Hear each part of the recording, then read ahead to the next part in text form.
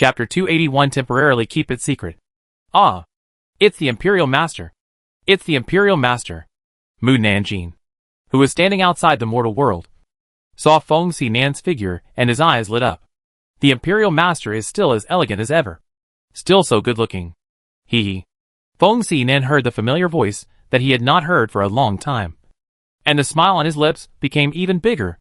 Gu Ming glanced at Mu Nanjing and asked with voice transmission, who is good-looking? Ah? Mu Nanjing, who was looking at Feng Xinan, did not notice what he asked for a moment. What did you just say? Nothing. Gu Ming snorted and turned his head away awkwardly. Why did he ask such a boring question just now? Being possessed? Feng Xinan flew to Mu Nanjing. Mu Qianhu. We meet again. The sound technique and Yuxia behind him were both surprised and reasonable to see Mu Nanjing appear here. After all, they had seen her fight against the Order, and it was normal for the other party to have the identity of a cultivator. Mu Nanjing said, I am no longer 1,000 households. You don't have to call me that anymore. Then how should I call you? Without waiting for Mu Nanjing to answer, Gu Ming said, you can call her Gonghua Nanjing or Gonghua Xiaozu. Gonghua Xiao? Someone from Gonghua's family. Feng Xinan looked at Gu Ming and looked at him for a moment. The familiar aura surprised him. You are the governor. Yes. Is this your original appearance? Feng Xinan was very surprised. How can you look exactly like the palace master of Jia Palace? He could tell at a glance whether Gu Ming was Jieli because the two had different temperaments and expressions. It's a long story. I'll tell you later when I have time. Okay. Feng Xinan glanced at Mu Nanjing with a smile. I guess you are more pleasing to someone now. Gu Ming. Mu Nanjing was confused. What are you talking about? Nothing? Feng Xinan changed the subject. Do you know what the situation is now? Come back to Gongbo's mansion with me. Your junior brother will tell you everything. Before that, Mu Nanjing paused. I want to express my condolences to you first. Feng Xinan was puzzled. What do you mean? Your master is dead. Feng Xinan, seeing that he did not show any surprise or sadness, Mu Nanjing said again, I knew you would not be sad. Feng Xinan was silent. The old ancestor Bei Dong was just a strange elder to him. Although they had a master-disciple relationship for 200 years, the number of times they spoke was very few. Mu Nanjing didn't say much, and asked, what is the situation of Daqian Kingdom now? If you leave, what should be done with Daqian Kingdom and the other 4 countries? Currently, Daqian Kingdom is annexing the other 4 countries. But if I am not here to suppress the situation, it will probably be a mess. But Feng Xinan didn't intend to hide it from them. And with Mu Nanjing around, he couldn't hide this matter.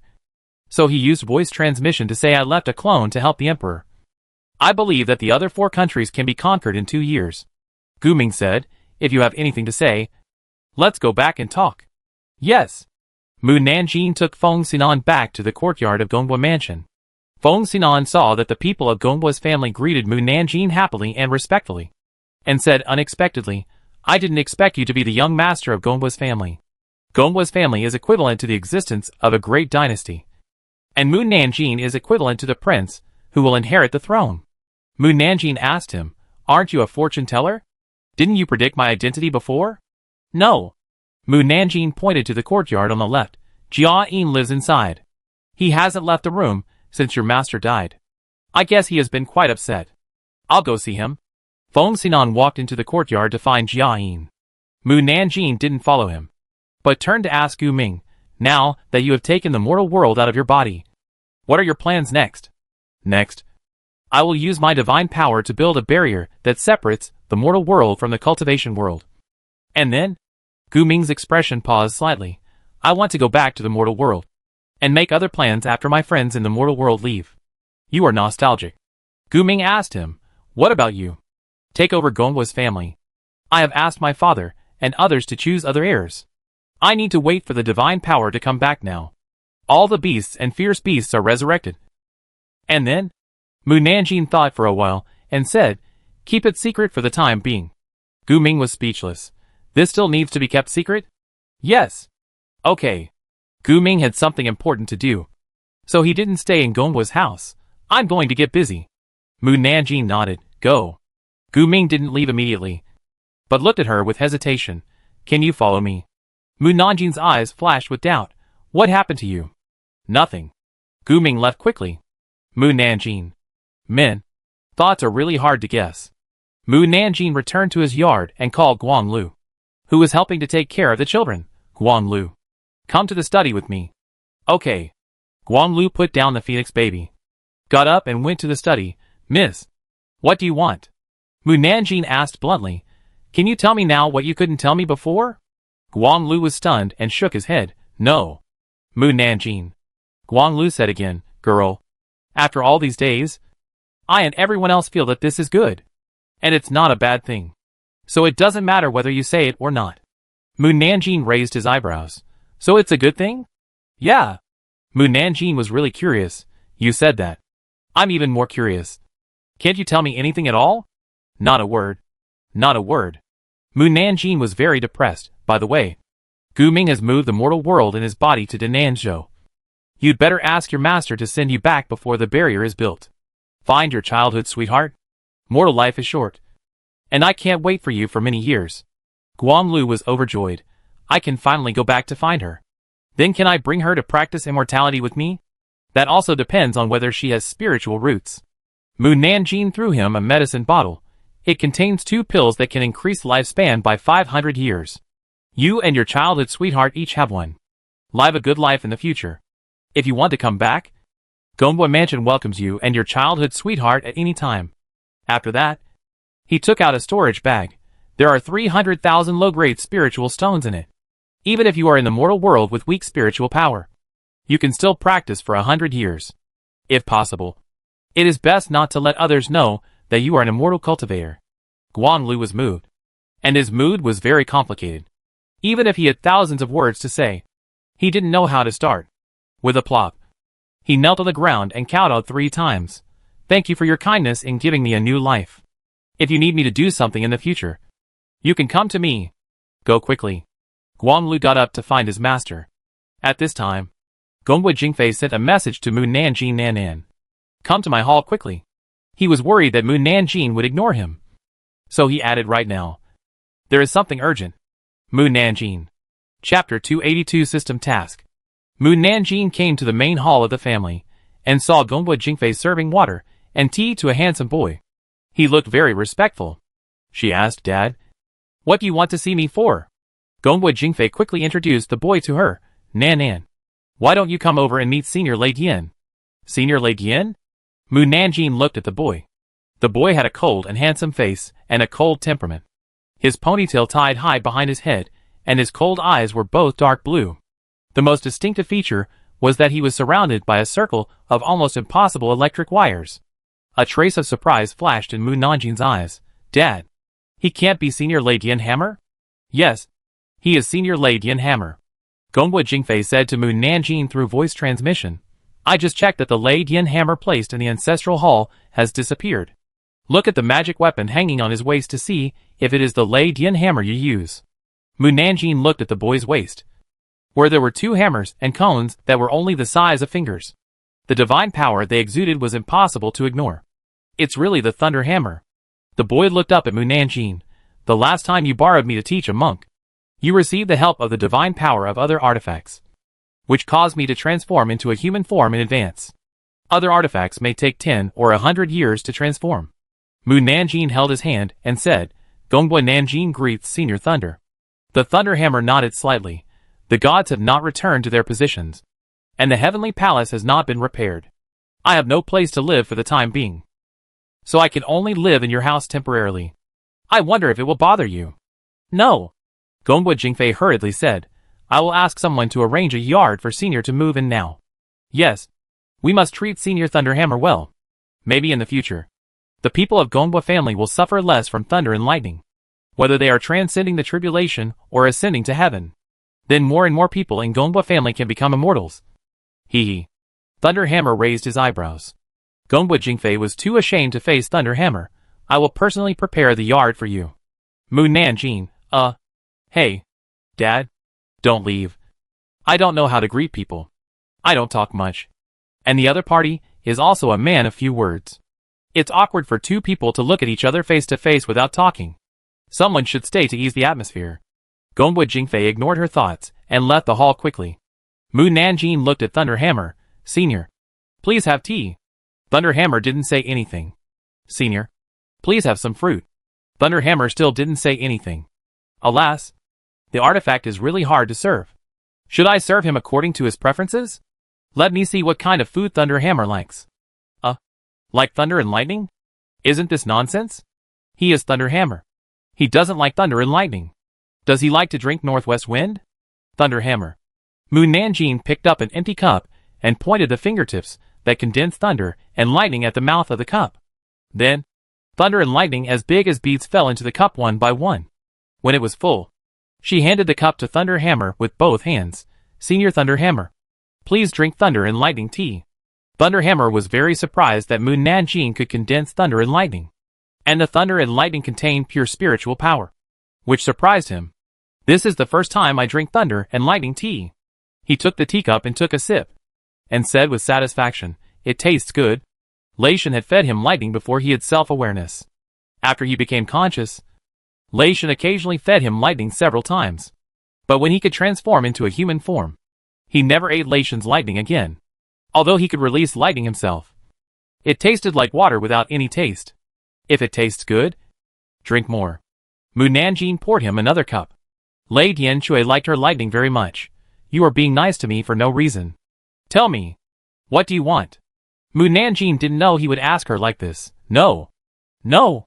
Lei Dianchui just heard her say in her heart that she wanted Gong Bo's family to suffer a little when they were going through the tribulation. Why didn't she do that now? Think about it again.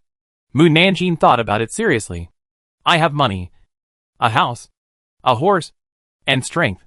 I am healthy, free of disease and disaster. Have a long life. Have children. And have handsome men. Hey, I didn't know it until I thought about it. When I think about it, my life is so perfect that I have no regrets in death. The Thunderhammer was so angry at her voice that he vomited blood. Don't you want to ascend?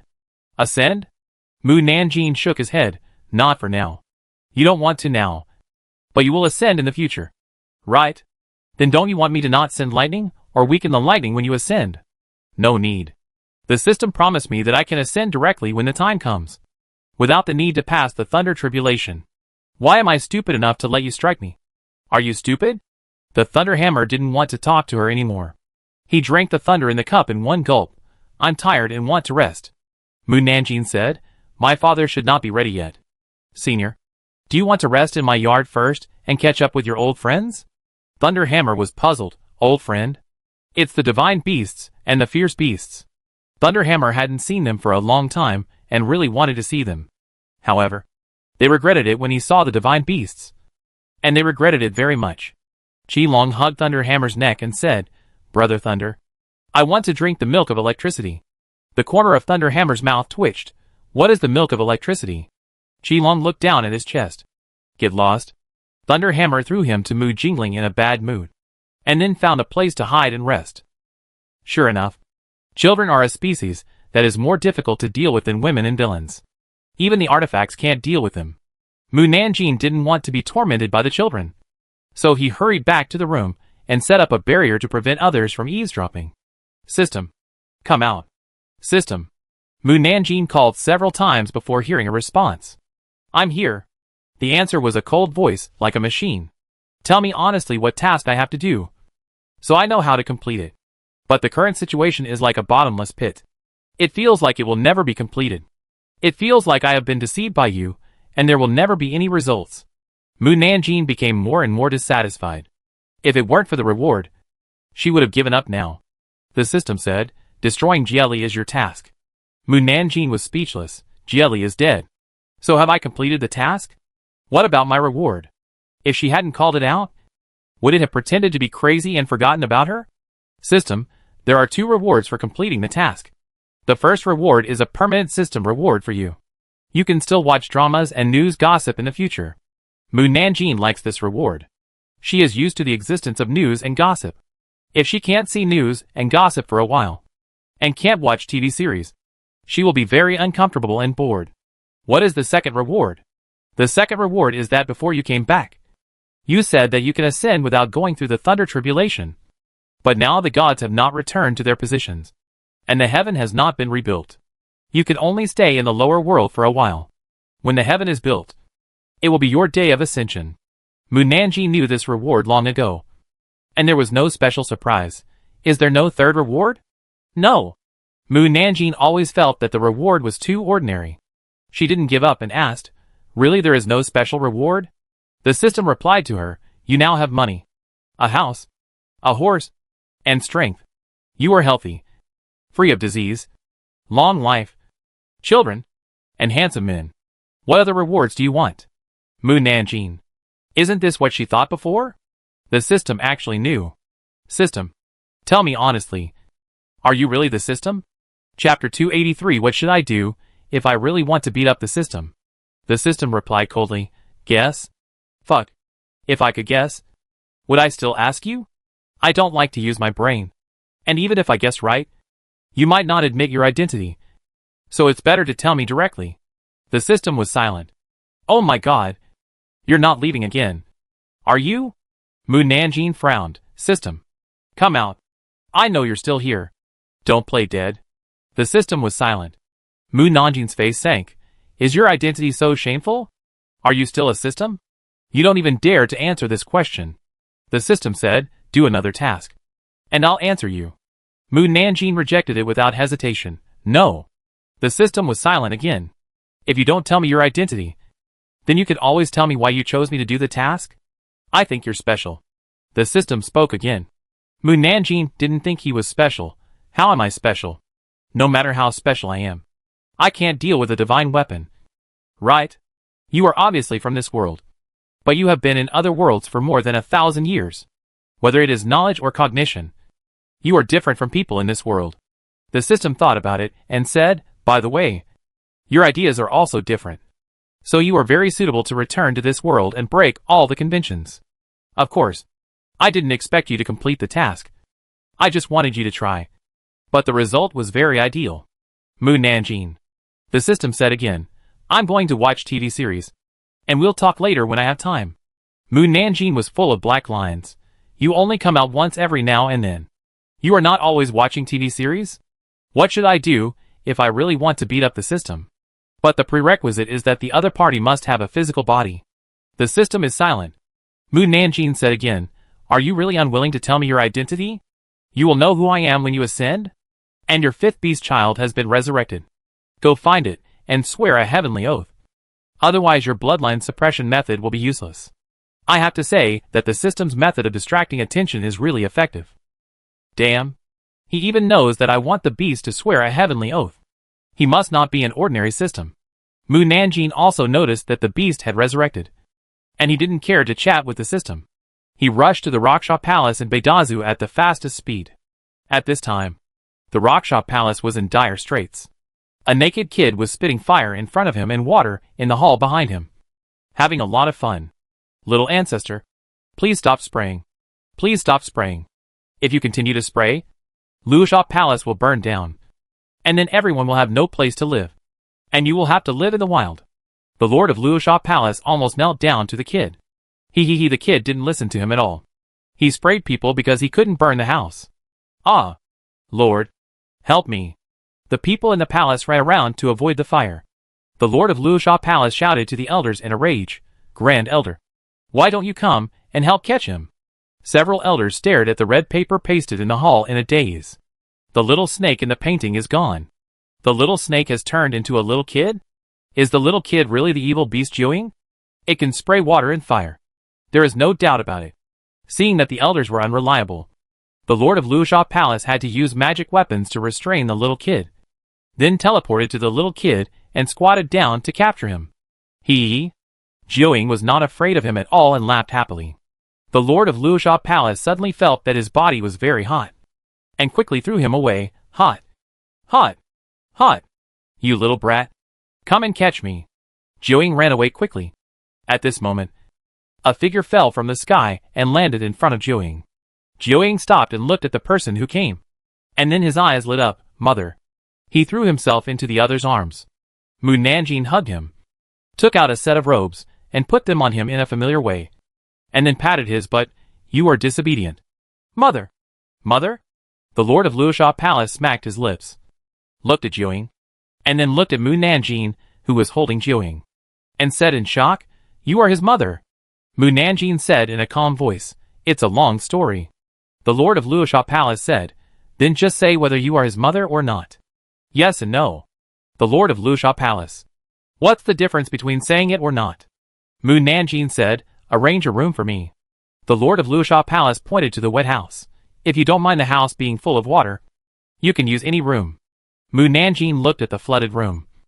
A trace of disgust flashed in his eyes, and finally released the barrier on the spot to block everyone's sight. She put Jiuying on the ground, held up his 3 little fingers and said, "Jiuying, let's swear to the heaven." "Okay." Jiuying raised his hand excitedly. "I swear." "So good." Mu Nanjing rubbed his little head. Outside the barrier, the palace master of Luosha Palace walked back and forth, very curious about the purpose of Mu Nanjing's visit.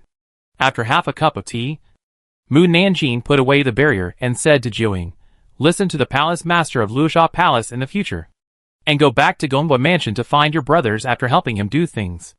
Jiuying nodded. Mu Nanjing teleported away. Jiuying raised his head and chuckled at the palace master of Luosha Palace, and then he spit out a mouthful of fire, which immediately burned the palace master of Luosha Palace's hair. You bastard. I'm going to kill you." The palace master of Luosha Palace took out a machete angrily. Hee. "You can't cut me." Jiuying turned and ran, but he bumped into a wall of flesh. He looked up and saw that it was Mu Nanjing, and quickly became obedient. "Mother! Mother!" The Lord of Luosha Palace also hurriedly put away his machete. "Mother! Lord! Why are you back again?" Mu Nanjing glanced at his bald head and said in a low voice, "I suddenly remembered that Jiuying has 9 heads." The Lord of Luosha Palace. "What does this mean?" 9 heads must swear 9 times. Mu Nanjing pulled Jiuying to build a barrier again, and only left after making sure that all 9 heads had sworn. The palace master of Luosha Palace looked around. Should they really leave this time? The little Jiuying was also worried. "I think they should leave." "Use your spiritual sense to check around. Her cultivation is higher than mine. I can't find out." "How about you try?" "She is my mother." "I can't find out either." The two were silent for a moment. The palace master of Luosha Palace lowered his head and said to Jiuying, "Let's not fight." He was worried that Mu Nanjing would come back and see him beating her son, and he didn't know what tricks she would come up with to mess with him in Luosha Palace. Jiuying nodded in agreement, because he was also worried that his mother would come back and beat him up. So he beat him in the barrier just now. Luckily, there was a barrier, and people outside couldn't see it. Otherwise it would be very embarrassing. The people in Luosha Palace were relieved to see that the palace master and Jiuying had reached an agreement, and then began to clean up the palace. Chapter 284. Mu Nanjing. Am back. In the next 3 years, Mu Nanjing traveled to every evil sect. Firstly, to make the resurrected beasts swear to the heaven, and secondly, to observe the beasts' behavior to make sure they did not do bad things with the evil cultivators. After all the divine beasts and the ferocious beasts were resurrected, she said to Xiao Yunduo, "The divine beasts and the ferocious beasts have all been resurrected, and my responsibility is also completed. Next, I have to do something." Xiao Yunduo looked at her in disbelief. "You are not going to throw a bunch of kids to me, are you?" Mu Nanjing looked at the children who could play by themselves. "They don't need you to feed them, nor do you need to coax them to sleep. My mother usually plays with them, and you just need to watch them and don't make trouble. Isn't this easy?" "Not difficult." Xiao Yunduo felt uneasy for some reason. "If you encounter something that you can't solve." Mu Nanjing took out a few talismans and gave them to him. "Tear up a talisman, and I will rush back immediately." Little Yunduo was relieved. "From your tone, you are going on a long journey? Where are you going?" "Secret." Little Yunduo. Mu Nanjing said goodbye to Mu Jingling. Although Mu Jingling was reluctant, she knew that her daughter had her own ideas and did not stop her. "Take good care of yourself after you go out, and send us a message every month to report your safety." "Okay. Go and tell Dad." "Yes." Mu Nanjing not only said goodbye to Gongbwa Jingfei, but also said goodbye to Lei Dianjue. When Lei Dianjue heard that she was leaving, he followed her. "I will go with you." Mu Nanjing raised his eyebrows. "You want to go with me?" Lei Dianjue nodded slightly. "Yes. I have a hunch that this time I will have unexpected gains." Mu Nanjing asked, "Do you know where I'm going?" "Wherever you go, I'll go. If you don't want to or it's inconvenient, just tell me. It's not inconvenient. Nor is it inconvenient. Since you want to go with me, let's go now. Mu Nanjing and Thunder Hammer left Gongbwa Mansion. Today's Gongbwa Mansion is more prosperous than ever. Not only because there is an ancestral hall dedicated to the artifacts of the true God, but also because it has been willing to do good deeds in recent years. And Gongbwa Mansion has recruited disciples from outside, regardless of their qualifications. And all of them are accepted into the sect for teaching. Therefore, the area of Gongbwa Mansion and Gongbwa City has been expanded to 3 times the original. After flying out of Gongbwa City, Mu Nanjing accelerated to the southernmost part of the South Continent. Thunderhammer followed her silently. No matter where she went, he would follow, without saying a word or using other methods to guide Mu Nanjing to change direction. When they came to the border with the mortal world, there was a powerful barrier blocking their way. Mu Nanjing reached out to touch the barrier, and to her surprise, the barrier did not reject her, but pulled her into it. The thunder hammer following behind her instantly turned into a flash of lightning and followed in. Mu Nanjing looked back at the barrier. Did Guming know that I would come? So the barrier did not exclude me. The thunder hammer that followed and saw that she was hesitant and asked, "Where are we going next?" Mu Nanjing thought for a while. "Let's go to the ancient country of Dongao to visit an old friend of mine first." Oh! Mu Nanjing teleported with the thunder hammer to the palace of the ancient country of Dongao. But the person sitting on the throne was not Gong Xiurong. She frowned. Why did someone else become the emperor? Mu Nanjing checked the gossip news and found out that Gong Xiurong gave up the throne and was no longer the emperor. Now he followed the leader of the Wanjin sect to practice in the Wanjin sect. She had no choice but to leave the palace. When she wanted to leave the ancient country of Guzhou, she suddenly remembered the tea in Prime Minister Wu's mansion. So she brought the thunder and lightning hammer to the Prime Minister's mansion again. Prime Minister Wu is no longer the Prime Minister now. He has retired and returned home to accompany his grandson. Prime Minister Wu is very lively. No matter where he goes, there are children laughing. Moreover, under Prime Minister Wu's housekeeping, his sons' wives and concubines are very harmonious. Although there is a distinction between legitimate and illegitimate children, Prime Minister Wu treats them equally. No matter whether they are boys or girls, they will be well trained to become talents. Whoever has the greater ability will inherit the family business in the future. Mu Nanjing found the yard where the tea trees were planted in a familiar way, and then stood on the roof and waved his sleeves to collect all the tea leaves in the ring space. Then he put a large stack of talismans in Prime Minister Wu's study before leaving with the thunder and lightning hammer. At noon, a servant of Prime Minister Wu came to water the tea tree, but saw that the tea tree was bald, and there were no fallen leaves around it. He was so scared that he stumbled and fell to the ground. "Master! Master!" The servant hurriedly got up and stumbled to the hall. "Master! It's not good." Prime Minister Wu, who was teasing his grandson, heard his grandson say it was not good, and immediately frowned. "What happened?" You. The servant pointed outside and said, "Your tea tree is bald." Prime Minister Wu was stunned. "Bald?" He quickly handed his grandson to the nanny next to him. "What do you mean by bald?" "It means that all the leaves on the tree are gone, but there is not a single fallen leaf on the ground." Prime Minister Wu heard such a strange thing, hurried out of the hall, and came to the backyard, and saw the bald tea tree. For a moment, his little heart stopped beating. "Where are my tea leaves? Where did they go?" Prime Minister Wu walked around the tea tree several times. It was fine this morning. Why did it suddenly become bald? If it's bald, it's bald. Where are the fallen leaves? Where did they go? Someone must have stolen my tea leaves. He had originally planned to treat his old friends with tea during the new year, but now his plan has failed. Prime Minister Wu was furious. Investigate. Investigate thoroughly. Who picked my tea leaves? Yes. The servant hurriedly took him to investigate this matter. Prime Minister Wu held the tea leaves with a painful look. My tea leaves, who killed millions. Wait. Why did he feel that this scene was familiar? When Mu Nanjing stole his tea leaves, she didn't leave him a single tea leaf. Could it be her again? Prime Minister Wu thought about it, and felt it was impossible. That little girl has been gone for so many years. It's impossible that she did it. Master! Master! The servant who was responsible for cleaning Prime Minister Wu's study ran into the yard in a hurry. Prime Minister Wu was in a bad mood and said unhappily, "What's the matter?" A strange thing happened in the study. I didn't see any talisman paper when I was wiping the desk. But when I turned around, there was a large stack of talisman paper on the desk. The servant in charge of cleaning the study took out a stack of talisman paper and handed it to Prime Minister Wu. Look, this is it. Prime Minister Wu took the talisman paper and immediately recognized that it was exactly the same as the one Mu Nanjing gave him that year. Speaking of which, he really had to thank Mu Nanjing for the talisman paper, so that his grandchildren would grow up healthy and safe without illness and pain. It's her again. It's her again.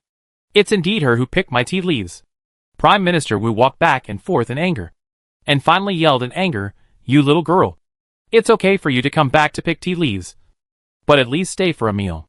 At this time, Mu Nanjing had arrived outside the gate of the capital of Daqian Kingdom, with a smile in his eyes. "Everyone, I, Mu Nanjing, am back." Chapter 285. She's back. In the imperial study in Kyoto, the emperor, who was reviewing memorials, suddenly looked up and saw Commander Ming hurried in. "Your Majesty, I seem to hear Mu Nanjing's voice." "Did you hear it?" The emperor stood up excitedly after hearing this. "You also heard Mu Nanjing's voice? I thought I heard it wrong just now. By the way, she just said that she was back. Did she return to the capital of Daqian Kingdom?" Commander Ming said in surprise. "She's back?" Since Mu Nanjing left, I inexplicably felt that the capital had become much quieter. Officials were all on duty rigidly, and not much happened, which made people feel particularly boring. The emperor was not sure. "Send someone to take a look." "Yes." Commander Ming withdrew. The emperor was no longer in the mood to review memorials, and walked around in the imperial study with an anxious look on his face. A few years ago, he wanted to lead thousands of troops to destroy Mu Nanjing, but when she left, he felt indescribable pain in his heart. For a long time, he couldn't adapt to the days without her. Now that he knows she is back, he is extremely happy and very happy that she can come back. But he is also worried that they heard it wrong. The last news made him feel disappointed. At the same time, the officials who were working at the office shook their hands at the same time when they heard Mu Nanjing's voice, and a mark was drawn on the official documents. "I seem to hear Mu Nanjing's voice? Is it because I miss her too much that I hear hallucinations? I heard her voice too. That plague god is back. I miss her a lot. With her around, there is no case that can't be handled. Ah, she's back. She won't harm us again. Right? If her inner thoughts hadn't been leaked, she wouldn't have done anything to let us down. I'm sweating. Everyone should think about whether they have done anything to let the court down in recent years." The lively atmosphere suddenly calmed down, and everyone was self-examination. The new official was curious. "Who is Mu Nanjing?" "I'm telling you," the old official explained to the new official. "Anyway, don't provoke her." The new official. "Is it really that scary?"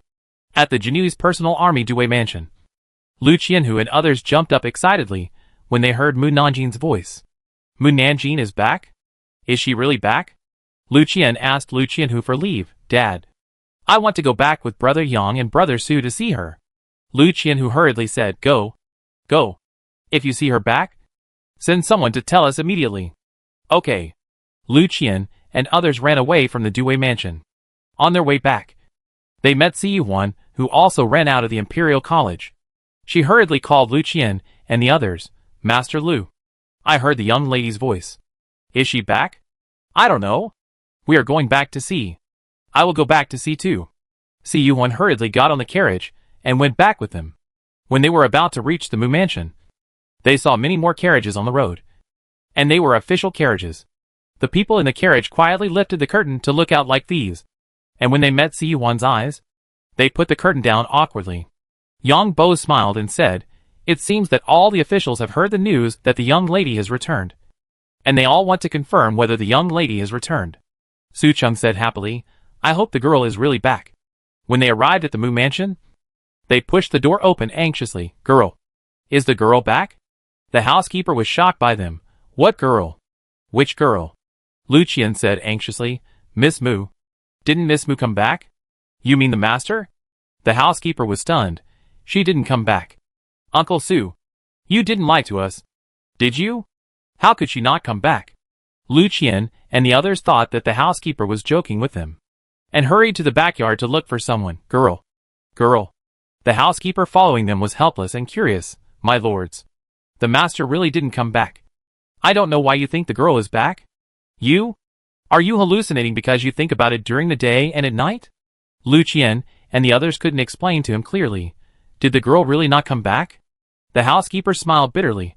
How dare I lie to you, sirs? Besides, we are all waiting for the master, hoping that she will come back soon. A trace of panic flashed in Lu Qian's eyes. Did we really make a mistake? Su Cheng excitedly retorted.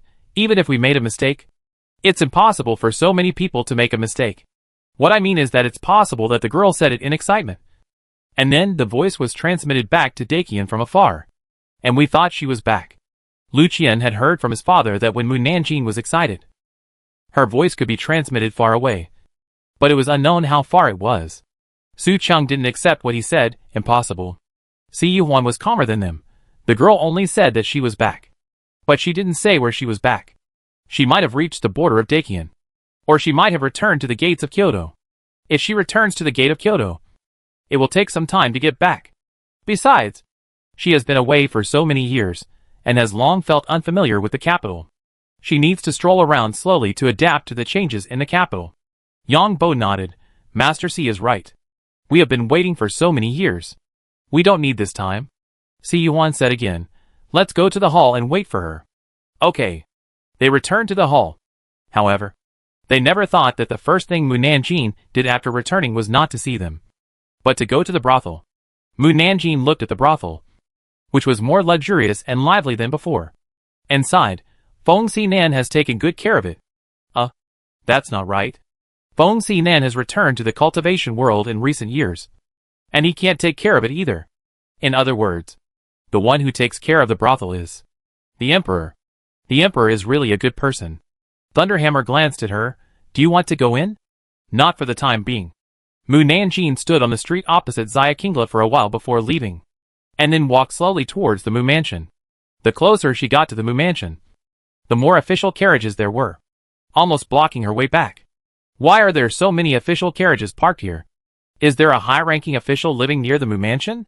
But there is no place suitable for high-ranking officials to live near the Mu Mansion except the Tang family. Mu Nanjing glanced at the carriages, and saw that people in several carriages quietly lifted the curtains to peek, and then hurriedly lowered the curtains as if they had seen a ghost. Then, other carriages did the same, lifting the curtains and quickly lowering them. Something is wrong. There is a problem. It is so sneaky. There must be a problem. Let me see what these official carriages are doing here. Before Mu Nanjing had time to open the news gossip, she heard someone happily shouting, Master Mu. Chapter 286. Wait until you are all dead. When the officials saw someone interrupting Mu Nanjing's thoughts, they all breathed a sigh of relief. Mu Nanjing turned around and saw the former Right Vice Minister of the Ministry of Rights, Lord Zhou, coming over with a look of surprise. Lord Mu. You are really Lord Mu. I thought I saw you wrong just now. I didn't expect you to really come back. Everyone would be very happy if they knew you were back. Lord Zhou. Long time no see. I hope you are well. Mu Nanjing looked at Lord Zhou's face. Old. There are more wrinkles on his face than before. Alas, time really makes people old. Lord Zhou's physical strength should not be as good as before. He will no longer run to the brothel when it's time to go off duty like before. Lord Zhou, who was about to reply to her, was almost choked to death by her words. Can you not say such an irritating thing when you come back? Those who were originally welcoming her back are becoming unwelcome. How are you? Lord Mu hasn't changed at all after all these years. Lord Zhou asked again. Lord Mu, you won't leave again this time, right? No. I'll leave after all of you die. All officials. Is this still human language? Lord Zhou was so angry that he really wanted to walk away. Mu Nanjing glanced at the official cars around. Why are there so many official cars parked here? Lord Zhou's eyes turned slightly, and he immediately thought of a very good excuse. It's like this. Lord Tang is going to retire and return home.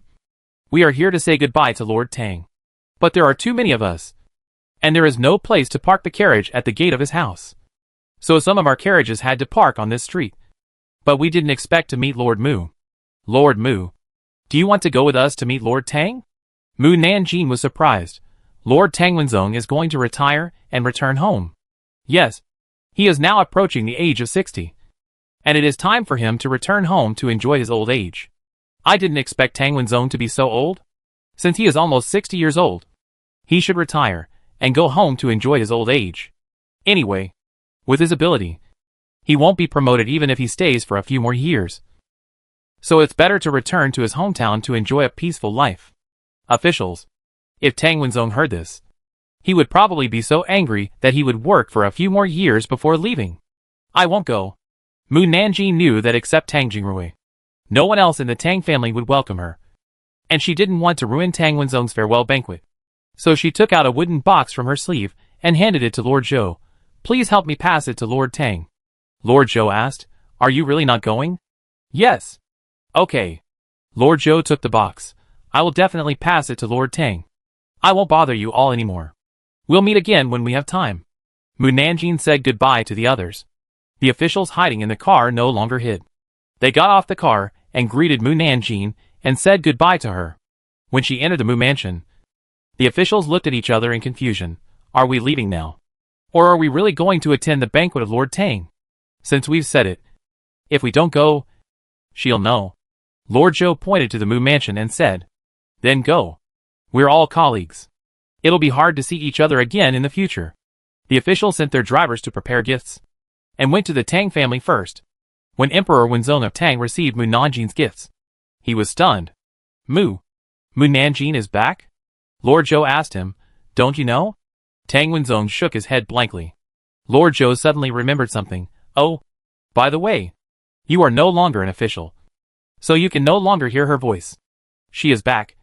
An hour ago, she knew you were going back to your hometown, and she specially prepared a gift.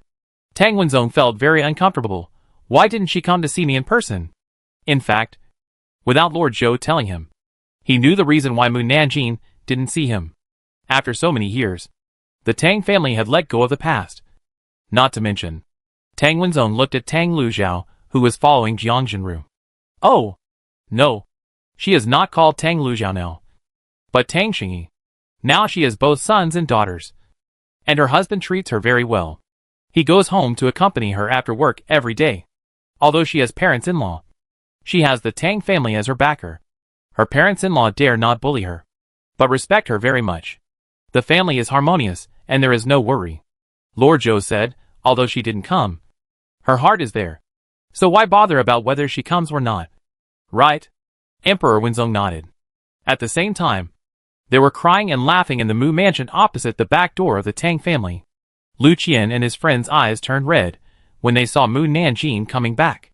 Lu Qian cried and said, girl, you are finally back. We have been waiting for you so hard. We thought you would never come back again. They also heard Mu Nanjing's voice just now, and they wanted to rush out to meet her immediately. But they held back in the end. Mu Nanjing nodded. It is indeed possible that she will not come back again. Ah? Si Yuhuan wiped her tears and asked, girl, will you leave again this time? No. Mu Nanjing's eyes flashed with doubt. Are you waiting for me to come back? How do you know I'm coming back? I didn't tell others that I was coming back. How did they know? Lu Qian, Yang Bo and Su Cheng were speechless for a moment, not knowing how to explain. Si Yuhuan was still smart and quickly said, a colleague told us that he saw you on the street, but he was not sure if it was you, and we missed you in our hearts. So we came back to see you regardless of whether it was true or not. Oh! Mu Nanjing did not doubt her words. She looked at Si Yuhuan's official uniform. Yuhuan, congratulations. You finally achieved your goal of becoming a female official. It's all thanks to you. If it weren't for your help, I wouldn't be the director of the Imperial College today. Si Yuhuan lifted her official robe and knelt on the ground. I have to thank you for your grace of rebirth. Mu Nanjing helped her up. If you don't have the ability, no matter how much help I give you, I can't make you a female official. Let's not talk about this. What about the others? Where did they go? They are all married. When Si Yuhuan mentioned Xia Yin and the others, her eyes were full of surprise. His eyes were full of smiles. Now they are all at home taking care of the children. Do you want to call them over for a gathering now? As long as I know they are doing well, we can talk about other things later. Okay. I'll listen to you. Si Yuhuan turned her gaze to Lei Dianchui, who had been silent. Miss, this young man is... He... Mu Nanjing didn't know how to introduce him. You can just call him Senior Lei. Si Yuhuan and Lu Qian immediately saluted Lei Dianchui. Hello. Senior Lei. Lei Dianchui nodded. And then kept staring at Cu1. Cu1 felt very uncomfortable being stared at by him. And coughed lightly. I don't know why Senior Lei keeps looking at me. Is there something wrong with me? Chapter 287. The governor has given instructions. Nothing wrong. Lei Dianchui looked away and said calmly, I just think you look a bit like a friend of mine. So I can't help but look at you a few more times. I see. Cu1 turned to the housekeeper and told him, Uncle Su. The girl has returned after many years. You and the cook should prepare more dishes to celebrate. I'll go out to buy food now. Uncle Su left happily. Cu1 told Lu Qian and the others to buy wine. Mu Nanjing took advantage of Cu1's attention not being on her, and asked Lei Dianchui through voice transmission, Does Yuan really look like one of your friends? Lei Dianchui replied, Not really. But the aura is very similar. Aura? Mu Nanjing didn't feel any special aura from Cu1. This is an aura that can only be felt between gods. Mu Nanjing flashed a trace of surprise. You mean Yuan might be the reincarnation of a god? Yes. Her aura is very similar to that of Emperor Wenchang. But she is a girl, while Emperor Wenchang is a man. Of course, the gods can change from male to female after reincarnation, which is not particularly important. The important thing is to confirm her identity and let her return to her position as soon as possible. Mu Nanjing asked again, You came with me this time. Aren't you just to find the reincarnation of the gods? At that time, I just thought that I would have unexpected gains by being with you. So I wanted to go around with you. Lei Dianchui glanced at Cu1, but didn't expect to find the reincarnation of the gods. Then how do you plan to let her return to her position? Generally, she can only return to her position after she dies. Mu Nanjing. Cu1 explained the matter, and went to find Jinju to clean up the room. She was relieved when everything was ready. An hour later, Su Cheng and Yang Bo came back with wine. Lu Qian, who was reporting back to the Dui mansion, also came with Lu Qianhu, Qin Xiaoyan, and Deng Xingqiao. Mu Nanjing saw old acquaintances, and couldn't hide his joy in his eyes. Lu Qianhu. Lord Can. Lord Deng. Why are you here? Mu girl. You are really heartless. You didn't even tell us in advance that you were leaving. And you didn't even think about how sad we were. Although Qin Xiaoyan's words were blaming. He smiled, Fortunately, you have a conscience and know to come back to find us. Otherwise, I would go to you to reminisce about the past even if I became a ghost. Mu Nanjing said, I will never leave casually again. That's what you said. Don't leave without saying goodbye again. Qin Xiaoyan turned around and said to Lu Qianhu, why don't you bring the gifts to celebrate Mu girl's return? Lu Qianhu snorted at Mu Nanjing. Mu Nanjing. Deng Xingqiao said with a smile, Captain Lu is still angry about Mu girl's departure. Of course I am angry. She didn't even consider us friends. And she didn't even tell me she was leaving in advance. Captain Lu said he was angry. But he still handed the bundle in his hand to Mu Nanjing. This is a gift for you. Thank you. Mu Nanjing took the bundle and put it on the table beside him. Captain Lu raised his eyebrows. Why don't you open it and take a look? Qin Xian followed, yes. Open it first and see what gift we gave you. The gift giver said so. And Mu Nanjing opened the bundle without hesitation. And 2 sets of dark blue robes embroidered with white fish appeared in front of him. This is the official uniform of the Jinui Shiichi. Captain Lu said, Congratulations. You got it right. It seems that you still have the Jinui in your heart. You can still recognize Shiichi's official uniform after leaving for so many years. Mu Nanjing was puzzled. Why did you give Shiichi's official uniform to me as a gift? Qin Xiaoyan smiled at her. The governor has instructed you to report to the Dui mansion tomorrow. This is the official robe you will wear tomorrow. Mu Nanjing. I remember that I was already a Qianhu when I left. It's only been a few years, and I've been demoted? And I've been demoted 1 level every year? The governor is so inhumane. He doesn't remember the old times. I helped him wash his underwear for such a long time. Ahem.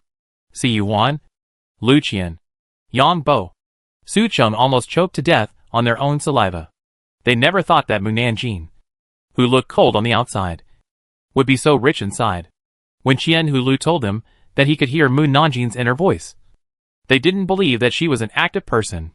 Mu Nanjing asked, Am I not a Qianhu? Qianhu? Qianhu Lu sneered. Have you forgotten that you resigned when you left? Now it is a gift from the governor to let you return to Jinui and start from a small flag. Oh! It's not bad to be a small flag. At least I don't have to take care of so many things. No. I don't plan to come back to be a Jinui. Why should I be a small flag? Isn't it nice to just lie down and live my life? Ken Chaoyan and Lu Qian who looked at each other. Mu Nanjing wanted to refuse.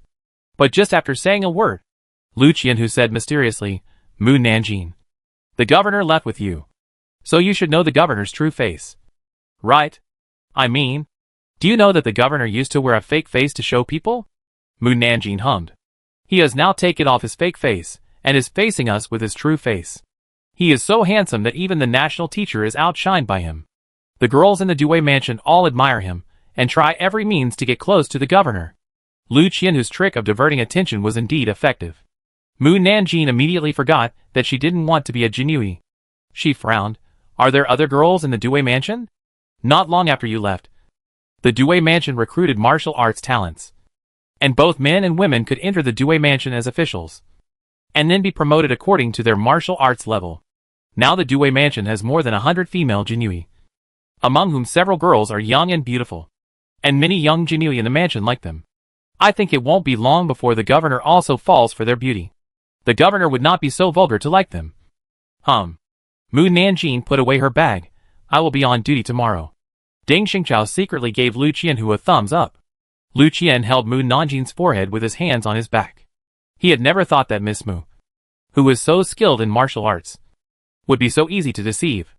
At this time, Su Bo came in and asked, Miss, the food is ready. Can we serve it? Serve it. Everyone sat on the chairs. Yang Bo poured Mu Nanjing a glass of wine. Ken Chaoyan asked quickly, What kind of wine is this? Yang Bo couldn't help laughing when he saw him so nervous. He had heard from Captain Lu that Mu Nanjing would reveal people's secrets when drunk. So he didn't know how Mu Nanjing knew so many things. This is fruit wine. You won't get drunk. Ken Chaoyan. Captain Lu and Deng Xingqiao breathed a sigh of relief. Fruit wine is good. Drinking fruit wine is good for the body. Mu Nanjing drank a sip of wine and asked, How are the Queen Mother and the Princess in recent years? The Queen Mother and the Princess took good care of her. So she was naturally concerned about them. As soon as she said this, everyone fell silent. Mu Nanjing felt that there must be something wrong. What's wrong? Ken Chaoyan frowned and said, In recent years, the Queen Mother's health has been getting worse and worse. Now she is seriously ill and bedridden. I'm afraid it's... He didn't need to say anything else. Everyone knew what was going on. Mu Nanjing suddenly lost his appetite and stood up and said, I'll go see her. Chapter 288 I see you have lost weight. After leaving the Mu mansion, Mu Nanjing teleported to the Yongshou Palace in the Imperial Palace. It was just nighttime now. But the Yongshou Palace was eerily quiet. The eunuchs and palace maids in the palace were afraid of disturbing the Empress Dowager. So they spoke in a low voice and did things very carefully. Even so, the Empress Dowager was still in great pain. And even breathing smoothly was a luxury. Suddenly, she propped herself up, vomited, and a mouthful of bright red blood spurted out of her mouth. The Empress Dowager vomited blood. The palace maids and eunuchs panicked, called Dr. Miao. Called Dr. Miao quickly. Dr. Miao was resting in the side hall. Hearing the panic shouts, he quickly picked up the medicine box and ran out of the room to see a tall figure standing outside the door. He was stunned for a moment. And when he saw who the other person was, he said happily, Are you Lord Mu? Lord Mu. You are back? Mu Nanjing nodded. I will go with you to see the Queen Mother. Ah? Good. Dr. Miao remembered that the Queen Mother's health did not allow him to reminisce with her here, and hurriedly took her to the Queen Mother's bedroom. Lord Mu. Eunuch Shou was also stunned when he saw Mu Nanjing following behind Dr. Miao. But now was not the time to ask. He hurriedly said to Dr. Miao, Dr. Miao. The Queen Mother vomited blood. Half an hour ago. The disease was under control. Why did she vomit blood?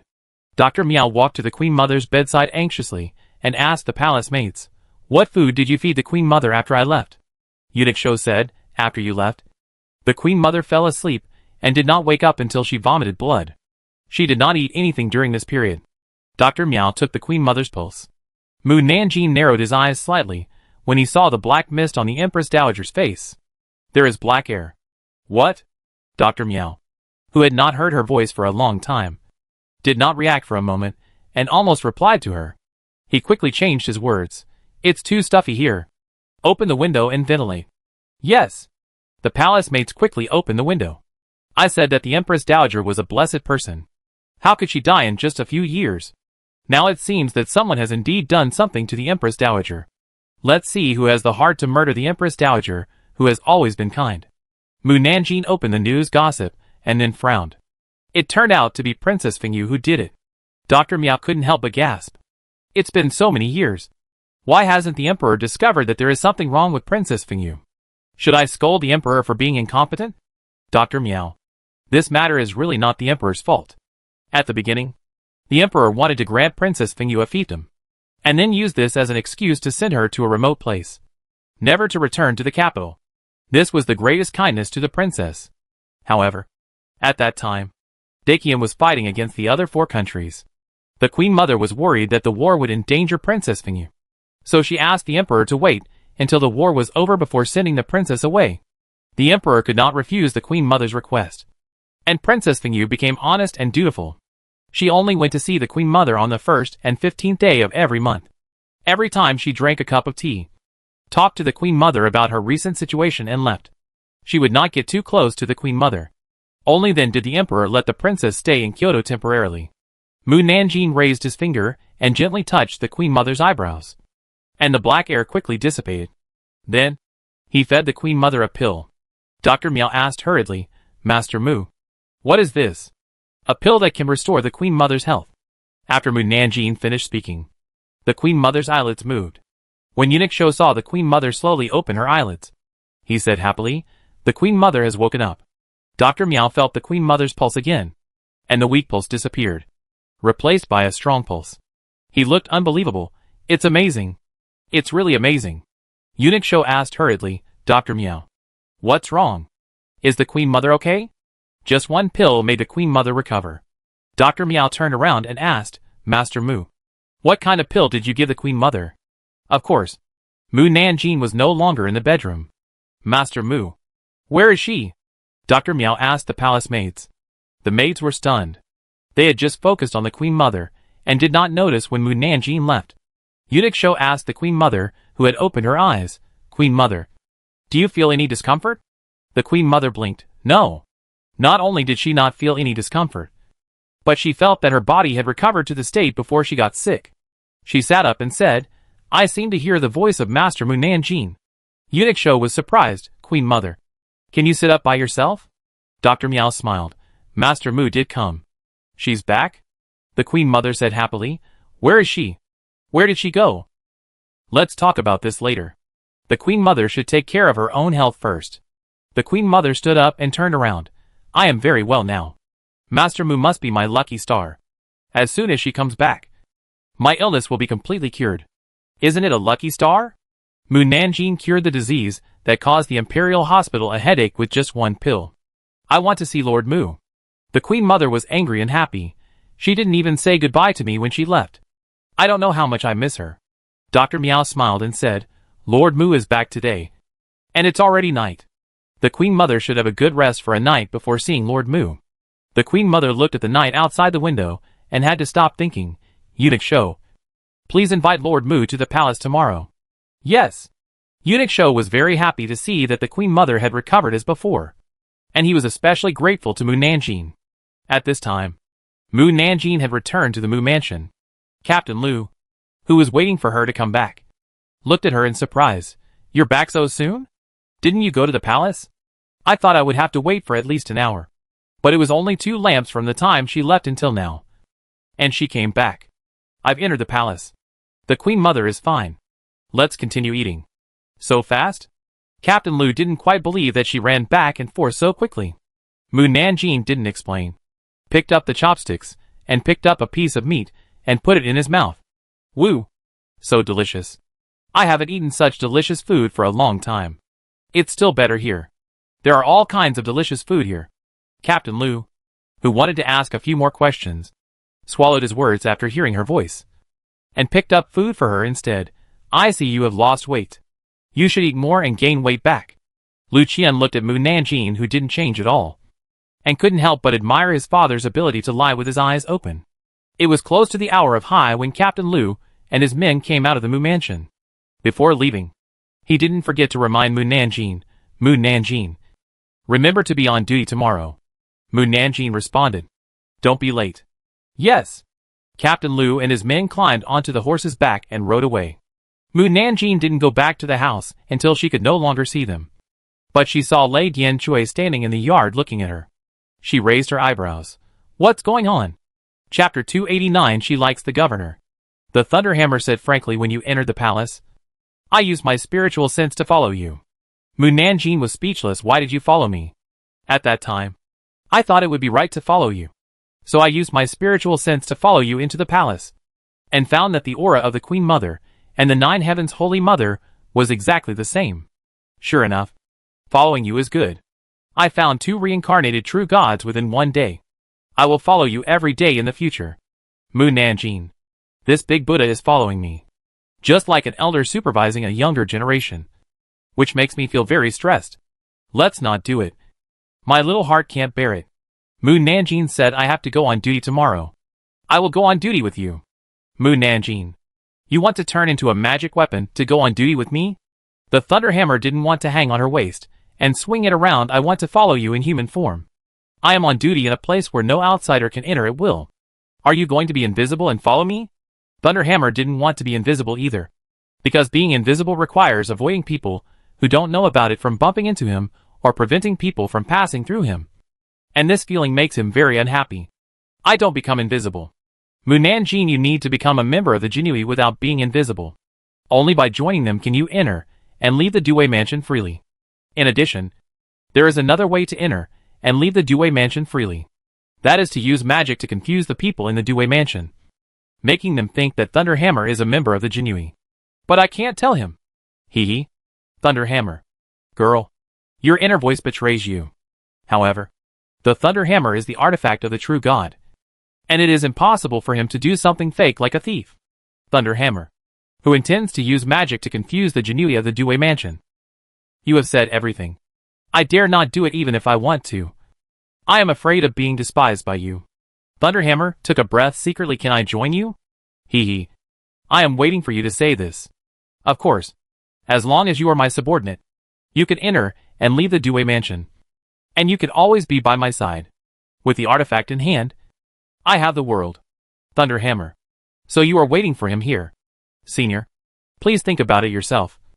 I will go back to my room to rest first. Mu Nanjing left the Thunderhammer and returned to his own yard. He waited until the morning hour before he slowly walked out of the door and saw the Thunderhammer standing in the yard with his hands behind his back. Thunderhammer turned around and looked at her. I decided to enter the Due Mansion as your subordinate. You are not backing down yet, Mu Nanjing said. When you are my subordinate, you must obey my orders. If I want you to go east, you cannot go west. Can you do that? Lei Dianchui hesitated and nodded. Yes. Mu Nanjing wondered.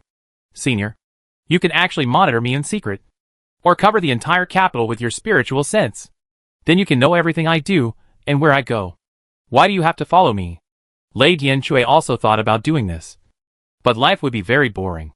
It would be better to integrate into the life of mortals and learn more about their habits. In the future, you will have more topics to talk with Lei Shen. I have my reasons. Mu Nanjing couldn't persuade him to retreat, and sighed in her heart. Come with me. She walked out of the gate with Lei Dianchui and remembered that she had no horse. She had to take Lei Dianchui back to the house and teleported to an unmanned corner outside the Due Mansion, and then led people to the door of the Due Mansion. The Jinui who had worked with Mu Nanjing before had their eyes light up when they saw her, and they all came forward to greet her, Master Mu. Although Mu Nanjing did not recognize all of them, she still nodded and greeted them. Some Jinui who didn't know Mu Nanjing were very curious. Isn't she just a small flag of the 7th rank? Why do the centurions of the 6th rank call her Sir? Who is she? The Jinui who knew Mu Nanjing said, Mu Sir was once a 5th rank Jinhu, and was demoted to a 7th rank official because he left for several years. Don't underestimate her just because she is a 7th rank official now, or you will be in trouble. The Jinui who didn't know Mu Nanjing sneered. No matter how capable she is just a 7th rank official. Can she suppress officials with higher ranks than her? This is not a question of whose rank is higher. In short, only those who have experienced her strengths and weaknesses know that she is not someone we can mess with. The Jinui who didn't know Mu Nanjing snorted. I don't believe she can be more powerful than our Yunzin Fushi. There is no comparison. No comparison. The Jinui who knew Mu Nanjing didn't say who was better than whom. The Jinui who didn't know Mu Nanjing said proudly, our Yunzin Fushi is the most powerful. Few girls can compare with her. Only she is worthy of the governor. The Jinui who knew Mu Nan didn't want to explain any more. So he let the other party think about it. At this time, Mu Nanjing came to the gate of the left and right courtyards with a thunder hammer. Deng Xingqiao, who was looking for the governor with official documents, saw Mu Nanjing coming and smiled. I just want to see the governor too. Let's go together. Mu Nanjing, who also wanted to see the governor, nodded. On the way, Deng Xingqiao told Nanjing about the situation of the Due Mansion. You just came back and don't know that the current Due Mansion is both the former Due Mansion and not the former Due Mansion. The former left court and right court have been merged into one court collectively called the left court. Its main task is to deal with matters in the martial arts world and capture royal family members of the former 4 countries. As for the 6 courts, they are responsible for the affairs of the capital, such as protecting the emperor's outings, monitoring officials, etc. Mu Nanjing didn't expect the Due Mansion to change so much. Who is in charge of the right court now? It's Yun Yilianzin Fushi and Guan Yoguanzin Fuxian. Manage the right courtyard. Never heard of their names. Of course you haven't heard of them. They were originally military commanders from the other 4 countries. They were willing to be loyal to the emperor before they were arranged to take office in the Due Mansion. The emperor also expressed his trust in them. Now our Dacian kingdom has expanded several times more than before. And there are more affairs than before. And the number of people in the Due Mansion has also increased. We will be busy in the future. Oh! More affairs means more opportunities for promotion. As long as you work hard. It is not a problem to be promoted back to 1,000 households. Mu Nanjing doesn't care about the level of official position. Lei Dianchui, who has been silent all the time, asked, how can I be promoted to surpass Mu Nanjing's official position and become her superior? In this way, he will lead her, not her leading him. Mu Nanjing. Of course, it is to make more contributions. But it will be difficult for you to surpass Mu Nanjing. Deng Xingqiao doesn't think highly of him at all. Lei Dian. He doesn't believe that he can't catch up with Mu Nanjing. Deng Xingqiao stopped chatting when he saw that they were almost at the governor's courtyard. When he entered the courtyard and saw the woman discussing matters with the governor's assistant, he lowered his voice and said, that's Yunzin Fushi. Mu Nanjing said indifferently. Deng Xingqiao saw that she didn't care. So he added, she likes the governor. Mu Nanjing. Chapter 290 Same-Sex Repulsion. Mu Nanjing looked at Yunilu. Her appearance is not stunning, but she has a heroic and majestic aura that makes people feel in awe. She is worthy of being a military general. But these alone are not worthy of the governor. As soon as she finished speaking, Yunilu, who was discussing things with the governor, glared at her. Is she glaring at me? She should be glaring at me. Right? This is our first meeting, and I haven't provoked her. Why is she glaring at me? Is it because of the repulsion of the same sex? The governor coughed lightly and waved to Mu Nanjing. Mu girl, come here. Deng Xingqiao brought Mu Nanjing to Yunilu and introduced Mu Nanjing. Let me introduce you. This is the new Yunjinfu envoy. Mu Nanjing bowed and said, meet Yunjinfu envoy. Say one thing. Say 2 things. Although she is not worthy of the governor, and was once a military general of the Great Shan Kingdom, she is truly loyal to the emperor. It is a great thing that the emperor has another loyal general. Yunilu's expression eased a lot. Yes. Deng Xingqiao introduced her. The girl next to me is Mu Nanjing, who was once the only female official of the Great Shan Kingdom, and the only female Jinui of the Due Mansion. I believe that envoy Yun has heard of her name. Yunilu said indifferently, you must have heard of the famous Mu Qianhu. Before Mu Nanjing came back, the old officials told the new officials that they could hear Mu Nanjing's inner voice. And Mu Nanjing also knew many unknown things. So it was hard not to remember Mu Nanjing. Now she was really surprised when she saw her. She even knew that she was truly loyal to the emperor. Am I so famous? I used to be so low-key. There is no reason for a new official to remember me.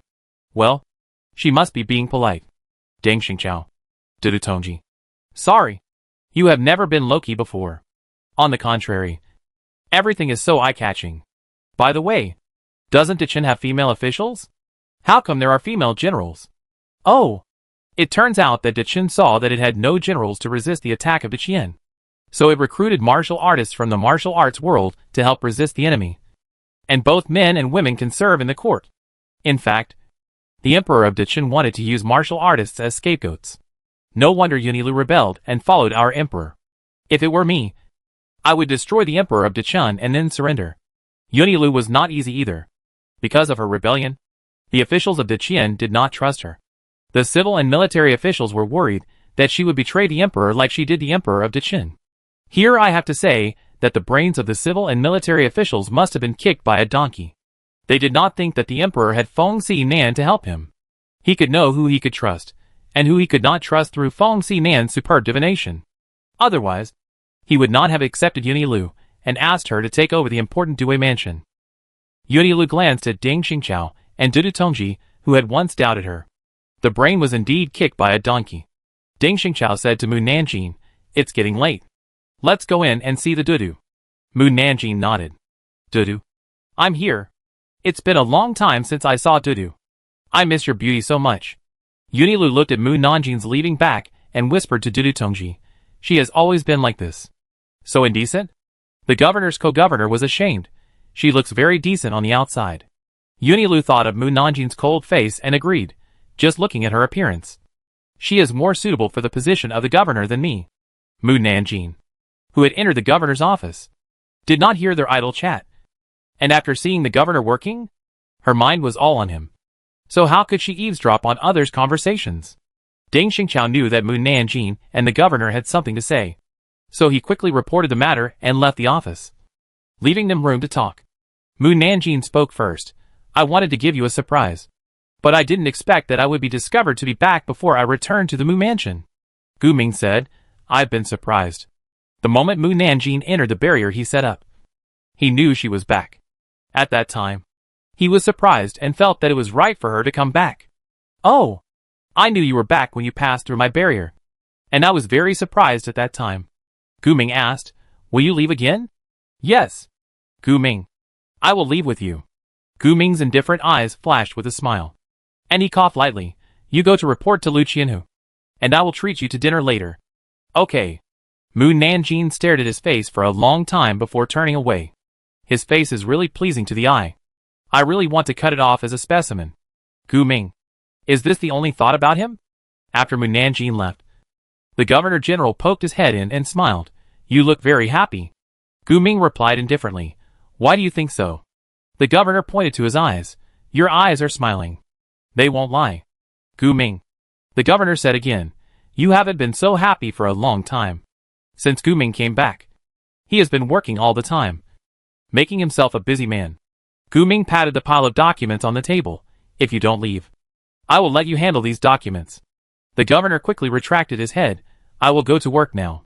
At the same time, Mu Nanjing came to the office of the 1,000 households with a thunder hammer. As soon as he entered the room, he heard a neat and loud welcome. "Welcome back, Lord Mu." The 1,000 households in the room stood in 2 rows and waited for Mu Nanjing to enter. Mu Nanjing nodded. "Thank you. Woo. So touching. After so many years away, everyone still remembers me. I decided to invite them to Xia Kingla for dinner in a few days. All the captains." "Why is it Xia Kingla again? It's been so many years. Can't we change places?" Captain Zheng said with a smile. "Master Mu, if you want to work with us again, you have to work hard and strive to be promoted to a captain within half a year." Mu Nanjing said, "You think too highly of me. I don't want to work hard at all. And I don't want to be promoted. It's better to demote me back to the 9th rank Jinui, where life is easier." Captain Lu held his forehead. And after a few years, his thoughts remained the same. "But in order to prevent Lei Dianchui from surpassing me in rank, I will still work hard." Lei Dianchui, who was standing beside Mu Nanjing, glanced at her. Lu Qianhu said, "Mu Nanjing, your first task after returning is to go to Taijin Palace tomorrow to take duty." Mu Nanjing, didn't they say that the left court would not take care of these things? Why do you want me to go on duty? I have to get up to work at the hour of Yin. Do you have any humanity? This is the emperor's request. And Lu Qianhu is helpless. By the way, go to the palace after you get off duty at noon. The queen mother wants to see you. Oh, After helping Lei Dianjue join the company, Mu Nanjing went to the palace to meet the Queen Mother. Chapter 291 Make You Jealous. Today, Mu Nanjing did not use teleportation to enter the palace when he met the Queen Mother. Instead, he entered the palace through the main gate and was led by Eunuch Shou to Yongshou Palace. Master Mu, you don't know how much the Queen Mother and the princess have missed you during the years you were away. They asked you if you had returned almost every once in a while. Princess Xueyu also went to the Mu mansion to find you many times. Eunuch Shou smiled and said, now that you are back, the Queen Mother and the princess are very happy. They even have more meals than before. After entering Yongshou Palace, he quickened his pace. He knew that the Queen Mother was anxious to see Mu Nanjing. Before entering the hall, he opened his voice and shouted, Queen Mother, Master Mu is here. Here, Mu girl is here. The Queen Mother, who was already restless, became even more restless when she heard that Mu Nanjing had arrived. She stood up suddenly and walked out of the hall with Princess Xueyu as quickly as possible.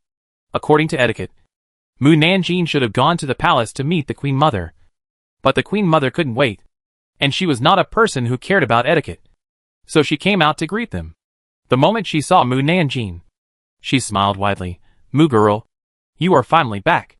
Mu Nanjing saluted them. Meet the Queen Mother. Meet the princess. There is no outsider here, so don't be so polite. The Queen Mother smiled and took Mu Nanjing's hand and entered the palace together. Princess Xueyu snorted awkwardly. Mu Nanjing, you are willing to come back. Mu Nanjing told the truth. I came back because I missed you. If you missed us, you would have come back earlier. But you made us wait, and wait until the baby was born. Baby? Mu Nanjing was puzzled. Princess Xueyu said to the maid beside her, bring out the little prince. Yes. The maid went into the room and brought out a delicate little boy, about 18 months old. When he saw Princess Xueyu, he called out in a baby voice, Mom, my little Yashing.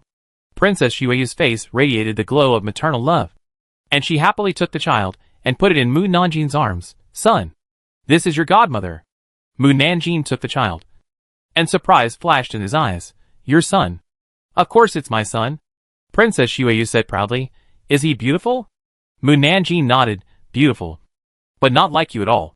You still like to speak frankly. Princess Xueyu glared at her unhappily. He looks like his father. The father and son are just like carved out of the same template. Whether it's the appearance or the expression, they are exactly the same. What do you think? Are you envious? Mu Nanjing couldn't envy them when she thought of the group of bastards in Gongbo's mansion. I have more sons than you do. If you want to envy, you should envy me. And I have daughters. Each of my daughters is as beautiful as a fairy. If you see them, you will be jealous. Princess Xueyu saw that she didn't say anything, so she asked again, are you envious or not? The Queen Mother couldn't help laughing. Xueyu, you are already a mother. Why are you still like a child? Princess Xueyu said frankly, I'm not asking this because I'm jealous of her. The Queen Mother was speechless. You are a princess of noble status.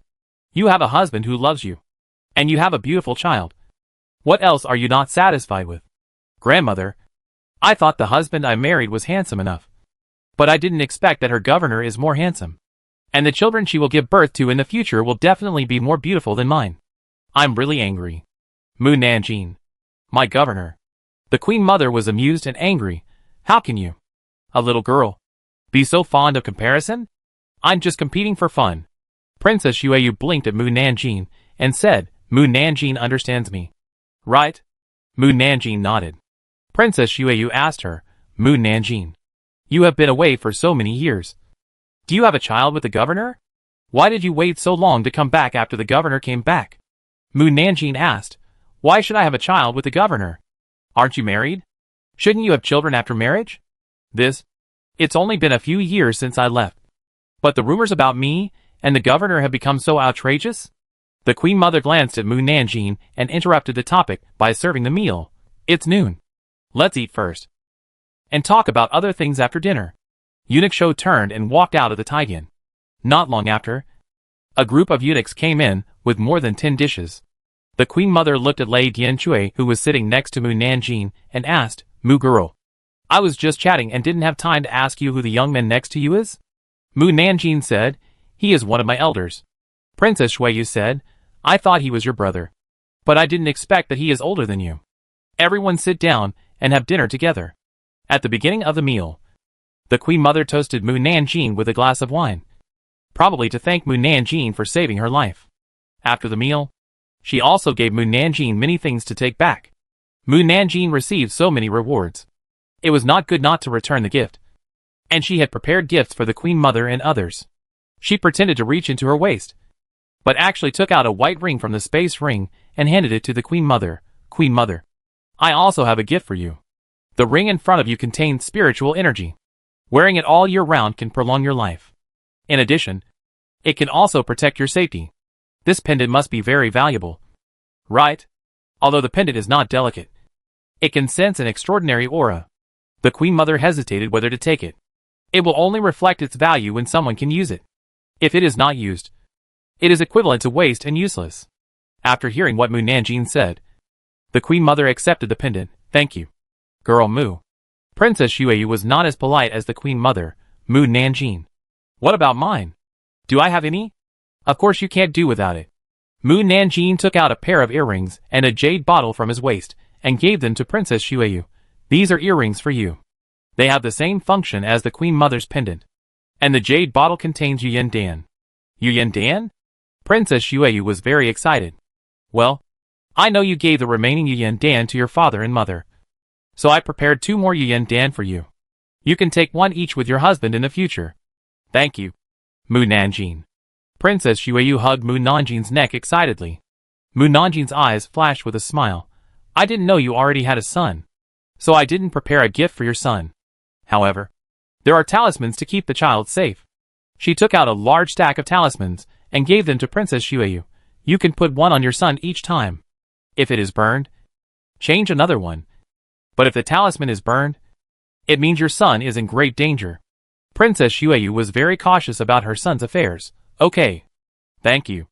Mu Nanjing stayed in Yongshou Palace for another half an hour before leaving. The Queen Mother confirmed that Mu Nanjing had left the palace, and said to Princess Xueyu, go to your father and ask for an idle official position, and say that it is for listening to Mu Nanjing's voice. Princess Xueyu, ah? Chapter 292. This person is really tactless. After leaving the palace, Mu Nanjing and Lei Dianjue went to the horse market to buy horses, and waited until the time was almost over before they went to the gate to wait for the governor. Lei Dianjue took advantage of the governor not coming out, and said, if I am not mistaken, Princess Xueyu should be a fairy serving the 9 heavens Holy Mother. Her breath is too weak, and it is difficult to distinguish. Mu Nanjing was a little speechless. Why are all the people around me true gods? If it is based on the current situation, the Emperor is very likely to be the Purple Star Lord. Lei Dianjue, you have to meet him to know if he is a true god. Mu Nanjing. As the hour of you approached, the Jinui came out of the Due mansion one after another. And the Due, who always lived in the Due mansion, also walked out of the Due mansion. The only 2 red brocade robes immediately attracted the attention of the Jinui. And they were all curious that the Due, who never liked to go out, actually came out. The Jinui were discussing. The governor is out. Is he on a big mission? It's possible that he has something to do to meet the Emperor. It's time for dinner. Why can't the governor go out to socialize with others? Gu Ming ignored everyone's whispers, and came to Mu Nanjing. Then rode the horse brought by the Jinui and said, let's go to the largest restaurant in the capital. Mu Nanjing nodded, yes. Gu Ming rode away first, followed by Mu Nanjing and Thunder Hammer. When they arrived at the restaurant, Gu Ming found that Thunder Hammer had also come. Mu Nanjing. He is. I forgot to introduce him to you. He is the predecessor of the Thunder Hammer artifact. He turned into a human form on the day you left. Oh! Gu Ming looked at the Thunder Hammer frequently. Thunder Hammer noticed his gaze, and asked through voice transmission, is there something wrong? Gu Ming frowned, I want to be alone with Mu Nanjing. The implication was that he wanted him to leave. Thunder Hammer asked, why? There are some private things to talk about. You can talk through voice transmission. I can't hear. Gu Ming was pissed off by him. He took a deep breath, and asked again, you know how Lei Gong and Dian Mu get along? Right? Thunder Hammer was puzzled, why did you suddenly ask about Lei Gong and Dian Mu? Because I also want to be alone with Mu Nanjing, like Lei Gong and Dian Mu. Thunder Hammer looked at him suspiciously, as if he was sick. Lei Gong and Dian Mu often fight, as if it's either you or I. Do you want to do this with Master Gongbua? Gu Ming was completely speechless. He really didn't expect that the relationship between Lei Gong and Dian Mu was as terrible as thunder and lightning. While they were communicating, Mu Nanjing ordered a bunch of dishes with the waiter. After the waiter left, the room was terribly quiet. The room was so quiet. That's right. 3 people who don't like to talk can't be lively when they get together. I should have brought Comrade Lao Can earlier. He is the best at livening up the atmosphere. Gu Ming asked Mu Nanjing, why did Senior Lei Dianchui come to Dakian Kingdom with you? Lei Dianchui said before Mu Nanjing, I think being with young Master Gongbo will bring unexpected gains. So I followed her. Mu Nanjing hummed, he will be by my side every day and every moment from now on. Gu Ming frowned, we will be together when we return to the room at night. You'll have to ask him about that. Lei Dianchui nodded, yes. Gu Ming. Creak. Creak. At this time, there was a sound from the wooden wall separating the next room. Mu Nanjing and Gu Ming looked up and saw that the wooden wall was shaky, and there was a small anxious voice. The wall is about to fall down. Why don't you leave quickly? It will be terrible if we are discovered. Don't squeeze. It will be crushed. Get off me quickly. Ah! It's going to fall down. It's going to fall down. Crack. Crack. Bang. The wooden wall fell down completely, and a group of people fell in front of Mu Nanjing and others. The governor narrowed his eyes. Mu Nanjing saw familiar faces. The governor. Comrade Old Can. Comrade Old Ding. Captain Lu. Captain Zheng. Even Unilu is here. What are they doing? She raised her eyebrows. Governor. Comrade Can. Why are you here too? The governor, who was pressed on the crowd, smiled awkwardly. What a coincidence. I didn't expect you to have dinner here too. If we had known this, we would have invited you to come together, and we wouldn't have to open another private room, which would be such a waste. Qin Chaoyan got up and smiled very naturally. If the governor doesn't mind, we can have a meal together. Don't worry. We'll treat you. Ding Xingqiao nodded repeatedly. Yes. We'll treat you together. The governor knew that he and Mu Nanjing couldn't have a meal together today, and said with a sullen face, when you pay the bill, remember to compensate for other people's walls. That's for sure. The governor's assistant and Qin Chaoyan sat at their table like shameless people, and very tacitly pushed Lei Dianchui to the other side so that Mu Nanjing and Gu Ming could sit next to each other. Ding Xingqiao sat next to Lei Dianchui and said, Brother, you should be more sensible. Thunderhammer. Why is he so ignorant? Captain Lu shouted outside, Waiter, why haven't you served the dishes yet? The waiter outside quickly replied, It's coming. Please wait. A moment later, the waiter came in with the food and was dumbfounded when he saw the wall lying on the ground. That? He looked at the room full of people in official uniforms and swallowed his saliva, and even swallowed the rest of his words. Captain Lu said, Don't worry. We will compensate you for the wall. Okay. The waiter resumed his smiling face and put the dishes on the table. Dear guests, please enjoy. Qin Chaoyan invited Unilu and Captain Lu to sit over, and the others sat in another box. The governor said, to celebrate Lord Mu's return, you should serve Lord Mu more food. Qin Chaoyan continued, the governor is right. Lord Mu washed your underwear for you for a long time. You won't even be unwilling to serve food. Right? Gu Ming. Don't mention the matter of washing underwear all the time. Okay. Ahem. Unilu almost choked to death on her own saliva. Comrade Can said it very well. Applause. Mu Nanjing looked at Gu Ming. The governor quietly nudged Gu Ming with his elbow. Governor, why don't you start eating? Gu Ming picked up a piece of chicken for Mu Nanjing and put it in her bowl. Enjoy it slowly. Yeah. The governor picked up food for me. I'm so happy. Thank you. Mu Nanjing picked up the chicken and took a bite. The food served by the governor is so delicious. Gu Ming's eyes flashed with a smile.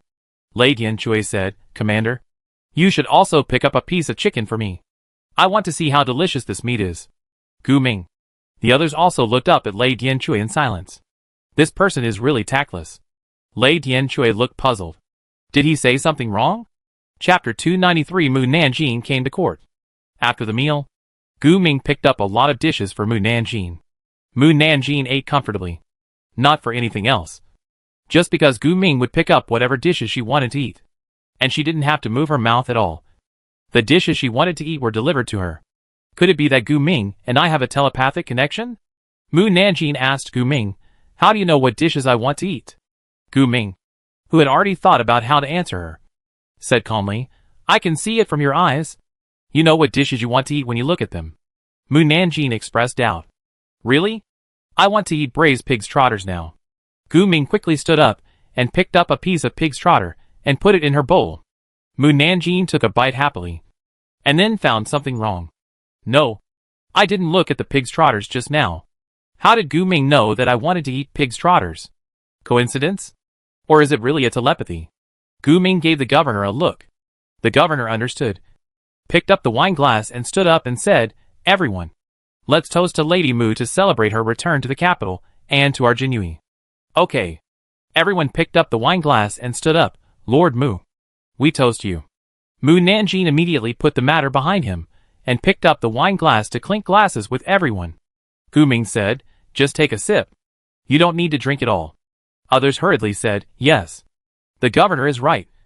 Take a sip. Just take a sip. They were not afraid of anything except that she would get drunk.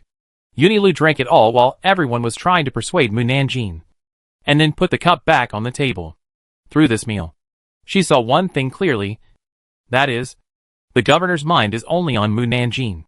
It is difficult for others to get in between them, and the governor will not let others get in. Even the Jinui, who are old officials, do not allow others to get in. Moreover, she discovered one thing. Although Mu Nanjing coveted the governor's beauty, she only appreciated beautiful things and did not mix it with men and women. Even if there was, it would be very little. So little that it could be said that there was no love. TSK. The governor's road to chasing his wife is endless. Yunilu is very much looking forward to how the governor, who has always been chased by others, chases others. After dinner, the governor's co-governor suggested shopping to digest the food. Before Mu Nanjing agreed, everyone agreed. Leaving the restaurant and coming to the intersection of a busy street, Qin Chaoyan hooked Lei Dianchui's neck and said, Little brother, let's go to the street on the left. He led people to the street on the left, but he couldn't pull the other party. Even if he tried hard and brought his internal force, he couldn't take him away at all. Lei Dianchui was puzzled. I want to follow Mu Nanjing. Why do I have to go to the left? Qin Chaoyan patiently explained, You will disturb them. How can I disturb them if I follow behind and don't say anything? Lei Dianchui followed him, hooked his neck, and Qin Chaoyan was dragged away by him. Qin Qian. The others had to follow him. Although Mu Nanjing, who was walking in front, still had a stern face. He looked at every stall. I have been in Dakian for so long, but I don't think I have ever been to the night market properly. Instead, I have visited brothels more. Qin Chaoyan and others. I really miss the days of visiting brothels with Jinui. Qin Chaoyan and Deng Xingqiao all looked at Lu Qianhu and Zheng Qianhu. Lu Qianhu held his forehead and said in a low voice, We are just eating in Zaya Kingla. As for the rest, you know, Zaya Kingla is a men's brothel.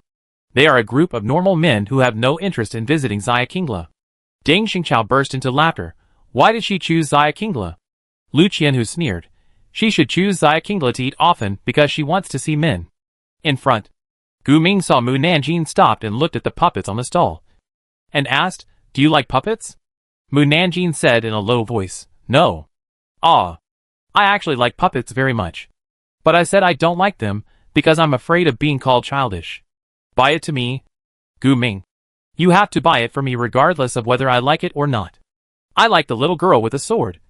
Buy it quickly. The Jinui. If I hadn't heard her inner voice, I really wouldn't have guessed what she wanted to do. I like puppets very much. Gu Ming's eyes pretended to look around the stall, and finally stopped at the puppet that Mu Nanjing mentioned. He picked up the puppet and said, I think she looks like you very much. So I bought it. Mu Nanjing didn't say anything, but her inner voice. Yes. I want her. I want it. You pay quickly. Gu Ming suppressed his smile and took out 10 copper coins to the vendor. Then stuffed the puppet in front of her. I give it to you, just as a gift to wish you back. Mu Nanjing said expressionlessly, Thank you. Hee. It's true that we are in sync. I bought the puppet I like. Gu Ming. I love you. Gu Ming was slightly startled, and an invisible smile appeared on the corner of his mouth. Mu Nanjing said seriously, I suddenly remembered that I have something to do. I have to go back. Gu Ming raised his eyebrows. What do you want? Mu Nanjing said, It's urgent. I can't tell you that I want to go home and hide in my room to play with puppets. Jinui. Gu Ming. This is an urgent matter? I wouldn't have bought the puppet if I had known. Yunilu looked at Gu Ming with great sympathy. Before, I was particularly sorry that I couldn't travel with the governor and become his partner. But now I feel that people like the governor should be trained by people like Mu Nanjing. Gu Ming took a deep breath. Since you have something urgent, I won't bother you. But remember to go to the Taijin Palace tomorrow. Yes. Mu Nanjing turned and left. Her back was as heartless as it could be. And she didn't even look back at him. The governor walked up to Gu Ming and patted Gu Ming's shoulder sympathetically. Take your time. Gu Ming nodded. He had plenty of time to waste with her. If 10 years didn't work, then 100 years would do. If 100 years didn't work, then 1,000 years would do. One day, he would make her his own. The governor said to the others, everyone go home. On the other side, Mu Nanjing returned to the room in the Mu mansion. And finally, he could play with puppets to his heart's content without anyone seeing him. But the next morning was a tragedy. He had to get up before the Yin hour, and then rush to the Taijin Palace to guard before the Mao hour. Of course, she couldn't do such an inhumane thing alone. The Thunderhammer that said he would always be by her side had to go with her to guard the Taijin Palace. Because the maid Shinju was worried that she would be scolded for being late. She was called to get up earlier than in previous years. When they arrived at the palace, there was still half an hour before the time to go to court. Mu Nanjing walked slowly towards the Taijin Palace with the Thunderhammer. The moment the officials who were waiting to attend the court saw Mu Nanjing, they were so scared that they ran into the courtroom and said, Mu Nanjing is here to attend the court. Chapter 294. Ahem. The ministers who were eating breakfast almost choked to death on the cakes and buns in their mouths. The ministers who had not eaten breakfast jumped up in shock. General Zhendong. You didn't see it wrong. Did you? Are you sure Mu Nanjing is here? Didn't she just come back? Why is she on duty in Taijin Palace? Isn't she 1,000 households? Why is she on duty in Taijin Palace? The emperor wants her to come, even if she is promoted to governor. General Zhendong ran in a hurry just now, and couldn't help but exhale. As a warrior, I have very good eyesight, and I definitely can't be wrong. If I am wrong, I will cut off my head for you to sit on. The emperor asked her to come. He must want to dig into our bottom line and see if we have done anything wrong. Don't worry. The left prime minister stood up calmly. Although Mu Nanjing has not been in Dacian Kingdom in recent years, after studying her skills, I found that some people can still avoid her ability to dig out people's secrets. Everyone's eyes lit up. How to avoid it? The left prime minister said, just don't let her know who you are. The right prime minister was puzzled. Is it that simple? Yes. You didn't realize that if she didn't know someone, she couldn't say anything about the other person. Only after knowing who the other person is can she dig out the details of the other person. The right prime minister thought carefully. It seems to be true. Then he thought about it again. It was not right. He said unhappily, she knows us. How can we avoid it? The left prime minister said, this method can only be used on new officials. As for us, as long as we have not done anything to offend the emperor, we don't have to be afraid. Even if I haven't done anything to offend the emperor, I don't want to expose some of my private affairs to others. A new official whispered, what if the emperor specifically calls our names? Then we'll have to pray for our own luck. New official. The courtroom fell into silence, and everyone once again recalled whether they had done anything wrong or shameful in recent years. Then, some people wiped the sweat from their foreheads, and some covered their faces, looking as if they couldn't face people. There was no minister in the courtroom who was upright and had done nothing wrong. The right prime minister covered his chest. I want to take sick leave. The left prime minister sneered. It's useless. As long as the emperor mentions you in the hall, Mu Nanjing will check your affairs, and then he will know that you are pretending to be sick, and the emperor will be even more angry. You are right. You can't pretend to be sick. The right prime minister looked healthy again.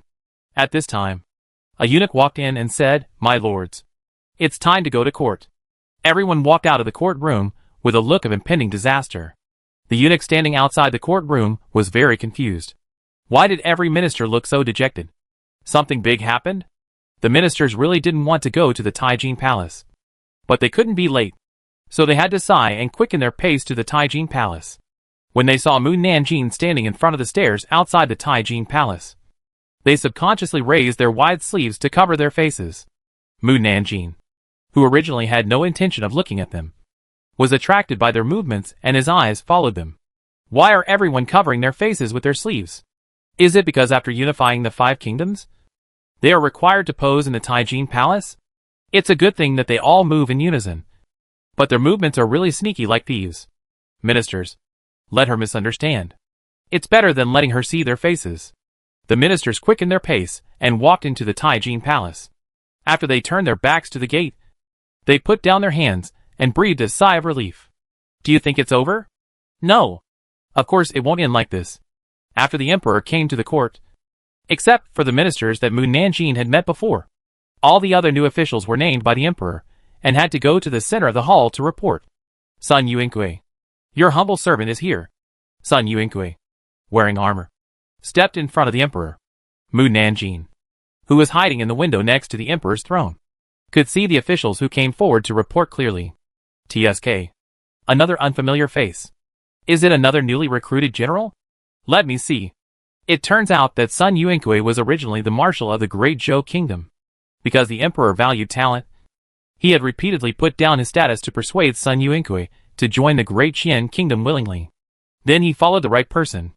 The emperor of our Great Qian Kingdom is the purple star god in the sky. If you start a business with him, you will definitely benefit a lot in the future. When Mu Nanjing thought of this, she remembered that she had not yet asked Lei Dianshui whether the emperor was a true god. She turned around and asked Lei Dianshui, "Is the emperor the purple star god?" Lei Dianshui nodded. In the hall, the emperor was happy and proud. He was happy because he could finally hear Mu Nanjing's long-lost voice again. And he was proud that Mu Nanjing actually said that he was the purple star god, which was a compliment to him. Because there has been a legend since ancient times that people whose main star in the life palace is Ziwei have the appearance of an emperor. Not only do they have a particularly good fate, but their life is also particularly smooth. Moreover, once this person becomes an emperor, he must be a wise or virtuous monarch. Therefore, saying that he is the Ziwei star god in the sky is equivalent to the highest praise. The emperor asked casually, "General Sun, have you adapted to living in Dakian?" Sun Yuankui bowed and said, "I have adapted very well. Thank you for your concern. If there is any inconvenience, please tell me. I will definitely satisfy you." Yes. The emperor did not hear Mu Nanjing talking about Sun Yuankui again, so he signaled him to go back. Sun Yuankui breathed a sigh of relief.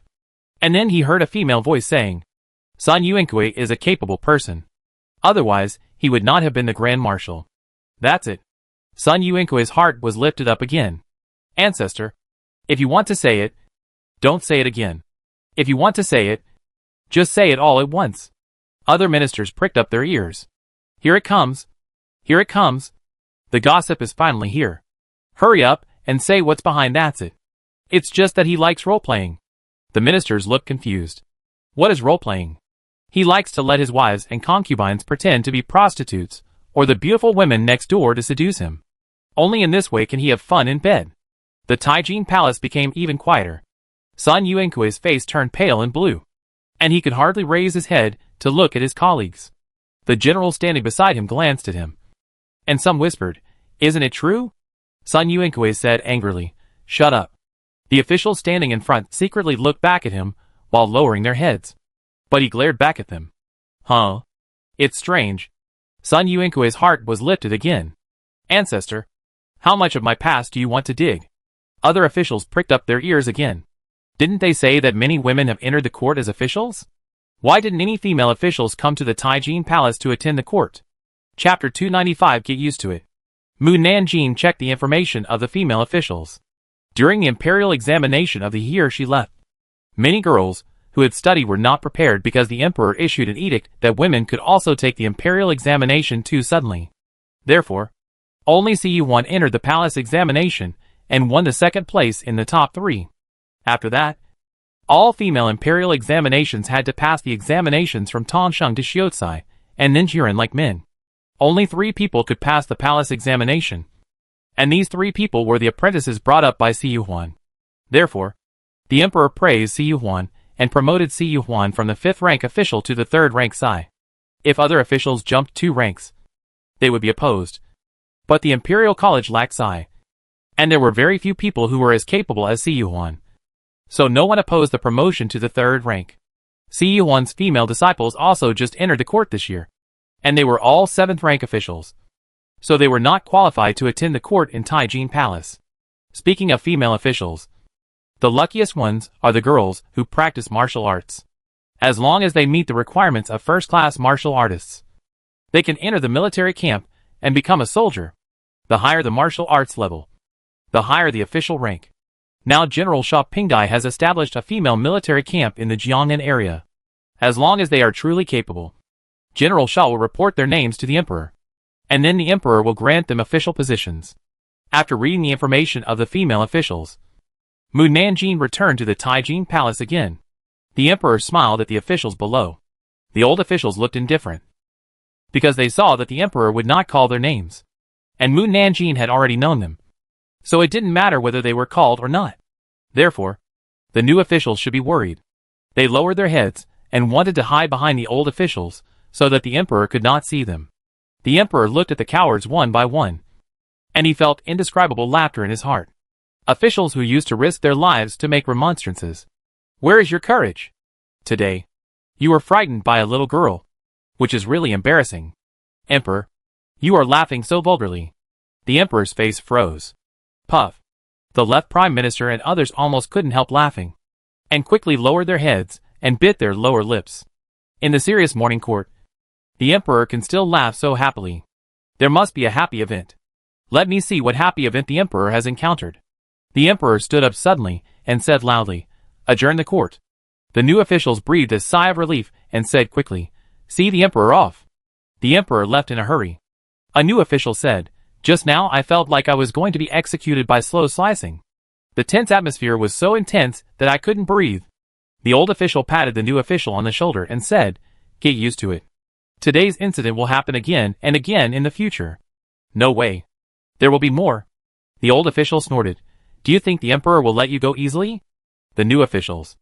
Outside the Taijin Palace, Mu Nanjing was immediately refreshed when she heard that the court was dismissed. Hee. I can go home and catch up on my sleep. She walked towards the stairs in front of the Taijin Palace, and saw Commander Gu coming towards her. "Lord Mu, I have a feeling that my plan to go home and catch up on my sleep will fail." "Lord Mu, the emperor asked you to come to the imperial study for a chat." "Oh." Mu Nanjing walked towards the imperial study. Lei Dianchui followed behind. Commander Gu said, "This little brother doesn't need to follow." Mu Nanjing stopped and said to Lei Dianchui, "Senior, please wait for me outside the palace gate. I'll be back soon." Commander Gu said again, "Master Mu, the emperor not only wants to reminisce with you, but also invited several ministers to have breakfast together. I'm afraid he can't leave in a short time." Mu Nanjing said to Lei Dianchui again, "Senior, you go back to the Mu mansion first. I will go back after breakfast." "Okay."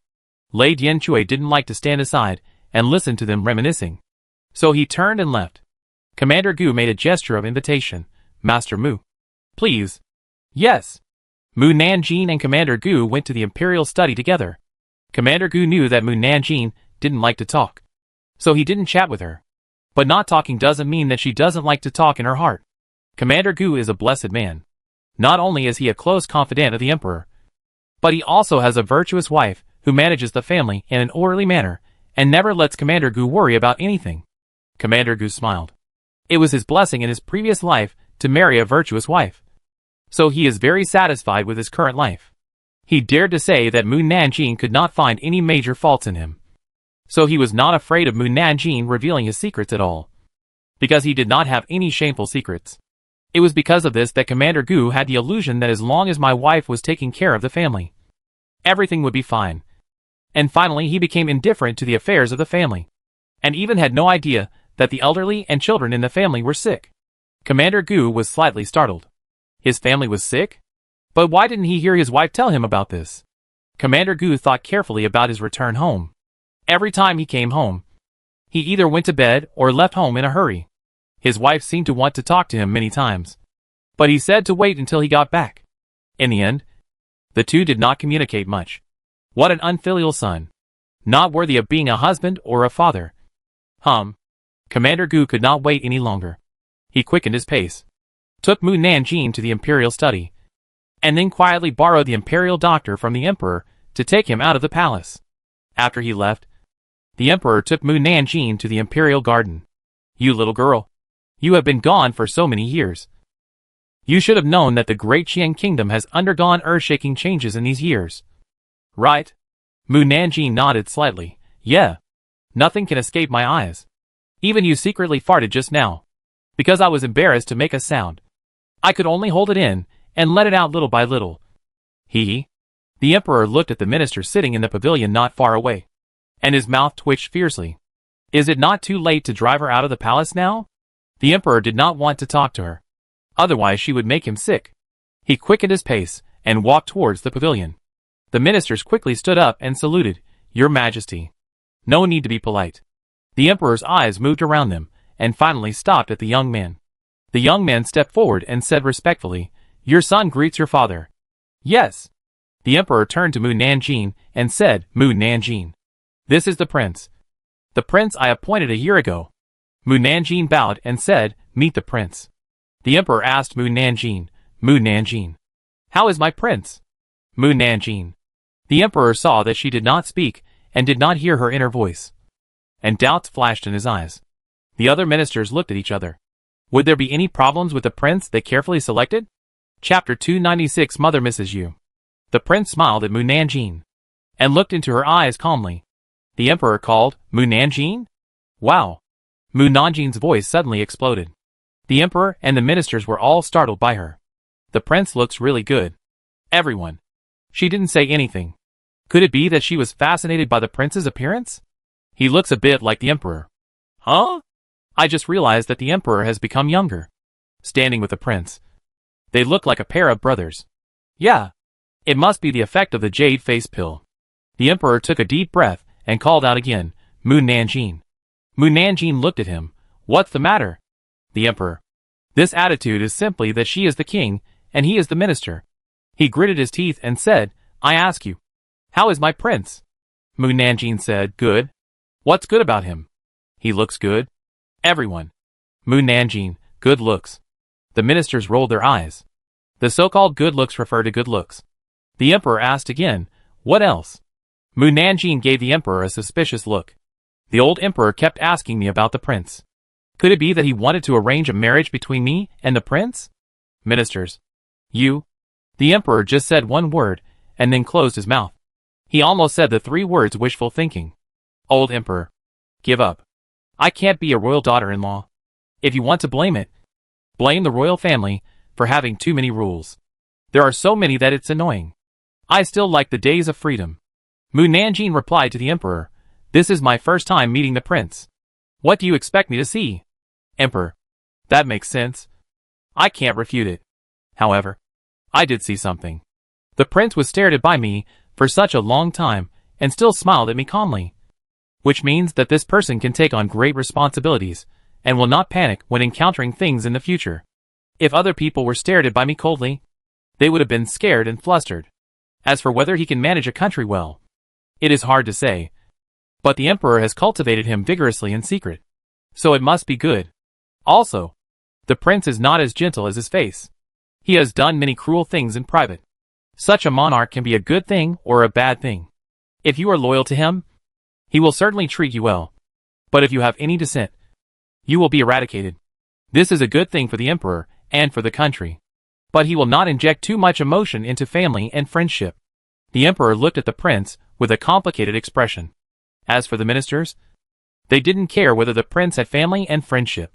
In their eyes, they only cared about being a good monarch. The prince didn't care about Mu Nanjing's voice. Father, breakfast has been prepared. If you don't serve it, it will get cold. The emperor nodded. Serve it. Finally, you can eat. Mu Nanjing sat down. The emperor and others looked at her. Mu Nanjing made a gesture of invitation. Sit down. The emperor. Shouldn't he sit down first? She even said what he said. The emperor didn't bother to argue with her anymore. So he lifted his robe and sat down. Mu Nanjing looked at the left prime minister on his left-hand side, and sighed in his heart. Alas, the left prime minister is also old. And he will have to retire in a few years. Left prime minister. As long as he is healthy, He will work for a few more years. The right Prime Minister is younger than the left Prime Minister, but his complexion is not very good. He must have read too many pornographic picture albums recently, which caused him to hurt his body. The Emperor and the Prince looked at the right Prime Minister in disbelief. I didn't expect that the well-mannered right Prime Minister would read pornographic books. The right Prime Minister was very embarrassed and quickly drank a cup of tea to cover up. It has been so many years. Why hasn't the Minister of Justice married off all his daughters? If he doesn't marry them off, no one will want them. However, the Prince can accept them. It is natural for the Prince to marry the daughter of a minister. Prince, Minister of Justice. He doesn't have this idea. Unfortunately, a man like the Prince can only be calmed down by a woman who is more cold and ruthless than him. Let me see if I can see the Prince's marriage. Mu Nanjing squinted his eyes, but could not see anything. Alas, I can't see it without learning divination. If I had brought Bai Zhe here earlier, Bai Zhe would definitely be able to see it. Bai Zhe. Mother misses you. Puff. The right Prime Minister who was drinking tea couldn't help but, ahem. The left Prime Minister patted his back. You are so old. You can choke even when drinking tea. Sorry. The right Prime Minister quickly took out a silk handkerchief from his sleeve and wiped the corner of his mouth. The Emperor coughed lightly. Mu Nanjing. I wonder if you have heard a rumor. What rumor? Mu Nanjing felt curious. When you left, didn't you leave with the governor? So many people say that you and the governor returned to your hometown to get married. I wonder if this is true. Mu Nanjing asked him back if I were married to him. Would we have to live separately now?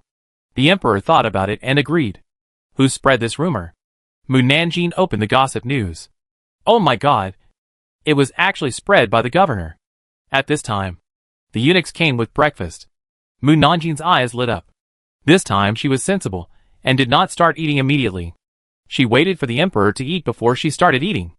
After eating breakfast with the Emperor and others, Mu Nanjing sat aside to enjoy the scenery and listen to them talk about state affairs.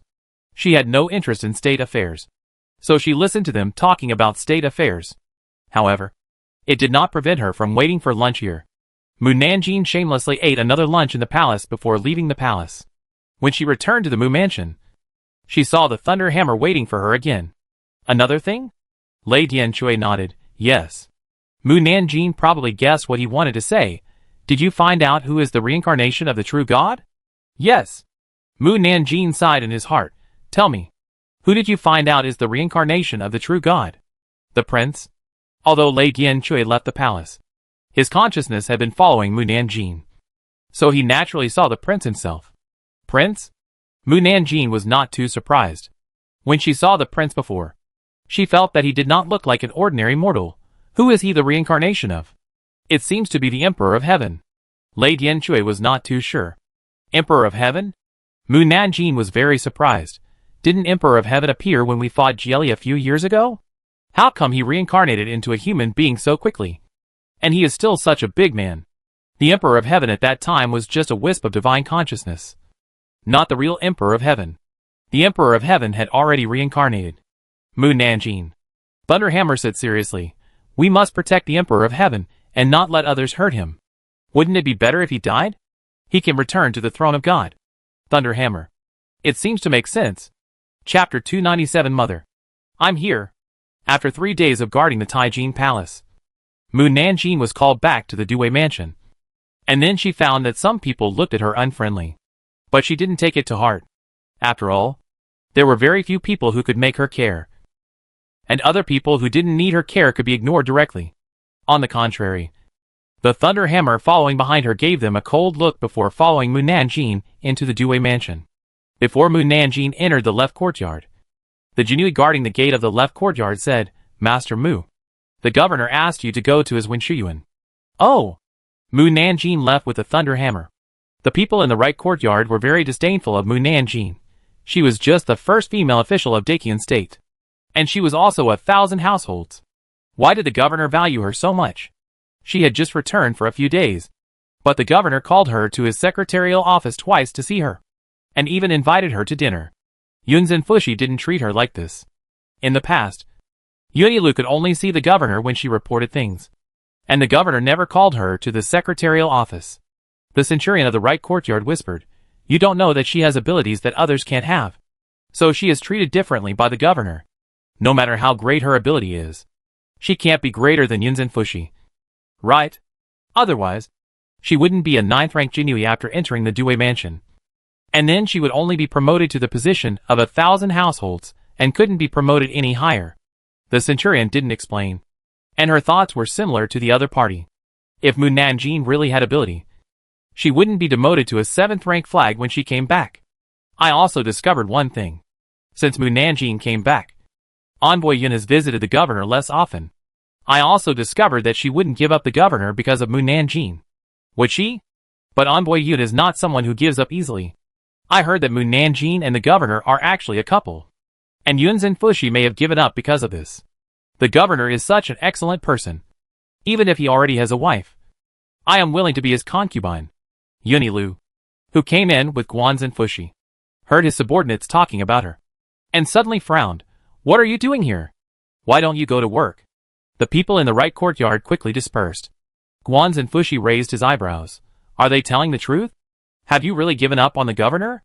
Yunilu talked to him about everything. After all, after she came to Dakian Kingdom, Guanzin Fushi was the first person who believed her except the emperor. So she didn't hide it from him. Yes. Guanzin Fushi was quite surprised. You don't seem like someone who gives up so easily. Yunilu was helpless. I don't want to give up. But after the meal a few days ago, I realized that the governor would never look at me. And he wouldn't let me get between him and Mu Nanjing.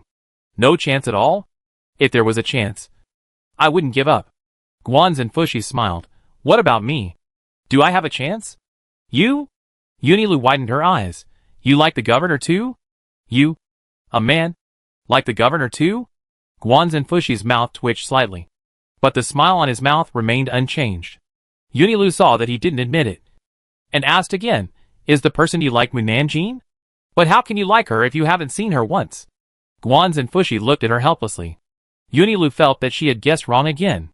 After a long time, she understood what the other party meant. You don't mean to me. Congratulations. You answered correctly this time. Guanzin Fushi asked her, I don't know if I have a chance or give me a chance. You really do that to me. That? Yunilu pointed at him, and then at herself in surprise. Yeah. Yunilu thought and said, if you really like me, why didn't you say it before? I didn't have a chance. Guanzin Fushi sighed. When I was about to express my feelings to you, you came to me excitedly, and said that you liked the governor, and must make the governor your man. You also said that only a man like the governor is worthy of you. Then you must have felt bad when you heard what I said at that time? Of course it was bad. But the governor is indeed much better than me. Whether it is status, appearance, or strength, he can leave me far behind. If you can really become his wife, he can also protect you very well. So while it's bad, I also hope you can be happy. Yunilu didn't know what to say. Guanzin Fushi asked, can you answer my previous question now? Yunilu met his serious and expectant eyes, coughed lightly, turned around and said to him, I will consider you when your official rank exceeds mine. After saying this, she walked back to her own office quickly. Guanzin Fushi's eyes lit up. Does this mean that he was not rejected? At the same time, Mu Nanjing came to the governor's office. Governor, what do you want to see me for? Gu Ming stopped writing and said, I just want to ask if you have eaten breakfast. If not, eat the breakfast on the table. Mu Nanjing, who wanted to say that he had already eaten breakfast, quickly swallowed back what he wanted to say after seeing the delicious breakfast on the table, and changed his words.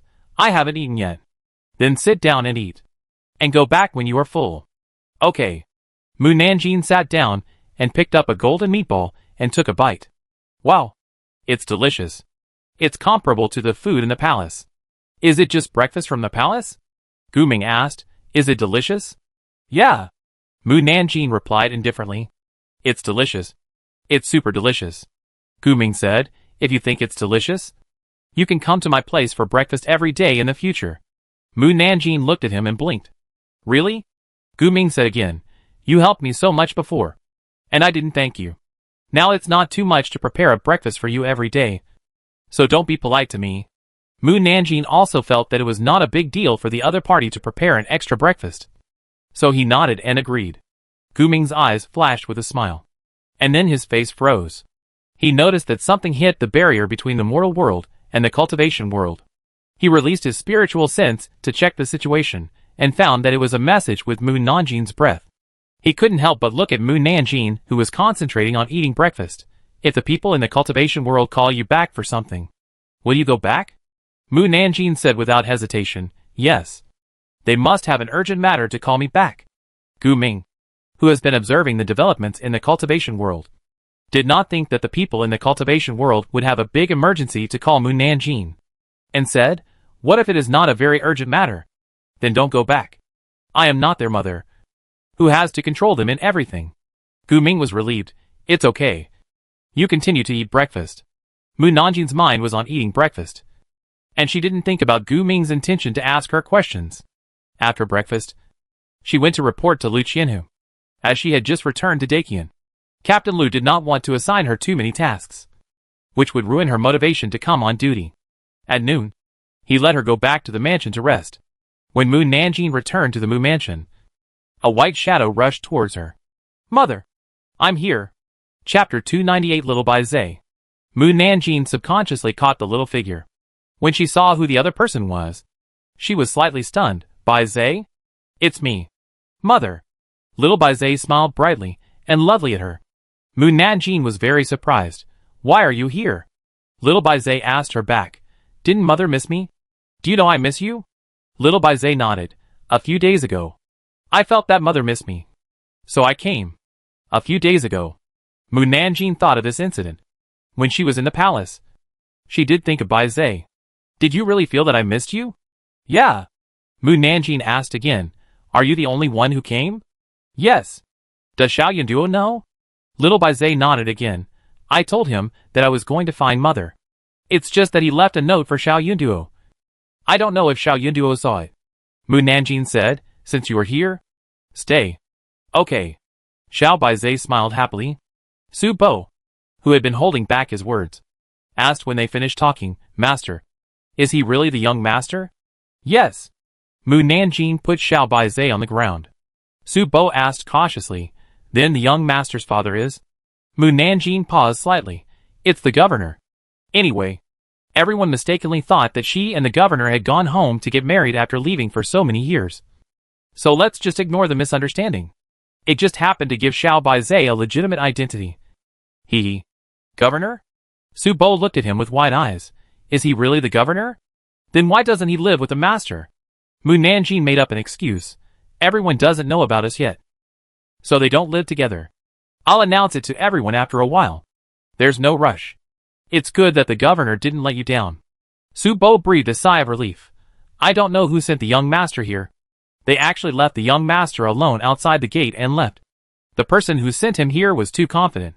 He wasn't afraid that human traffickers would take the young master away. Mu Nanjin didn't explain. Su Bo looked at the beautiful and lovely young master and smiled. The young master must be hungry. I'll go to the kitchen now and ask the cook to prepare food. Mu Nanjin nodded. Little Yunduo was so anxious at this time that he couldn't find him in the whole Gonghua mansion. He saw the note left by Xiao Bai Zai, but the reborn Xiao Bai Zai couldn't write. So he drew a picture casually. And that picture is really hard to describe. There was a little man who could barely be seen as a little man. And then, there was an arrow in the middle. And the arrow pointed to a little man who was bigger than the little man. What does this mean? What does this mean? Ah? Mu Jingling, who was also worried about Xiao Bai Zai, guessed. Does the painting mean that Xiao Bai Zai has returned to his adult appearance and left? Xiao Yunduo looked at it carefully. And the more he looked, the more it seemed to mean that. It seems to be just as you said. But he should have said something when he left. It's really worrying. And Master Gonghua, didn't he say that he would come back immediately after tearing up a talisman? Where is he? Where is he? Mu Jingling was a little worried. Will Nan be okay? No. No one in the cultivation world can beat her. Even if the ancestors join forces. She is not afraid. There is also the Thunder Hammer artifact to protect her. She can't be in trouble. Mu Jingling was relieved. Young Master Gonghua, are you lying to me? The little cloud tried to tear up another talisman. After waiting for several days, Mu Nanjin still did not come back. However, it never thought that the message was intercepted by Gu Ming. Mu Nanjin, who had no idea, went to work on time every day. just to take Xiao Baizhe to visit the capital. After everything settled down, she went to the 3 brothels to see the madams. When the madams saw her, their eyes suddenly turned red. "Miss, you are finally back," Mu Nanjing asked. "Is everything okay?" The madam of Xia Qingla cried and smiled and said, "Yes. Of course it is okay. Before you left, you asked the national teacher to help take care of the brothel.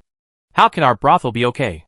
Not long after Mu Nanjing left, the royal children came to make trouble. As common people, they dared not stop them, and could only let them smash things in the store. They thought that Mu Nanjing was gone, and they had to admit their loss. Unexpectedly, as soon as the royal children started to make a move, the imperial master sent people to stop them. The imperial children dared not provoke the imperial master, who even the emperor had to give way to. Since then, no one from the royal family or the government dared to come to the brothel to cause trouble. Those who came to make trouble were generally people from the underworld. But they were all dealt with by Baidu. Mu Nanjing nodded. The 3 madams were all smart. They knew that she must be here to check the accounts. They quickly picked up the box on the ground and said, "Miss, these are all the silver bills earned in these years. Please check them." Mu Nanjing said, "No need." Although it was not necessary, the madam still felt it necessary to explain it to her clearly. The madam of Xia Qingla said, "Miss, we made a lot of money in the 2 years after you left. After the war, the business became depressed, and we could barely support the people in the brothel. It was not until the last 6 months that the business gradually improved." The madam of Yuxinyuan continued, "Although there is a gold-sucking girl in our building. She left the brothel 2 years later, and did not come back until 2 months later." Mu Nanjing asked, "The brothel is a place of right and wrong. Why did she come back?" She said that after going to so many places, she still felt at ease in the brothel. At least there was royal protection in the brothel, and no one dared to do anything wrong. Although she came back, she did not go out to make a living again. She is the girl's person, and I did not drive her away. By the way, she also said that if the girl comes back, she must tell her. So should I call her now?" Mu Nanjing nodded. The madam of Yuxinyuan sent someone to call Shijin. When Shijin heard that Mu Nanjing was back, he hurried over. "Girl, you are back," Mu Nanjing said. "I haven't seen you for many years. You are still so young and beautiful." Shijin smiled. The girl has not changed. She was not saying good things. Mu Nanjing's appearance was indeed as immature as a few years ago, and she did not look mature at all. As expected, people with great abilities don't age easily. Just like the national teacher of the Great Qin Kingdom, who still looks the same after decades. Mu Nanjing asked her, "Is there something you want to see me for?" "No," Shijin said honestly. "I just want to see the girl. I feel relieved when I see her." Mu Nanjing. Then, she heard the sound transmission of the thunder hammer. She is the reincarnation of the Fairy of Flowers. Mu Nanjing raised her eyebrows unexpectedly. My God, Shijin is actually the reincarnation of the Fairy of Flowers. No wonder her body fragrance can attract so many people. If she returns to her position in the future, will she be angry that I sent her to a brothel? Well, I better treat her better before she returns to her position. Mu Nanjing asked Shijin, "Do you not want to continue to make a living in the brothel? If so, you can live in my Mu mansion." Chapter 299 Show Off My Son. Shijin was stunned and said in surprise, "Is it possible?" Mu Nanjing nodded, "Of course. And you can stay as long as you want. I will also provide you with food, clothing, housing and transportation, as a thank you for helping me make so much money. Then I will pack my luggage now." Shijin picked up her skirt and ran back to her room to pack her luggage, fearing that Mu Nanjing would regret it. Mu Nanjing asked the madam of Xia Qingla, "Where is Baidu?" The madam of Xia Qingla said, "It's daytime now. He should still be resting. Do you need to wake him up?" "No." Mu Nanjing took out a bottle and gave it to the madam. "Just give it to Baidu." "Okay." The madam of Xia Qingla put away the bottle. Mu Nanjing's eyes swept through the madams one by one, and saw that they had a lot of wrinkles and white hair on their faces. "Have you ever thought about leaving the brothel?" The 3 madams looked flustered. "Girls, do you not want us anymore? I just think that you are old, and it is time to find a place to retire. There are other young men and girls, and they don't need to redeem themselves in the future. I will turn the 3 brothels into workshops, and everyone will no longer need to sell themselves, and can do business with their skills." The 3 madams looked at each other. This idea sounds good, but The madam of Xiaoqing Lu looked embarrassed. Girl, your idea is good. But even if we become good, we are people who came from the brothel after all. The things we make may be disliked by others. Not only can we not sell them, but we will also lose money. You can rest assured that the things I teach you to make will definitely be fought over by everyone. And you will make more money than you made in the brothel. You just need to say whether you are willing or not. Of course we are willing. The madam of Yuxinyuan said happily, we have wanted to leave the brothel for a long time. The madam of Xiaoqingla said, I will go back and tell others and ask for their opinions. Mu Nanjing nodded. The other two madams followed the madam of Xiaoqingla and left. The madam went back to Shaoqing Tower and first went to find Baidu. When Baidu heard the madam's voice, he immediately opened his eyes, quickly opened the door and asked, is there anyone causing trouble again? Of course not. The madam took out a jade bottle with a smile and gave it to him. It's Miss Mu who is back. Miss Mu? Mu Nanjing is back? Baidu's eyes flashed with surprise. Will she leave? I didn't ask her about this. But from what she said, she won't leave in the short term. At least not for a few years. Baidu took the bottle and asked, what is this? It's something Miss Mu gave you. Open it and see for yourself. I have to gather the young men to tell them something. Okay. Baidu returned to the house and opened the bottle cap. A scent of medicine with spiritual energy floated out. He said happily, another elixir?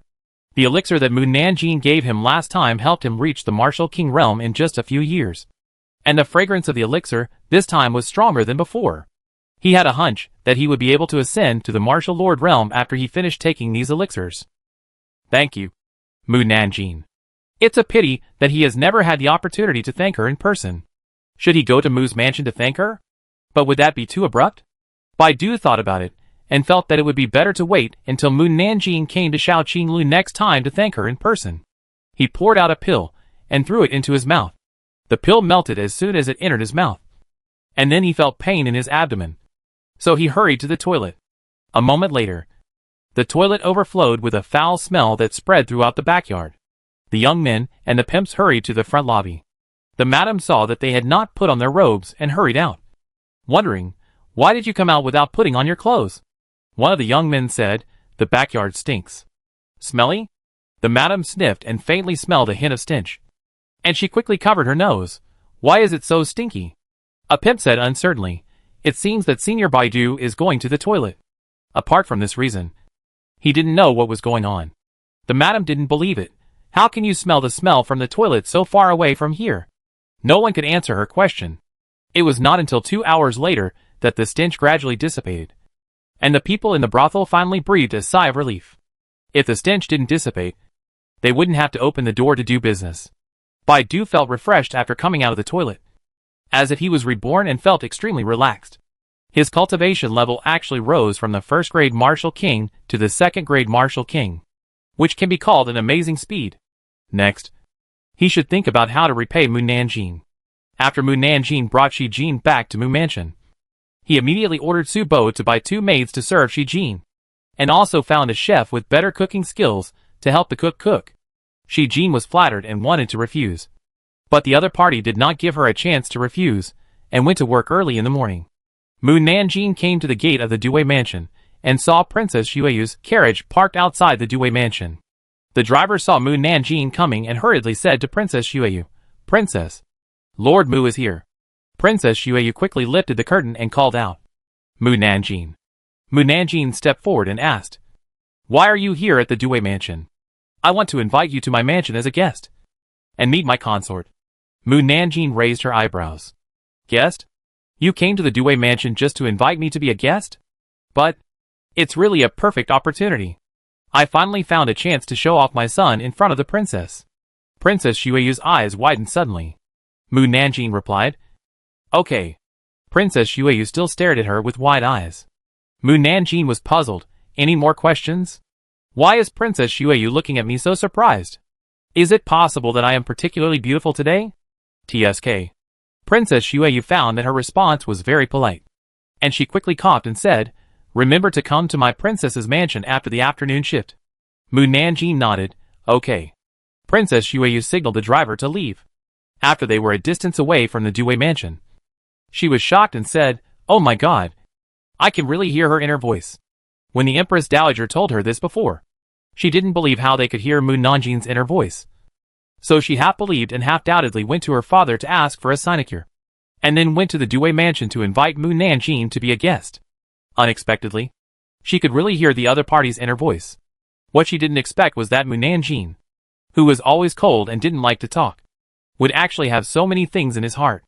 Princess Xueyu had not yet digested this matter after returning to the princess mansion. She did not recover until the prince consort came back from duty. Seeing that it was time for the Due mansion to end her duty, she quickly ordered the kitchen to cook a few more dishes to entertain the guests. About half an hour later, she heard the guards outside the door come to report, "Princess, Lord Mu is here. Please invite her in quickly." Princess Xueyu, who had been anxious to see Mu Nanjin, hurriedly shouted, "Wait! I will personally go to the gate to greet her." She walked outside the gate and saw Mu Nanjin walking towards her with a beautiful little boy. Chapter 300, I'll Make You Angry. Princess Xueyu looked at the child who was several times more beautiful than her son, Mu Nanjin. "This child is," Mu Nanjin said, "my son." Princess Xueyu widened her eyes. "Your son? Why didn't I hear that you have a son before?" "Before? I didn't tell you because he hadn't come to the capital yet." "Hee. You didn't expect that I also have a son? And he's more beautiful than your child. I'll make you angry. What you can't imagine is that I have a daughter." Princess Xueyu felt that not being able to hear Mu Nanjin's inner voice might not be a bad thing. At least if she couldn't hear her inner voice, she wouldn't get wrinkles so quickly, and she could live a few more years. After hearing her inner voice, she might be angry to death at any time. No wonder her father said that she would definitely regret it. She regretted it now, regretting that she could hear her inner voice. But if she resigned from her official position, she would be very curious about what Mu Nanjin said in her heart. Alas, it's so contradictory. "Please go back. I don't want to treat you today." Mu Nanjin. This Princess Xueyu is really fickle. Is it menopause? Forget it. Anyway, I have achieved the purpose of showing off my son. It doesn't matter whether I eat or not. Princess Xueyu saw that she was about to leave and shouted, "I was joking with you. You took it seriously." Mu Nanjin turned back to look at her. "Hee. I also pretended to leave. But you didn't take it seriously." Gongyu Xueyu took a few deep breaths and kept comforting herself not to get angry. If she got angry, she would only get herself hurt. "Come in with me." Princess Xueyu led them to the lobby of the princess's mansion. Mu Nanjin asked, "Where is your son? Hurry up and bring your son out. Let's see whose son is prettier. My son can definitely beat your son. He's sleeping." Princess Xueyu was so angry that her teeth were about to break. "Liar! Your son didn't sleep at all. Princess Xueyu must have lied to me about sleeping because she was afraid that her son would be outshined by my son." Hee. Princess Xueyu felt like her lungs were about to explode. Mu Nanjin, "Oh." Princess Xueyu said to the maid, "Go and see if the little prince has woken up. If he has, bring him to the hall." "Yes." The two maids left the hall. Although Princess Xueyu was angry with Mu Nanjin, she softened her heart when she saw such a beautiful little boy. She rubbed the little Baize's forehead and asked, "Mu Nanjin, what is your son's full name?" Mu Nanjin, "Baize." "Baize?" Princess Xueyu asked, "Is it the same name as the sacred beast Baize?" "Yes." Princess Xueyu smiled. "The sacred beast Baize is a lucky beast and very smart. Look at your son's round and clever eyes. I believe he will be as smart as the sacred beast in the future." Mu Nanjin nodded. "He is very smart now. He is the sacred beast Baize. How can he not be smart?" Princess Xueyu thought she was praising her child and did not take her words to heart. Not long after, the maids came out holding the little prince. "Son." Princess Xueyu smiled as soon as she saw her son. She was very happy as long as she saw her child. And she was happy from the bottom of her heart. There is a saying that goes, a mother does not dislike her son if he is ugly. No matter how she looks at it, she still thinks her son is good looking. Mu Nanjin said to Xiao Baize, "Baize, go see your brother." Xiao Baize nodded, came to the front of the little prince, then raised his hand and gently touched the center of the little prince's eyebrows. And a golden light entered the little prince's body. Mortals can't see it. Princess Xueyu wondered, "Baize, what are you doing?" "I'm blessing you." Baize said seriously, "Let the little prince become smarter in the future." "Uh-huh." Xueyu Gongyu just thought he was talking in a childish way. "Thank you for your good words. I don't know if it was her illusion. She felt that her son's eyes were brighter than before. Xue Gongyu looked at it carefully again. Not only brighter, but also the confused expression became smarter. This, Princess Xue wanted to take a closer look. And the guards outside said, Princess? The prince consort is here. She remembered the meal with the prince consort. So she said to Mu Nanjing, Mu Nanjing, you don't mind eating at the same table with the prince consort, right? Mu Nanjing, no. I knew you wouldn't mind. So I asked the prince consort to come over for dinner. Princess Xuezhu said to the guards outside, please come in. Prince consort. Yes. Then, a handsome and elegant man walked in. Princess. Princess Xueyu introduced to Mu Nanjing. He is my prince consort Zhang Xiao, who is now the vice minister of the Ministry of Justice. He passed the palace examination in the same year as Xi Yuan and became the top 3 champions. Isn't my husband amazing? The emperor saw that Zhang Xiao was talented and handsome, and was very suitable to be his son-in-law. So he asked his daughter to come and take a look. Perhaps it was fate, and the two immediately fell in love. The emperor was afraid that Zhang Xiao would run away, so he quickly arranged a marriage between Zhang Xiao and his daughter. Mu Nanjing bowed and saluted. Meet the prince consort. Master Mu. You are welcome. Zhang Xiao invited her to take a seat. Master Mu. Sit down. The maids walked quickly forward to pour tea for Mu Nanjing. Zhang Xiao. Zhang Xiao almost responded when he heard Mu Nanjing calling his name. But seeing that Mu Nanjing did not move his mouth, he swallowed his words back. He lowered his eyelids to hide the surprise in his eyes. I had heard about Mu Nanjing from the Minister of Justice a long time ago, but it was still a little hard to believe that he saw it with his own ears and eyes. Found it. Mu Nanjing looked at the news gossip about Zhang Xiao. Zhang Xiao. He is a good person. He is not like the one in the novel, who has a virtuous wife at home, but deceives the emperor and the princess that he is not married yet. The most important thing is that he is sincere to the princess, and did not marry her because of her status as a princess. Princess Xueyu heard this, and turned to look at her husband. When the prince consort also looked at her, she blushed and quickly turned her head away from him. Zhang Xiao also looked embarrassed. Although he had expressed his feelings to the princess, he felt uncomfortable when someone brought it up in front of the princess. At this time, the housekeeper in the mansion came to ask, Princess, can we serve the dishes? Princess Xueyu quickly said, yes. Then, the maids brought 7 or 8 dishes to the table, each of which was delicious. Princess Xueyu said, Mu Nanjing, just treat this place as your home. You can pick up whatever dishes you want to eat. You don't need to be polite to us. The same goes for Xiao Baizhe. She rubbed Baizhe's head. Then, the mother and son really didn't treat her politely. After everyone had eaten, Mu Nanjing stayed in the princess's mansion for another half an hour before taking Baizhe away. After Zhang Xiao and Princess Xueyu sent them away, they went to the baby's room to play with the child. The little prince not only didn't smile, but looked at them seriously. Zhang Xiao and Princess Xueyu were talking to each other. Why isn't my son smiling? Is he sick? Chapter 301 Childish. Zhang Xiao stretched out his hand to touch the child's forehead. The eyes are bright and energetic, and the forehead is not hot, so he doesn't look sick. If he is not sick, why doesn't he smile? Princess Xueyu was very worried. In the past, he would giggle whenever he was teased. Could he be scared? This, Princess Xueyu said, should we ask the court doctor to take a look? Zhang Xiao thought for a while, and said, let's tease him again and observe him clearly before asking the court doctor. Otherwise, when the court doctor comes, we don't know where to start. Okay. Princess Xueyu first used various small toys to tease the child. Seeing that he still didn't smile, she made a face again. Little Yaxing, look at your mother.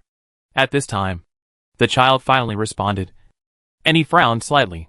Princess Xueyu said excitedly, he has reacted. But why is he frowning?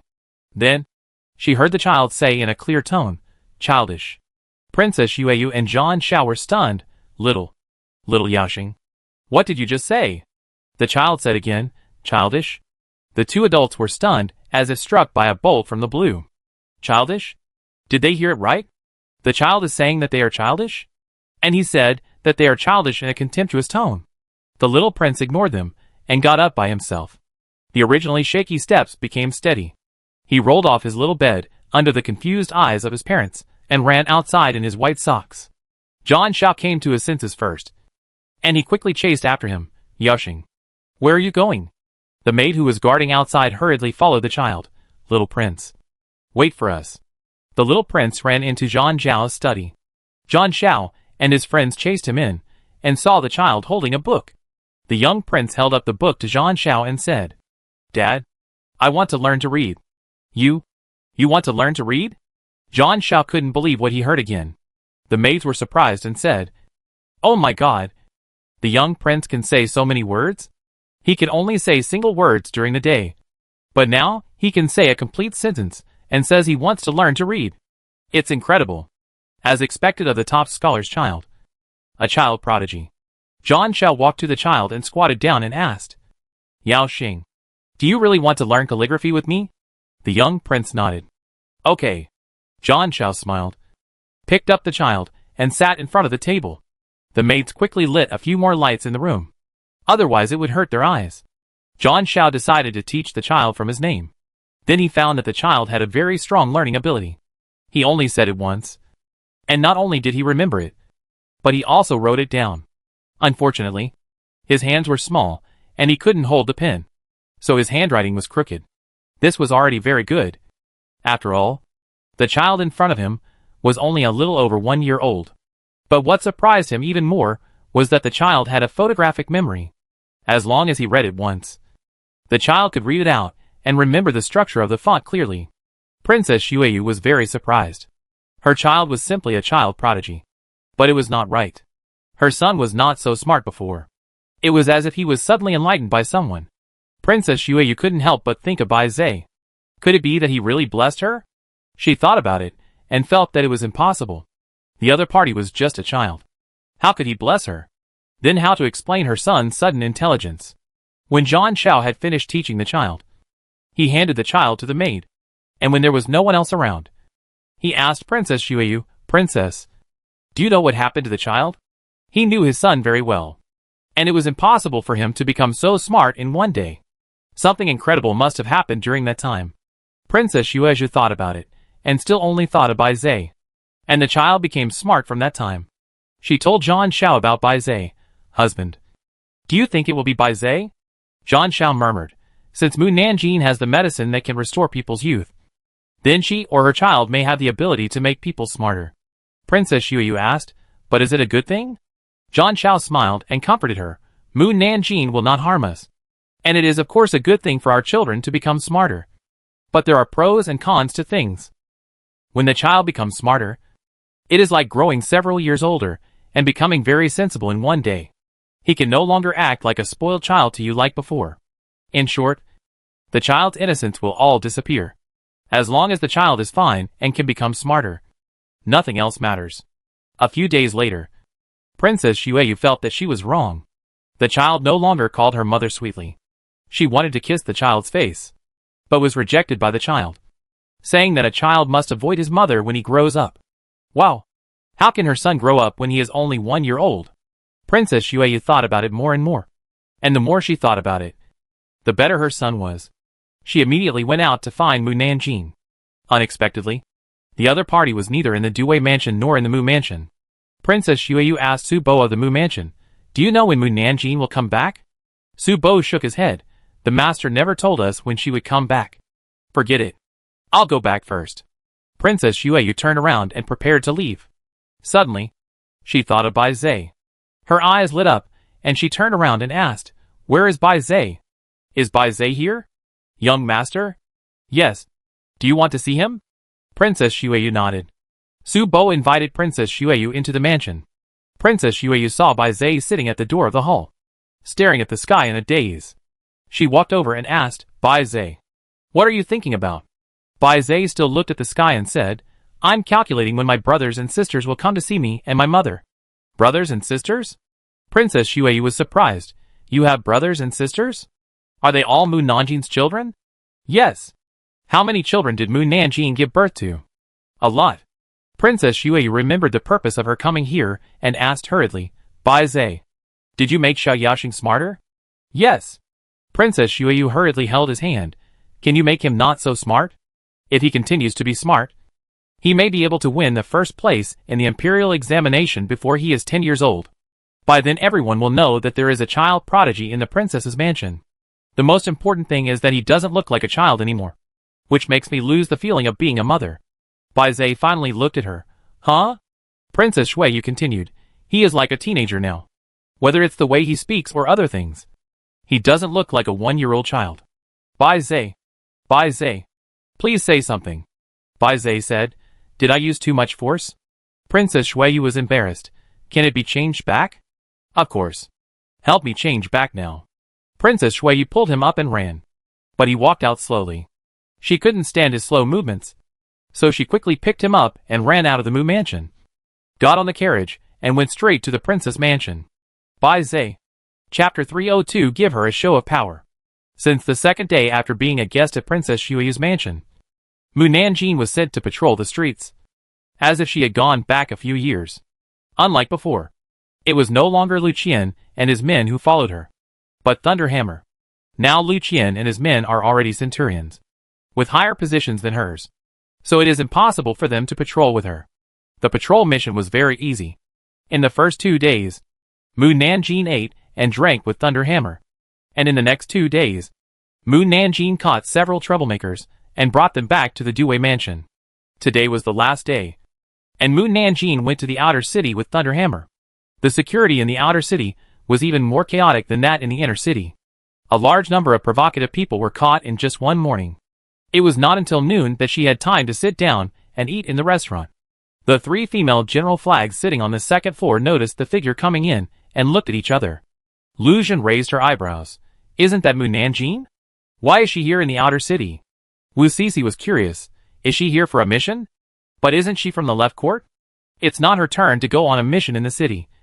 Right? Tian Yeden sneered. No matter what her purpose is, it's time for us to show her our power and let her know that even though she was our predecessor, we are now higher in rank than her. And it's easy to mess with her.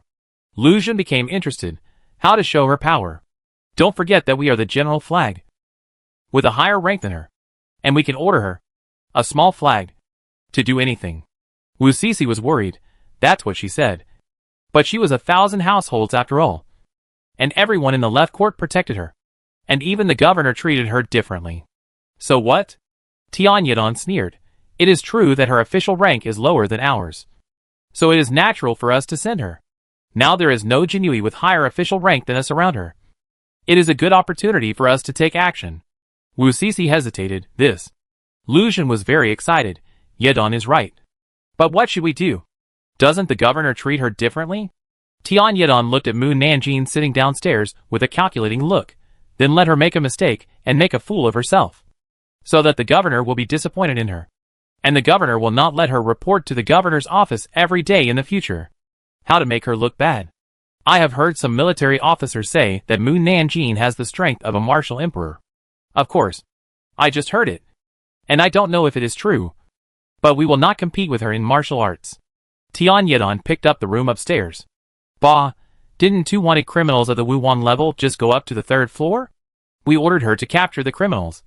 And then, hee. Wu Sisi frowned. This is not good. If Mu Nanjing angers the Wuwang, she may lose her life, or be disabled if she doesn't die. Tian Yedon snorted coldly. Don't worry. If she can't beat him, we will call other people to help. Of course, if she dies unexpectedly, it's none of our business. Lu Zhen said, it's better if she dies. If she dies, no one will compete with us for the governor. Wu Sisi knew that Tian Yeden and Lu Zhen both liked the governor. But because Unilu's martial arts level was higher than theirs, and she was their superior, they didn't make any statement. Who knew that Mu Nanjing suddenly appeared and easily defeated Unilu, who was regarded as a strong enemy by Tian Yeden and others. They must be dissatisfied with this. Even if Mu Nanjing didn't exist, there would be others who would compete with you for the governorship. There was one more thing she didn't say, which was even if Mu Nanjing didn't exist, the governor wouldn't necessarily be interested in you. Then we have to take down the governor before others show up. Wu Sisi was speechless. If the governor was so easy to take down, he wouldn't have married and had children until now. Wait, I suddenly remembered something. Lu Zhen asked curiously, what is it? I entered the Jinui earlier than you, so I heard about something. That is, the governor had already married, and the woman's surname was Mu. Could it be Mu Nanjing? Impossible. If she and the governor were husband and wife, the governor had no reason to demote her to a small flag. Tian Yedon didn't accept the governor and Mu Nanjing's relationship. She asked angrily, Cece, why do you keep speaking for Mu Nanjing? You didn't know her before, did you? In fact, she had heard about this matter. But the governor had been living alone in the Due mansion. And after Mu Nanjing came back, he didn't move in to live with Mu Nanjing. Gradually, she felt that it was just a rumor. Wu Cece rolled her eyes. I just don't want you to make mistakes, so I dissuade you. Instead, you blame me for speaking for her. If you don't believe me, forget it. I don't plan to join you. I'll treat you to this meal. I hope you will think twice before you act.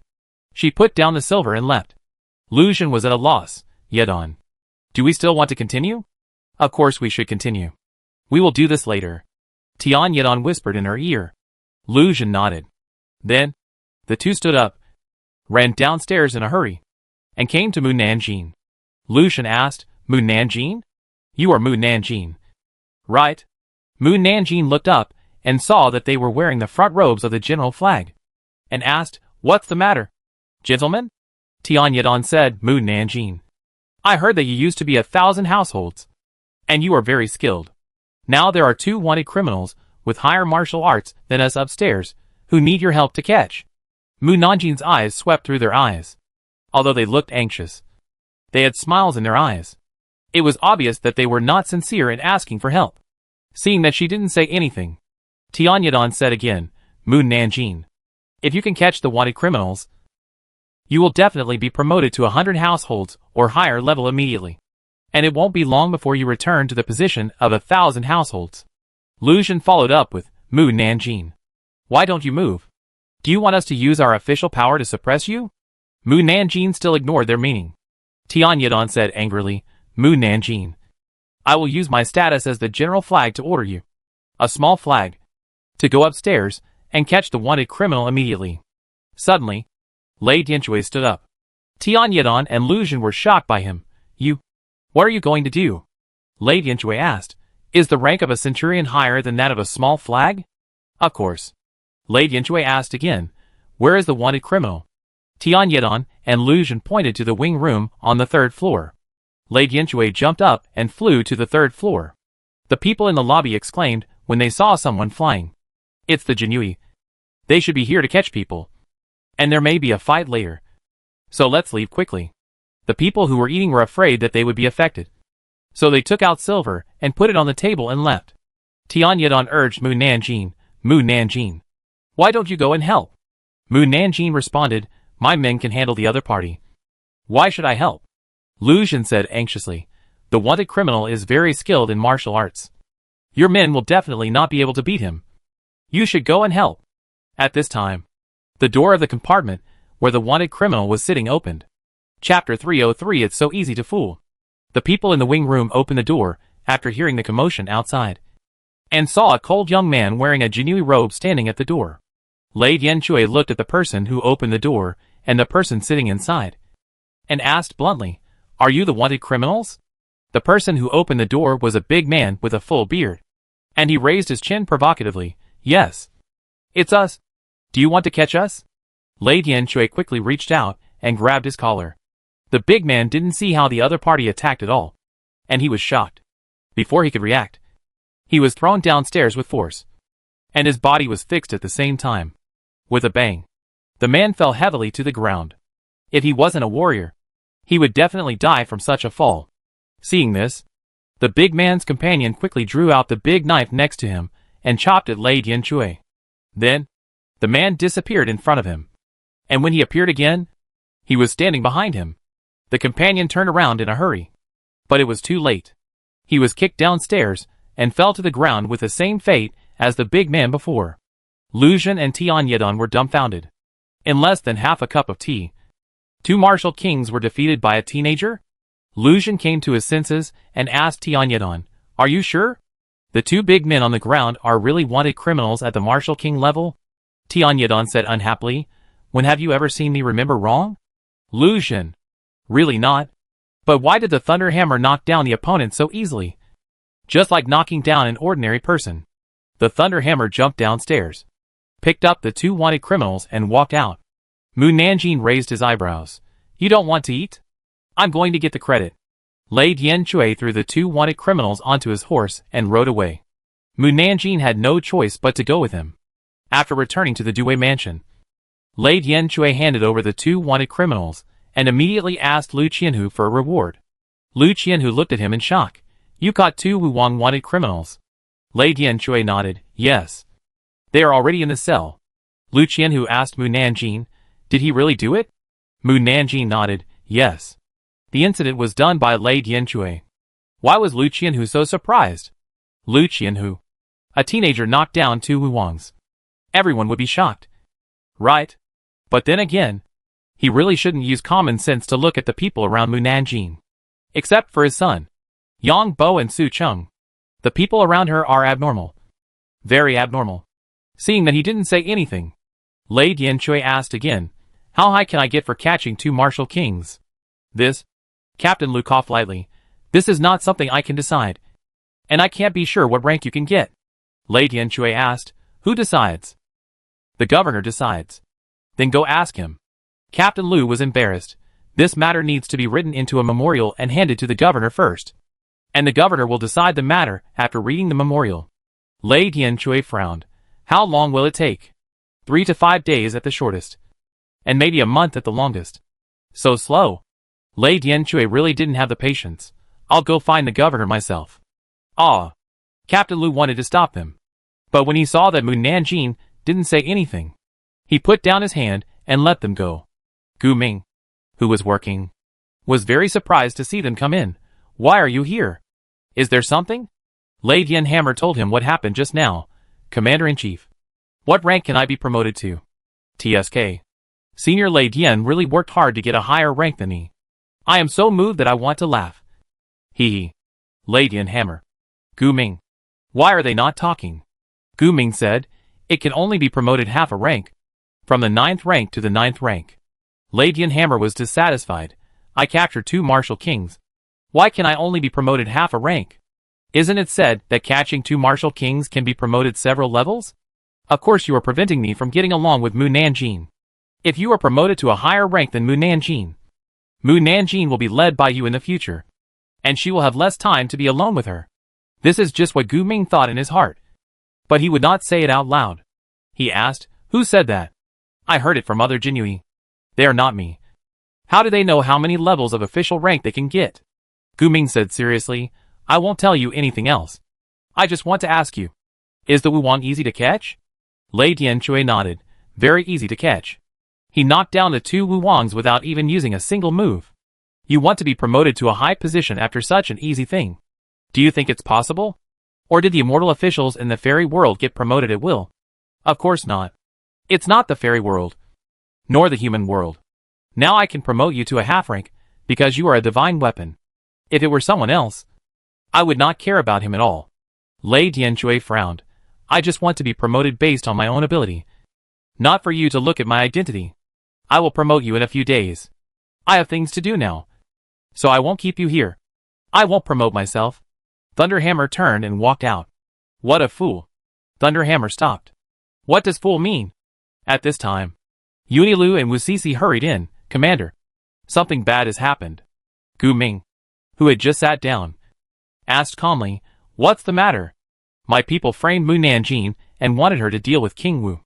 Yunilu was stunned for a moment when she saw Mu Nanjing was there. Why are you here? Mu Nanjing asked her. Then where should I be? Aren't you in the outer city? Gu Ming asked. What's going on? Yunilu told Gu Ming about Tian Yedon and Lu Zhen. It's my fault for not teaching well. Please punish me. Commander. Wu Sisi ran back to tell her this because she was afraid of something going wrong. Thunderhammer said, I have imprisoned the two martial kings. You don't need to be afraid of them anymore. Yunilu was surprised and said, you caught them? Isn't the strength of the young man in front of him higher than that of the martial king? Wu Sisi was more shocked than Yunilu. She left the inn and returned to the Due mansion before Mu Nanjing and the others. But they were able to find the Dudu before her, which shows that Thunderhammer solved the two martial kings in a very short time. Gu Ming said in a deep voice, Unilu, since they are your people, you must discipline them well. I know how to do it. Unilu left the office with a gloomy face and returned to the right courtyard, and angrily said to his men, "Go and catch Lucian and Tianyedon." Yes. As soon as Unilu's men ran out of the right courtyard, they saw Lucian and Tianyedon, and then pressed Lucian and Tianyedon to the ground without saying a word. "What are you doing?" Lucian shouted anxiously. "Why are you arresting us?" The person who arrested her said, "You will know when you meet Yunzin Fushi." Lucian and Tianyedon were arrested and taken to Unilu's office. Unilu moved a chair outside the office and ordered the people around her, "Go and gather all the female Jinui." Chapter 304. You are so lucky. An hour later, all the female Jinui in the Due mansion, and those who were out were called back to the Due mansion. When they saw Lucian and Tianyedon kneeling on the ground, they looked at each other. Why are Lucian and the others kneeling on the ground? What did they do wrong? I don't know. Everyone shook their heads. Unilu asked in a deep voice, "Are they all here?" Her confidant nodded. "They are all here." At this time, Mu Nanjing walked in. Unilu raised her eyebrows. "Why are you here too?" Mu Nanjing said, "Your people said you were calling the female Jinui and called me over." "Actually, no one called me. I came here specially to watch the show." Hee hee. "Unilu," Mu Nanjing asked, "can't I come? If not, I can leave now." Unilu must be embarrassed to drive me away. Unilu was speechless and helpless when she heard her inner voice, and sighed in her heart, "Since you are here, let's see how I punish them. I am here to watch how you punish them. If the punishment is too light, I will not be happy." Mu Nanjing sat on the chair that Unilu brought out, because this position is just right for Lucian and others to see her. Unilu asked Lucian and others with a sullen face, "Do you know your crime?" Tianyedon was angry and afraid. "May I ask Yunzin Fushi, what crime have we committed?" Unilu was furious. "For your own selfishness. Framing colleagues and framing others is not a crime."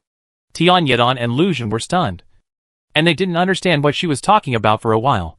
"When did we frame our colleagues?" Unilu asked bluntly. "You are in love with the governor, but because the governor treats Mu Nanjing differently, you framed her. Is this true? How did Envoy Yun know this?"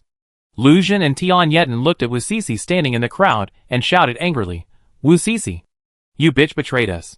Wu Sisi, we regard you as a friend. How can you do this to us?" Everyone looked at Wu Sisi. Wu Sisi did not avoid everyone's eyes, because she just chose morality between morality and friendship, and did not do anything bad. She has a clear conscience. "I just don't want to see my colleagues get hurt. So I told Envoy Yun, if you didn't do such a thing, it would be fine for me to tell Envoy Yun. You are talking nonsense." Tianyedon didn't believe her at all. "That's enough." Unilu shouted angrily, "I didn't bring you here to quarrel. Since this happened, Lucian and Tianyedon must be punished. First, they will be beaten with 50 sticks. And then, they will be removed from their official positions, and will never be employed again. This punishment is not bad." Lucian and Tianyedon finally got scared and shouted urgently, "Yunzin Fushi, we know we were wrong and we will never do it again. Yunzin Fushi." Mu Nanjing was not hurt. "Please forgive us. Yunzin Fushi." They were not valued by the family. They had a say in the family only after entering the Due mansion. Now removing their positions is equivalent to sending them back to hell. Unilu ignored them and shouted loudly, "Hit them." For Jinui came to Lucian and the others with sticks, and without saying a word, they raised their sticks and hit them. "Ah!" A shrill cry echoed through the courtyard.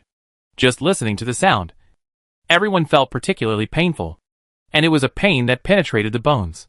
Lucian and the others looked at Mu Nanjing, who was sitting in front of them, not knowing whether to hate or regret. Unilu looked at the others. "I know some of you admire the governor. Whether the governor is powerful or attractive, you should use legitimate means to win the governor's favor, such as giving him a purse or finding various excuses to get close to him. But you can't hurt others with shameless means, like Lucian and the others. Unilu is a good person." Unilu said angrily, "Did you hear that?" "I heard it." The female Jinui responded loudly. "The governor is really a disaster. The person who marries him will definitely be very tired. And there will always be endless peach blossoms. In order to make my future life easier, I'd better watch from a distance. After all, I only care about his face, so that people won't misunderstand me." Hee hee. Gu Ming, who had been using his spiritual sense to observe Unilu and Yuan. After Lu Jun and Tian Yedong were beaten with 50 sticks, Unilu sent people to inform their families to take them back. But after waiting for a long time, their families did not come to the Due mansion. Finally, Unilu sent people to send them back home and took back their Jinyu robes. At this time, Mu Nanjing had returned to the Mu mansion. Su Bo said, "Miss, Princess Xueyu took the young master away this morning." And later the princess sent someone to tell her that she brought the young master to the palace to meet the queen mother. And she also told you to come to the palace to have dinner together after your duty. Mu Nanjing wanted to go back to his room to rest. But when he thought of the delicious food in the palace, he immediately went back to the palace with his thunder hammer. They came to Yongshou Palace and heard Bai Zai reading. When they walked in, the adults in the room praised him. Little Bai Zai is definitely a child prodigy. He is a child prodigy that is hard to come by in 1,000 years. He not only has the ability to remember everything he sees, but also can learn everything he learns. He is the most desired student of all teachers. I wonder if little Bai Zai is willing to take me as his teacher. At this time, the eunuch guarding the door said, "Queen Mother, Lord Mu is here." The Queen Mother said happily, "Please invite her in quickly." When Mu Nanjing walked into the palace, Princess Xueyu looked at her with envy and jealousy and said, "Mu Nanjing, you are so lucky. Your son is not only beautiful, but also very smart." "Mother."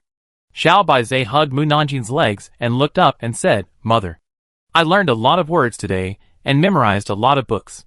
Princess Xueyu asked, "What kind of magic medicine did you take before giving birth to your son? How did you make your child so smart? He is no more than 3 years old, and he didn't know a single word. In just half a day, he not only knew thousands of words, but also memorized hundreds of books. The most admirable thing is that he can imitate everyone's handwriting." The chief wine of the Imperial College came to Mu Nanjing. "Master Mu, I want to take your son as a disciple. I wonder if you are willing." Mu Nanjing shook his head. "You don't want to?" The chief wine didn't expect anyone to refuse him. After all, there are countless people who want to be his disciples, and he is the only one who refuses others. No one has ever refused him. "Why? You must give me a reason today. Otherwise, I will pester you every day to accept your son as my disciple." "Alas, why do you have to ask me to the end?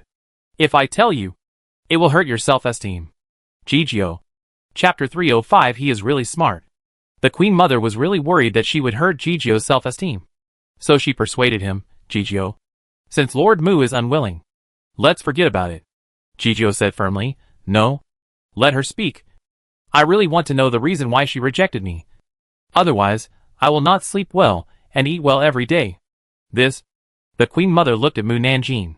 Princess Xueyu helped Jijio and said, "Mu Nanjing, tell him your reason so that Jijio will give up." "Yes, tell me quickly so that I will give up this idea." Jijio was very curious about Mu Nanjing's reason. Mu Nanjing had to say, "I am not praising my son. He is really smart.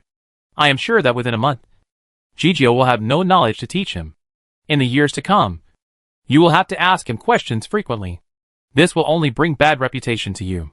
If a master asks his apprentice for advice, everyone will think that the master is useless." Jijio frowned. "Are you exaggerating? From today's teaching, you should be able to see that I am not exaggerating this matter. My son is Bai Zai, who can predict the future and is knowledgeable. He not only knows astronomy, geography, and human affairs, but also has literary talent and military strategy. Such a person can only teach you. Jijio, I also noticed when I taught Bai Zai just now that no matter what I teach him, he can understand everything. In addition, he has the ability to remember everything he has seen and heard. It is really possible that in a month, he will have no knowledge to teach him." But is Mu Nanjing's voice a little exaggerated? It's fine to say that her son is knowledgeable, but only a national master who knows divination can predict the future. Could it be that Bai Zai can also tell fortunes? Princess Xueyu, who has seen Bai Zai's ability, doesn't think Mu Nanjing is exaggerating at all, since little Bai Zai has the ability to make her son smarter. It's not strange that he has the ability to predict the future. Mu Nanjing asked Jijio, "Are you still determined to accept him as a disciple?" Jijio still has doubts.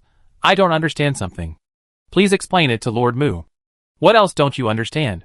Before Bai Zai entered the palace, he didn't know a single word and hadn't memorized any books. How did Lord Mu know that he was so smart? "I am his mother. If I don't understand my son, am I qualified to be his mother? Jijio couldn't refute. The Queen Mother smiled. Okay. Sit down and have dinner. She invited everyone to sit down. Princess Yueyu sat down and said to Mu Nanjing, I didn't find you in the Due Mansion today. Nor did I see you in the Mu Mansion. I thought you were on a business trip to other places. Mu Nanjing said, I am only a 7th rank flag now. And the chance of being sent to other places on a business trip is not high. Who said that the lower the position, the less business trips? You are now a member of the Zhuiyuan, which is responsible for capturing members of the royal families of the other 4 countries, and rectifying the affairs of the martial arts world. It is common to go on business trips once a month. You haven't been assigned to work in other places yet. Most likely, they didn't send you because they saw that you just returned to the capital. The Queen Mother also said, the royal families of the 4 countries were also very good at hiding. We haven't heard from them now. Otherwise the governor would have taken people to capture them long ago. The former royal families of the 4 countries have fled to the medium-sized countries for refuge. So of course they can't be found. And the traitorous Princess Fingyu teamed up with the royal family members of the medium-sized countries to poison the Queen Mother. Everyone. Is this true? The chief priest coughed lightly. Speaking of royal family members, let me think of something. I have heard that although our Dacian kingdom has merged with the other 4 countries to become a big country, there are other countries in distant places. I don't know whether it is true or not. Of course it is true. They are superior to Dacian kingdom in terms of financial resources, manpower, and strength. It will take Dacian kingdom at least 500 years to catch up with them. The most worrying thing is that Dacian kingdom is not far from the medium-sized countries at all. But in the past, there was a barrier blocking them so that you didn't find their existence. If one day they want to come, it will take minutes. Now they have been keeping their troops on Dacian kingdom because they guess that Dacian kingdom still has the help of the national teacher in secret. Otherwise Dacian kingdom would not have swallowed up the other 4 countries in such a short time. They really guessed correctly that there was a national teacher helping Dacian. Now the clone left by Feng Xinan is still on the emperor. The Queen Mother, the chief priest and Princess Xueyu looked at each other, with worry in their eyes. Originally, they thought that Dacian was really lucky to be able to take down the other 4 countries in one fell swoop. Otherwise they would be the ones fleeing now. But they didn't expect that there was a country abroad. And there was even a country bigger than Dacian that was eyeing Dacian covetously. The Queen Mother shook her head. I haven't heard of this. Princess Xueyu pretended to be ignorant and asked Mu Nanjing, you have been away from the capital for many years. And you must have traveled around. Have you heard of this? Yes. Mu Nanjing said, this thing is true. Princess Xueyu asked again, then do you know what countries those are? Are they as big as Dacian? I can only say that before Dacian unified the 5 countries, the 5 countries were the lowest among all countries. After Dacian unified the 5 countries, it could barely squeeze into the middle countries. There are 5 middle countries in total, plus Dacian. There are 6 countries. Among the 6 countries, Dacian's national strength is the weakest. And the Wuzong and Wuwang of other middle countries are running all over the place. Above the middle countries are high-level countries. The strength of high-level countries is equivalent to 5 medium-level countries combined together. And high-level countries can be seen everywhere. Martial masters and martial saints. And above them are ancient countries, where there are so many martial gods that you will be dazzled. Princess Xueyu smacked her lips. How come there are so many countries outside Dacian kingdom? And there are so many strong people. How can Dacian kingdom survive among them? The Queen Mother frowned. Why haven't I heard of medium-level countries? High-level countries and ancient countries? That's because the emperor and officials who know about this matter are afraid of causing panic. Imagine that ordinary people know that there are more powerful countries. Would they not be afraid? Therefore, the fewer people who know about this matter, the better. The Queen Mother said, since the emperor didn't tell us about this matter, we will pretend that we don't know. Princess Xueyu and the chief wine nodded. After dinner, it was dark. Everyone left one after another. Mu Nanjing and Princess Xueyu took Bai Zhe and others to leave Yongshou Palace together. The palace was very quiet at night, except for the sound of footsteps and Princess Xueyu's non-stop chattering. Mu Nanjing heard someone calling her to stop. Chapter 306 Little Paper Man. Princess Xueyu saw that Mu Nanjing was not leaving, and asked in confusion, Mu Nanjing, why are you not leaving? I seem to. Mu Nanjing listened carefully again. Mu Nanjing, Someone is calling me. Mu Nanjing said to Princess Xueyu. I want to walk around the palace again. You go first. If it were anyone else, they would be stopped. But Mu Nanjing was the one who saved the Queen Mother, and was someone the Queen Mother trusted very much. So Eunuch Shou said a few words, and took Princess Xueyu and the others away. Mu Nanjing used her spiritual sense to check the surroundings, and saw a small white shadow flashing and drilling into the cave of the rockery. Mu Nanjing. Come here. Mu Nanjing recognized the other party's voice. And before the patrol guards came over, she teleported to the inside of the rockery, and saw the little paper man emitting white light. She whispered, Feng Xinan? The little paper man jumped up, and gently landed on the palm of Mu Nanjing's outstretched hand. Yes. It's me. Mu Nanjing was speechless. If you want to find me, why do you have to be so sneaky? Are you so ashamed? Feng Xinan turned it around in his palm, and asked her back. Is it convenient for me to come out and meet people like this? If you are brave enough, you can quickly accept that the little paper man can move. If you are timid, you will probably faint on the spot. Mu Nanjing didn't want to get entangled with him on this matter. So he asked, why did you find me? I heard from the emperor that you returned to Dakian Kingdom. So I came to see you. Just to see me? Mu Nanjing poked his little face with his hand. Tell me the truth. Feng Xinan, who had established a close relationship with the little paper man, could feel the feeling of Mu Nanjing poking his face. And he said uncomfortably, don't poke my face. Why? Mu Nanjing looked at the little paper man using his little paper hand to press against her finger, narrowed his eyes, and said, I poked the little paper man. You felt it too, didn't you? Yeah. Mu Nanjing put down his hands. The little paper man breathed a sigh of relief and put down his hands. Then Mu Nanjing quickly raised his hands to tickle the little paper man's waist. Ha! Tickle! Tickle! Feng Xinan, who was ticklish on his waist, was caught off guard. Ha ha! Who is in the rockery? The patrolling guards heard the noise and rushed to the rockery and surrounded it. When they looked inside, there was no one. At this time, Mu Nanjing had used teleportation to return to the room of the Mu Mansion. Feng Xinan, who was far away in the world of cultivation, blushed immediately. He asked angrily and speechlessly, Mu Nanjing, what are you doing? He really didn't expect Mu Nanjing to tickle him. Fortunately, it was the little paper man who was facing Mu Nanjing. Otherwise it would be a big embarrassment. Mu Nanjing said expressionlessly, I just want to know if you are ticklish. The immortal-looking Imperial Master is also ticklish. Ha. Feng Xinan. The waist is ticklish. What about the soles of the feet? Feng Xinan immediately had a bad feeling. But it was too late for him to run. Mu Nanjing held the little paper man tightly and tickled his soles. Hee. Tickle. Tickle. Feng Xinan couldn't help it for a moment. Ha. Puff. He just laughed out loud, and then quickly closed his mouth to stop himself from laughing. Although Feng Xinan didn't laugh out loud, it was still possible to hear that his soles were ticklish. Ha. It's really fun. Such a fun thing. Of course I have to keep it. Mu Nanjing gently tapped the little paper man's brow, locking the connection between Feng Xinan and the little paper man so that he could not break it. Feng Xinan said angrily, Mu Nanjing. Mu Nanjing replied absent-mindedly, well, is there something? She touched the chest of the little paper man with her fingertips again. I don't know if Feng Xinan felt it. Feng Xinan said with a sullen face, can you talk about business? Mu Nanjing said, I have been listening to you talking about business. But you didn't say it. Feng Xinan regretted coming to see her. He regretted connecting with the little paper man's soul even more. This all started when the emperor invited him to drink an hour ago. In order to eat food, he would be closely connected with the soul injected into the little paper man. Later, when he heard the emperor mention that Mu Nanjing was back, he hurried to see her near Shouyuan Palace. Seeing that he still didn't say anything, Mu Nanjing said, do you want to tell me? Feng Xinan took a deep breath and said, I have been in seclusion for more than half a year. I have already reached the Mahayana stage and reached the crossing tribulation stage. Now that I have nothing to do, I want to go back to Dakian country to live for a while. He said this, which shows that life in the cultivation world is really boring.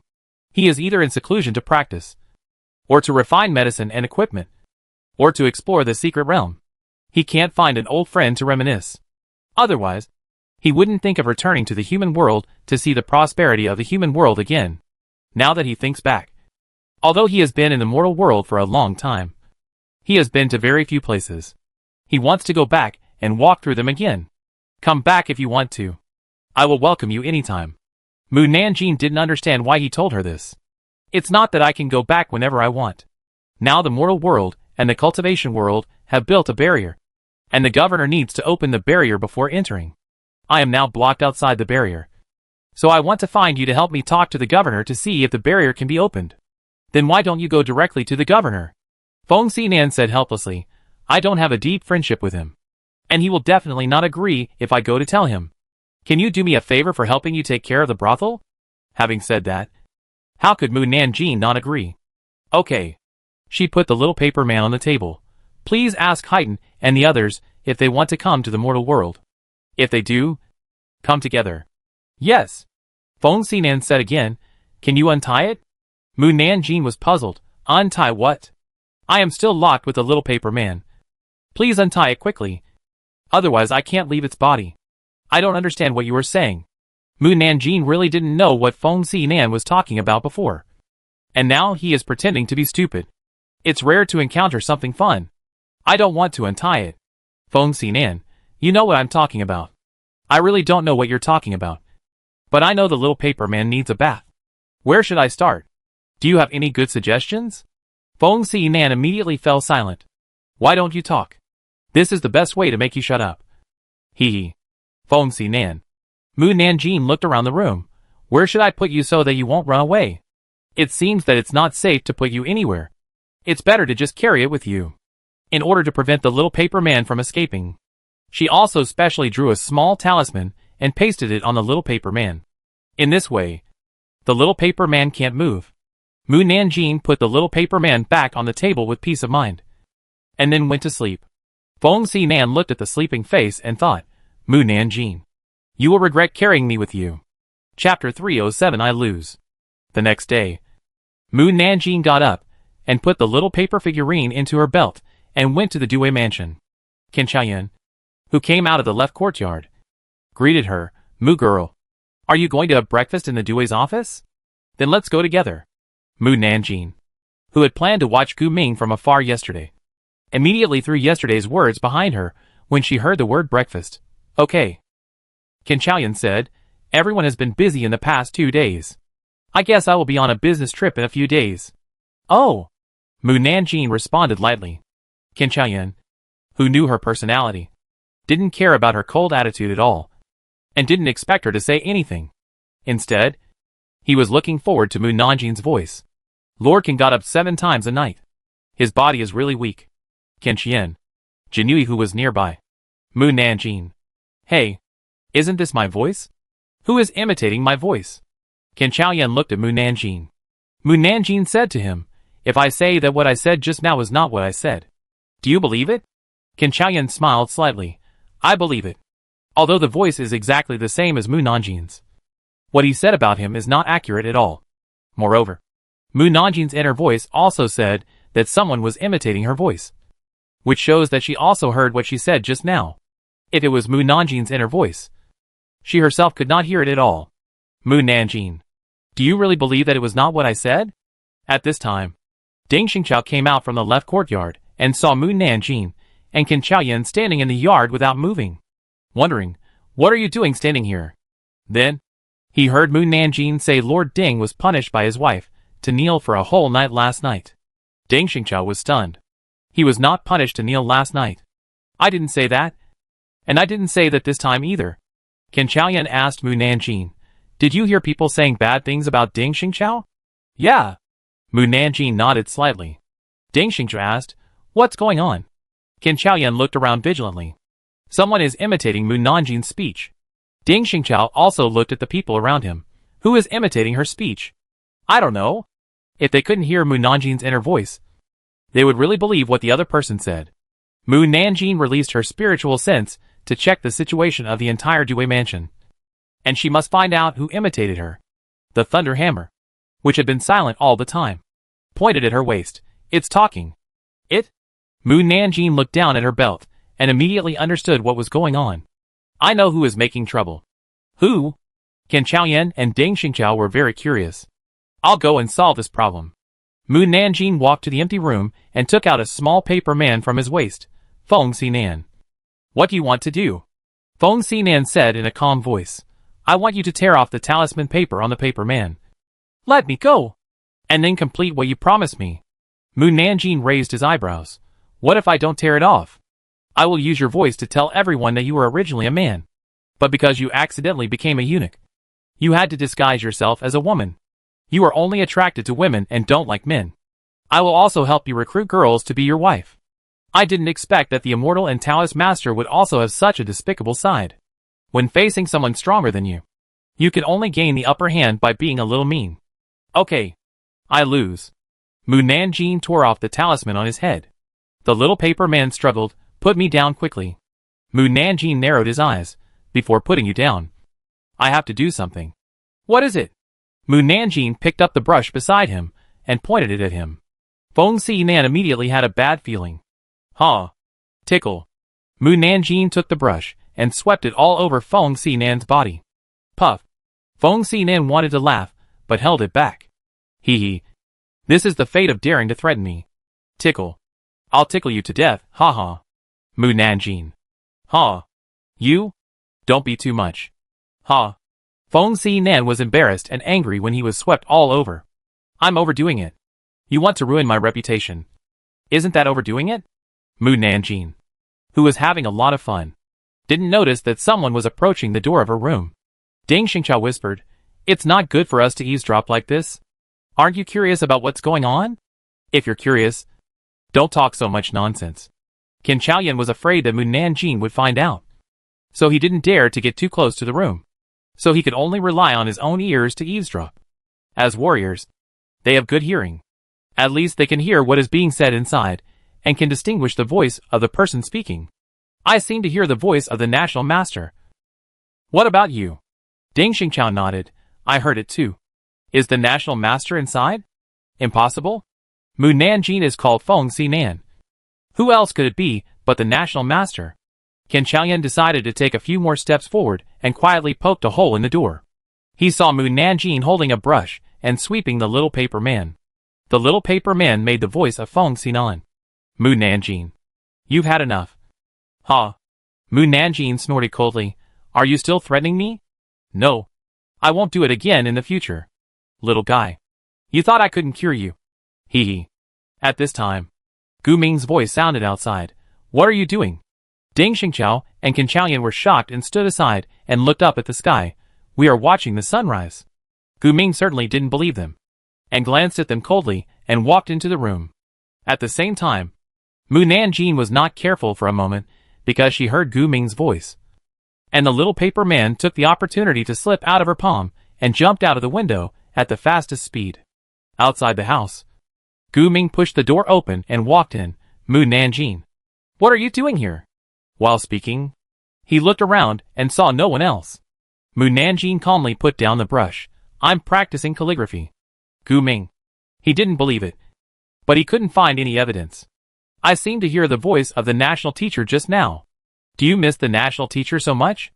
Otherwise, how could you hear his voice? Since you miss him so much, I will help you call him back so that you can reminisce about the past. Gu Ming said in a calm voice. I don't miss him. You said it was too late. I have just sent a message to the national teacher and asked him to come back. Gu Ming. He thought she was thinking about Feng Xinan, but the other party had a cold face, and he really couldn't tell anything. Mu Nanjing walked out of the room without showing any guilt. Seeing the three people standing outside the door, he said calmly, Why are you still standing here? Why don't you go to work? Yes. Qian Chaoyan and Deng Xingqiao hurried away from them. After they walked away, they thought of one thing. That is, they are her superiors. Right? How come she is the one who orders them? Chapter 308 We are here. Feng Xinan was very fast. He received the news from Mu Nanjing today, and the next day, he brought a large group of people to the barrier. Gu Ming didn't want to open the barrier, but he didn't want Mu Nanjing to think that he didn't give her face or that he was stingy. So he had to open the barrier to let Feng Xinan in. Yeah. The national teacher is back. Feng Xinan is back. And there will be another handsome guy to look at in the future. I'm going to Dingxing Pavilion to welcome Feng Xinan. Snap. Gu Ming, who was working in the office, broke the brush in his hand.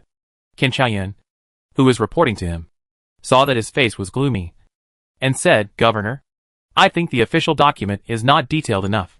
Take it back and revise it first, and then bring it back after it is revised. He didn't wait for the governor's consent, and fled from the office as fast as possible. He sighed after walking away. Fortunately, I am smart. Qin Chaoyan did slip away. But some people were miserable. Gu Ming said to the Jinui guarding outside the door, Go and call Lu Qianhu. Yes. When Lu Qianhu heard that the governor wanted to see him, he felt bad in his heart. This matter must be related to Mu Nanjing. As expected, after entering the governor's office, he heard Gu Ming asked with a sullen face, Are you and your people free? Lu Qianhu hurriedly said, to reply to the governor, We are very busy recently. Really busy. All affairs outside the capital are under the jurisdiction of their Zuyuan. How can they not be busy? We even did the work of welcoming the national teacher. It's very busy. Lu Qianhu. That was done by Mu Nanjing. It has nothing to do with them. The governor threw a memorial to Lu Qianhu. Recently, there was news that martial artists from the 5 cities gathered in the 5 cities to make trouble. You take your people to check what's going on. If you find that they are rebelling, they will be executed first and then reported. Yes. Captain Lu took the letter, but did not leave immediately. The governor asked, What's the problem? Captain Lu looked embarrassed. Governor, if there are really martial artists who rebel, I and my people can't suppress them. In recent years, I don't know what happened. Everyone's cultivation speed has become faster. And many martial arts masters have been promoted to the level of martial kings in just a few years. Even he is now a 6th-rank martial arts master. And his son Lu Qian also has the strength of a 1st-rank martial arts master. Of course, they can't do without the elixir given by Mu Nanjing. Otherwise, they wouldn't be promoted so fast. The reason why he is still a captain is that he thinks that although his martial arts rank is high, his ability to handle affairs is far from enough. And he can't serve as a pacification envoy of a city or a province, and then stay in the capital to continue learning from Qin Chaoyan and others. Gu Ming snorted, With Mu Nanjing here, we have to avoid the god of war. Captain Lu widened his eyes. Gu Ming said again, If you really can't solve it, send me a message and I will rush there immediately.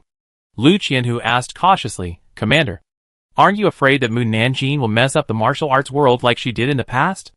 The martial arts world is already in chaos now. How much more chaos can she make? After the unification of the 5 countries, the martial arts world also merged together. But the martial arts world was not as lucky as the Emperor of Daqian Kingdom to have the help of the national teacher to unify the world. Now there are 5 martial arts leaders in the martial arts world. And the leaders of each country are not convinced by other leaders. And the martial arts people are also for their own masters. In addition, there are more demon sections. In order to prevent the unity of the righteous, they secretly make trouble, causing the relationship between the righteous and the martial arts world to become more and more chaotic. And the misunderstandings are getting deeper and deeper.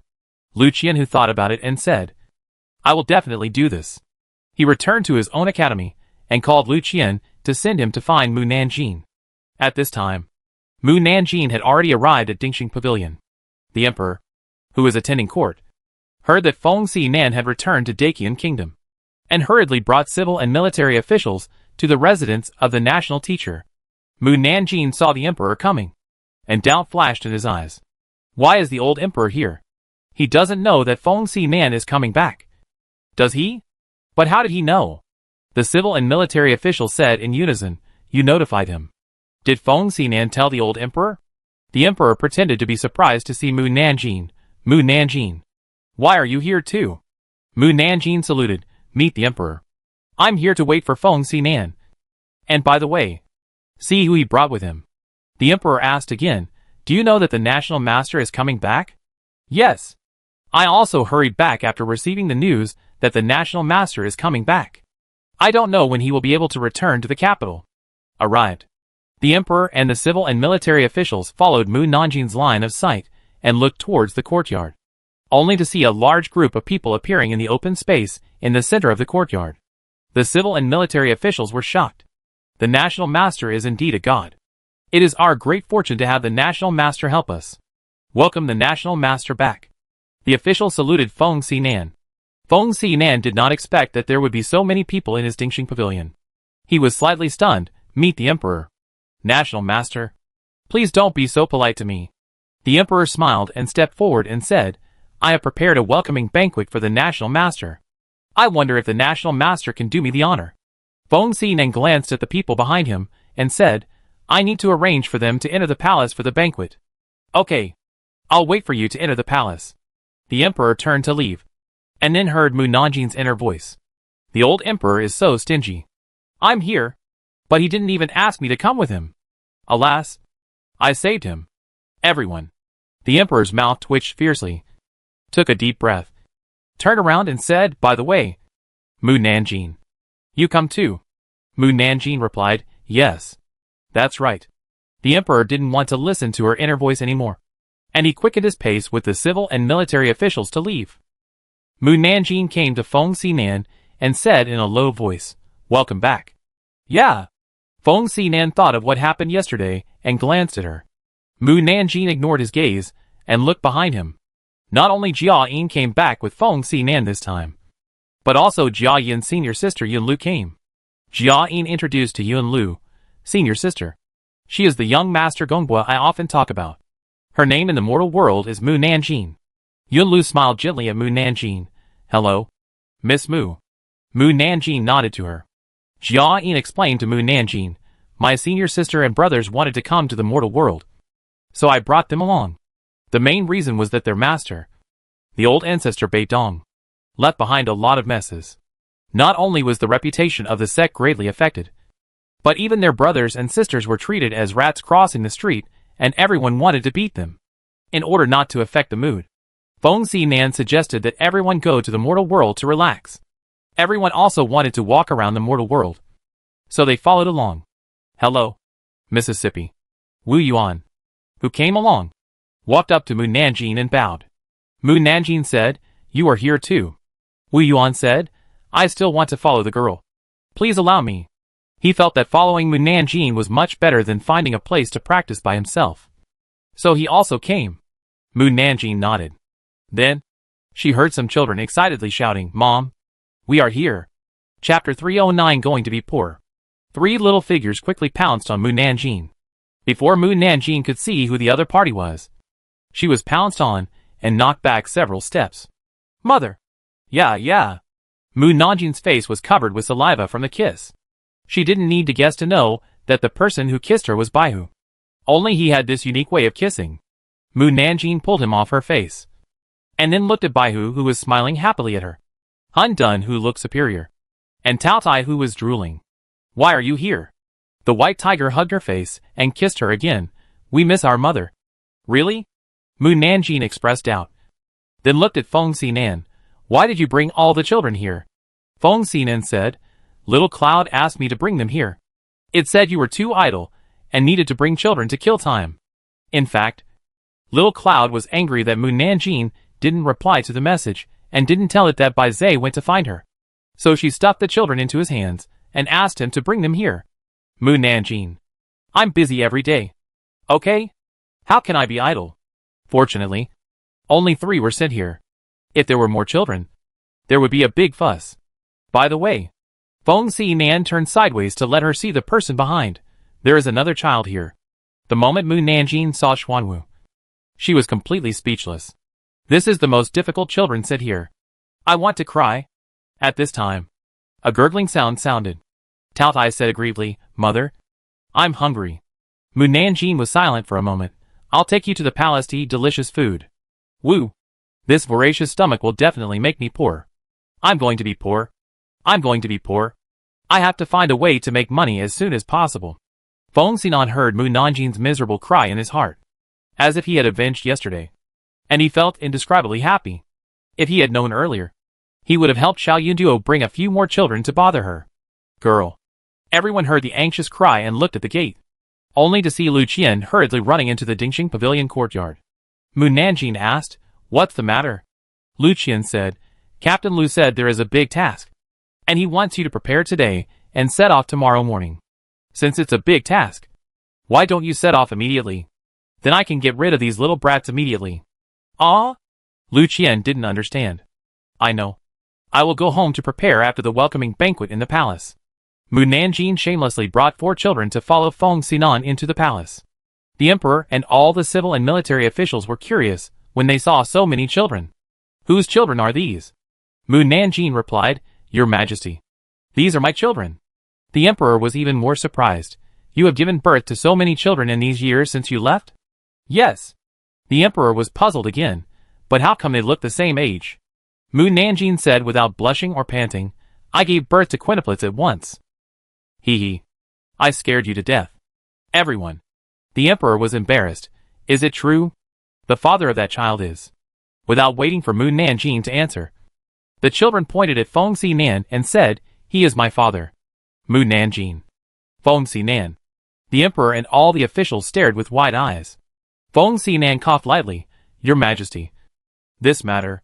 Before he could finish his words, Baihu and Tao Tai jumped into Feng Xinan's arms. Dad! I'm hungry.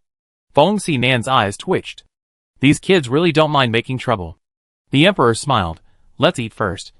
And we'll talk about other things later. Feng Xinan remembered what Xiao Yunduo had specifically told him. So he stopped explaining. Mu Nanjing sat down and whispered to Baihu and the others. Why do you call Feng Xinan daddy? Little Cloud asked us to call him daddy. Mu Nanjing was puzzled. Did it tell us the reason? Tao Tai said. Little Cloud said Feng Xinan is the national teacher. And as long as you call him daddy, you can have delicious food and drink. Baihu said. Little Cloud said Feng Xinan is the national teacher. And it will be fun to follow him. Hanun said. Little Cloud said Feng Xinan is the national teacher. He is powerful and influential. No one dares to bully him. As long as I follow Feng Xinan, I can be the leader of the children. Mu Nanjing. These reasons are really too speechless. She looked at Xuanwu, who had been silent. What about you? Xuanwu looked at her and said nothing. Mu Nanjing knew that she had to wait for an answer again. So she said, You don't have to say it. I don't really want to know your reason. Xuanwu. The emperor announced the start of the meal. Then, hundreds of palace maids and eunuchs came in with dishes. As soon as the dishes were placed on the table, before the emperor said to start eating, the dishes on Mu Nanjing's table were swept away by Tao Tai. It was so fast that no one could see what was going on. And the plate became empty. Tao Tai frowned. Mom, I'm still hungry. Mu Nanjing, who was about to pick up chopsticks to eat the dishes. The emperor looked over when he heard the voice. And then was stunned. Mu Nanjing. Are the dishes on your table empty? You may not believe it if I tell you.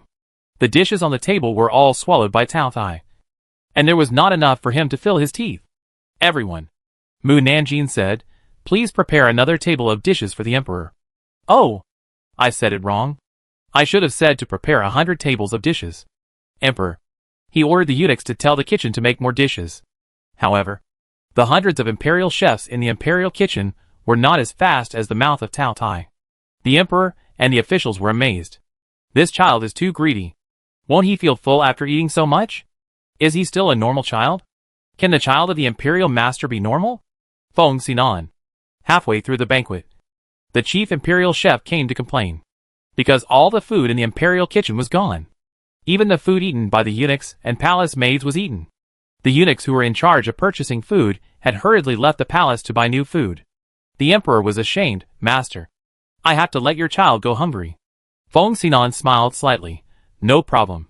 Mu Nanjing wanted to die. Tao Tai is too much of a eater. He spent at least 50,000 taels of silver on a meal. It's just one meal. If it's 3 meals a day, wouldn't it cost 150,000 taels of silver? Make money. I want to make money. Tao Tai looked at Mu Nanjing innocently. Mother, I'm not full yet. Mu Nanjing said, I'm not full either. She had only eaten 10 mouthfuls of food at most. Tao Tai. After the welcoming banquet, Mu Nanjing immediately ran to the brothel to inquire about the change of career. Everyone agreed. But it would take some time to rectify the brothel. After all, the smell of prostitution was too strong. It just so happened that Mu Nanjing also had to go on a business trip. And the people in the brothel also had to take care of themselves. So this matter was handed over to the madams. When she came back, she would officially change her career.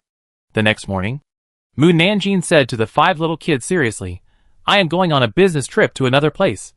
And the time is uncertain. You should listen to Su Bo and others at home. Understand? That's great. I can get rid of them again. The 5 little kids nodded. Mu Nanjing was afraid that they would follow him. So he quickly jumped on the horse and left with the thunder hammer. Bai Hu looked at the back and said, I want to go with my mother. Tao Tai said, I want to go with my mother too. Han Nun said very domineeringly, I will take you to find your mother. Bai Hu and Tao Tai nodded. Bai Zhe said, I just read my fortune. And we will definitely have fun on this trip. Han Dun picked them up and jumped onto the roof. Let's go. After a long time, Xuanwu, who was being carried by him, said, I want to go too. Chapter 310, This little girl has personality. Wuching is located at the junction of the 5 countries. The city is prosperous, with countless merchants and exotic customs everywhere. It is a place for trade among the 5 countries. But now it has become a place for martial arts to fight. Standing on the street, in addition to the walking merchants, there are many warriors with weapons, all of whom have fierce faces and look like whoever gets close to me will die. The merchants hurriedly avoided them. If they had not been stationed in Wuching for a long time, and there was no other place to gather for business, they really wanted to move away from Wuching. It was a month later that Mu Nanjing and Lu Qianhu arrived in Wuching. Lu Qianhu's men looked at the tall and majestic city gate and collapsed on the horse's back, shouting with relief, finally arrived. In the past month, apart from sleeping and eating, they were on the road. They changed countless horses on the way to reach Wuching in a month. If it were usual, it would take at least 2 months to get from the capital to Wuching. Lu Qianhu, who was already a 6th-rank martial master, was a little overwhelmed. He asked Mu Nanjing, who was still energetic. Mu Nanjing, why are you in such a hurry to come to Wuching? If she hadn't been in a hurry to get there, they wouldn't have gotten to Wuching in such a short time. I'm not afraid that the 5 bastards will follow me. Of course, Mu Nanjing couldn't tell them the truth.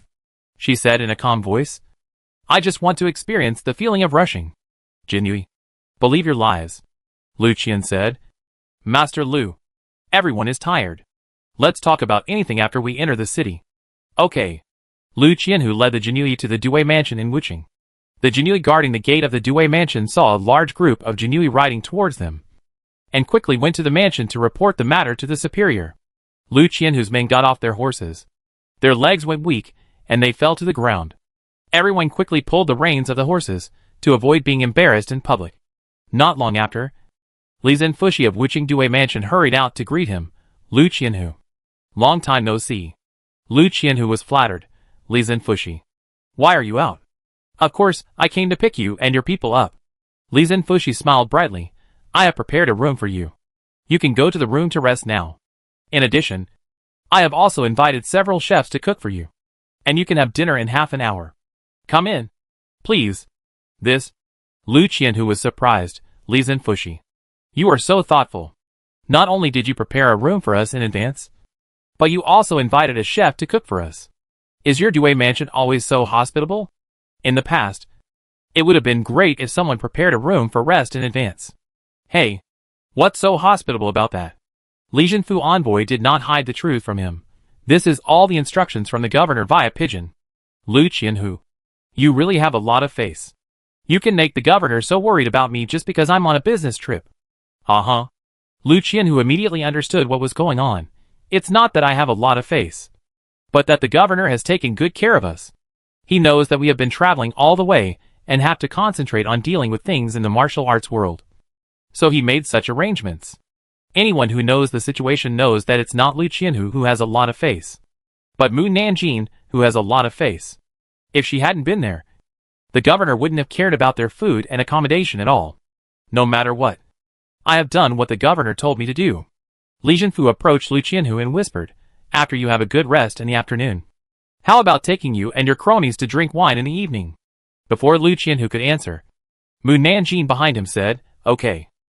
Lu Qianhu turned back and glared at her unhappily. I haven't agreed yet. What are you saying? Li Zhenfu saw Mu Nanjing raised his eyebrows unexpectedly. Lu Qianhu, do you have a female Jinyui under your command? Lu Qianhu nodded, yes. The only one. Li Zhenfu joked with Mu Nanjing, little girl, do you really want to drink wine? Then do you know what drinking wine is? I know. Mu Nanjing said to Lu Qianhu, Let's go together. I'll pay for the money. It's settled. Okay. The Jinui who came with him cheered. Li Zhenfushi smiled. This little girl has personality.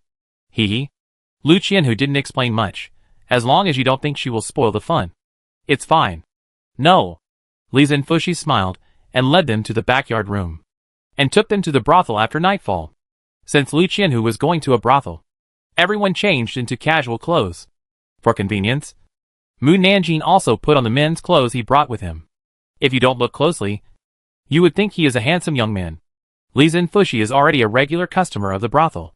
When the brothel madam saw him coming, she immediately greeted him with a smile. Mr. Li? You are here.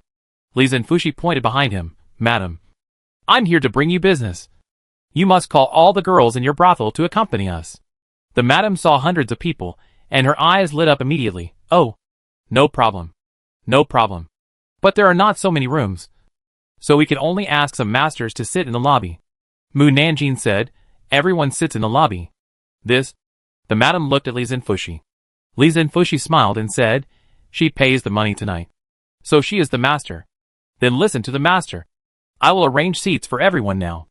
The madam asked the turtle to arrange seats, and then called out all the girls in the building for Mu Nanjing and others to choose. Li Zhenfushi winked at Lu Qianhu. Old Lu. Which girl do you like? Lu Qianhu looked up. If Lu Qianhu dares to pick a girl, I will tell my sister-in-law about this matter immediately after returning to the capital. However, my son is here. I should be embarrassed to do something that will let down his child's mother. Lu Qianhu looked at Lu Qian. Lu Qian pretended to drink tea.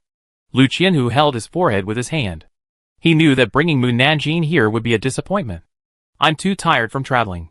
I really can't muster the energy to choose a girl. Let others choose. Li Zhenfushi joked. Old Lu. You can't do it. Go. Lu Qianhu rolled his eyes at him, and said to He Baihu and Ning Baihu beside him, you choose. He Baihu looked at the girls, and heard Mu Nanjing's voice before he could see their appearance clearly. He Baihu is worse than a beast. His wife is about to give birth, and he still has the mood to choose a girl here. And Ning Baihu? He just married the bride not long ago, and he wants to do something to let her down. He is really a piece of shit. He Baihu exhaled. I'm too tired. I won't choose. Captain Ning also waved his hands quickly. I'm not picky either. Other captains were even less picky after hearing Mu Nanjing's thoughts. If the captains didn't pick the girls, the general flag and the small flag would be even more embarrassed to find girls to serve them. It's useless for you to pick the girls. I won't let the girls serve you at all. I want you to do something that will let down your wife at home. Hee hee. The Jinui in the capital were angry. Then what's the point of you coming to the brothel to drink wine? It's better to have a meal in the restaurant. Li Zhenfu said speechlessly. What's wrong with you? Why don't you want any girls? I want them. Mu Nanjing pointed to 4 of the prettier girls. I want these 4. The others? Before he finished speaking, a roar came from upstairs. Old madam. Where are the girls? How long has it been? Why don't you call all the girls up? If you don't come up, I will overturn your brothel. Chapter 311 Life should be enjoyed. The madam couldn't help but shudder when she heard the roar from upstairs. She had just come downstairs to ask the girls to go upstairs for the guests to choose. But when she saw that Li Zhenfu had brought so many people, she was so happy that she forgot about the ancestors upstairs. Mr. Li, you, look at this. The madam looked at Li Zhenfu anxiously and fearfully, and then looked upstairs. Can you choose a little faster? Seeing that she was so scared, Li Zhenfu asked curiously, who are the people upstairs? The madam said awkwardly, there are Qian Haiji, the son of the Qian Alliance leader, and Han Yuping, the son of the Han Alliance leader, and the sons of the big sects drinking and having fun upstairs. Li Zhenfu frowned when he heard that there were sons of the 2 major alliance leaders. These people are really not easy to mess with. No wonder the madam is so scared.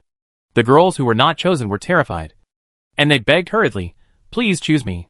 Gentlemen, I will serve you well. If they were chosen by the upstairs, they might lose their lives at any time. Li Zhenfushi was also helpless, and asked Lu Qianhu and others, have you chosen? Lu Qianhu looked at Mu Nanjing. Mu Nanjing nodded, except for the 4 people I chose to serve me. The other girls will stay to pour wine for our people. The girls were very happy. Thank you, sir. Thank you, sir. They immediately dispersed to pour wine for the Jinui who were sitting there. Jinui. Ah, This. The madam was about to cry. What should I do? I don't have any girls for the gentlemen upstairs to choose people. How can I explain to them? Li Zhenfushi had known the madam for many years, and he didn't want to embarrass the madam. So he looked at Lu Qianhu. Lu Qianhu sighed, "Don't look at me. The girl was chosen by Mu Nanjing. You ask her." Li Zhenfushi was puzzled. Lu Qianhu's official rank was higher than Mu Nanjing. Why did he listen to her in everything? Mu Nanjing said calmly, "Just tell the people upstairs that the girls are all gone by us. If you want them, ask us." This. The madam was still worried. Li Zhenfushi sighed, "Just do what she said. If something goes wrong, we will take the responsibility." Okay. Seeing that they were unwilling to let the girl go, the madam had to bite the bullet and go upstairs. Soon after she entered the room, she heard angry curses from upstairs. "We were the first to come in. How come the girls were all picked up by others? I think you looked down on us. So you didn't bring the girls up." The madam kept apologizing. "It was my fault today. Please forgive me. Gentlemen, how about this? All the wine and food tonight are free. What do you think?" Chow Yuping picked up a big knife and chopped it on the table. With a bang, the table was chopped in half. "Then what do you think of my big knife?" If the madam hadn't been used to the scene before her, she would have been so scared that her legs went weak and she fell to the ground. She smiled and said, "I will go down and ask the master downstairs." "Who asked you to ask?" "I asked you to bring all the girls upstairs. If one is missing, you will end up like the table." Okay. The madam left the room quickly and walked to the lobby, then shouted upstairs, "Mr. Qian, Mr. Han, the master downstairs said that if you want someone, go and ask them for it yourself." Lu Qianhu sighed. The madam is really a shrewd person. Li Zhenfushi laughed. If she wasn't a shrewd person, her shop wouldn't be able to run here. This shop is not hers. Right? Of course it's not hers. As for who owns it, I don't know. But it's certain that the power behind her is quite powerful. No one would believe it if I told them that the person behind her is the prince. Puff. Several centurions spurted out the wine in their mouths. Ahem. Lu Qianhu and the others really couldn't believe that the brothel was actually the property of their prince. Li Zhenfu was puzzled. "What's wrong with you?" Ning Baihu made an excuse. "This wine is quite strong." "Strong?" Li Zhenfu drank a sip of wine. "Not strong. You can't drink. Right? At this time, the people in the upstairs wing came out and saw a large group of people sitting downstairs, and sneered. "No wonder they have the confidence to call us out. It turns out that they are in large numbers. But in today's world, it's not that the more people, the winner. It depends on whether you have the strength." The genie ignored him. Mu Nanjing ignored him even more. She said to the 4 selected girls, "2 people help me massage my shoulders, and 2 people help me massage my legs." "Yes, sir." The 4 girls came to Mu Nanjing with a smile. "Comfortable. The girls in the flower house are different after learning massage skills. It's comfortable to massage. Life should be enjoyed." "Captains," Captain Lu said unhappily, "you came here to enjoy yourself. What else?" Mu Nanjing closed his eyes. Han Yuping upstairs saw that no one answered him, and he became even more angry. "How dare you ignore me?" He jumped up with a big knife and jumped downstairs. "This man is a 7th rank martial master." Li Zhenfushi stood up quickly, but someone stood up faster than him and rushed towards Han Yuping. Lu Qianhu said, "Don't worry, Li Zhenfushi. My people will solve this matter." The people who slashed at Han Yuping with swords were none other than Yang Bo and Su Cheng. They are now 9th rank martial masters, but they are still willing to follow Lu Qianhu. One is nostalgia. The second is to wait for Mu Nanjing to come back in the capital. And the third is to learn more about how to deal with things. Li Zhenfushi was surprised to see Su Cheng and his men defeat Han Yuping with only half a move, and said, "Old Lu, your men are good. No wonder the governor only sent you. A captain. Tell me honestly, are your other men so good?" Captain Lu said modestly, "Only a few of them are good, and the others are not as strong as Wuzong. It's good to have a few. Do you want to get a team of Wuzong as your subordinates?" Captain Lu smiled. "I dare not think so." The defeated Han Yuping shouted upstairs, "Qian Haiji, why don't you come down and help me?" "TSK. Han Yuping, why are you so useless?" Qian Haiji jumped down with others. Han Yuping said, "Their rank is higher than mine. Qian Haiji didn't move forward when he heard it. At this time, he found that the lobby was full of people, and these people seemed to be together, which was very disadvantageous to them. He smiled and said, "If you want girls, just tell us. We will never compete with you. By the way, you have so many people. Do you have enough girls? Do you want to call the girls from other brothels?" Han Yuping looked at him in disbelief. "Qian Haiji, what are you doing?" Qian Haiji went to help him and whispered, "A good man will not suffer a loss in front of him. When Senior Jin comes, none of them can escape." Han Yuping's face looked better after hearing what he said. At this moment, a middle-aged man walked in from outside. Han Yuping and Qian Haiji's eyes lit up. "Senior Jin." Chapter 312. None of them exist. The Jinui looked at the gate, and a middle-aged man in a dark blue robe walked in, with his hands behind his back and steady steps. Behind him followed two men and women who were a few years younger than him. They had stern faces and did not dare to step over the middle-aged man. Li Zhenfushi saw the person coming and quickly lowered his voice and said, "Old Lu, call your people back quickly." Lu Qianhu saw that he looked wrong and said, "Su Cheng, Yang Bo, you come back." "Yes." Su Cheng and Yang Bo jumped back to their original seats. Lu Qianhu whispered to Li Zhenfushi, "Who are these three people?" Li Zhenfushi didn't dare to look at the people at the gate. The person walking in front is called Jin Bulai, who was once one of the top 10 martial arts masters in David Country, and now has the strength of a 9th grade martial king.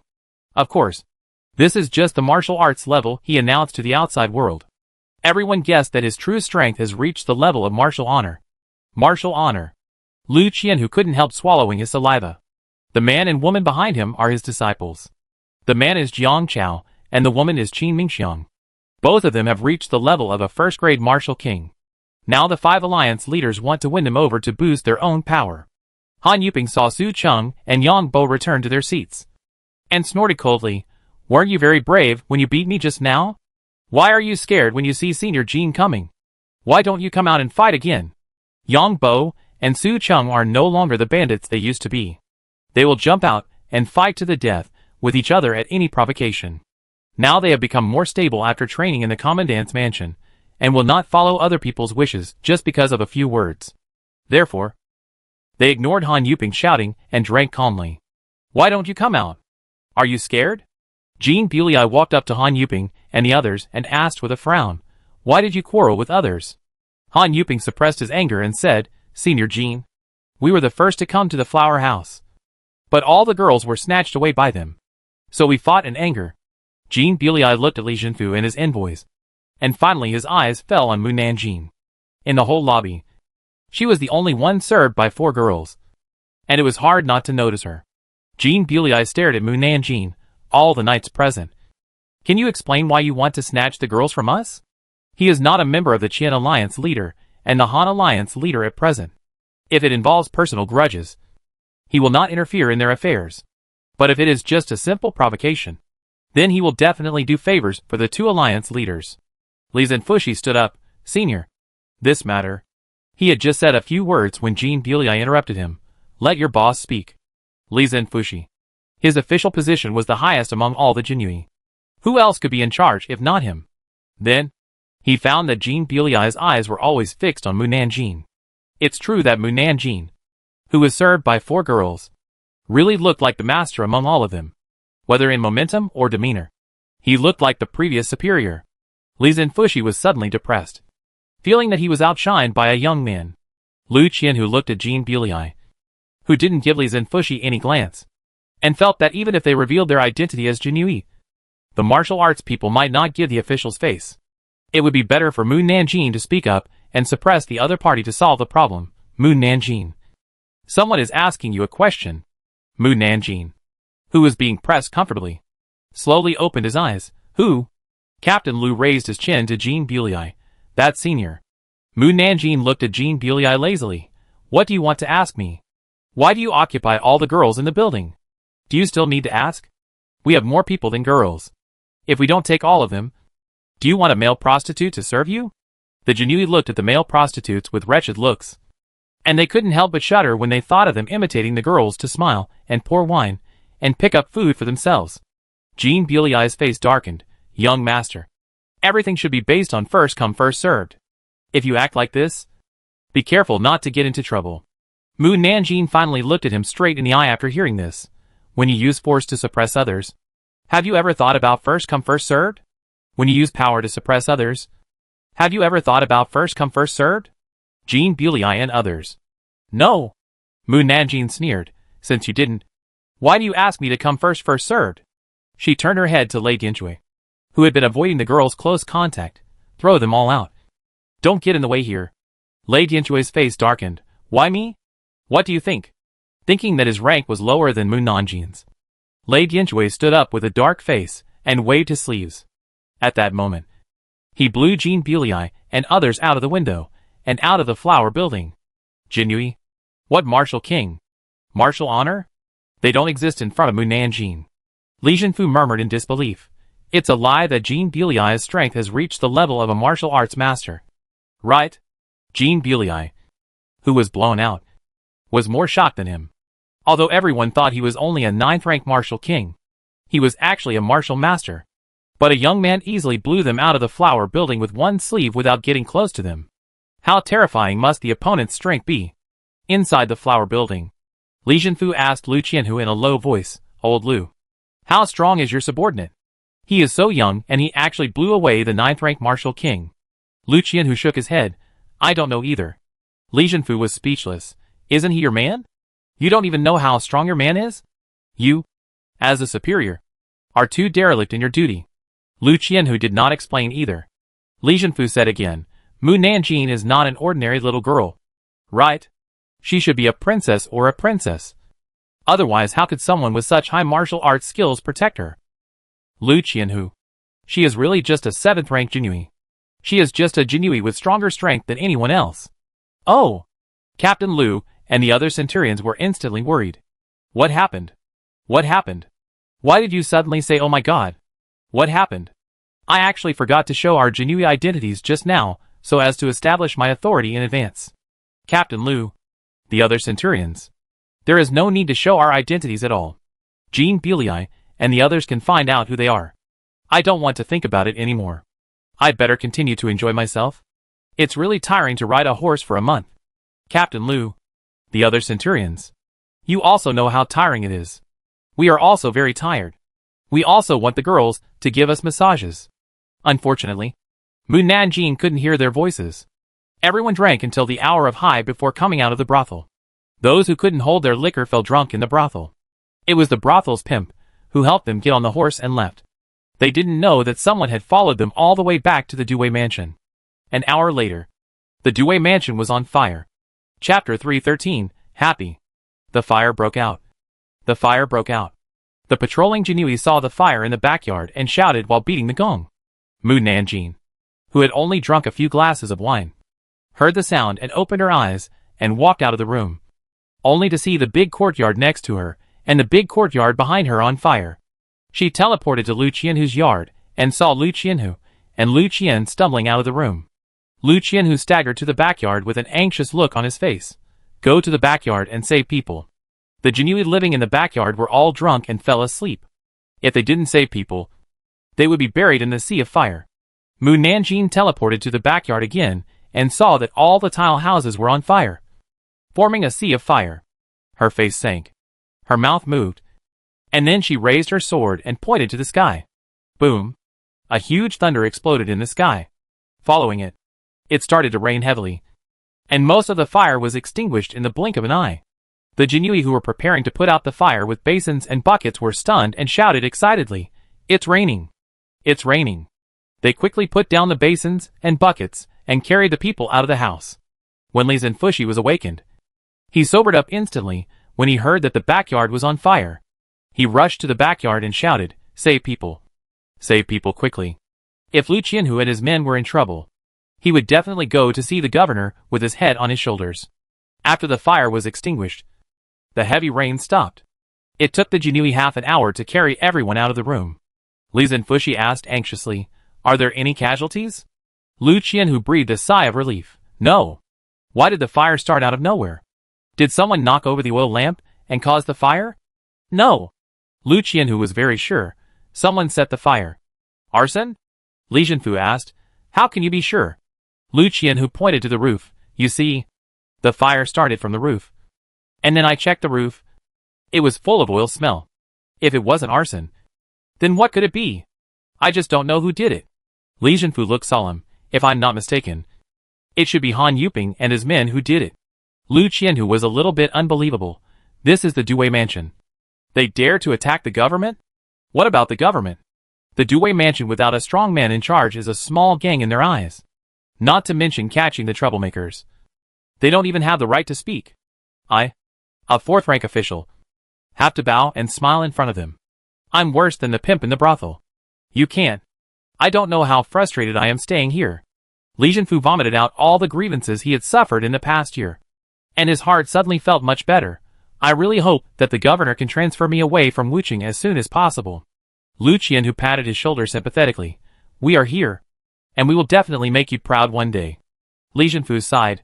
I hope so. At this time, Mu Nanjing walked over and said, Everyone have a good rest tonight. And we will arrest people tomorrow. Li Zhenfu asked in surprise. Do you know who did it? Didn't you say that Han Yuping and others did it? I am just guessing. And there is no evidence to prove that they did it. Even if they did it, I have no evidence to prove it. But it doesn't prevent me from arresting people. Mu Nanjing said in a calm voice, without evidence. Can't you make evidence? Ah. This. Not good. Right? What if the wrong person is arrested? Wouldn't it let the real murderer go unpunished? Don't worry. I won't catch the wrong person. Mu Nanjing didn't say much and went back to his room. The next day at noon, Captain Lu led his men to set off for the Han family branch. The pedestrians on the road saw that hundreds of Jinui looked like they were going to kill people and avoided them. It has been a long time since I saw hundreds of Jinui acting together. What are they going to do? Are they going to catch people? Someone sneered. Catch people? Who are they capable of catching? Here, any gang can crush them to death. It is also possible that they are just patrolling. Patrol is even more impossible. They dare not take charge of things. They will hide in fear when something happens. Everyone has a lot of opinions about the Dewey Mansion. Seeing that everyone looked down on the Jinui, Lu Qianhu frowned. Does everyone look at the Jinui like this? Yes. We are incompetent and can't do anything. Over time, no one trusts the Jinui. Li Zhenfu was a little worried. Are you really going to catch Han Yuping and the others? He was also bullied by martial artists for many years. So he was timid. Lu Qianhu smiled. Just give the orders later, and we will do the rest. Wait until they arrive at the Han branch. The Jinui all looked at Li Zhenfu. Li Zhenfu. The people at the Han branch saw so many Jinui coming and hurried into the house to report. A young man from the Han family taunted Li Zhenfu. Why are you here at our Han branch? Are you going to kowtow to our young master to apologize? The other Han family members laughed. Li Zhenfu frowned. The young man from the Han family opened his legs and pointed at his crotch and said, If you want to see our young master, get under my crotch. And ours. The others lined up behind the young man, looking at the mocking faces. Li Zhenfu recalled the scenes of being humiliated in the past. The veins on his forehead kept jumping. Finally, he couldn't suppress his anger and shouted, Jinui, listen to my order. All Jinui dismounted. Li Zhenfu pointed at the Han family branch and said, Take all the Han family members back to me. Yes. The Jinui quickly rushed into the Han family branch and vented all the anger of being almost burned to death last night on the Han family. They caught one by one and beat them up again after catching them. The Han family screamed. But Li Zhenfu felt comfortable all over. He hadn't felt so happy for a long time. He dismounted and walked to the young man who had humiliated him before, and stepped on his face. You dare to let a fourth-rank official get into your pants. You are looking for death. Li Zhenfu kicked the young man until his nose and face were swollen before he stopped. Captain Lu asked with a smile, How do you feel? Very happy. Envoy Li felt that his former majestic self was back. When he saw Han Yuping being forced out by Yang Bo and his men, he felt even better. Envoy Li shouted loudly, Take them all back to the Dewey Mansion. He left first, but rode his horse very slowly, just to let everyone see that the Jinui had captured the Han family. People passing by were shocked to see the Han family being captured. The Jinui dared to capture the Han family. They really don't care about their lives. I heard that someone from the capital came, and they took the Han family as a target as soon as they arrived. I guess they want to give the martial arts people a warning. So, Are they going to rectify the 5 cities? TSK. There are so many masters in the 5 cities. How can it be so easy to rectify? I'm afraid this time it's just thunder and rain. When everyone was not optimistic about the Jinui, Envoy Li took the Jinui to the Qianjia branch. Chapter 314. It's not good. When he arrived at the Qian family branch, Li Zhenfushi was no longer as hesitant as he was at the Han family branch. He captured the people at the Qian family branch in one fell swoop, which immediately changed the impression of the people in Wuching on him. Afterwards, the Jinui also cleared out the gang branches of the people who drank with Han Yuping and others in the flower building, and filled the empty cells with people. In order to prevent the people in Wuching from thinking that the Jinui were just pretending, they moved an iron cage to the gate of the Dui mansion, and then locked Qian Haiji and Han Yuping in it, so that everyone could see clearly that the Jinui's attitude was serious. Li Zhenfushi pointed to the 2 people in the prison and said to the onlookers, "From today on, those who gather to make trouble will end up like them." The onlookers whispered, "Is Envoy Li serious? The young masters of the Han family and the Qian family have been imprisoned. I'm afraid it's true. Isn't Envoy Li afraid that Alliance Leader Han and Alliance Leader Qian will come after him? He dares to do this. The Emperor must have issued an imperial order to him. So what if he has issued an imperial order? Can he bear the wrath of the martial arts world?" After hearing what everyone said, Envoy Li turned back to the Dui mansion and asked Lu Qianhu, who was explaining things, "Within a month, Alliance Leader Han and Alliance Leader Qian will come to Wuching to ask us for people. Even if they don't come, they will send the elders of the alliance to come." Lu Qianhu, "Have you thought of a countermeasure?" After Lu Qianhu explained things, he replied, "Countermeasure? What countermeasure?" "It's a countermeasure to deal with Alliance Leader Han and Alliance Leader Qian." "No. No." Envoy Li stared at him in disbelief. "Really? Really not?" Lu Qianhu sighed helplessly. "Our purpose this time is to investigate whether there are any rebellions among the martial artists. But we didn't expect to get into trouble with the Han and Qin families as soon as we arrived." Li Zhenfu's eyes widened. "Aren't you here to rectify the 5 cities?" "No." Lu Qianhu asked him back. "Did the governor tell you that we are here to rectify the 5 cities?" Li Zhenfu rubbed his forehead. "No. But I think you should send a pigeon to the governor and ask him to come in person. Otherwise we will all die here." Lu Qianhu patted his shoulder and said, "Don't worry. Someone will solve it." Li Zhenfushi said unhappily, "You are calm. You are trained. When you encounter more things like me, you will become calm." As soon as Lu Qianhu finished speaking, Ning Baihu ran in and said, "Lu Qianhu, it's not good." Lu Qianhu said unhappily, "Why is it not good? Have you encountered something that cannot be solved again?" Ning Baihu pointed outside and said, "It's Mu Nanjing." As soon as Lu Qianhu heard Mu Nanjing's name, he knew that things were indeed not good. He took a deep breath and tried to calm himself down. What happened to her?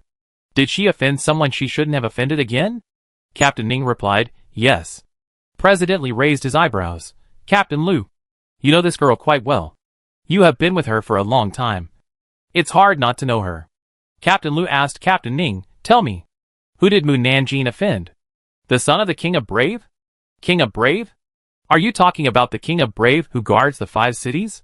"Yes, it's him. The son of King Yong wants to fight Mu Nanjing. And it's a life and death fight." "What?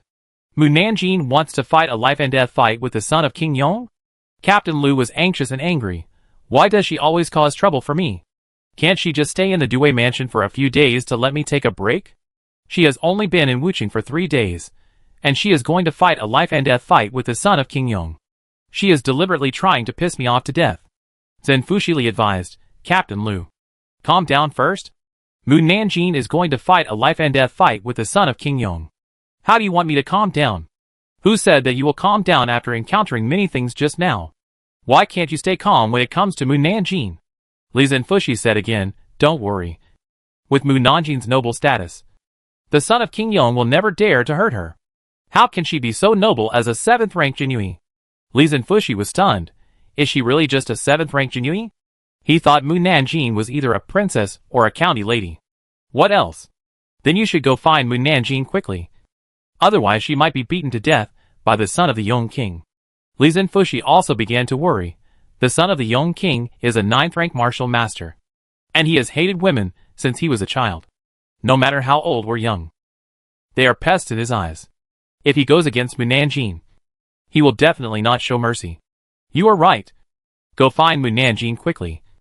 Otherwise the son of the young king will surely die. How can you explain to the young king then? Oh! No. Li Zhenfushi was stunned. Aren't you worried about Mu Nanjing? Who is worried about her? The one who should be worried about the son of the young king is the son of the young king. If she kills the son of the young king directly, then I will be the unlucky one. Captain Lu covered his chest and said, Oh! My heart hurts again. Come on. Help me find her. Captain Ning quickly helped him walk out. Li Zhenfushi stood there blankly. Is Captain Lu concerned about the wrong person? The Wuching Arena was built outside the Kaisha Road intersection. Not only were there many martial artists watching, but there were also many merchants and vendors passing by. The whole scene was crowded with people. Passers-by heard the noises coming from the arena and asked curiously, Why is the arena so lively today? The son of the King of Brave just knocked all the female warriors off the arena and threatened to fight anyone he saw. Just now, a female Jinui passed by the arena, and he called out to the female Jinui to come on stage to fight. But the female Jinui ignored him, so he insulted her in various ways. Originally, the female Jinui still ignored him and said it was meaningless. But the son of the King of Brave was forced into a corner, so he threatened to fight a life and death arena with the female Jinui. Now everyone is shouting for the female Jinui to go up. Did the female Jinui go up? She wanted to go up, but was held back by her companion. The person who said this pointed to the bottom of the arena. Look, that's the female Jinui. Everyone looked in the direction he pointed, and saw 7 or 8 male Jinui hugging her legs, and some holding her robe and arms. Girl, you can't go up. Lu Qian held her feet tightly. If you go up, someone will die. Xiao Lu is right. Girl, the life and death arena is not suitable for you. Let's play something else. Su Cheng, who held the other foot tightly, said, Didn't you say you wanted to try all the food in the 5 cities? Then why are you still fighting in the arena? Fighting in the arena will miss all kinds of delicious food. Yang Bo also persuaded, Girl, we heard that the owner of a restaurant is very handsome. We can enjoy it while eating, which is much better than fighting in the arena. Other side, what a good colleague. In order to persuade his companions to die, all kinds of excuses are made up. Yang Bo and others, they are not afraid that Mu Nanjing will die. They are afraid that Mu Nanjing will beat someone to death. It was a south windy day, and the humidity caused both computers to break down and could not be used. The keyboard connected to the mobile phone also failed. I typed one word at a time with the mobile phone. The typing speed is slow. Now the computer has not been repaired. Chapter 315. It's so embarrassing. King Yong's son Chen Dao saw that Mu Nanjing was not going to the stage, and continued to shout, Female flag. You are so cowardly. How can you be a Jinui? I think you should be a military prostitute in our military camp. The soldiers who came with Chen Dao laughed loudly. Mu Nanjing looked down at Lu Qian and the others. He is so humiliating. Do you think I should continue to endure it? Su Cheng first let go of her feet, rolled up his sleeves angrily and said, If he dares to humiliate the girl, I will go up and kill him. Yang Bo also let go of Mu Nanjing. Let's go together. Lu Qian said, I will go with you. Chen Dao saw Yang Bo and the others rushing towards him and mocked, Women are really useless. They only rely on men when they encounter problems. Yang Bo stopped and calmed down and said, Su Cheng, Xiao Lu, let the girl go up by herself. Mu Nanjing is not unable to beat the opponent, so why should they rush to help Mu Nanjing, but make people look down on Mu Nanjing? Su Cheng and Lu Qian stopped and looked at Mu Nanjing. Mu Nanjing shook off the others and walked towards the ring. Lu Qian said, Girl, don't show mercy. Su Cheng said coldly, Beat him to death. Mu Nanjing jumped up and jumped onto the ring. Yang Bo also jumped to the edge of the ring and said, Everyone heard that it was the son of King Yong who said he wanted to fight in the life and death ring. If he is beaten to death by our girl, you can't blame our girl. He turned to Chen Dao and said, Also let your soldiers listen carefully. It was you who proposed the life and death ring. Don't let people think that King Yong and his people are untrustworthy in the end. Have you listened? It's none of their business if I die. After Chen Dao finished speaking to his people, he said to Yang Bo and the others, If I beat your girl to death, you can't bother me either. Yang Bo sneered, I want to bother you, but unfortunately our girl won't give us this opportunity. Chen Dao sneered, Can we start? Yang Bo jumped off the ring and said to the referee, "It can start." The referee walked aside. The competition officially begins. The defeated women shouted, "Little girl, kill him. Kill this self-righteous guy. And see if he dares to look down on us women." Most of the people present cheered for Chen Dao. First because of Chen Dao's identity. And second because Chen Dao was a man. And they didn't want him to lose face for men. "If she wants to kill me, wait another 100 years. Chen Dao raised his spear and pointed it at Mu Nanjing. However, in the blink of an eye, the other party came in front of him, grabbed his weapon, and slapped him. Before he could see what was going on, he was slapped to the edge of the ring. The cheering men immediately fell silent and looked at each other. The women's shouts suddenly became louder. "Girl, beat him. Beat him to death. Young master, are you okay?" Chen Dao's soldiers saw their young master being beaten by a girl for the first time and asked anxiously. "No." Chen Dao said a word stubbornly. And then he was picked up by Mu Nanjing again. Pa pa pa. Mu Nanjing slapped him dozens of times in a row. During this period, Chen Dao tried to fight. But his fists were weakened. And his kicks were broken by the kicks. Ah! Chen Dao, who had no power to fight back, could only scream, "Master! Master! Are you okay?" The soldiers brought by Chen Dao wanted to rescue Chen Dao, but were stopped by Yang Bo and others. "It was your master who said he wanted to fight in the life and death arena. So no one can go up to save him. Even if he is going to die, he has to die in the arena." This was said by Su Cheng. The soldier was furious. "Our son is the son of the king of bravery. If anything happens to him, none of you will have a good life." "Yo!" Lu Qian sneered. "Your son can't beat others. So he uses his status to bully others? Shouldn't we call him a coward who only knows how to bully others?" Yang Su continued. "You say he is the son of the king of bravery. But he can't even beat our girl. It's better to throw him to a men's brothel to receive customers." Su Cheng agreed. "If you don't want to be beaten to death, then throw him to the girls' Shaoqing Tower to receive customers." Lu Qian chuckled, looking at his stubbled face. "I guess he will. Scare the guests away. You. The soldiers were so angry at what Yang Bo said. "How dare you compare our young master with a young prostitute? When we go back, we will ask King Yong to catch you and whip you 100 times. "I'm so scared." Su Cheng said. "Why don't you call King Yong to show him how capable his son is? You call me when you can't beat me. Isn't it shameful?" Lu Qian scratched his face with his index finger. "It's so embarrassing." "You?" The soldiers wanted to argue with them again, but heard Chen Dao scream again, "Ah! Young master." The soldiers turned their heads and saw that Chen Dao's other leg was also broken. They hurriedly pushed Yang Bo and the others away and rushed towards Chen Dao. "Captain," he walked to Lu Qian and whispered, "Should we ask Mu Nanjing to stop? If we continue, someone will die." Lu Qian snorted. "The girl has shown mercy. Otherwise, one finger can crush him to death." "Captain," he looked at Mu Nanjing with a cold face. The other party obviously did not use half of her strength, but she made him feel that she could take Chen Dao's life at will. At the same time, Mu Nanjing pinched Chen Dao's throat. The latter suddenly felt like he was about to die. "Stop. Stop quickly. Girl. Our master has admitted defeat. Please stop quickly." The soldier shouted anxiously. Chen Dao, who was in so much pain that he was almost out of breath, said stubbornly, "It's a life and death arena. I won't admit defeat if I don't die." Mu Nanjing raised his eyebrows. The soldier said, "Sir, if you die, how can we explain to King Yong when we go back?" At this time, Captain Lu hurried over. "Mu Nanjing, please show mercy. My little ancestor. Please let go. Please let go." Captain, he breathed a sigh of relief when he saw Captain Lu coming. Captain Lu and Li Zinfushi, who came behind, jumped up and jumped onto the ring. He saw that Chen Dao's throat was about to be crushed. "Let go. Mu Nanjing. Please let go." Li Zinfushi was shocked to see that Chen Dao, a 9th-rank martial arts master, was easily held in someone's hand like a stray dog. Mu Nanjing was patted on the back of Lu Qianhu's hand, and then he let go and said, "Why are you here?"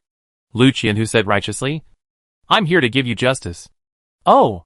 Mu Nanjing took Chen Dao's spear and said, "Then you kill him for me. Killing him is too easy for him. He should be thrown into your Xia Kinglet to receive customers and make money for you." Li Zinfushi, "Are you really here to give justice? Him?" Mu Nanjing frowned as he looked at Chen Dao. who was full of beard. Don't think he looks like a middle-aged man. He is actually very handsome. Really? Mu Nanjing used the end of the spear to cut Chen Dao's beard. Chapter 316 The Spear. The spear was very sharp. And in just a few strokes, Chen Dao's face was shaved clean. And a masculine and handsome young face appeared in front of everyone. Wow! I didn't expect that after shaving his beard, he would turn from a disliked big man into a charming young man. Chen Dao's eyes were full of unwillingness to admit defeat. And he was wild like a wounded black panther. And he wanted to die with dignity even if he died. I lost. You can kill me or chop me up as you like. Lu Qian, who saw Mu Nanjing staring at Chen Dao intently, and secretly thanked the governor for not being there. Otherwise he would have been tortured to death 10,000 times by the governor. He approached Mu Nanjing and whispered, "Isn't he handsome? He looks good. But Xia Qingla doesn't accept such masculine men. Also, I want to change, okay? Xia Qingla is no longer a men's love hall. And I have to change places to take Jinui to eat in the future." Mu Nanjing nodded. When Captain Lu heard her thoughts, he rolled his eyes and said, "But I think you don't seem to be satisfied. By the way, you are not really going to change your career to do other business. Are you?" Mu Nanjing looked at him suspiciously. "How do you know this? I haven't told anyone about this." "Right. How did Captain Lu know?" Captain Lu said unhappily, "I have helped you look after the brothel for a few years. So I know your operation very well. Although you are back, I am still used to paying attention to the movements of your brothel. And naturally, I have heard the news of your change of career. How many years have you helped me look after the brothel?" Mu Nanjing became even more curious. Captain Lu rolled his eyes. "Didn't you hand over the responsibility of taking care of the brothel to the Imperial Master? After the Imperial Master left, he handed it over to the Emperor. But do you think the Emperor can personally take care of your brothel? Of course not. The Emperor handed it over to Lord Kan. And Lord Kan was too busy with his own affairs. So he had to hand it over to me. Every time I go on duty, I will go to your brothel and report any disturbances. I am generous enough." "Right." Mu Nanjing was very surprised. "I didn't expect that the person who helped me look after the brothel was Captain Lu. I was so touched. After returning, I will invite him to Xia Qingla for a meal. It should be the last meal in Xia Qingla by then. Captain Lu, you can treat him again after changing your career. You don't have to have another meal in Xia Qingla before changing your career." Li Zhenfushi coughed lightly and said in a low voice, "Don't talk about brothels in public." Lu Qian, who noticed that there were still many people staring at them under the stage, he quickly said, "If you change your career to do other business, you can find the son of King Yong. He knows most of the merchants in the 5 cities. Whether you want to buy materials or find craftsmen, he can help you one by one." Li Zhenfushi nodded. Lu Qian, who is right. Mu Nanjing really needs such talents. He said to Su Cheng and others, "Take the son of King Yong back to the Due mansion and take good care of him. And then find a doctor to check his legs." "Yes." Su Cheng and Yang Bo helped Chen Dao up. Mu Nanjing took out a pill and stuffed it into Chen Dao's mouth. In the blink of an eye, Chen Dao's leg didn't hurt. He looked at Mu Nanjing in surprise. Mu Nanjing didn't look at him. She turned to the people in the arena and said, "Who else wants to come up and fight?" The people in the arena looked at each other, and no one dared to go up on stage. Captain Lu said anxiously, "Why do you still want to fight with others?" Mu Nanjing said, "I have never fought before. I just want to have fun. Humph. I want to win back the face of my female compatriots." Jinui, seeing that no one was going up on stage, Mu Nanjing said, "Stop it. Don't fight a life and death arena. It would be easy if it wasn't a life and death arena." Someone immediately jumped onto the stage and said, "I'll do it." The man rushed towards Mu Nanjing, but was knocked off the stage before he could get close. Mu Nanjing asked again, "Anyone else coming up?" Then, several more people came up one after another. Mu Nanjing knocked the man down without a single move. Even if someone joined forces to attack her, they were no match for her. Isn't it said that there are so many masters in the 5 cities? How come no one can take my move? The people in the audience were talking about it. Just now I saw the 9th rank martial master challenge her. But he didn't even touch her sleeve. I guess the female Jinui on the stage is a martial king or a martial master. Who can beat such a person? I'm afraid only the leader can be her opponent. The Jinui finally sent a strong man to take charge. The situation in the 5 cities will change in the future. If you can't beat her, What's the point of going on stage? Mu Nanjing, who also felt bored, heard what they said and said, it's really boring to keep fighting. Why not make a bet? Everyone immediately became interested. What bet?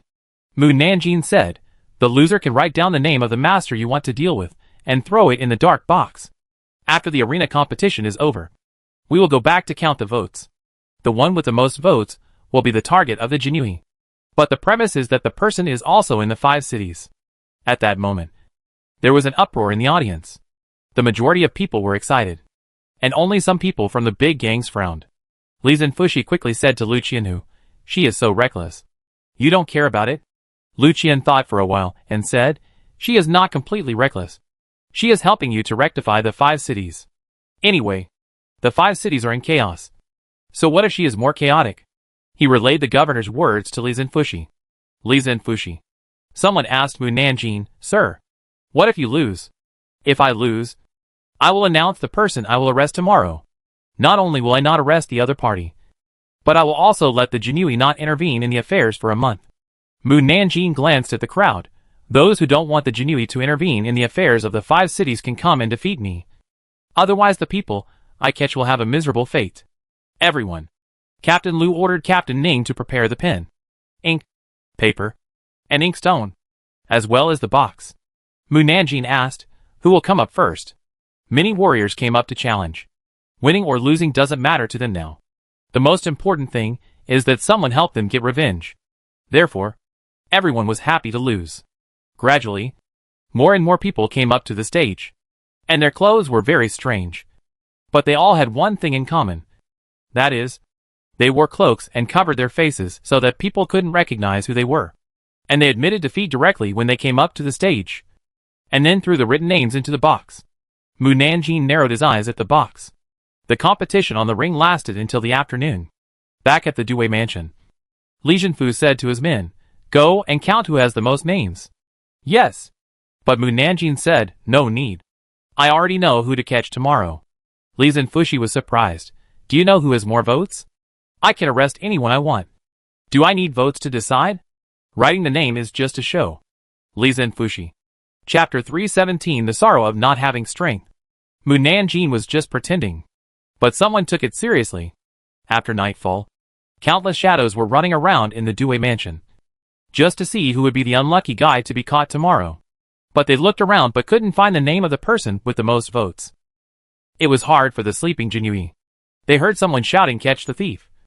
Then heard footsteps on the roof. And then felt someone sneaking into their house. At first they would get up to take a look. But later they knew that the thief came for the list and became numb. No matter how noisy the other party was, they were too lazy to get up and take a look. The only thing that made them dissatisfied was that the thief moved too much. You said you would come. So why not come quietly and leave quietly, so that they wouldn't find someone sneaking in? It just so happened that the person who came was not very good at light work, and he had to make some noise so that they didn't sleep well all night. The next morning, everyone walked out of the room with dark circles under their eyes. Mu Nanjing, who came out to eat breakfast, saw that Lu Qianhu and Yang Bo had dark circles under their eyes, and asked, didn't you sleep well last night? Lu Qianhu said unhappily, didn't you hear someone sneaking in last night? Mu Nanjing, no. No. Lu Qianhu said unhappily, we all heard it. There is no reason why you, who is better at martial arts than us, didn't hear it. Mu Nanjing didn't explain, but thought to himself, I set up a barrier to block all sounds, so of course I can't hear it. Lu Qianhu was furious, although he didn't know what the barrier was. He was very angry when he thought that it was Mu Nanjing who caused the trouble, and they were the ones who suffered. He took a deep breath and changed the subject, asking, who are you going to catch today? Mu Nanjing waited until he was full before saying, the Qian gang. The Qian gang? Lu Qianhu, who didn't react for a moment, was puzzled. Who is the Qian gang? Which gang is he from? Li Zhenfushi, who came in from outside, said, the Qian gang is a gang that specializes in collecting protection fees from merchants. Lu Qianhu was embarrassed. So it's the Qian gang. I thought it was a person's name. Mu Nanjing, aren't you only going to catch one person? How come you're dealing with an entire gang? Mu Nanjing asked. Is there a difference? Catching one person is catching And catching a group of people is also catching. Since they are all catching, then catch them all together. Jinui. This sentence is quite rhyming. But it's not easy to catch a group of people. Li Zhenfu said, although the Qian gang does not have a martial arts leader. There are 5 warriors in the 5 cities Qian gang who are close to the strength of a martial arts master. And there are even more martial kings from the 1st to the 3rd rank, adding up to nearly 20 people. If we face them, we have no chance of winning. Mu Nanjing glanced at him. Li Zhenfu. What is the strength of the Wuqing Dui mansion? Li Zhenfu sighed, except for me, who is a 7th rank martial master and my 2 confidants, who are 1st rank martial masters. No one else is at the level of a martial master. Before the 5 countries merged and martial artists poured into the 5 cities, it would have been enough for the Wuqing Dui mansion to have only 3 martial masters. But now, alas, let's not talk about it. Mu Nanjing. No wonder he always looks ahead and behind when doing things, and is afraid of this or that. This is the sadness of not having strength. Mu Nanjing glanced at Lu Qianhu. Lu Qianhu is still smart. He knew that he had no strength and did not accept the promotion and transfer outside the capital. Lu Qianhu. It's enough to say that he is smart. Let's skip the rest of the sentence. It's too hurtful. Next. Mu Nanjing divided the Jinui of the Dui mansion, and the Jinui brought by Lu Qianhu into 4 teams. Mu Nanjing, Lei Dianxue, and Wu Yuan each led a team. And the people in their teams were all warriors below the level of Wuzong. Lu Qianhu and Li Zhenfu were responsible for leading the Jinui with higher martial arts. Then, the 4 teams were responsible for patrolling a street respectively. When everyone saw Mu Nanjing and the Jinui coming to Shumping Street, they looked around curiously. I heard that a female Jinui in the Dui mansion will arrest people today according to everyone's votes. That female Jinui should be the girl wearing the small flag flying fish suit. Right? It's her. Don't look at her small size. She is very powerful. Even the 9th rank martial arts master is not her opponent. She brought so many people today. I wonder who she will arrest today. It depends on who gets more votes. But this is a commercial street. It's either merchants or guests and passers-by. She came here to arrest merchants? Who will vote for merchants? Don't look at it. Don't look at it. You haven't paid your protection fee for today. At this time, 2 men interrupted everyone's conversation. When the merchants saw that the money gang came to collect protection fees again, a flash of anger flashed in their eyes. But they didn't dare to be really angry. They immediately smiled and said, My 2 lords, I wonder how much the protection fee is today. 10 taels of silver. One of the young men who collected protection said. The merchant's face changed. Didn't you only charge 5 taels of silver in the past? Why are you charging 10 taels of silver today? The young man who was asked to protect him said angrily, The 5 cities are more chaotic now than before. If you want to live in peace, you should pay 10 taels of silver quickly. The merchant was in a dilemma. We only make more than 10 taels of silver a day. If we give you 10 taels, how do you want us to live? That's none of our business. We are only responsible for protecting you. It's called protection. But in fact, they just take the money and don't cause trouble. The merchant was angry but dared not say anything. Just when he opened the cash box, he heard a girl shouting coldly, Catch them too. Then, several Jinui rushed over and held down the person who collected the insurance premium. This scene stunned the merchants. The young man who was collecting protection said anxiously, We are from the Qian gang. If you dare to arrest us, the Qian gang will definitely overturn the Dui mansion. We dare to arrest even the son of the leader of the alliance. So why should we be afraid of the Qian gang? Mu Nanjing asked the blackmailed merchant, How much protection fee did they charge you? The merchant said blankly, 10 taels. Mu Nanjing turned to the Jinui and said, When the Qian gang comes to ask for people, let them pay 1,000 taels to redeem them. Remember? 1,000 taels per person. Yes. Merchant. This is more cruel than the Qian gang. Afterwards, Mu Nanjing captured hundreds of people who were collecting protection. She said to the Jinui beside her, Count how much silver we caught. The Jinui said, 1,000 taels per person. 10 taels is 10,000 taels. 100 taels is 100,000 taels. There are 153 people here. That is 153,000 taels. Mu Nanjing nodded. Make it an integer and collect 160,000 taels from the Qian gang. That's it. The Jinui thought for a while and said, We caught only small minions. The leader of the Qian gang may not be willing to pay this amount of money. Mu Nanjing was not worried about this matter at all, as long as their leader shows up. We are not afraid that they will not pay. Just when the Jinui was thinking about how Mu Nanjing would force the leader of the Qian gang to pay the ransom, the leader of the Qian gang came. Chapter 318. This business is easy to do. 2 leaders of the Qian gang came. When they saw the Qian gang members tied together and thrown on the ground, they immediately became furious. Who is against our Qian gang? Stand up to us. The onlookers did not dare to provoke the Qian gang members, and quickly dispersed and hid in the distance to peek. When the minions of Qian gang saw that it was the leader of Qian gang, their eyes lit up, and they said excitedly, "It's Elder Hong and Elder Huang who are here. We are saved. We are saved. Elder Hong. Elder Huang. Please save us. Stinky girl. Our elders are here. Why don't you let us go? Or you will die without knowing how. Our elders are all martial king level warriors. Let us go if you don't want to die." One of the minions glared at Mu Nanjing, who was eating cakes, and said, "Elder Hong. Elder Huang. It's her. It's her who captured us." The Jinui who came with Mu Nanjing heard that the person in charge of Qian gang was a martial king level warrior, and a trace of fear flashed across their faces. They hurriedly turned to Mu Nanjing. Jin said, "Master Mu, the manager of the Qian gang is a martial king level warrior. We can't beat him. Let's release him." Mu Nanjing pretended not to hear him, and said to Elder Hong of the Qian gang, "I won't waste my words on you. I just want to ask you one question. Are you willing to spend 160,000 taels to redeem your people?" 160,000 taels? Elder Huang glared in shock. More than 100 people want 160,000 taels of money to redeem them. What's the difference between you and robbery? Elder Hong sneered. "We can't give you money. Don't even think about taking half a copper coin from us." Elder Huang continued, "Elder Hong is right. Besides, if we want to take the people away, you can't stop us at all. Why bother?" Before he finished speaking, Mu Nanjing teleported in front of him and punched him in the abdomen.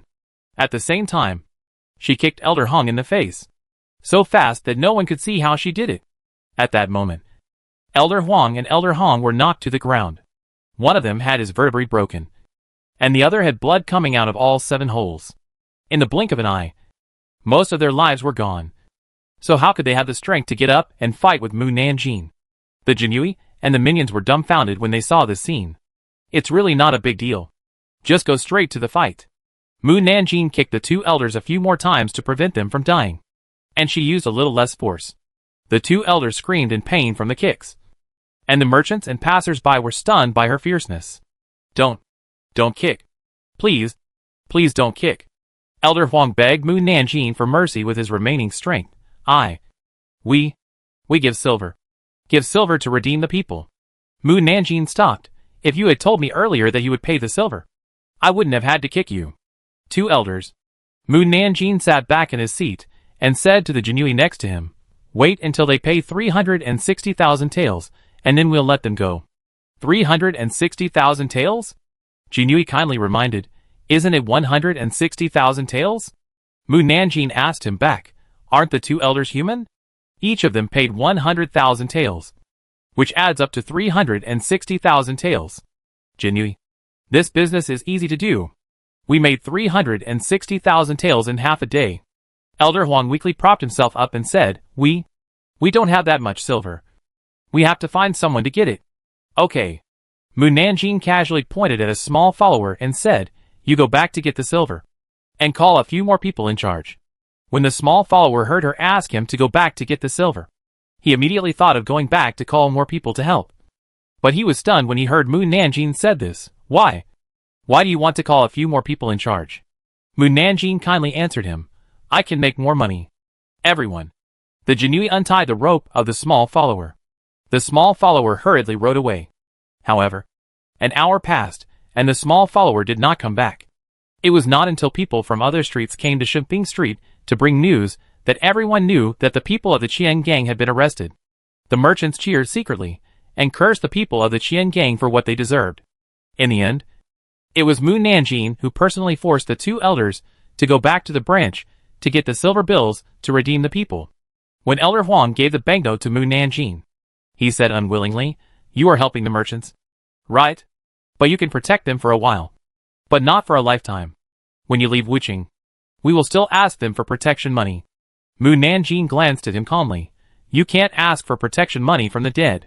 Elder Huang took a breath. She wants to kill people to silence them. I'll give you 5 days to raise money to redeem all your companions. Elder Huang said excitedly, You are going to kill us. What difference does it make whether you redeem people or not? Of course it makes a difference. After you redeem everyone, I will negotiate a business with you for the sake of money. Elder Huang was stunned. Business? Mu Nanjing didn't say much. Turned around and walked out of the Qianbang branch. She jumped on her horse and walked towards the Due mansion. People on the roadside saw Mu Nanjing wearing a flying fish suit and whispered, she should be the female Jinui who said on the stage that she would catch the person with the most votes. Since she wanted to catch the person with the most votes, why did she catch the entire Qiangang today? Could it be that someone wrote the word Qiangang? It's hard to say. The merchants in the 5 cities all hate the Qiangang for collecting high protection fees. It is not impossible to use the Jinui to deal with the Qiangang.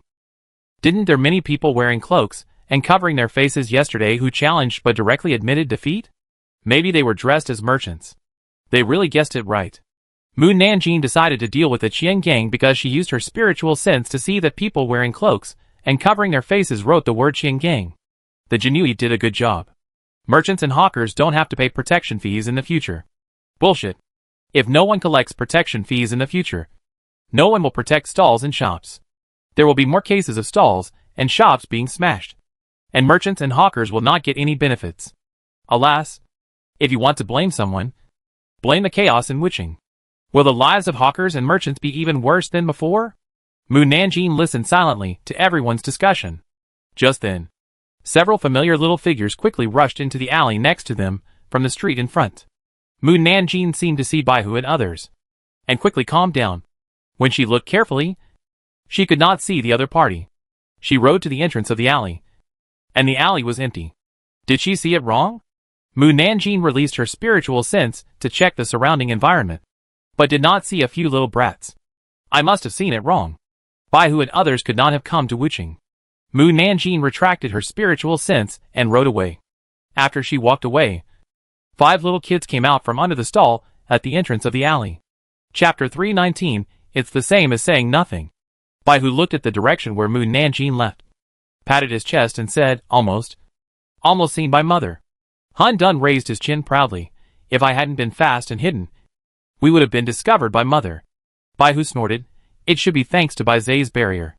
Otherwise it would be useless no matter how fast you are. If Bai Zai hadn't been smart and used his spiritual power to build a barrier to cover his figure and breath, Mu Nanjing would definitely find their traces. At this time, someone pulled Bai Zai's sleeve. Bai Zai looked back and saw that it was Xuanwu, and asked, What's wrong? Xuanwu didn't say anything. Bai Zai. Suddenly, Baihu exclaimed, Where is Tao Tai? Where did Tao Tai go? Bai Zai and Han Dun looked around quickly, but didn't see Tao Tai. Han Dun scratched his head. Tao Tai must be hungry and went to steal food. Baihu asked, Should we go find him? Yes. As soon as Bai Zai finished speaking, Han Dun lifted him up and ran to the main road on the right. Of course, the food stalls and restaurants along the way were very quiet, and no one was heard scolding anyone for stealing food. Just as they were about to run out of Wuqing, Xuanwu pointed in the opposite direction and said, Tao Tai went over there to steal food. Bai Zai. Baihu? Why didn't you say it earlier? Han Dun really wanted to throw Xuanwu to the ground and leave him alone. He turned around and ran in the direction Xuanwu pointed. Baihu pointed at Xuanwu and asked Bai Zai, can you cure his slow-speaking temper? Every time he speaks so slowly, it really makes a person anxious. Bai Zai nodded, yes. Baihu's eyes lit up, really? Then you should ask him to speak faster. Well, as long as you speak slower than him, you can make him speak faster than you. Baihu. Han Dun. Xian Wu. It's the same as saying nothing. Not long after, they returned to their hiding place and ran in the direction pointed by Xian Wu, and then heard the food vendors talking about a child stealing food. The child should be from a rich family, but he stole my buns like a starving ghost. I don't know how his parents taught him. Bai Zai heard this and said to Han Dun, who was flying with them on the roof, Let's go down. Han Dun jumped under the house. Bai Zai ran to the vendor selling buns and asked, Uncle, is the child you just mentioned the one with a high ponytail And a black robe? The vendor nodded. Yes. It's him. Do you know him? Bai Zai asked again. Which direction did he go? The vendor pointed to the street on the right. He left from there. Bai Zai took out a silver ingot of 10 taels and put it on the vendor's table. Uncle, my brother has been hungry for several days and has not eaten. So he stole your buns. Please forgive me. This is to compensate you for the buns. The vendor felt embarrassed when he heard it. No. No. He just ate a few buns. Not worth much money. Bai Zai put down the silver and left. Really no. The vendor wanted to chase him. But in the blink of an eye, Bai Zai disappeared. But he didn't know that this scene was seen clearly by a woman next to him. She quickly caught up with Bai Zai from another path. Young master. Please stay. Bai Zai looked up at her. What's the matter? The woman smiled brightly. I know where your brother is. How about I take you to find him? Bai Zai's eyes swept around her face. The woman suddenly felt like she was being seen through. And she felt a little panicked. But she felt that she was being too suspicious. The other party was just a 2 or 3-year-old kid. How could he see through her thoughts? Bai Zai didn't say anything. Bai Hu and Han Dun, who followed behind, ran over with Xian Wu. Bai Zai, have you found out where Tao Tai went? The woman saw that they were all wearing gorgeous clothes. Her eyes lit up. And she said, I know where he is. I'll take you to find him. Bai Hu readily agreed. Okay. Thank you, Auntie. The woman smiled and said, come with me. Bai Hu took Bai Zai's hand and walked into a small alley with the woman. And then turned around and came to a large courtyard. There were many children living inside. Some of them were playing happily in the yard, while others were locked in the house and crying, clamoring to find their parents. The middle-aged man who was watching over the children saw the woman come back and said happily, Wen Yang, you are back. He saw that she brought back so many children. And his smile became even bigger. You have a good harvest today. You actually brought back so many children. Wen Yang did not reply to the man, and pointed to the room with the open door, and said to Bai Zai and the others, the brother you are looking for is inside. Really? Bai Hu and Han Dun happily pulled Bai Zai and Xian Wu into the house. Tao Tai. Immediately afterwards, with a bang, the door was locked. Bai Hu was puzzled. Why is the door closed? Where is Tao Tai? He is not in the room. Bai Zai said, compared to Xuan Wu's slow temper, your brain should be treated more. Why? Because it's too stupid. Bai Hu? Bai Zai looked at Han Dun. You too. Han Dun. Why was he scolded too? Xuan Wu looked at Bai Zai. Then at the gate. Let's go out now. No. Bai Zai walked to the bed and lay down. We have been traveling for so many days. We should also have a good rest. Originally, at Han Dun's speed, it would only take half a day to fly from the capital to Wuching. But they didn't know the way, so they didn't arrive at Wuching until today. Bai Hu asked, are we going to look for Tao Tai? Don't worry about him. In the mortal world, he is the only one who bullies people. No one can bully him. We can rest and then look for him. Bai Hu and Han Dun were no longer anxious, and followed Bai Zai to lie on the bed together. When Yang and the middle-aged man outside the house heard that the house was so quiet, and curiously poked a small hole in the door to peek, but saw 4 children lying on the bed and sleeping. These 4 children are too careless. When Yang has trafficked so many children. But this is the first time she has seen a child who is not crying or making a fuss. The middle-aged man smiled foolishly. When Yang, the 4 children are so beautiful. They will definitely be sold for a good price. Sell? When Yang gave him a cold look. I don't plan to sell them. Not sell? Do you want to keep them? Don't you see that the fabrics of their clothes are very expensive? We may not be able to buy one of their robes even if we sell all the children in the compound. I guess their family is very rich.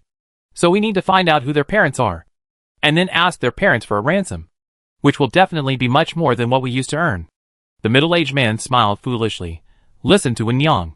When Wen Yang thought that she could become rich in the future, her face was full of smiles.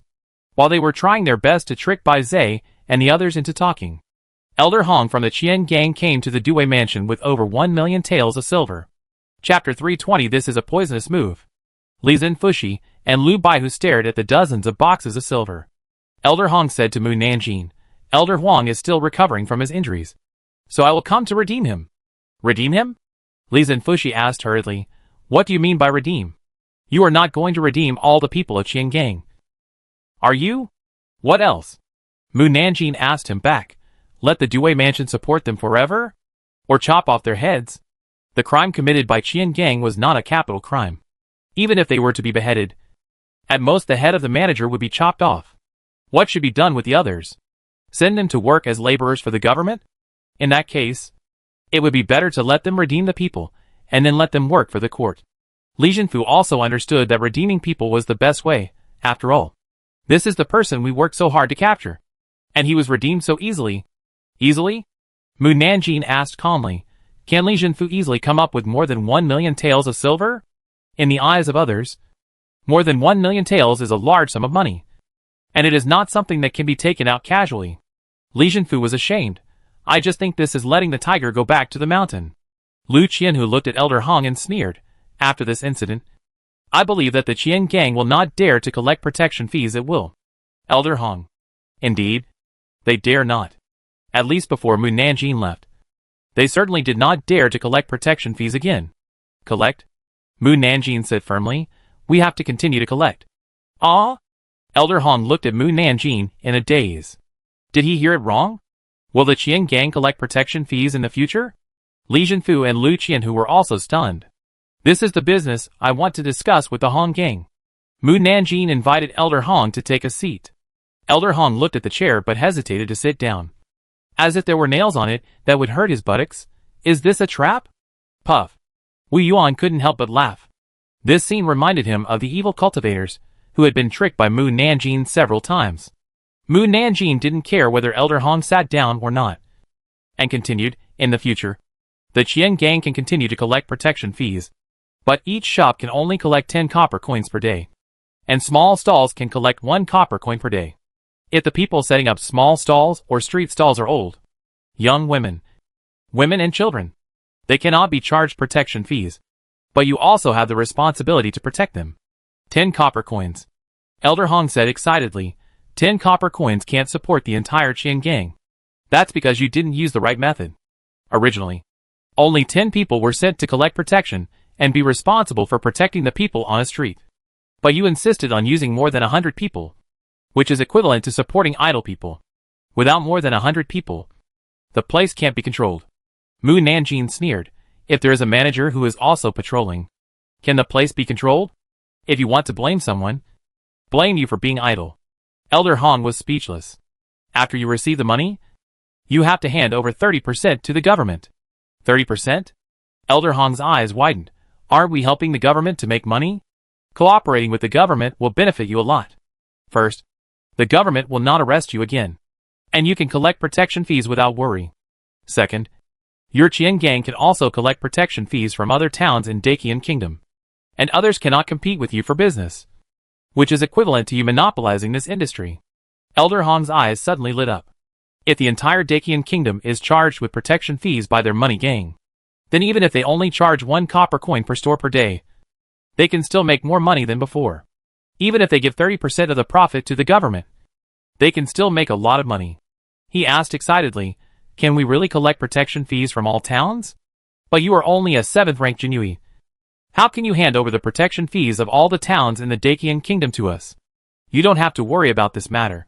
When you go back, just think about how to expand the money gang to manage each town. The governor will definitely agree. The old emperor will definitely agree.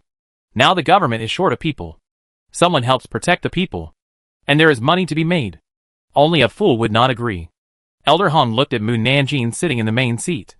And then looked at Li Zhenfushi and Lu Qianhu standing beside him. No matter how he looked at it, he felt that Mu Nanjing was the one in charge. So he believed Mu Nanjing's words a little more. Okay, I'll go back and discuss it with other people in charge. In fact, there's no need to discuss it. He can be sure that others will definitely agree to this matter. Li Zhenfushi approached Lu Qianhu and whispered, can she really make the decision? Lu Qianhu gave him a reassuring look. Don't worry. She can definitely do it. Li Zhenfushi became more curious about Mu Nanjing's identity. How can a small official of the 7th rank have such a big say? Is she really not a member of the royal family? Mu Nanjing said again, before that, I have one thing to make clear. After cooperating with the government, you must not oppress the people, but help them. If they are really in trouble, you must not forcibly collect their protection fees. Otherwise the government will stop cooperating with you, and hand the matter over to your mortal enemy for management. Everyone. This is a vicious move. If there is such a day, the Qian gang will be angry to death. Elder Hong promised. We will definitely supervise the gang members and prevent them from doing anything wrong. Mu Nanjing, I hope you can do what you say. And don't take the flute to think that the Dacian kingdom is so big that the government can't control all your affairs. If you really think so, it's a big mistake. I can tell you seriously here that I can know your every move. Even how many times you had diarrhea yesterday. Elder Hong asked subconsciously, how many times did I have diarrhea yesterday? Mu Nanjing said without hesitation, 3 times. Elder Hong stared at her in disbelief. You? How did you know? Li Jinfu asked curiously. Did you really have diarrhea 3 times? Elder Hong nodded. And asked Mu Nanjing a more private question. Then do you know how much silver I have left now? Mu Nanjing, 13,372 taels. Plus 8 copper coins. Elder Hong. He originally only had 7 copper coins. And then, he quietly picked up another copper coin when he came to the gate of the Due mansion to tie up his horse. Which added up to a total of 8. But I didn't expect that she even knew such a small thing. It was too scary. Mu Nanjing said to Wu Yuan, release all the people from the Qian gang. Yes. Wu Yuan took Elder Hong to meet the other people from the Hong gang. Mu Nanjing said to Li Zinfushi, the ransom will be confiscated. Half of the silver will be used to repair the Due mansion. And the other half will be used to reward the Jinui. Li Zinfushi asked, does it not need to be sent to the capital? The 5 cities are so far away from the capital. They were all robbed by the mountain bandits before they were sent to the capital. Yes. After Li Zinfushi responded. He was depressed.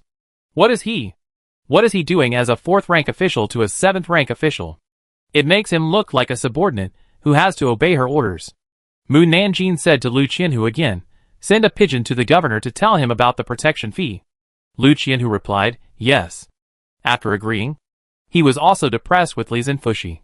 But Li Zinfushi felt relieved. At this time, a Jinui walked in and said, Sir Li, the King of Yong is here. Chapter 321 Don't Come. When Li Jinfu heard that King Yong was coming, he hurriedly took Lu Qianhu and others out to greet him. King Yong couldn't wait for Li Jinfu to come out. So he rushed into the Due mansion and shouted angrily, where is my dower? Which bastard hurt my dower? If I find out who hurt dower, I will definitely use his life to apologize to dower. The Jinui who welcomed him and didn't dare to say that Mu Nanjing hurt him, and smiled while leading the way. Li Jinfu, who hurried over, quickly stepped forward to greet him. Your subordinate greets King Yong. King Yong snorted coldly. Li Jinfu said again, your subordinate congratulates King Yong on his great victory in suppressing bandits. A month ago, King Yong took 1,000 troops to Huaishan, 500 miles away, to suppress bandits. Otherwise, he would not have delayed for several days to come to find his son. King Yong was in no mood to be polite with him. Don't talk nonsense. Take me to find my son. Yes. Yes. Li Zinfushi made a gesture of invitation and took the man to the yard where he lived. When King Yong entered the yard and heard his son's voice, he hurriedly said, dower. He entered the house and saw his son's face was rosy, and he was eating meat in big mouthfuls. He was stunned. Dow, are you not injured? Dad. Chen Dao stood up and called King Yong, and his eyes turned to other places. When he saw Mu Nanjing standing behind the crowd, his eyes suddenly lit up. You are here. You are my son. Of course, I have to come to see you. King Yong was puzzled. Your soldiers said that your leg was broken. How can you still stand up? Did they misreport the news? I'm fine. Chen Dao's eyes were always looking at the back of the crowd. King Yong bent down and touched his leg, and was relieved to make sure that his leg was really fine. Since it's fine, let's go back to the barracks. Chen Dao quickly said, although my leg is fine, I still need to stay here for a while. Li Zinfushi. Don't you think so?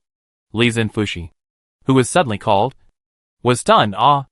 Oh, yes. He tried to recall the doctor's instructions, but he couldn't remember that the doctor told Chen Dao to stay for a while. He only said that Chen Dao had fully recovered and could jump around like before. King Yong said, we can go back to rest. Chen Dao was reluctant. The doctor said that the environment here is quiet and more suitable for recuperation. King Yong looked at the yard outside. It's quieter here. The barracks are training soldiers, and it's very noisy. Chen Dao urged, Dad, don't you have a lot of things to do? Go back first. I will go back after I recover from my injury. The King of Yong was speechless. I haven't even had a cup of tea. You drive me away? Chen Dao quickly poured him a cup of tea. Dad, have some tea. The King of Yong sat down and drank a cup of tea and looked at his son. But the other was still standing and looked outside with a shy smile on his face. He was young before, and he knew very well that his son's expression meant that he had a sweetheart. This made him curious. What kind of girl made his son, who always hated women, fall in love with her? The King of Yong looked outside without expression, but saw a group of male Jinui. He choked. Could his son fall in love with a man? The more he thought about it, the more possible it was. At this time, Chen Dao called Li Jinfu and his envoys. Lord Li, Lord Lu, Lord Mu, you also come in and have a cup of tea. Li Zinfushi naturally couldn't turn around and leave, so he took Lu Qianhu and Mu Nanjing and sat down. Only then did King Yong notice that there was a female Jinui here. Female Jinui? He looked at Mu Nanjing curiously. Mu Nanjing raised his hand and said, Hello. King Yong. King Yong nodded. To be a Jinui, she must be good at fighting. More than good. She defeated me without even using any moves. Chen Dao was very excited when he talked about this matter. Oh! King Yong saw his son looking at Mu Nanjing with spring in his eyes, and he knew that his son liked the girl in front of him. And he immediately became interested. How powerful is the little girl? But why is she only a 7th rank Jinui? His son is a 9th rank martial master. But the other party defeated his son without using any moves, which means that the other party is a martial king, and maybe a martial king of the 5th rank or above. This? Li Zinfushi looked at Lu Qianhu. This is something you have to ask Lu Qianhu. Lu Qianhu was about to speak, but heard Mu Nanjing's inner voice. Chen Dao looks at me with a crazy face. Could it be that he likes me? And why is it that the King of Yong looks at me as if he were his daughter-in-law? Does he want me to be his daughter-in-law? Captain Lu looked at Chen Dao, who was really looking at Mu Nanjing with an obsessed face. Is this Chen Dao sick? Even though he was beaten to a disability by Mu Nanjing, he still has feelings for her. That's fine. But the King of Yong absolutely cannot want Mu Nanjing to be his daughter-in-law. The governor will definitely destroy his 9 clans. Captain Lu coughed lightly. It's too long to talk about it, so I'll make it short. The governor wanted to train her more, so he let her start from the 7th rank. In fact, the governor values her very much. If nothing unexpected happens, her official position in the future will be higher than mine. He deliberately emphasized the word important. Impossible. I will not be promoted unless there are special circumstances. Captain Lu, promotion is a good thing. Why is it like it's killing her? Prince Yong was more satisfied with Mu Nanjing, so she is someone the governor values. Captain Lu saw that Prince Yong's eyes on Mu Nanjing had not changed, so he added, she is still someone the Imperial Master values. Before leaving Beijing, he had heard that Mu Nanjing and the Imperial Master had a child, although he didn't know whether it was true or not. The Imperial Master definitely treated Mu Nanjing differently. After hearing this, Prince Yong finally came to his senses. His expression became solemn. If he competed with the governor and the Imperial Master for someone, his son would have no hope and might even lose his life. King Yong patted Chen Dao on the shoulder. You should come back with me to recuperate. Dad. King Yong didn't listen to his explanation at all, and directly carried the man up, back to the barracks. I will arrange for you to recuperate in a quiet corner. Lord Li. Goodbye. Before Li Zinfushi had time to see him off, King Yong carried his son and left using Qigong. He laughed and said, it is indeed King Yong's style, coming and going in a hurry. Captain Lu secretly breathed a sigh of relief. It's good that he left. It's good that he left. No one will fight with the governor for people. Just as he was thinking this, Chen Dao's voice came from a distance. Master Mu, I will come to see you tomorrow. Captain Lu couldn't help but reply, don't come. Envoy Li looked at him. Captain Lu, what are you doing? Captain Lu coughed uncomfortably. Prince Chen is injured and should not move around. It is better for him to rest in the barracks. Otherwise, if something goes wrong, King Yong will come to settle accounts with us again. Envoy Li nodded. That's true. Captain Lu exhaled. Master Li. Master Li. The city lord sent someone to report that there are people from the demon sect causing trouble. I wonder if Master Li can send someone to help. Chapter 322 Seeing an old friend again. City lord? Envoy Li was very surprised. The city lord mentioned by the Jinui is the lord of one of the 5 cities. Before the 5 cities were built, it was the summer resort of the Li family. Every day, many merchants would pass by the summer resort, or stay and eat in the summer resort. The head of the Li family was a hospitable person, so the guest rooms were full every day. Later, the head of the Li family could not bear the merchants to travel long distances with goods to other countries to do business. So he tried to build 20 shops outside the courtyard. Unexpectedly, in just half a month, all the shops were rented out, and many merchants rushed to prepay the rent in advance to ask the head of the Li family to build more shops. 5 years later, the summer resort of the Li family changed from a large courtyard to a large village. And then with the passage of time, it has reached its current scale. Since the 5 cities are far away from the borders of various countries, and the 5 cities are just a city, there is no need for countries to spend energy, effort and money to fight for it, so as not to lose more than the gain. It was not until the Great Qian Kingdom unified the 5 kingdoms that the Yongwang was sent to guard the 5 cities. And then, the Jinui was sent to manage the public security of the 5 cities. As for the rent and some affairs in the city, they were still managed by the Li family, but the taxes of the 5 cities had to be paid to the court. Therefore, the people of the Li family were not happy with the court intervening in the affairs of the 5 cities. But under the circumstances, they had to let the Jinui enter the 5 cities. For several years, the people of the Li family never had any contact with the Jinui. When merchants and martial artists targeted the Jinui, they also stood by and watched, and even laughed at the Jinui and the court for their incompetence behind their backs. Therefore, when Li Jinfu heard that the city lord sent someone to ask him to help, he was particularly surprised and thought he had heard it wrong. Yes, the city lord's people asked Lord Li to bring people to help. This is the best opportunity to improve the Li family's view of the court. Li Zhenfushi must go to help. But when he thought of the past, he couldn't help but sneer. In the past, they ignored us, but now they know to ask us for help when something happens. It is estimated that the Li family came to ask for help after seeing what the Jinui has done in recent days. Lu Qianhu asked, "Then should we go?" Li Zhenfushi sighed. "The emperor once sent me a letter by carrier pigeon, asking me to find an opportunity to get closer to the city lord. Now is the best opportunity." Lu Qianhu raised his hand in the direction of the capital and said, "The emperor is kind. If it were someone else, they would have taken the 5 cities and returned them to the court long ago." Yes. Li Zhenfushi didn't say much, and took Lu Qianhu and others out of the Due mansion. On the way, the city lord's people explained the situation to Li Zhenfushi. "Sir Li, the situation is like this. Our city lord has always disliked the people of the demon cult.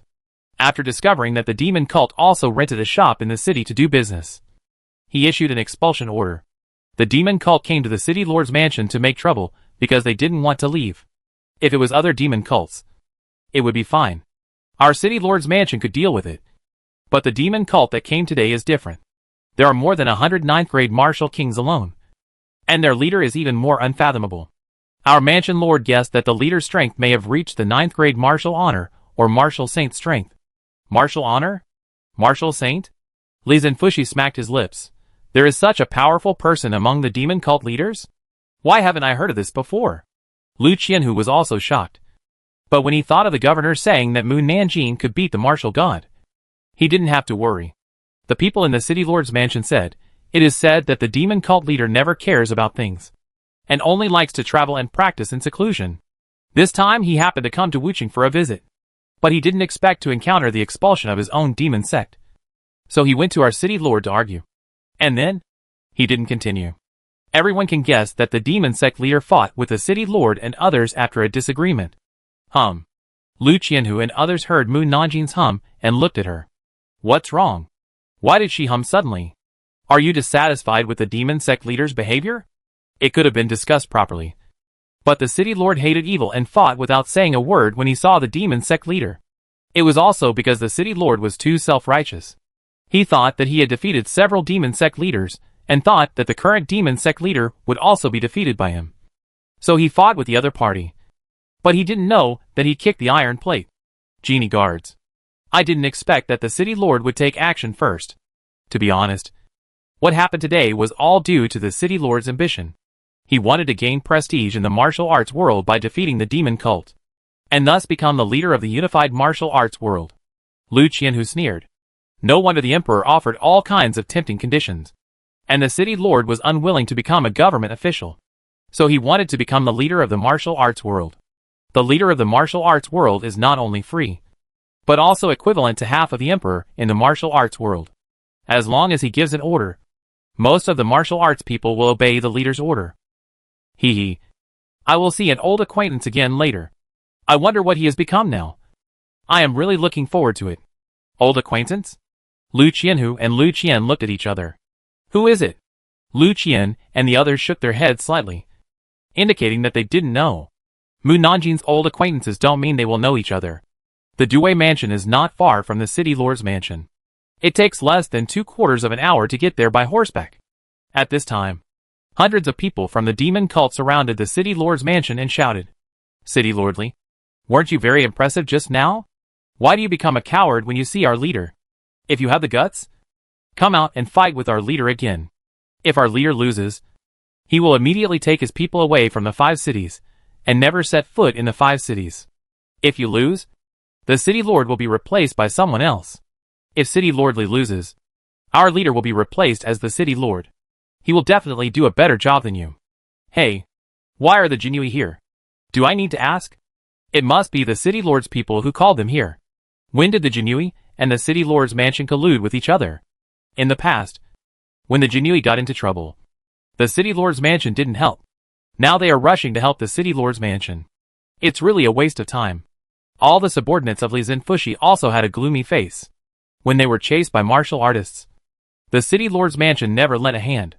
Now they are coming to help the city lord's mansion. They really can't figure out what Li Zinfushi is thinking. The man who brought the Jinui to help immediately dismounted and shouted to the people inside, "Housekeeper! The Jinui are here."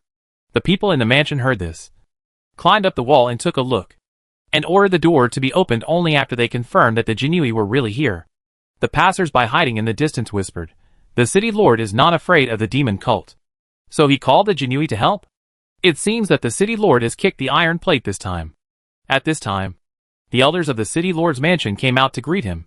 "I didn't expect that Envoy Li would come to visit. I'm sorry for not welcoming you from afar. This person's speaking level is high. Not only did he make those who didn't know think that Envoy Li came by himself, but he also made Li Jinfu and others think that the people in the city lord's mansion were surprised that they would come to help." Sure enough, the people watching in the distance were saying, "It turned out that Envoy Li brought people here by himself."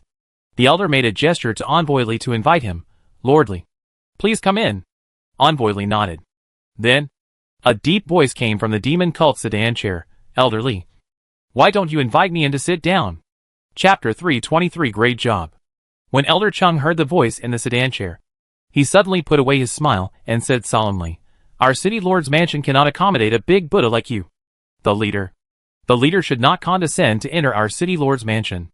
We can't afford to entertain you." The people in the sedan chair chuckled. "Do you really not afford to entertain? Or do you dare not entertain?" Li Zinfushi noticed that the atmosphere was not right. Turned around and whispered to Wu Yuan, "Wu Yuan, can you beat the martial saint?" Wu Yuan nodded. Li Zinfushi secretly breathed a sigh of relief. "The leader will attack Elder Li later, and I will have to trouble you to help stop him. This time the court really wants to investigate the riot.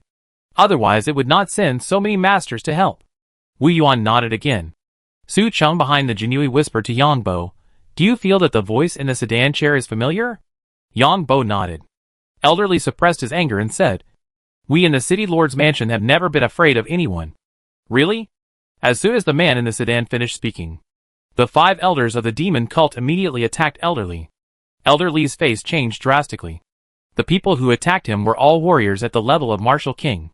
Even if he was a martial king, he couldn't resist so many people alone.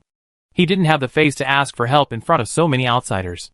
Just when he thought he was going to die at the door of his own house, a man suddenly appeared in front of him and knocked the 5 martial kings away with one palm.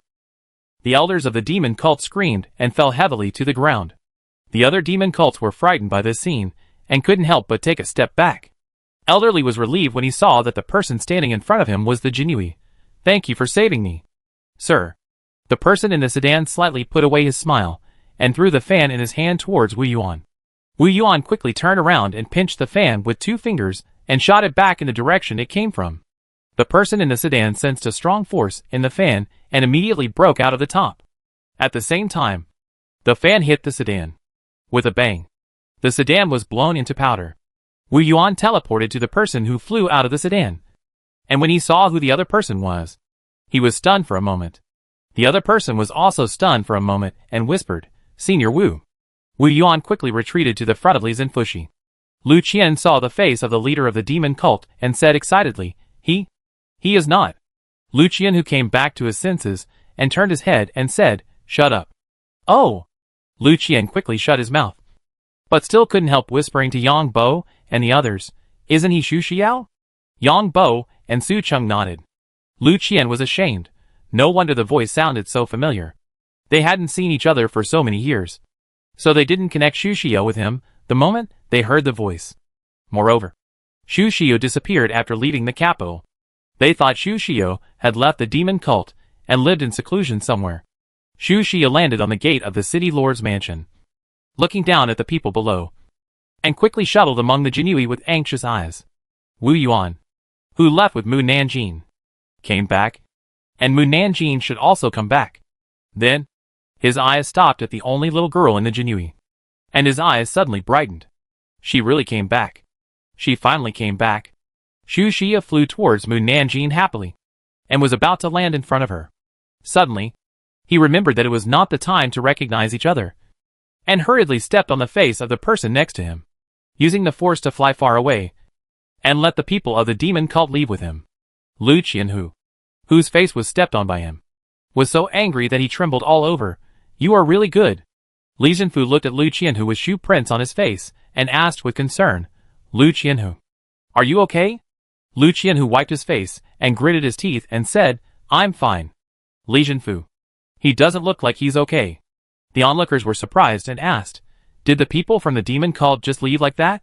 Maybe the Jinui who helped was more powerful than the leader of the demon cult. So the demon cult left. Elderly invited the Jinui to come in again. "Lordly, please come in." After entering the city lord's mansion, the city lord came out to receive them. Both sides kept saying polite words, and Mu Nanjing fell asleep. She couldn't stand it any longer. So she said to Captain Lu, "I'm going to walk around the yard." Captain Lu saw that she was getting impatient, so he had to tell her, "You can walk around, but don't cause any trouble." Mu Nanjing, "What trouble can I cause by just walking around the yard?" Captain Lu, "It's really hard to say. Maybe stepping on a leaf can cause a lot of trouble." Mu Nanjing didn't waste time talking to him, and went straight to the yard. The people in the city lord's mansion saw that she was the only one wandering around, and they all showed vigilant eyes. At this time, noisy voices came from the backyard. "That little bastard is here again. Everyone catch him quickly. Damn. He ate up all the food in the mansion again. What do the guards in the mansion do? Why did he run in again? Catch him. Don't let him run away this time." The backyard became more and more lively, and even the people in the front yard rushed to the backyard. Mu Nanjing's curiosity rose again, and he immediately used his spiritual sense to check. However, before her spiritual sense could scan it, the person who stole the food ran into the rockery, and then burrowed into the ground to leave. Therefore, she did not see anything clearly, but she was sure that the other party should be a monster. The people in the city lord's mansion said angrily, "Damn it. He ran away again. What on earth is that thing? If it is a person, how could it burrow into the ground and leave? I didn't see clearly what it is. Anyway, it not only ate our food, but also the kitchen utensils. It may be a beast that ran from somewhere. Let's report the matter to the steward." After receiving the news, the steward came to the hall and whispered a few words in the ear of the city lord. Then, the city lord said to Li Zhenfushi with an apologetic look, "Surly, I wanted to invite you to dinner in my mansion, but all the food in my mansion was stolen. Now I can only say sorry to you, and invite you to my mansion in the future." Li Zhenfushi asked curiously, "All the food was stolen?" "Yes. That thing ate even our kitchen utensils, as if it had been hungry for several years." Li Zhenfushi was a little unconvinced. Not only our city lord's mansion, but also the food of the restaurant in the city was eaten up by that thing. Now the owner of the restaurant came to me to cry and hope that I can investigate this matter. The city lord felt a headache and rubbed his brain points. Li Zhenfushi believed him only after hearing that other restaurants were also affected. He asked in a friendly manner, Do you need our Jinui to help investigate? The city lord seemed to be waiting for him to say this. And his eyes lit up. Lordly. Are you willing to help investigate this matter? Li Zhenfushi really wanted to slap himself hard. But he couldn't take back what he said, of course. You can tell us about its shape and appearance. And when it usually appears, and how it escapes. The city lord quickly told him what happened in the past few days. Li Zhenfushi and others left the city lord's mansion, and said to Lu Qianhu, this matter is left to you. Lu Qianhu. Chapter 324 How are you going to repay me? Mu Nanjing and his companions returned to the Due mansion. And the Jinui guarding the gate hurriedly reported the situation in the mansion to Li Zhenfushi. Sir Li. A young warrior came to the mansion, and said he wanted to see you. We can't drive him away. So we can only let him stay in the yard. Li Zhenfushi asked as he walked. Did he say who he was? No. Li Zhenfushi walked into the yard, and saw that the leader of the demon cult, who had just been seen standing in the yard, was him. He suddenly said, It's you. Someone come and catch him. However, no one took action. Because they couldn't beat the other party. Rushing up would be seeking death. The people who could beat him knew him. So they didn't take action. Lu Qian quietly poked Lu Qianhu on the back. Captain Lu turned back, and glared at him angrily before saying, Lordly. We know him. Zhenfu surely was stunned. You know him? Captain Lu nodded, and said to Xu Xiao, Come with me. He took his people to Mu Nanjing's yard. The reason they went to her yard was because of the previous fire. And they invited a group of craftsmen to repair their house. It was really inconvenient to reminisce with him. Xu Xiao immediately asked, Mu Nanjing. Since you are back, why didn't you tell me? Mu Nanjing asked indifferently, Why should I tell you? Xu Xiao was choked by her words. We know each other. Shouldn't I tell you? Mu Nanjing said, We just know each other. And we are not very familiar with each other. So there is no need to inform you. Xu Xiao saw that she didn't want to care about him anymore. And he was so angry that his lungs were about to explode. Puff. Lu Qian couldn't help laughing. Xu Xiao said unhappily, What are you laughing at? Lu Qian said, I guess the girl said that because you wanted to escape from her a few years ago. Xu Xiao was stunned and asked Mu Nanjing, Really? Mu Nanjing did not admit it. Nor did he deny it. Xu Xiao took it as her admission. Mu Nanjing. You are back. So I will come back to be your Jinui. Su Cheng was speechless. Isn't it good for you to be the leader? There are so many people serving you. Why do you come back to suffer? Xu Xiao said, I am happy. He didn't want to follow Mu Nanjing before. But after following Mu Nanjing, he found that although this little girl always had a cold face, her heart was warm. She would give unconditionally for her people, making it difficult for people not to want to follow her. It is Mu Nanjing's credit that he can become a martial saint now. Otherwise his current achievements would be at most at the level of martial honor. Su Cheng. Mu Nanjing said, I am only a 7th rank flagman now, and cannot make decisions. Ask Lu Qianhu if he wants you to come back. Xu Xiao looked at Lu Qianhu. Lu Qianhu. Lu Qianhu smiled coldly. If you step on your face, I will let you come back. Xu Xiao frowned. I remember we have no grudges or hatreds. Why do you want to humiliate me like this? Lu Qianhu snorted. You also know that we have no grudges or hatreds.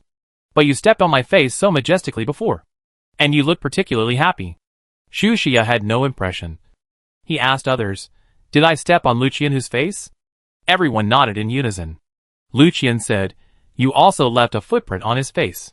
Xu Xiao stared at Lu Qianhu's face. Since Captain Lu didn't wipe his face clean, there was still the outline of the shoe print on his face. Xu Xiao exhaled, Come on. I'll step on you back. Captain Lu raised his eyebrows unexpectedly.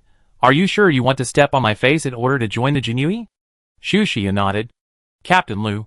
He was puzzled.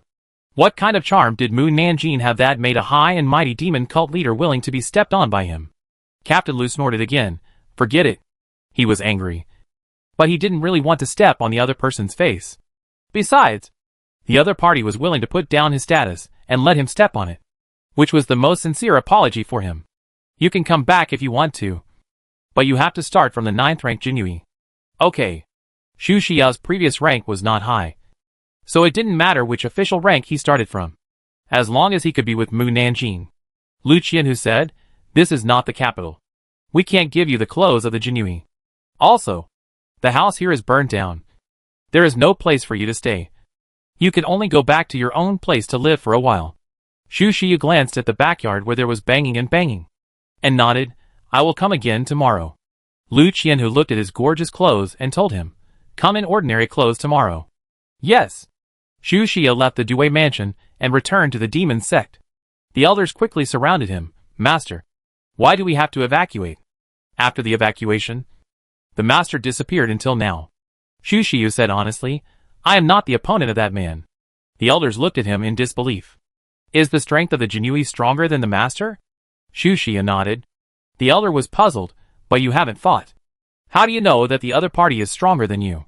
Xu Xia asked him, do you know why I have practiced so fast in recent years? The elders shook their heads. That's because his master improved my physique, and I have been taught a lot to become what I am now. The elders were even more surprised. Does the leader know that Jinui? Well, he was already very powerful at the time. I'm afraid even the god of war is not his opponent. The elders were so shocked that they couldn't speak. Now that he and his master are back, I want to continue practicing with him. If you have something urgent to find me, use a flare to contact me. The elders did not dare to delay the leader's practice. After all, the stronger the leader is, the stronger their demon sect will be, and no one will bully them. Yes. Xu Xia said no more and returned to his room. Not long after, his subordinates brought in food, put it on the table and left. Xu Xia picked up the chopsticks. Just as he was about to pick up the food, he felt something strange. Suddenly, a small hole appeared in the ground with a bang, and a black shadow emerged from it. Xu Xia quickly caught the other person, and then his expression was stunned. The thing he caught turned out to be a child about 3 years old. The child looked at him in surprise. You can catch me, Xu Xia. Since Mu Nanjing improved his physique, his 5 senses are much stronger than ordinary people, so he is more sensitive than others. Are you a monster? A few years ago, when he was a Jinui, he heard that a monster appeared in the capital, and later it was the national teacher who subdued the other party. I'm not a monster. My name is Tao Tai. Tao Tai looked at the food on his table and asked, can I eat your food? Xu Xia raised his eyebrows. You come here just to eat food? Tao Tai nodded. At the right time, his stomach made a gurgling sound. Xu Xia let him go. Tao Tai quickly picked up the plate and poured it into his mouth. He was not afraid of the heat, and swallowed all 7 dishes in a few bites. He wiped his mouth. Grandma Jingling said that people should be grateful and repay kindness. You are the only person who is willing to treat me to a meal since I came here, and I want to repay you. Xu Xia laughed. How are you going to repay me? Chapter 325. This relationship is unbearable to look at. Tao Tai tilted his head and thought hard. His serious look made Xu Xia couldn't help but rub his bangs. Have you figured it out? Gurgle. Taotia's stomach rumbled again, and he asked pitifully, I'm not full yet. Can I have another meal? Of course. Xu Xia very readily ordered his men to prepare another large table of dishes.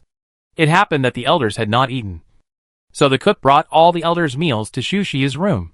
Xu Xia only ate half a bowl of rice, and Tao Tai had eaten a large table of dishes and a large pot of rice, leaving only a small dish for Xu Xia to enjoy. Tao Tai looked at the last dish and swallowed his saliva. Xu Xia put down his bowl and chopsticks with a smile and said, I'm full. You eat? Really full? Tao Tai looked at him hesitantly. Xu Xia hummed, I'm really full. Tao Tai quickly cleared the last dish on the table, and the half bowl of rice left by Xu Xia. Xu Xia asked, have you been hungry for several days? No. Tao Tai took out a handkerchief and wiped his mouth. I just have a big appetite. Xu Xia raised his eyebrows in surprise. It's really big. Tao Tai stuffed the handkerchief back into his arms and said, I know. Know what? Xu Xia poured a glass of water for both of them. I know how to repay you. Oh. Xu Xia drank a sip of water and asked with interest, how are you going to repay me? Tao Tai jumped on the chair and put his hands on his waist and said, I want to be your godfather. Xu Xia was stunned. Did I hear it wrong? Or did you say it wrong? You didn't hear it wrong. And I didn't say it wrong. Tao Tai raised his head proudly. I just want to be your godfather, and you will be my godson in the future. Xu Xia. He shouldn't have too much hope for a child. The other party is just a little kid. How can he understand what it means to repay a favor? He thinks he is here for revenge. Tao Tai urged him, call me godfather. Xu Xia rubbed his head. Why do you want to be my godfather? Why do you think being my godfather is repaying a favor? Tao Tai said seriously, because a godfather can protect his children. Clean up the stall for the children. And there are various benefits. This is what Jiuying's godfather, Luosha Palace Master, said, saying that being Jiuying's godfather is equivalent to repaying a favor. Xu Xia was speechless. Do you know what a godfather is? Tao Tai nodded his head. Of course I know. It means that a person who is not related by blood becomes my father and son. Xu Xia said patiently, you are only right about one thing. Another point is that if he is a father, he must be older than his godson. Do you think it is reasonable for me to call someone who can be my son a godfather? I am older than you. Grandma Jingling said that we have lived for many tens of thousands of years. We are very old in age. It's just that we are reborn to look like children. Xu Xia just thought it was a child's talk. Are you full? If you are full, go back to your parents. You don't believe me. Tao Tai pouted angrily. You will definitely regret it. You don't know how much benefit I have as your godfather. Xu Xia laughed. How much benefit can it bring? If people knew that a dignified demon sect leader called a 2- or 3-year-old child his godfather, he would definitely be laughed at. That would only be embarrassing. How could there be any benefit? I can protect you. Xu Xia raised his eyebrows. How can you protect me? I am so powerful that no one in the mortal world dares to bully you. Even if I can't protect you, I can still find your uncles and aunts to protect you. Tao Tai raised his head proudly again, and his proud little look was almost like his nose was not touching the sky. Xu Xia. He hasn't recognized him as his godfather yet.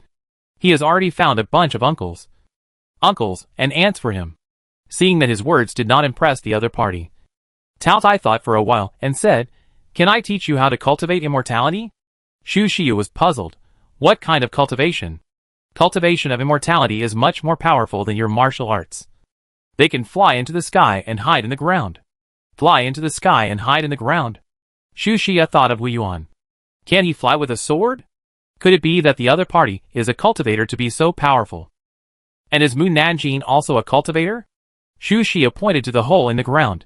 You drilled out from the ground. You are not also a cultivator? Yes. Cultivation of immortality can also call the wind and rain. Call the wind and rain? Xu Xia asked him. Is it like the national teacher? National teacher? Tao Tai asked. Are you talking about Feng Xinan? Yes. That's him. Xu Xia frowned. From your tone, you seem to know him. Tao Tai nodded. Feng Xinan is a cultivator. And he is also my father. Your father? Xu Xia's eyes widened. Is he really your father? Yes. Is there a problem? Xu Xia. It's a big problem. If he recognizes the little brat as his godfather, wouldn't his national teacher become his godfather? This relationship is unbearable. Xu Xia stroked his forehead. Can I practice immortal cultivation without recognizing you as my godfather? He is particularly interested in practicing immortal cultivation. Maybe one day, he can be as powerful as Mu Nanjing and others. Ah? Can't I be your godfather? Tao Tai was very disappointed. Your father and mother don't want to have a grandson as old as me. Xu Xia rubbed his little head. You teach me to cultivate immortality, so I will repay you. Then, Tao Tai still felt very sorry that he lost an adopted son who could call him his adoptive father. Okay then? Xu Xia secretly breathed a sigh of relief and asked anxiously, then how to cultivate immortality? The prerequisite for cultivating immortality is to have spiritual roots. I need to test your spiritual roots. How to test? Then, Xu Xia saw Tao Tai open his mouth wide. The mouth was bigger than the door of the room, and he was swallowed by the other party before he could be shocked. The whole person fell into darkness, but soon recovered the light. He looked at the beautiful and cute child in front of him, as if everything that happened before was his illusion. Tao Tai said happily, as expected of my adopted son, he actually has a natural spiritual root. That is, a single water spiritual root. You will practice very quickly in the future. Xu Xia. He had already refused to worship his adoptive father, but the other party still called him adopted son so casually. Xu Xia decided to ignore the other party's words and asked, what is a water spiritual root? Tao Tai briefly explained the spiritual root and the method of practice in an hour. And then, he was hungry again. Xu Xia ordered people to prepare 20 tables of food, and then practiced according to the method Tao Tai said. It took him one night to draw the air into his body, and successfully stepped into the threshold of cultivation. When he opened his eyes, he immediately felt that his body was different from before. His 5 senses were more acute than before. His physique was better than before. And his martial arts level was even higher. He said happily, "Is this the benefit of cultivating immortals? Then will I be able to fly and call the wind and rain one day?" Thinking of this possibility, I was particularly excited. Chapter 326, A Rare Talent. Xu Xiu checked his body again before looking out the window.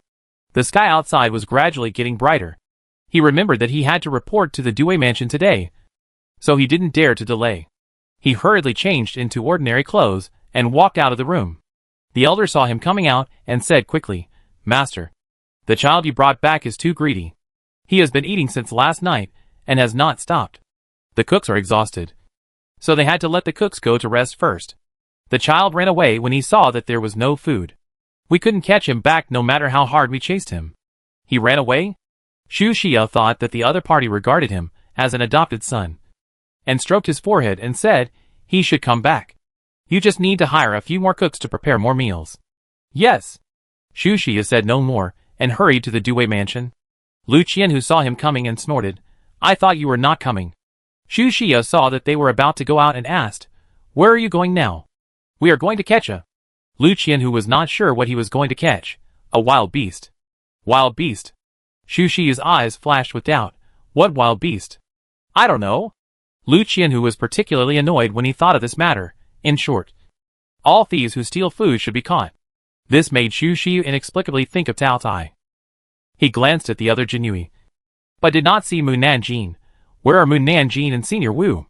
One is still sleeping, and the other is not interested in this matter. Lu Qian, who did not want to mobilize two big Buddhas for this small matter, they said that if they can't catch it, they will look for them again. Xu Xiu didn't want to go after hearing that, but he had just returned to the Jinui and couldn't be so casual, so he could only go out with Lu Qianhu and the others. Lu Qianhu divided the Jinui into 20 teams, 10 of which were responsible for patrolling the streets, and the other teams were responsible for the alleys. Once they saw something coming out from the ground, no matter what it was, they would catch it first. It was early in the morning, and the restaurants had not yet started business, so the major restaurants were very quiet. Instead, there were angry curses coming from the small stalls selling breakfast. That thing came to steal food again. Everyone, catch him quickly. He's there. Everyone quickly put a bamboo basket to trap him. Ah, he's going underground again. Lu Qian, who heard the noise, and hurried over with the Jinui. However, when they arrived, there was a small cave left next to several stalls. Xu Xiu looked at the small cave for a long time without saying a word, because the size of the cave was exactly the same as the cave dug by the little brat who claimed to be his adoptive father. He was sure that it was Tao Tai who did it. If he did it, it would be difficult for the Jinui to catch him. He must still be nearby. He didn't run far. Captain Lu divided their team into 5 teams. Xu Xiu, you lead people to patrol the nearby alleys. Yes. Xu Xiu led 3 Jinui into the small Zangzi next to him. The road surface of the alley was only 10 feet wide, and the ground was paved with pebbles. There were not many people coming and going, so the 5 fierce men coming towards them were very eye-catching. Xu Xiu looked at them twice more. The other party also glanced at them, and seeing that the people led by Xu Xiu were wearing flying fish robes, he stood aside and let them pass first, and then walked deeper into the alley on the other side, until they came to the gate of a large courtyard and stopped. And the noisy laughter of children came from the house. The leading men coughed 7 times, and then, with a creak, the gate of the courtyard was opened. When Yang poked her head out and saw that it was a familiar customer, she immediately smiled. "Master Wei, you are here. Please come in." Master Wei walked into the house with 4 men and looked at the children in the courtyard. He curled his lips. "You have not been here for a year, and there are so many more children here, and they are all strangers. Have you sold the previous children?" "Thanks to Master Wei, they have all been sold." When Yang poured tea and served cakes to Master Wei drank a cup of tea and said, "Old rules. I know." When Yang smiled, and then asked the children to line up in 4 teams. The children looked at the 5 fierce-looking men and shrank into a ball in fear. When Yang smiled and said, "Children, let me introduce him to you. His name is Wei He. He is here to adopt you. As long as he likes a child, he will have a good life in the future. He will enjoy endless wealth and glory." The children were still very scared. When Yang quickly pulled them to line up in 4 teams, Wei Yi looked at the children and asked, "Are they all here?" Wen Yang's eyes flashed with an invisible sense of guilt. They are all here. Wei Yi used his divine eyes to signal his 4 subordinates. His 4 subordinates walked in front of the children to check their roots. But after checking them all, none of them satisfied them. The 4 subordinates returned to Wei Yi and shook their heads. Wei Yi looked at Wen Yang. Wen Yang, your batch of children is not good. Wen Yang was embarrassed. Is there no one who likes it? No. Wei Yi didn't want to waste time. So he stood up and prepared to leave. And heard the childish voice of a child from a room. Huh? Isn't that Master Wei coming to see us? Master Wei suddenly turned around and looked at the room opposite. The door of the room was closed, intentionally not letting the people inside out. Wen Yang's face changed drastically. Master Wei looked at Wen Yang with a gloomy face. Didn't you say that all the children are here? Wen Yang said anxiously, Master Wei, please listen to my explanation. The children inside are children abducted from rich families. They are going to use the children to ask for ransom from the rich. And they don't intend to sell them. Master Wei didn't care about her reasons, and turned around to signal his men to open the door. His men kicked the door open rudely, and saw 4 beautiful children standing inside. He couldn't help but be stunned. He had lived for so many years, and this was the first time he saw a little baby who was so beautiful that he didn't look like a human. Master Wei, there are 4 children here. Master Wei was not interested in a few of the children inside. Take a look at their roots. Yes. Wen Yang was anxious, and kept praying in her heart that Master Wei's people would not look down on the 4 children in the room. Master Wei's men touched the bodies of the 4 children. The more he touched, the more surprised he was. A big smile appeared on his lips unconsciously. Bai Hu said proudly, I am definitely in good health. Han Dun followed. Mine is definitely good too. Bai Zhe sighed slightly, and was too lazy to talk about them. Master Wei's men said happily, Master Wei, the 4 children in the room are all good seedlings. Good seedlings that are hard to come by in 100 years. Really? Master Wei's gloomy face finally showed a smile. Take them all back to me. Yes. The other 3 men walked into the room and pressed the children's mute points. And then each of them walked out holding a child. Wen Yang said anxiously, Master Wei, can you leave me a child? Master Wei snorted coldly. I'm not angry that you lied to me. I've already spared you some face because of our past relationship.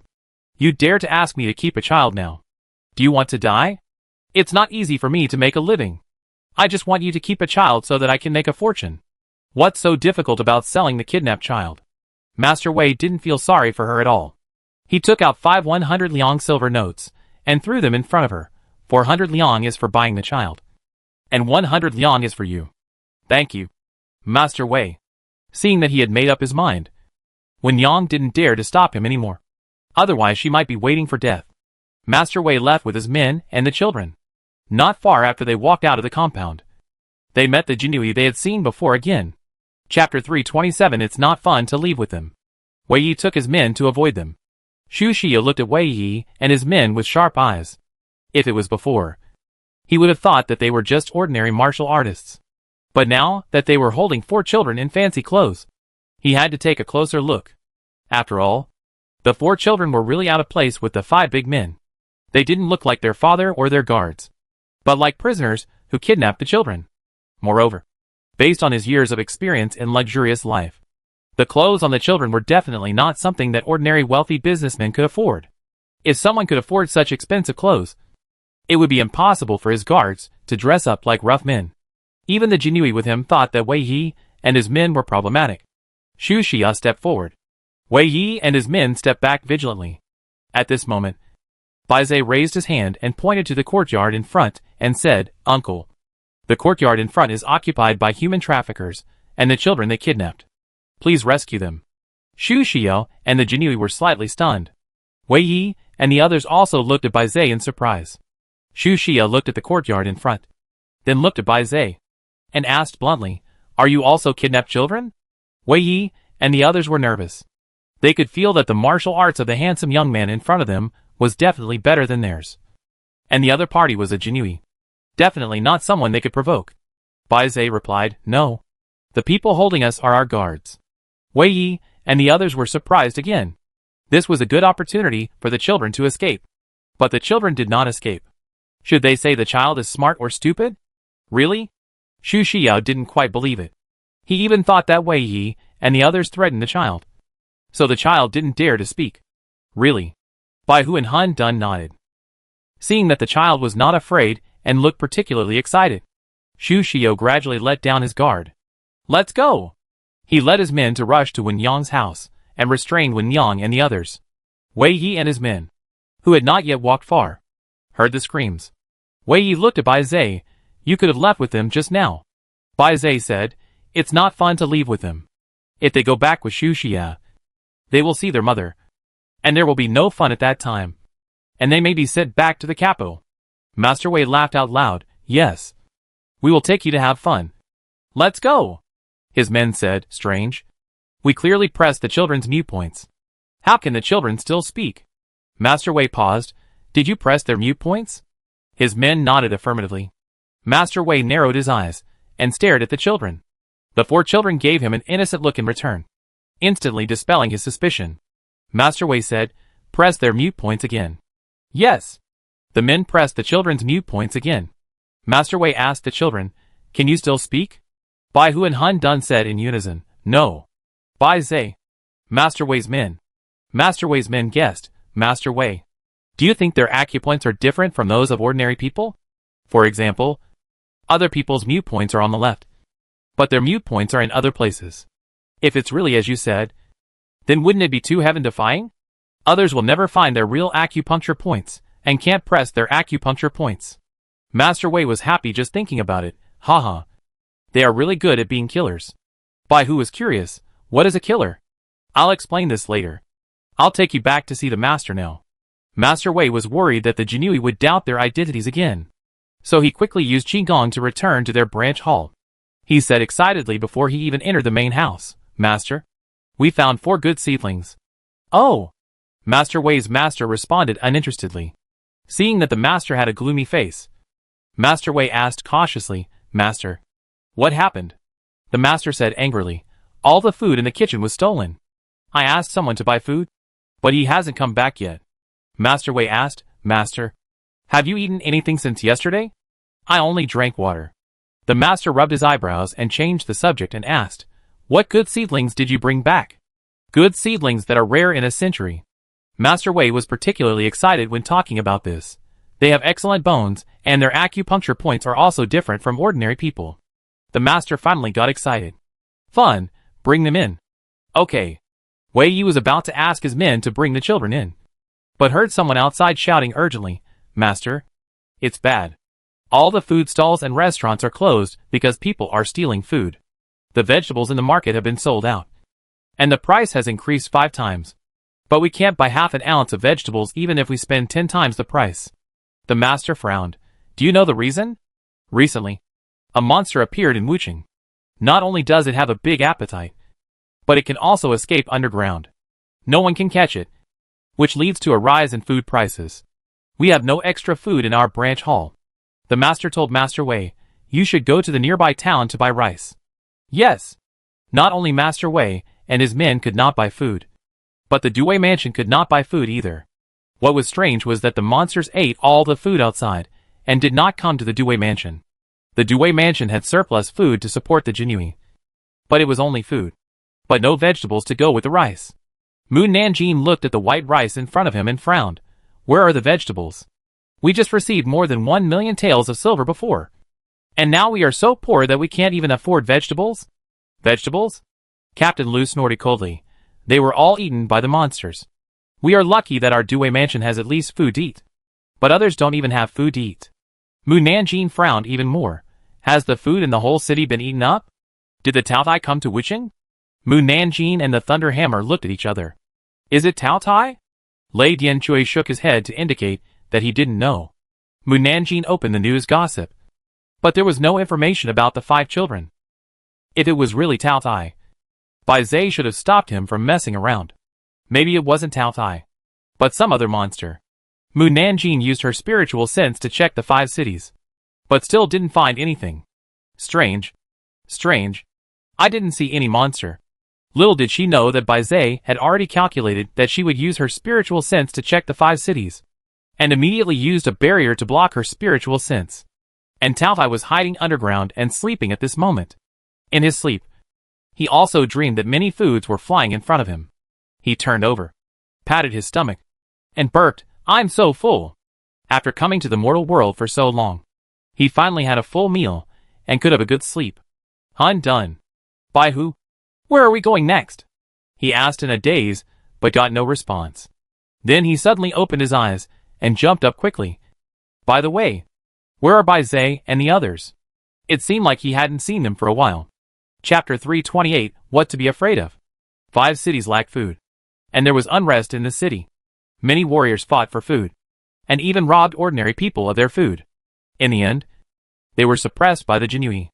In the next half-month, the food in 5 cities was ridiculously expensive. Fortunately, there was enough food in the surrounding towns. And fortunately, the monsters that stole food did not appear again. Otherwise, everyone would not be able to stay in 5 cities. After more than half a month, the price of food slowly dropped back to the original price. Mu Nanjing, who was almost about to return to the court, was finally able to eat a delicious dish. If the little thief who stole food appears in 5 City again, I will catch it and beat it up. Don't show up again. Li Jinfu patted his face lightly. You see, I'm so thin from hunger. If it appears again, I will die. Lu Qianhu didn't say anything, and quickly picked up several chopsticks of food and put it in his bowl to make up for the food he hadn't eaten these days. Captain Lu, please leave some food for us. President Li also hurriedly picked up a few pieces of meat. But before he had taken 2 bites of the meal, the Jinui outside came to report, Lord Li, Alliance leaders Han and Qian are here. They are here to take their son back. They are here. Let them wait. After seeing the strength of Wu Yuan and others, the current governor Li has a lot of confidence, and he is not afraid of the martial arts people coming to make trouble. He deliberately slowed down his eating and dragged it for an hour before taking Captain Lu and others to see the 2 alliance leaders. The 2 alliance leaders have been waiting impatiently. If they hadn't heard that there were masters in the Dewey Mansion, they would have overturned the Dewey Mansion long ago. When Governor Li appeared in front of them, the 2 of them snorted coldly at the same time. Lord Li is so arrogant that he made us wait for an hour before he came out. Central Governor Li said with a smile, I'm really sorry. You 2 leaders. We were late because we were having dinner. Leader Han said without further ado, I came here to take my son away. Please let him go immediately. Lord Li, since you 2 leaders rarely come here, why don't you sit down and have a good chat? As for the release of people, we'll talk about it later. Central Governor Li was not like before when he said he would release people. Come on. Pour tea for you 2 leaders. Leader Han said with his hands behind his back.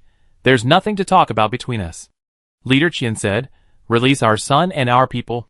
We leave immediately.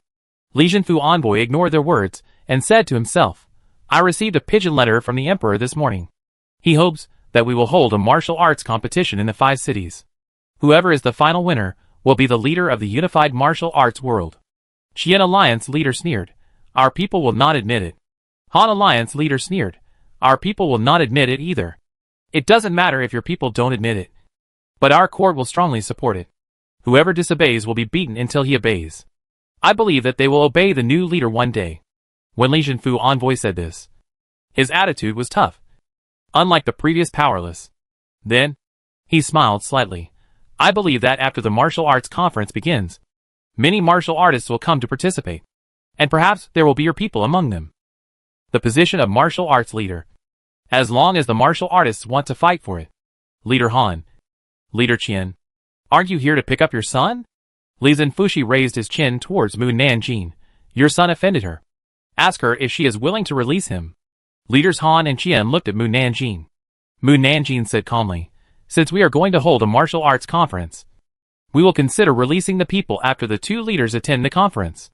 The 2 leaders were furious. Are you threatening us? I am threatening you. So what? If you are not afraid of threats, you can leave immediately. Or do you 2 leaders dare not attend the martial arts conference? It is normal not to dare to participate. After all, the strength of warriors has greatly increased.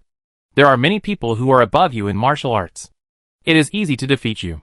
When everyone sees that you are not as strong as others, the position of leader will be lost. Mu Nanjing's words hit their sore spot. You dead girl. You are just a Jinui, and you dare to disrespect us. You are looking for death. Leader Han hit Mu Nanjing with a palm. Xu Xia quickly came in front of her and raised his palm to greet her. Bang. The internal energy that rushed out from between the two palms overturned the surrounding tables and chairs. Leader Han realized that the opponent was stronger than him and quickly stopped, saying angrily, "Since you won't let us go, don't blame us for going against the court in the future. It's really stupid to say such harsh words in the government's territory." Mu Nanjing ordered, "Come here. Arrest the two thieves who are against the government." Before the two leaders could react, they were pressed to the ground by Xu Xia and Wu Yuan. Captain Lu was even more ruthless, quickly taking out a pill that could temporarily dissipate the power and stuffing it into the mouths of the two leaders. Envoy Li was confused by their actions. You are? Captain Lu pointed at the two leaders and said, "This is the end of going against the court." Envoy Li. He seemed to have learned a new move. Han, the leader of the alliance, found that his power was all dispersed, and shouted excitedly, "You are a bunch of despicable villains." If the people in the martial arts world knew that the officials were so despicable, they would never trust the people of the court again. Lu Qianhu sneered, "Do you think we are fools? You are all going to go against the court. Do we still have to treat you with good tea and good wine?" Qian, the leader of the alliance, struggled hard. "If our people knew that you caught us, they would never let you go." Lu Qian, "You locked them up with their son." Lu Qianhu turned around and ordered Xu Xiao and others, "You go outside and catch the people of the two leaders together." Okay. After a cup of tea, passers-by passing by the Dewey mansion saw two more people in the iron cage at the door and looked at them curiously. When they recognized who the other person was, they were shocked. It's Alliance Leader Han and Alliance Leader Qian. They were also captured? They should be martial masters, and they are omnipotent. But they were also captured? Han Yuping and Qian Haiji in the iron cage were even more unbelievable. They looked at their father and could not speak for a long time, and even thought they were hallucinating. Li Jinfu came out and said, "Everyone should recognize who is in the cage. This is the end of going against the government. If you don't want to be captured, just cooperate with the government. There will be a martial arts competition in a month. Everyone is welcome to participate. The winner will become the new martial arts leader to unify the martial arts world." After saying this, regardless of everyone's reaction, he turned back to the Dewey mansion and breathed a sigh of relief to Lu Qianhu and others. "We have captured two leaders. It is estimated that their elders will bring major martial arts people to make trouble. It's really one wave after another. What are you afraid of? If one comes, we will capture one. If a pair comes, we will capture a pair. If a group comes, we will capture a group. We will build a cage and wait for them to come." Li Jinfu said, "Of course you are not afraid." All of a sudden, Captain Lu and the others all looked at Li Jinfu. Chapter 329, This is a big misunderstanding. Envoy Li noticed their gaze. Did he say something wrong? Why are everyone staring at him? Then, he was pressed on the fainting point and fainted. Mu Nanjing, who was drinking tea, found that Envoy Li seemed to be answering her inner thoughts. She turned her head to look at Envoy Li, but saw that he fainted in the arms of Captain Lu. What happened to Envoy Li? Captain Lu said without blushing or panting. He must have been busy with official duties recently and didn't get a good night's sleep. In addition, he was frightened by the previous incident, so he fainted. Captain Ning, go find a doctor to take Envoy Li's pulse. And the others helped me carry Envoy Li back to his room. Mu Nanjing, Envoy Li is too timid. Everyone, this is a big misunderstanding. Captain Lu kept apologizing to Envoy Li in his heart. The Jinui carried Li Zenfushi into his room and closed the doors and windows after making sure that Mu Nanjing had not followed. Lu Qianhu was worried and said to Yang Bo, "You go outside and guard. If Mu Nanjing comes, call us." Yang Bo nodded and walked out. After he closed the door, Lu Qianhu untied Li Zenfushi's coma. Li Zenfushi slowly opened his eyes and saw a group of people around the head of the bed. So scared that he jumped up quickly. Lu Qianhu quickly comforted him, "Lord Li, it's us. So it's you." Li Zenfushi breathed a sigh of relief when he saw Lu Qianhu and the others clearly, and then looked around and found that he had returned to his room. Why am I back to my room? He touched his head and said, "Don't I remember that I was in the lobby before? Why am I still lying on the bed when I returned to my room? Did I faint? Why did I faint suddenly?" Lu Qianhu did not answer him, but asked him seriously, "What did you hear Mu Nanjing say last?" Li Zenfushi was puzzled. The last sentence? Yes. What was her last sentence just now? Why do you want to ask the last sentence? Don't worry about it. Hurry up and tell me what the last sentence was. Li Zhenfushi saw that he was so serious. So he thought about it carefully. I remember she seemed to say that she was afraid of nothing. And she would catch one by one, a pair by a pair, and a group by a group, and then build a cage and wait for them to come. She seemed to say so. By the way, weren't you there at the time? Why are you still asking me? You? How could you hear it? You are not a Beijing official. How could you hear Mu Nanjing's voice? Li Zhenfushi was sweating. What Mu Nanjing's voice? Lu Qianhu was very embarrassed. You are not a Beijing official. I don't know whether I should tell you this. I am a Beijing official. Li Zhenfushi took out a letter and a piece of paper from his arms. The token was shown to Lu Qianhu. This is the transfer order and token I received this morning. The governor ordered me to go back to Kyoto with you to temporarily take over the position of Qianhu. When there is a position of pacification envoy in other cities, I will take up the position. Lu Qianhu quickly browsed the letter. Does that mean you are now both the pacification envoy of the 5 cities and the Qianhu of Kyoto? Yes. No wonder you can hear Mu Nanjing's voice. But the strange thing is how the transfer order and token were delivered to you so quickly. Could it be that the governor sent someone to deliver it not long after we left Beijing? Lu Qianhu rubbed his head. Let me tell you what's in my heart. He pulled Li Zhenfushi to sit down, and then told him that the officials in Beijing could hear Mu Nanjing's thoughts. Only the officials in Beijing can hear this matter. And only the officials in Beijing can know it. You must not tell anyone. Not even your confidants. Otherwise, Captain Lu made a gesture of wiping his neck with a knife. The emperor will never let it go easily. Captain Li hurriedly covered his neck and nodded. I will never tell anyone. Captain Lu nodded. I have a question. Curious, Li Zhenfu asked. How can I tell whether Mu Nanjing is talking or speaking from her heart? If we are face to face, you can see if her mouth is moving. If we are facing away, you can tell from the tone of her voice. For example, her personality is cold, and she speaks without emotion. But her heart is very lively, and she talks a lot. She also likes to expose other people's shortcomings or secrets. Especially if she laughs with a hee sound. Which is definitely her heart. Because she would never laugh like this normally. Li Zhenfu was stunned. Lu Qianhu patted his shoulder. You will get used to it if you hear it more often. Also, you have to hold back your laughter and anger. Li Zhenfushi. At this time, Yang Bo outside shouted loudly, Lu Qianhu. The doctor is here. Lu Qianhu hushed to Li Zhenfushi. She is here. Outside, Mu Nanjing followed the doctor and Ning Baihu into the yard, and came to Li Zhenfushi's room. She asked, Is Lord Li awake? Is he okay? Lu Qianhu replied for Li Zhenfushi. The doctor needs to check his pulse to know if he is okay. The doctor smiled and said, Please make room for me to feel your pulse. The Jinui quickly stepped aside. The doctor sat down beside the bed and felt the pulse of Li Zhenfushi. Mr. Li, your pulse is weak. You must have fainted due to overwork. This is what Captain Ning told the doctor before he came. Li Zhenfushi. Overworked? When Li Zhenfushi heard Mu Nanjing's voice, he quickly glanced at her with his peripheral vision. We have been arresting people and suppressing people from all sects for nearly a month. We should be the ones who are tired. Li Zhenfushi was just sitting in the Due mansion drinking tea. What is he tired of? Quack. Li Zhenfushi. This is too straightforward. He was embarrassed to face Captain Lu and his men.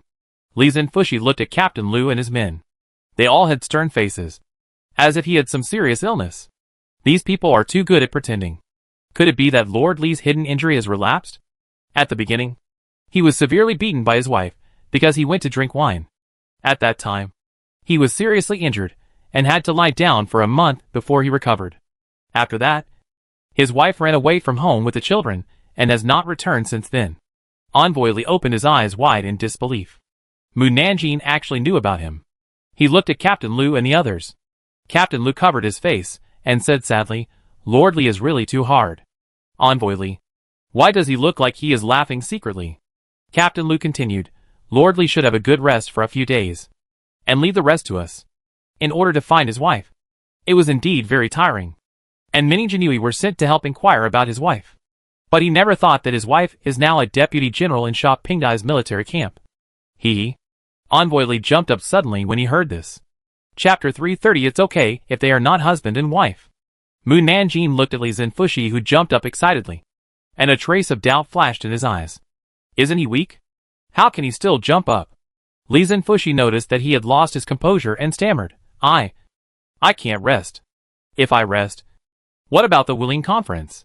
Surly. Captain Lu pulled Li Zhenfushi to sit down. You are exhausted. But you are still obsessed with your official duties. If the Emperor knew that you are so diligent, he would definitely reward you. Li Zhenfushi. He was embarrassed. Captain Lu turned to Mu Nanjing and the others and said, you all go down. Surly needs to rest well. Mu Nanjing saw that there were too many people crowded in the room. So he took the lead to walk out of the room. Others also left one after another. Li Zhenfushi was sure that Mu Nanjing had gone far away, and asked Lu Qianhu anxiously in a low voice, is what Mu Nanjing said just now true? Is my wife really a deputy general in General Sha Pingdai's military camp? Lu Qianhu said, Mu Nanjing knows a lot of secrets that no one knows. We have verified that what she knows is true one by one. What's more, she said it in her heart. So there is no need to lie. I want to find my wife. Li Zhenfushi stood up excitedly, but was pushed back by Lu Qianhu. Surly, you have the Emperor's order now. If you leave now, you will commit a serious crime. Why don't you wait until the end of the martial arts competition and return to Beijing with us to report to your wife? Li Zhenfushi was much calmer. You are right. Lu Qianhu said again, and you should change your habit of drinking wine. Li Zhenfushi sighed. My wife and her family have changed this bad habit since they left me. If you hadn't come all the way from the capital, there would be no place to entertain you. And I wouldn't have taken you to drink wine. By the way, you can't tell my wife about this. If she knew, she would never come back. Of course I won't tell her. Captain Lu would never do anything to harm the relationship between a couple. Speaking of which, it's quite nice to hear Mu Nanjing's inner voice. Envoy Li couldn't help but get excited. I can actually find out the whereabouts of my wife from her inner voice. No wonder I haven't found her for so many years. It turns out that she is hiding in the military camp. She is worthy of being my wife. She has become a deputy general in just a few years. That's why the Emperor didn't let Mu Nanjing know that we can hear her inner voice. Otherwise, we will never give more secrets. Envoy Li nodded. Don't worry. I won't tell. Captain Lu patted his shoulder. Then you have a good rest for a few days, and we will take care of the other things. Okay. Envoy Li lay back on the bed and smiled. I haven't rested for a long time. Not only are there many things in the 5 cities, but they can't manage them even if they want to. It's really a headache. I hope the masters brought by Captain Lu can keep the warriors of the 5 cities in peace on the surface. In the next few days, Captain Lu was busy preparing the competition venue and registration for the competition. Mu Nanjing had nothing to do, so she hid in the house to watch TV series. But she only watched for half a minute before someone called her outside. Master Mu. Master Mu. Are you there? Mu Nanjing didn't want to answer, but after using her spiritual sense to check that the person outside the door was Chen Dao, she stood up and opened the door. Master Chen. What can I do for you? Chen Dao saw her and smiled even more. Aren't you looking for craftsmen? I'll take you to find them. Originally, he was going to find Mu Nanjing the day after he left last time, but his father had been locked up in the military camp for more than half a month. Whenever he went out, he would be stopped by the soldiers and not allowed to go out. So he ran out secretly and ran to find Mu Nanjing as soon as he came out. Mu Nanjing has been in Wuching for some time, and it's time to find a craftsman to bring back to the capital. She nodded. Okay. Where are we going to find someone? Just follow me. Chen Dao took her to the gate of the Due mansion. When passing by the courtyard, he met Lu Qianhu, who just came back from outside. When Captain Lu learned that they were going out to find a craftsman, he turned his head to look at Yang Bo, Su Cheng, Lu Qian and Xu Xiao. Finally, his eyes paused on Xu Xiao and smiled. Mu Nanjing. Take Xu Xiao with you. With him, he can help you carry things and protect you. Xu Xiao. Okay. Mu Nanjing was very happy to have a handsome man following behind him. Chen Dao frowned, especially when he saw that Xu Xiao looked better than him. His eyebrows were tied into a knot, but he couldn't say that he didn't want Xu Xiao to follow them. Captain Lu took advantage of Chen Dao and Mu Nanjing walking out and quickly grabbed Xu Xiao's arm, whispering, don't let them get too close, and don't let Prince Chen look at Mu Nanjing more. Xu Xiao was puzzled. Why? Don't ask. Go quickly. Captain Lu was worried that Xu Xiao couldn't catch up with them, so he pushed his back. Xu Xiao followed Mu Nanjing with doubts, and got into the carriage prepared by Qingdao. Then he saw Qingdao looking at Mu Nanjing with a foolish look, and he knew what Captain Lu meant. With a swish, he opened the fan and fanned Qingdao. Prince Chen. It's hot in the car. I'll fan you. Qingdao, whose vision was blocked by the fan, looked unhappy. I'm not hot. No need to fan me. Then I'll fan Xiao Nanjing. Xu Xiao sat next to Mu Nanjing and fanned her. The fan, which was twice as big as an ordinary fan, completely blocked Mu Nanjing's little face, with a handsome man serving her. Mu Nanjing would not refuse. Xu Xiao saw her enjoying it with her eyes closed, and couldn't help laughing. Xiao Nanjing, is the wind suitable? Mu Nanjing replied lazily, yeah. Qingdao looked at this scene, and almost popped his eyes out. Your name is Xu Xia, right? What is your relationship with Lord Mu? My relationship with her. Xu Xiu smiled lightly, and that charming smile made Qingdao lose his mind. It's very complicated. Tell me how complicated your relationship is. We are both superiors and subordinates. And we can also say that we are both teachers and friends. We are like brothers and sisters, but not brothers and sisters. Xu Xia said to Mu Nanjing, we are still each other's confidants. Xiao Nanjing, don't you think so? Yeah. Mu Nanjing was focused on watching the drama, and didn't hear what he said at all. Xu Xiu smiled even more. Qingdao sneered, it's good that they are not husband and wife. Xu Xiu replied, it's almost the same. Qingdao. The two stopped talking. Mu Nanjing finished watching an episode of the TV series and asked, why are you not talking? The two snorted at the same time. Mu Nanjing was sweating. At this moment, the carriage stopped and the driver outside said, Prince, we're here. Chapter 331, She Belongs to Someone Better. Mu Nanjing stepped out of the carriage, and saw a small street full of people. There were no shops on both sides of the street, but there were a group of men in simple clothes, including young people, old people, and a few girls and women.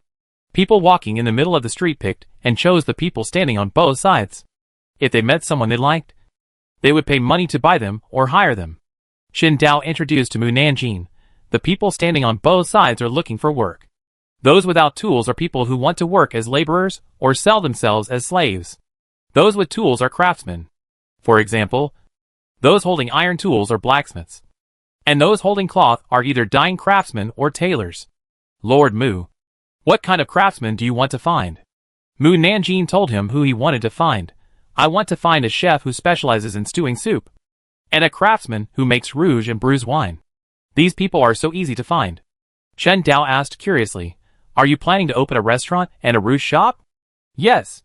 Qingdao asked again, Lord Mu, I'd like to ask, what pill did you give me after you broke my legs that day? The effect of the medicine is simply amazing. After I was taken back to the Dewey mansion, my legs were automatically connected. He asked this because he sent people to search all the drugstores in the 5 cities, but couldn't find a pill with such a magical effect.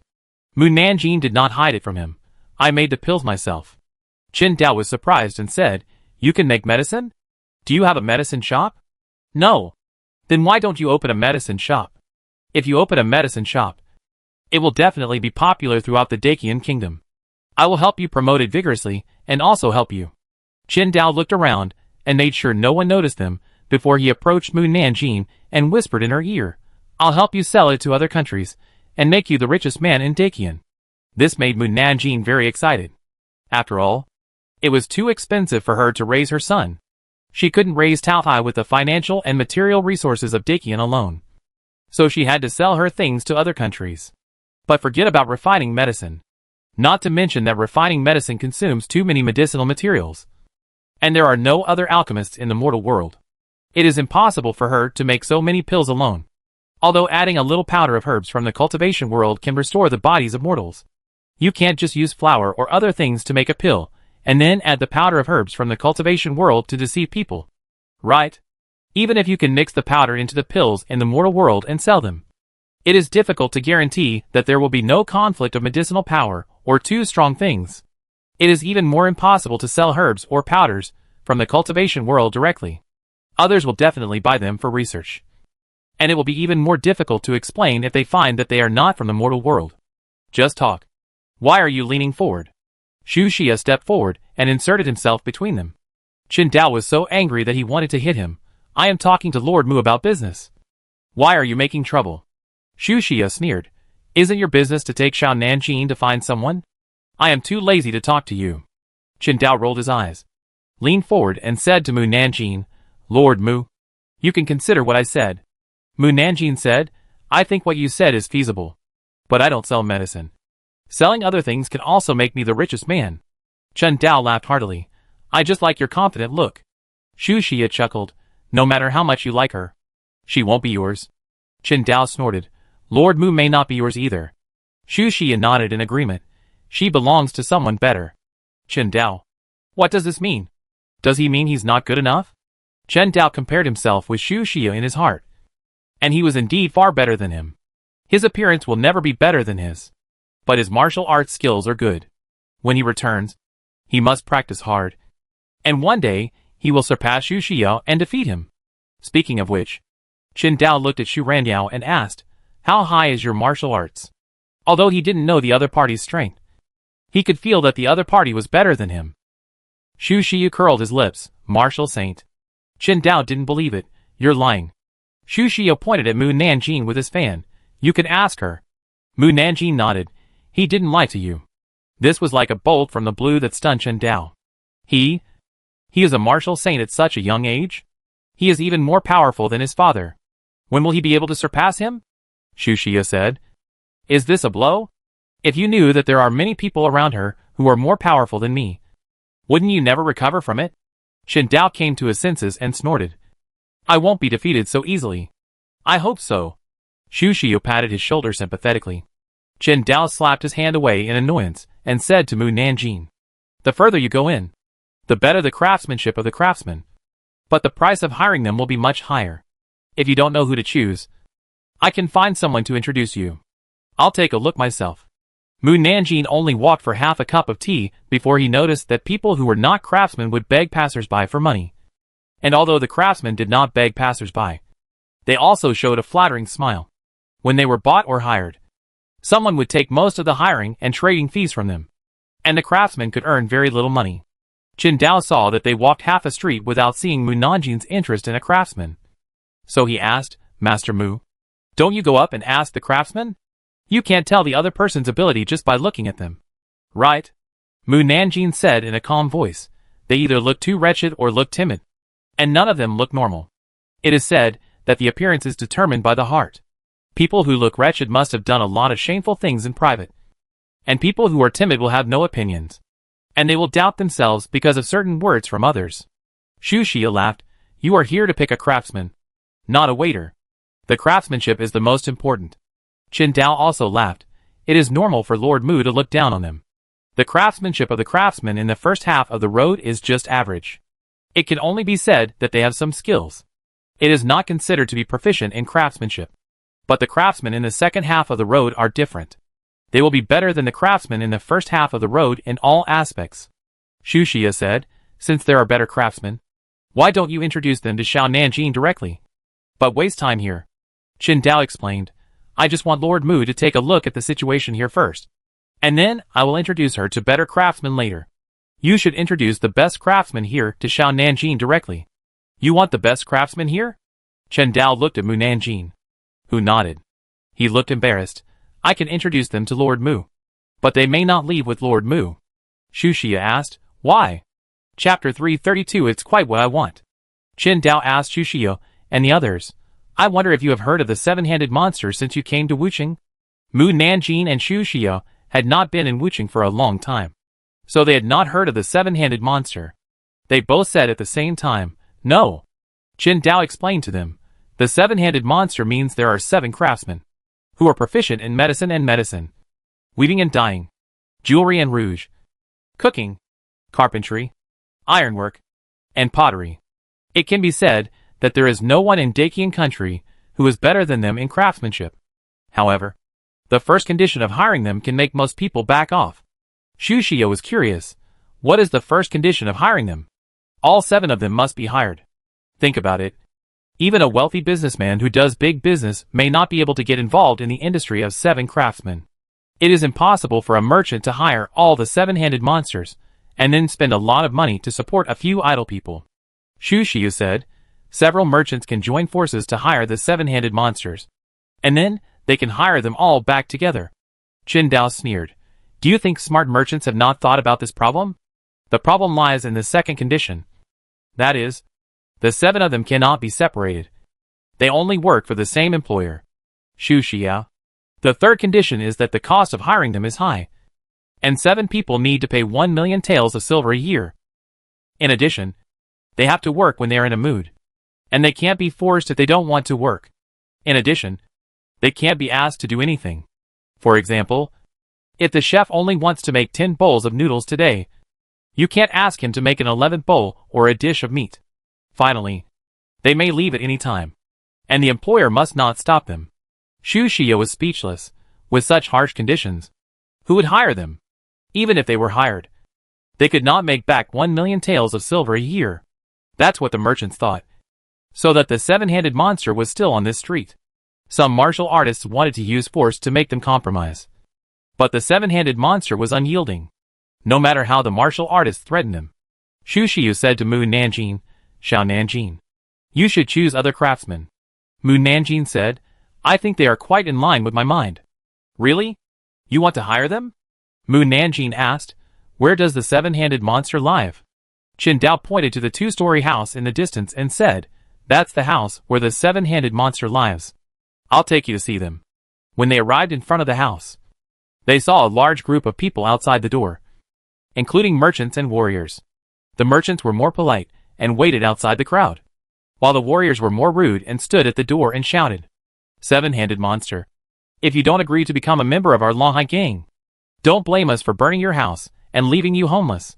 Not only will we leave them homeless, but we will also cripple their feet so that they can't run away.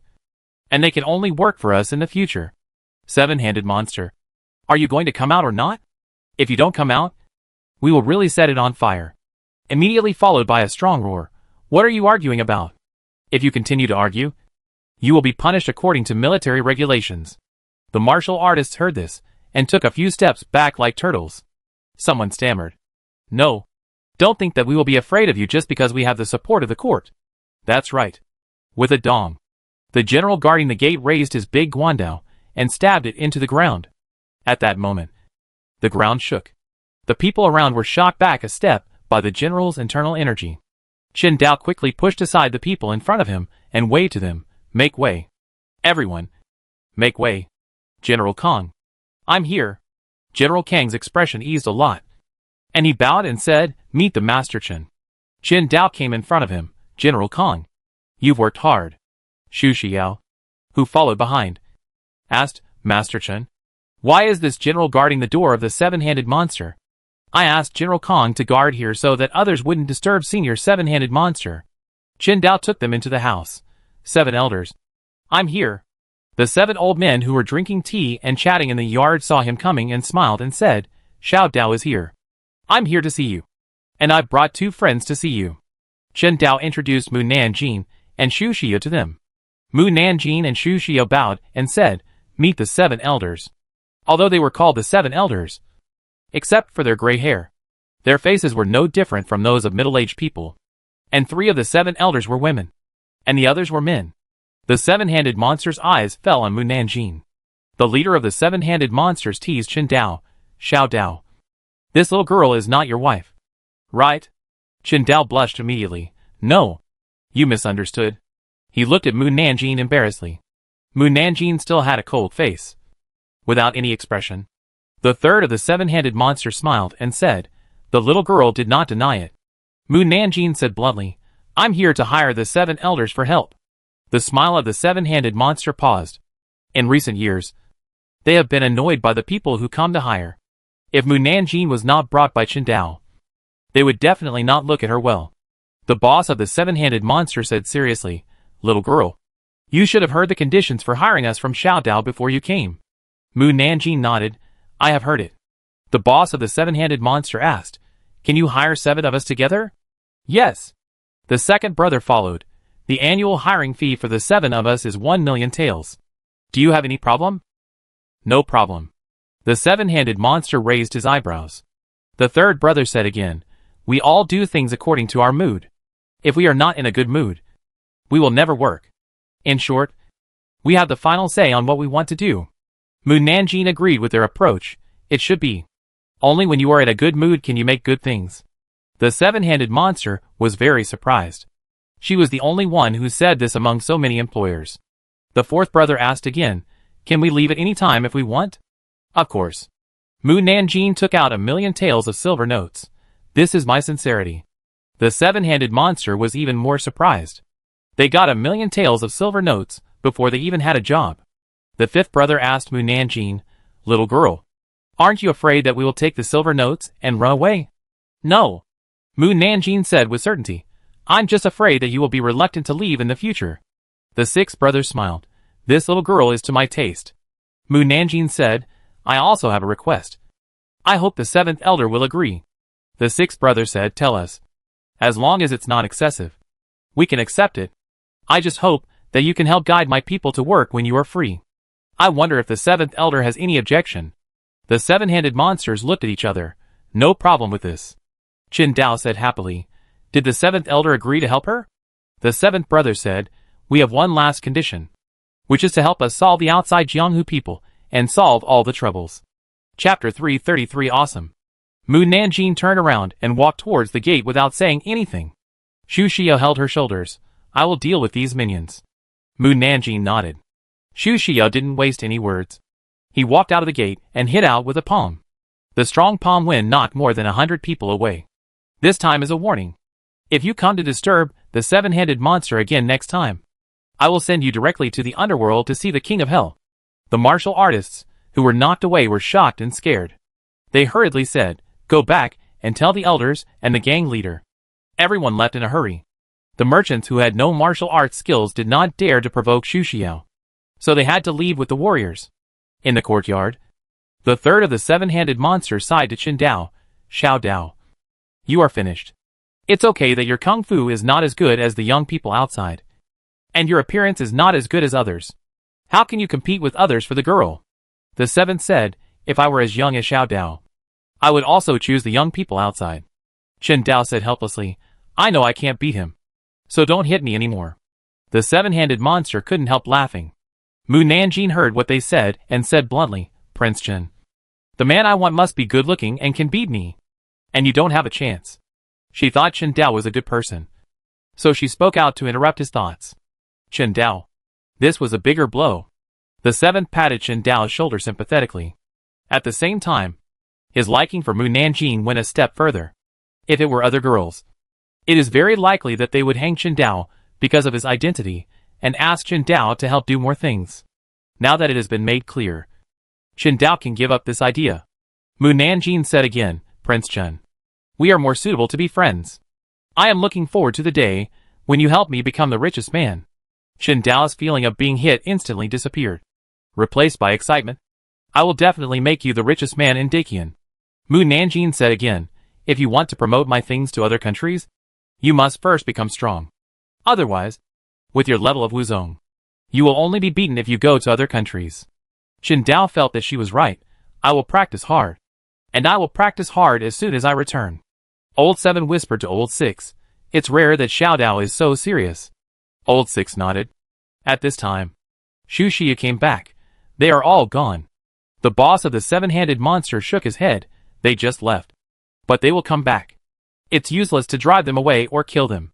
It will only make them more united to deal with us. Mu Nanjing said to Xu Xiao, when they come, I will deal with them. Xu Xia nodded. Mu Nanmian moved a chair and sat at the gate. Then asked someone to buy some fruit and cakes while waiting for the gang leader and elders to arrive. Half an hour later, the gang leaders and their gang members rushed to the door of the seven-handed monster's house. The craftsmen on the street were worried that they would be affected by the fight, so they hurriedly packed up and left. The gang leaders were stunned when they saw that there was only a little girl sitting at the door of the seven-handed monster's house. The leader of the Longhai gang asked, little girl, where is the man who beat my men just now? Mu Nanjing said lazily, tell me your name before asking questions. I am Xiao Wuqing, the leader of the Longhai gang. Xiao Wuqing. Do you know why your gang has earned less money recently? Xiao Wuqing frowned. You are answering a question that is not relevant to your question. I clearly asked you where the person who beat up my men was, but you said it was about the money of our gang. Do you know the current situation of our gang? If you go back and check the account book, you will find that the numbers do not match. If you check the elders of your family, you will find that he is colluding with the people of Yantai Pavilion. Suddenly, the scene was in an uproar. The elders of Longhai Gang are colluding with the people of Yantai Pavilion? It shouldn't be. They are mortal enemies, and it is impossible for them to collude together. Boss, this little girl is trying to sow discord.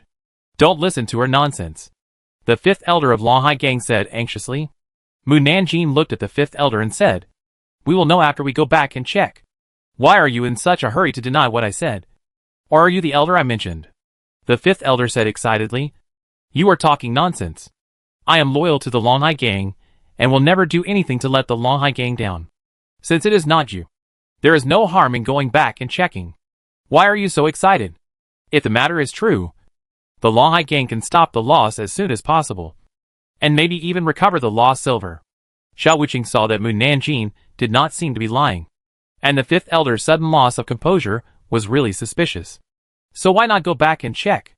Speaking of which, he has not looked at the account book for several months, and he should also see how much money the Longhai Gang has earned recently. Xiao Wuqing turned around and said to his men, let's go back to the gang. The fifth elder said anxiously, boss, we are all here. Let's find the people who beat us up first. As for the account check, it won't be too late to check it when we get back. The fourth elder said, Old Five, don't persuade us anymore. Otherwise the boss will suspect that you are colluding with the people in Yantai Pavilion. Fifth elder, it really was him who did it. What should we do? However, he did it so secretly. How did that stinky girl know about it?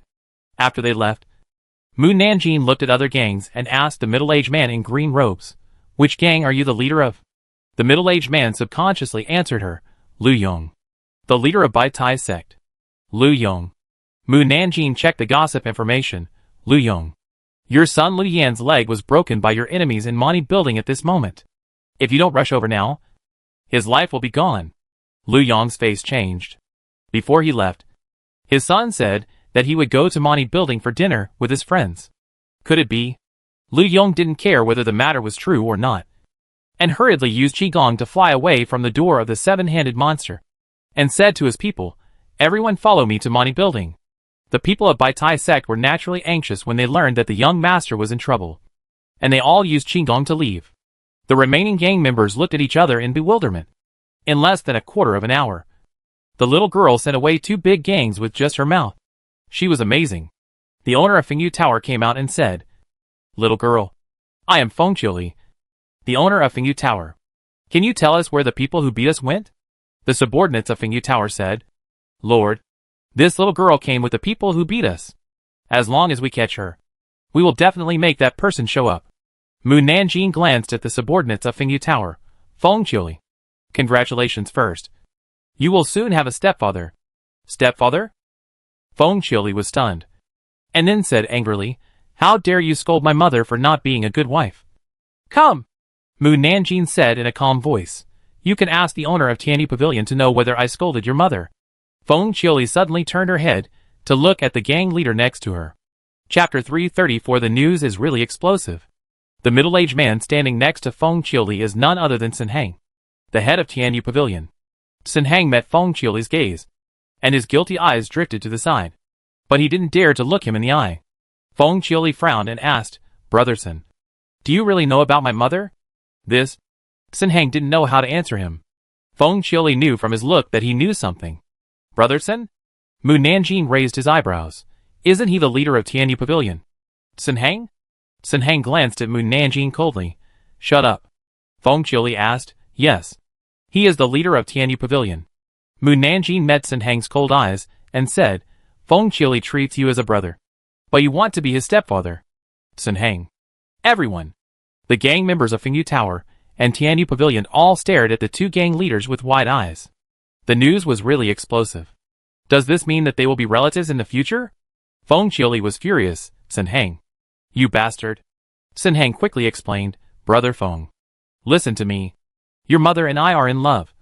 We don't want to hide it from you. But it's hard to say. You also know that this matter is not good to tell others. Right? Then, they heard Mu Nanjing say, although the matter is not good, Sun Hang is sincere to Feng Qiuli's mother.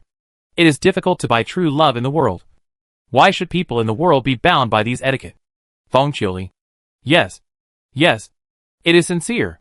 Sun Hang quickly said, Brother Feng. This is a family matter. We will talk about it when we get back. So as not to be laughed at by others. Feng Qiuli looked at the audience and pricked up his ears to eavesdrop. And snorted coldly, Let's go. Sun Hang hurriedly followed. But stopped after 2 steps. He turned around and glared at Mu Nanjing, who was leisurely eating cakes. Then, he exhaled and bowed to Mu Nanjing to express his gratitude. He had wanted to tell Feng Qiuli about the matter with Feng Qiuli's mother for a long time. But he couldn't say it when he saw Feng Qiuli in person. It was really suffocating. It was a bit embarrassing to be exposed in public today. But he was relieved in the end. And Mu Nanjing also helped him by saying good things. Sun Hang turned around and quickly took the gang members to follow Feng Qiuli's footsteps. Several large gangs left at once. And the remaining gang leaders gradually changed their minds about causing trouble. The elder of Jiuxing Palace thought for a moment and walked to Mu Nanjing. I am Mo Lu. The elder of Jiuxing Palace. I see that you seem to know a lot of things.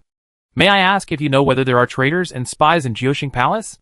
If you can find these people, you will be a great benefactor of Jiuxing Palace. If you ask us for help in the future, we will never refuse. Mu Nanjing raised his eyebrows. What if I ask you not to cause trouble to the 7-handed monster? The elder of Jiuxing Palace paused and said sincerely, Yes. I can guarantee you now that people from Jiuxing Palace will not cause trouble to the 7-handed monster again. And I can even help the 7-handed monster deal with the trouble. The 7 elders in the courtyard raised their eyebrows. They thought Mu Nanjing would use force to drive these people away. But they didn't expect that he would use such an alternative method to make the people leave. And also make the people owe him a favor. The 6th elder said. This little girl seems to know a lot of things. Chen Dao smiled and said. She is a Jinui. Of course she knows a lot of things. Is that really the case? The 7 elders looked at each other. Even if the Jinui knew a lot of things, they couldn't know so much details. The 2nd elder said to the eldest elder in a low voice. Do you think the little girl also knows our identities? The eldest elder was not sure either. It's hard to say. At the same time, the situation outside the house changed. All those who originally wanted to trouble Xu Xia turned to ask Mu Nanjing for help. Everyone was very humble and asked Mu Nanjing for advice. Their attitude was as respectful as they could say.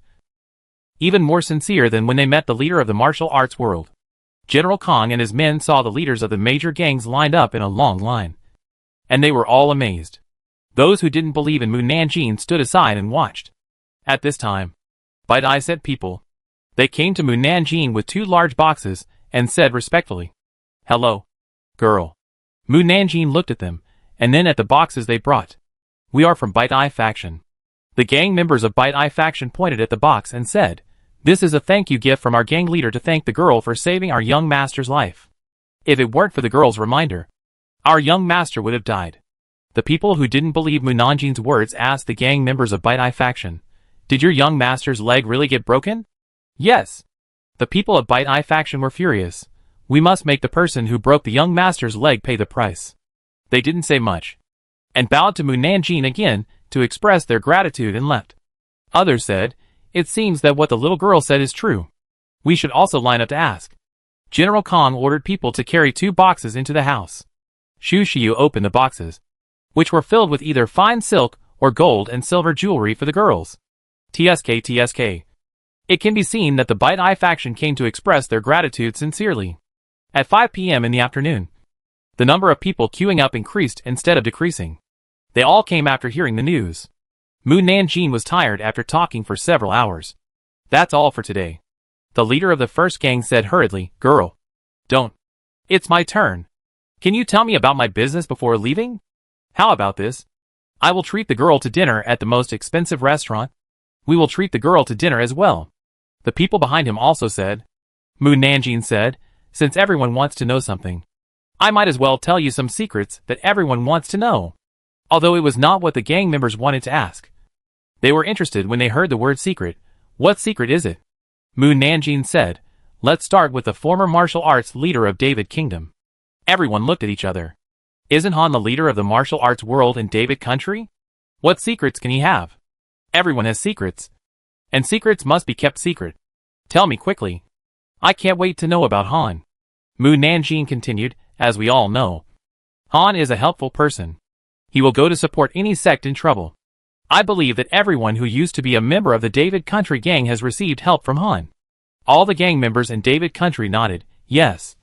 Han has helped us a lot. If it weren't for him, we wouldn't be here today.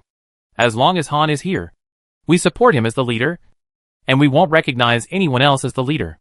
Mu Nanjing said, the next step is to uncover the secret of Han's helpfulness. Chapter 335, I am only responsible for telling secrets. Everyone was stunned. There are secrets in helping people? What secrets? Everyone became more curious. Mu Nanjing said, before Han became the leader of the martial arts world, the major gangs often encountered various troubles, such as money being robbed, territory being destroyed, or life being threatened, etc. In the end, it was Han who saved everyone and helped them get through the difficulties. Everyone was very grateful to him. But after Han became the leader of the martial arts world, there were suddenly fewer things happening in the martial arts world, which is intriguing. The gangs that used to be David Country frowned. Gangs from other countries said, what the girl means is that the troubles that the gangs in David Country encountered were all caused by Han secretly creating troubles. And then he pretended to come forward to settle the matter so that everyone would be grateful to him and support him as the leader. Mu Nanjing did not deny it. The former members of the David Country gang didn't believe what Mu Nanjing said. It's impossible. Han is not such a person. Mu Nanjing, I am only responsible for telling secrets. You can believe it or not. The former members of the David Country gang. Mu Nanjing no longer mentioned Han, and turned to Qian. Let's talk about the secret of Qian, the leader of Dachan Country. The former members of the Dachan Country gang frowned and said, Qian defeated all the warriors with his own strength to compete for the position of the leader of the martial arts world. But he never used despicable means against us. Mu Nanjing asked them, are you sure he won the position of leader with his own strength? We can be sure of it if we saw it with our own eyes. Mu Nanjing asked again, then did you see him take medicine before the competition? Take medicine? Everyone's eyes flashed with doubt. What medicine? It can improve internal strength. This kind of medicine can make a person from a warrior instantly become a martial master or a martial king. If a martial master takes this kind of medicine, he can be promoted to the strength of a martial king or a martial master. The effect of the medicine can last for 1 hour. After the effect of the medicine wears off, the lifespan will be reduced according to the intensity of the use process. Mu Nanjing asked them, have you noticed that the leader Qian rarely fights with others? Once he fights with others, he will look a few years older. Former gang members of the Great Qin Kingdom, I have never seen the leader Qian fight. I haven't seen it either. I have seen the leader Qian fight with the leader of the demon cult. After that, he rested for several days. When he came out again, people saw he looked much older. But the leader Qian said that he was injured by the leader of the demon cult, which made him look so weak. So no one doubted it. Mu Nanjing said, a martial master above the 5th rank can find an opportunity to sneak attack him to know his true strength. Martial masters from other countries were curious. What rank is the real strength of the leader Qian? Mu Nanjing, 1st rank martial master. I sneered. His martial rank is lower than mine. Wouldn't it be as easy for me to crush him to death as an ant? No wonder the leader Qian always brings a group of guards when he goes out. It turns out that he is afraid of being exposed. Former gang members of the Great Qin Kingdom. They used to think that the strength of the leader Qian had reached the level of martial honor. But now they heard that the leader Qian only had the strength of a 1st rank martial master. And their admiration for the leader Qian was instantly discounted. If their leader's martial power is not as good as theirs, then there is no need for them to support him. After all, a gang without strong strength cannot help them or uphold justice. Mu Nanjing spoke again when they had almost finished cursing. Next, let's talk about Alliance Leader Xie of the Liao Kingdom and Alliance Leader Wang of the Zhou Kingdom. The gang members, who used to be from the Liao Kingdom and the Zhou Kingdom, were refreshed and listened carefully. Our Alliance Leader Xie is definitely better than the previous 2 Alliance leaders. Our Alliance Leader of the Zhou Kingdom is definitely not bad either. Mu Nanjing glanced at the gangs of the Liao Kingdom and the Zhou Kingdom, and said lightly, everyone knows that the former emperors of the Zhou Kingdom and the Liao Kingdom joined forces to deal with other countries. And Alliance Leader Xie and Alliance Leader Wang are no exception. Someone asked, Did they also join forces? Mu Nanjing, yes. And they often put on a big show in front of you. What big show? Everyone became more curious. Mu Nanjing asked them, do Alliance Leader Xie and Alliance Leader Wang go into seclusion every now and then for a period of time? And this seclusion is half a year or a year. The gangs who used to be from the Liao Kingdom and the Zhou Kingdom looked at each other. Hearing what the girl said, our leader Xie does often retreat. Once our gang was in trouble and wanted to ask for help from the leader. But we visited the leader many times. But his people refused us in on the grounds that he was retreating. It was not until half a year later that the leader came out to help. And because he came to help, we did not think much about it. The leader is a warrior, and he needs a lot of time to practice and improve his martial arts to keep his position as the leader. Isn't it normal for the leader to retreat often? Miss, is there any problem with the two leaders retreating? Mu Nanjing took a sip of tea to moisten his throat. Didn't you find that when the leader is retreating, the leader of the demon cult will disappear? And when the leader comes out, the leader of the demon cult often comes out to act. And from time to time, a drama of a battle between the two will be staged. This, the gangs of the Liao Kingdom and the Zhou Kingdom thought about it carefully. And the details were really terrifying. Could it be that Alliance Leader Xie is the leader of the demon cult? He became the leader of the demon cult when he disappeared? That's not right. He and the demon cult leader once appeared together in a fight. So he couldn't be the demon cult leader. I think it is possible that Alliance Leader Xie went to the Zhou Kingdom to become the demon cult leader when he was in seclusion. And when it was Alliance Leader Wang's turn to go in seclusion, he went to the Liao Kingdom to become the demon cult leader. Gangs from other countries said, you two gangs can tell each other about their seclusion time. If they are staggered in seclusion, it is very likely that they really exchanged roles. The gangs of the Liao Kingdom and the Zhou Kingdom chatted with each other for a while. And the more they talked, the more frightened they were. The leader they respected the most turned out to be the demon cult leader they hated the most. No wonder the leader has never been able to eradicate the demon cult. Even if one demon cult leader is killed, a new demon cult leader with equally powerful martial arts will emerge. Some people said, this alone does not prove that they are the demon cult leaders. Yes, Mu Nanjing said again, the two leaders do not have many shops. But they can support so many people. It's amazing. Everyone. Someone asked, isn't it because the gangs give money to the leaders that the leaders can support so many people? Maybe the business of the leaders is good, so they can support so many people. Mu Nanjing took them back to the house while they were guessing, and then said goodbye to the seven-handed monster, 7 elders. I will pick you up after everything is settled. The seven-handed monster nodded. Qindao took Mu Nanjing and others out of the back door. When the people from the gangs came to their senses, Mu Nanjing had already gone far away. Hey, where is the little girl? Why did she leave before she told me the secret of the leader of the Dacian kingdom? At this time, Mu Nanjing had returned to the gate of the Due mansion. There were still many warriors outside the gate registering for the martial arts competition. Mu Nanjing took a look and walked towards the gate. Suddenly, someone bumped into her. Chapter 336 Wuhan Zehu.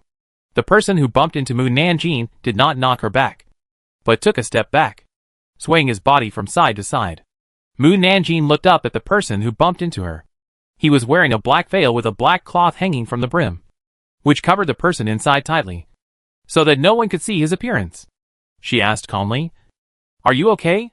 The other party coughed lightly and replied in a hoarse male voice, sorry, I bumped into you. Mu Nanjing walked into the Due mansion only after seeing that the other party was okay. Xu Xiao, who was following behind, said, the person who bumped into you is really strange. Not only did he cover himself with a black cloth, but when he bumped into Mu Nanjing, his body swayed like a standing water snake. Mu Nanjing had been talking all day and didn't want to speak anymore, so he didn't answer Xu Xiao. Xu Xiao was tactful and didn't continue. The man wearing a veil outside the door breathed a sigh of relief until he could no longer see Mu Nanjing. Then, he lowered his head and said, what happened to you? You saw your mother coming back, but you bumped into her.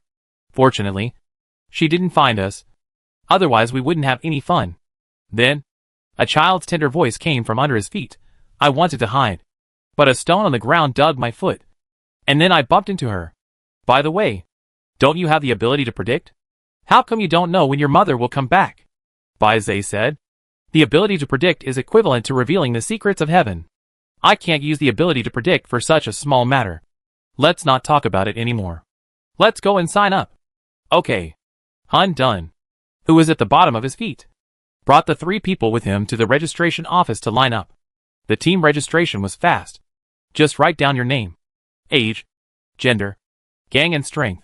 It took Bai Zai and his team a while to register. Jinui saw that they were dressed strangely and looked at them curiously. May I ask your warrior level? Warrior level? Bai Zai hesitated. Which level should I say? Jinui was speechless, of course. Fill in the level according to your own strength. If you say your strength is low, you will only be arranged to compete in a low-level arena. It is meaningless to compete with people with lower cultivation than you. And if Jinui finds out that you lied about your level, you will be disqualified from the competition. Chaos under his feet said, just say a higher level. Jinui looked around blankly. Who is talking? Chaos quickly shut up. Will you be disqualified for lying about your level? Bai Zai frowned.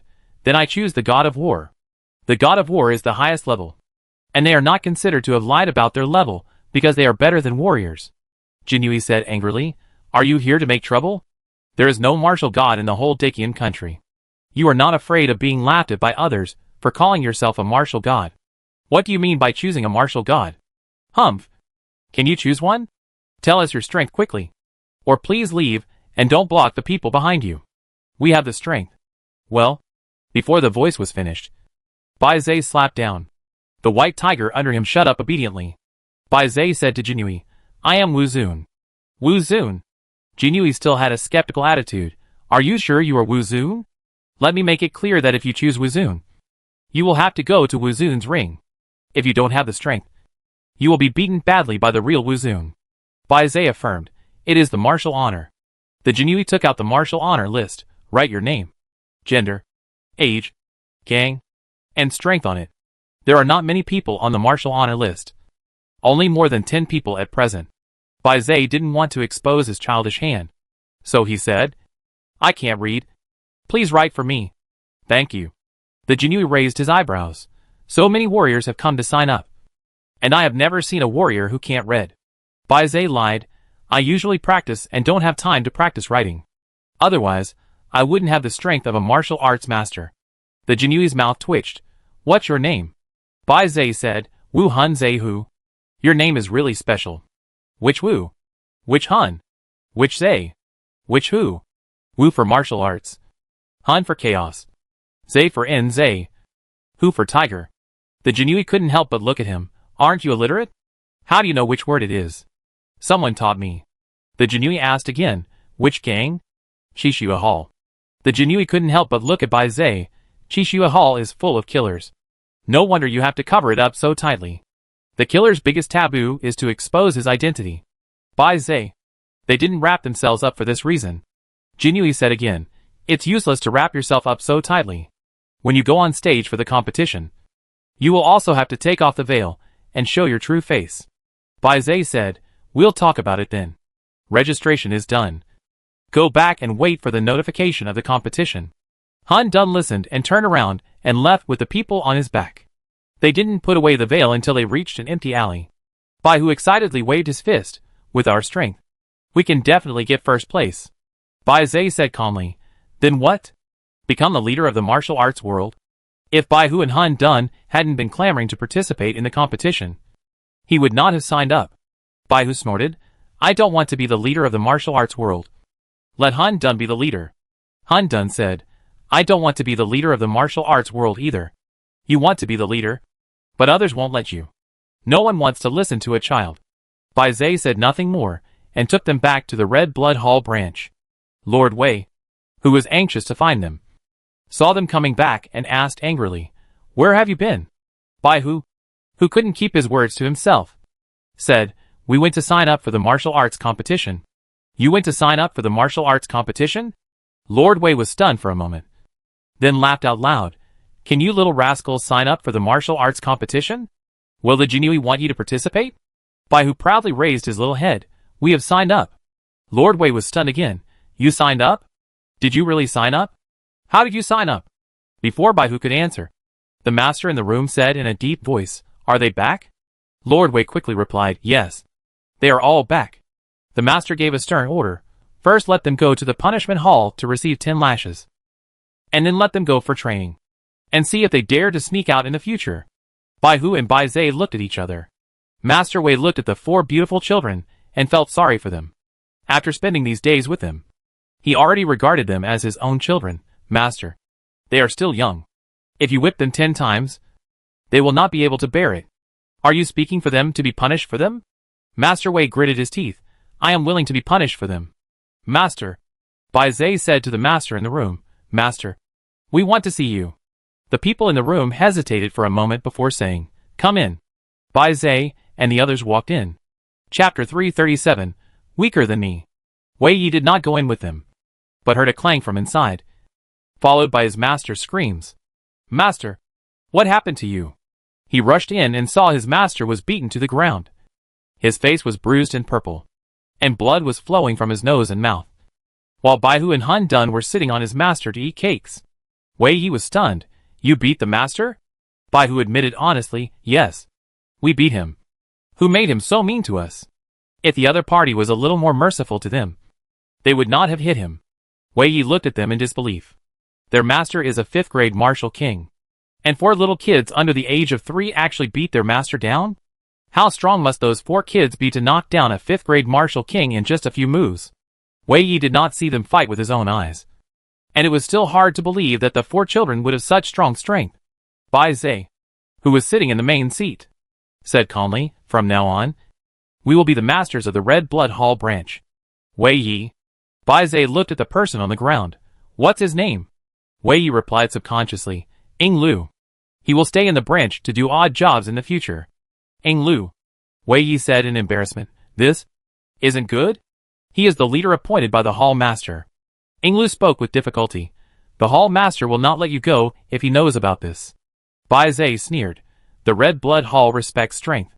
Your hall master will be too happy to know that someone has defeated you. So how can he bother us? Ing Lu. This is true. Master Wei. Please write a letter to the palace master to explain this matter. Master Wei didn't know whether he should agree to him. As for you, Bai Zai said calmly, don't think about running away. Bai Hu said, he can't escape. Han Dun's eyes flashed with murderous aura. And he said viciously, if he dares to escape, his cultivation and limbs will be destroyed. Ing Lu. Even more cruel than him. He was really curious about which gang raised these little demons. Bai Zai said to Han Dun, Mother doesn't like your fierce look. Nor does she like you to kill people at will. Ing Lu. Master Wei. Killing people before the age of 3? Too scary. Han Dun quickly put away his vicious look and showed an innocent face. I only do this to bad people. You are not allowed to tell Mother. Bai Zai looked away and continued to say to Ing Lu, you must clean the branch rudder inside and out. Up and down. Every day. Otherwise you will be whipped 40 times. Ing Lu was not convinced, no matter what. I am the rudder master. But you let me do chores. You are humiliating me. Bai Zai didn't want to say more to him. Master Wei. Drag him out. Ah. This. Master Wei stepped forward and looked at Ing Lu, who was not intact. Master. Bai Zai made a threatening sound from his nose. Master Wei quickly changed his words. Ing Lu. I will help you out. Ing Lu didn't say anything. Master Wei bent down to help him.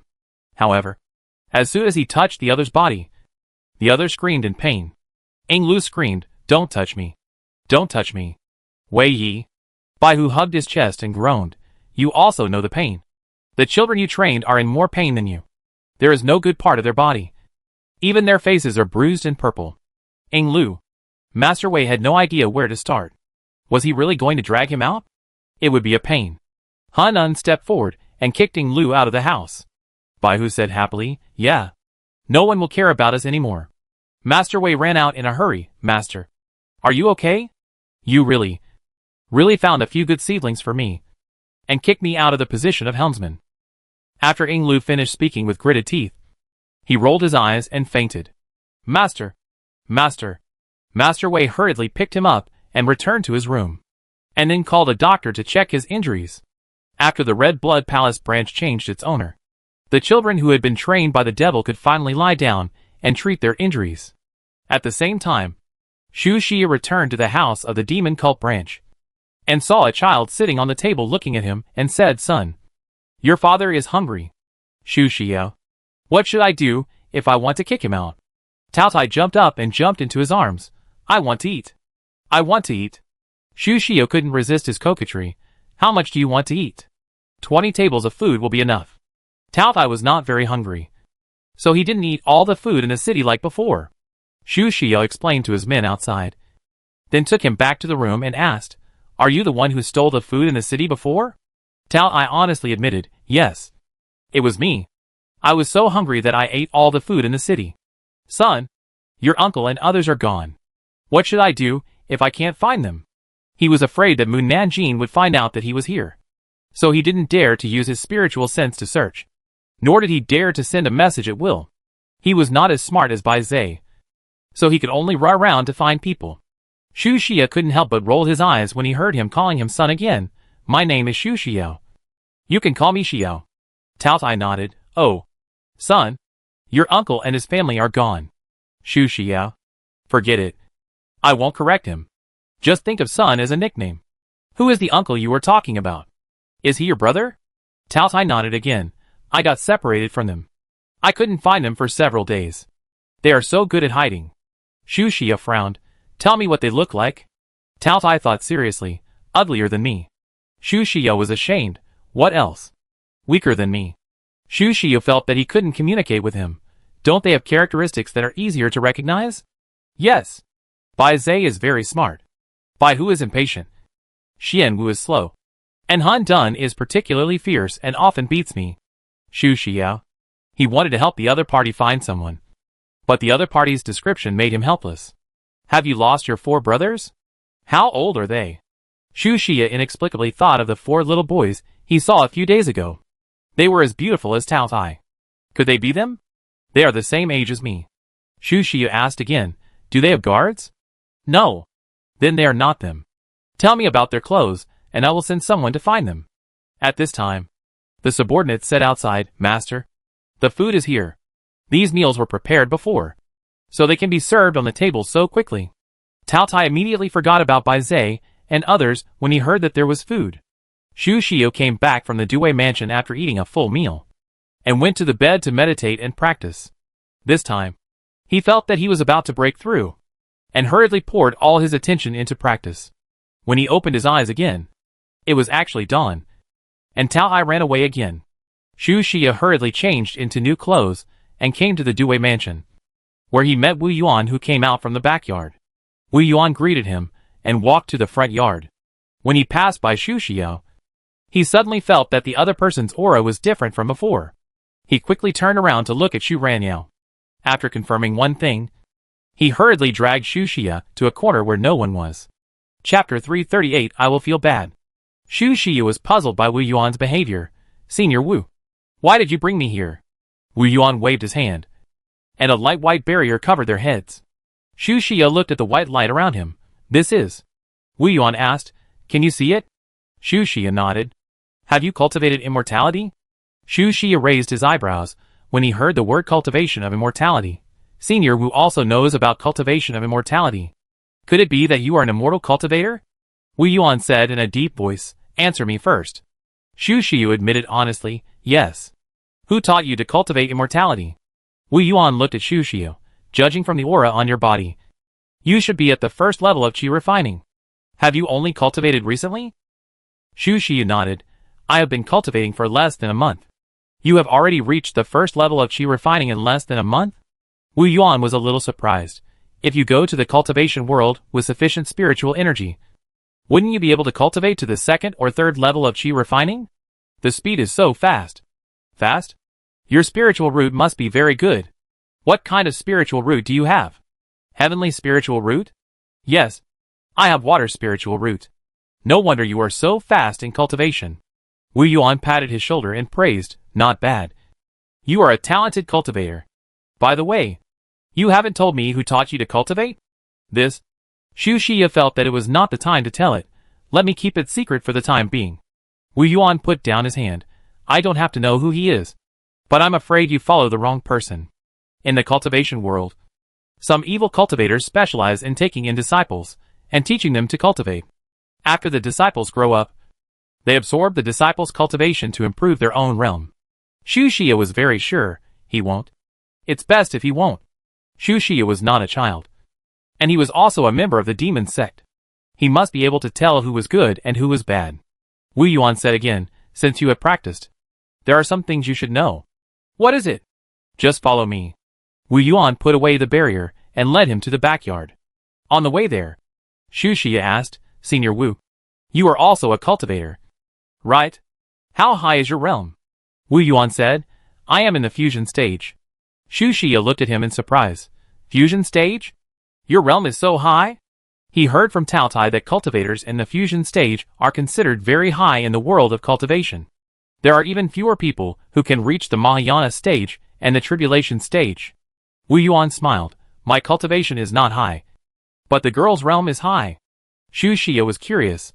What realm is she in? Is she in the tribulation crossing stage? The one who made Wu Yuan say that her realm was high must be much higher than him. It can be said that she is in the tribulation crossing stage.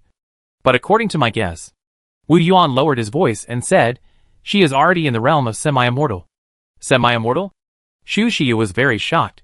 She is a semi-immortal? When the heavenly court is reorganized, she should be able to become an immortal directly. What does the heavenly court reorganization mean? I will explain this later. Xu Xie asked again, what about the national master? What realm is the national master? Wu Yuan raised his eyebrows.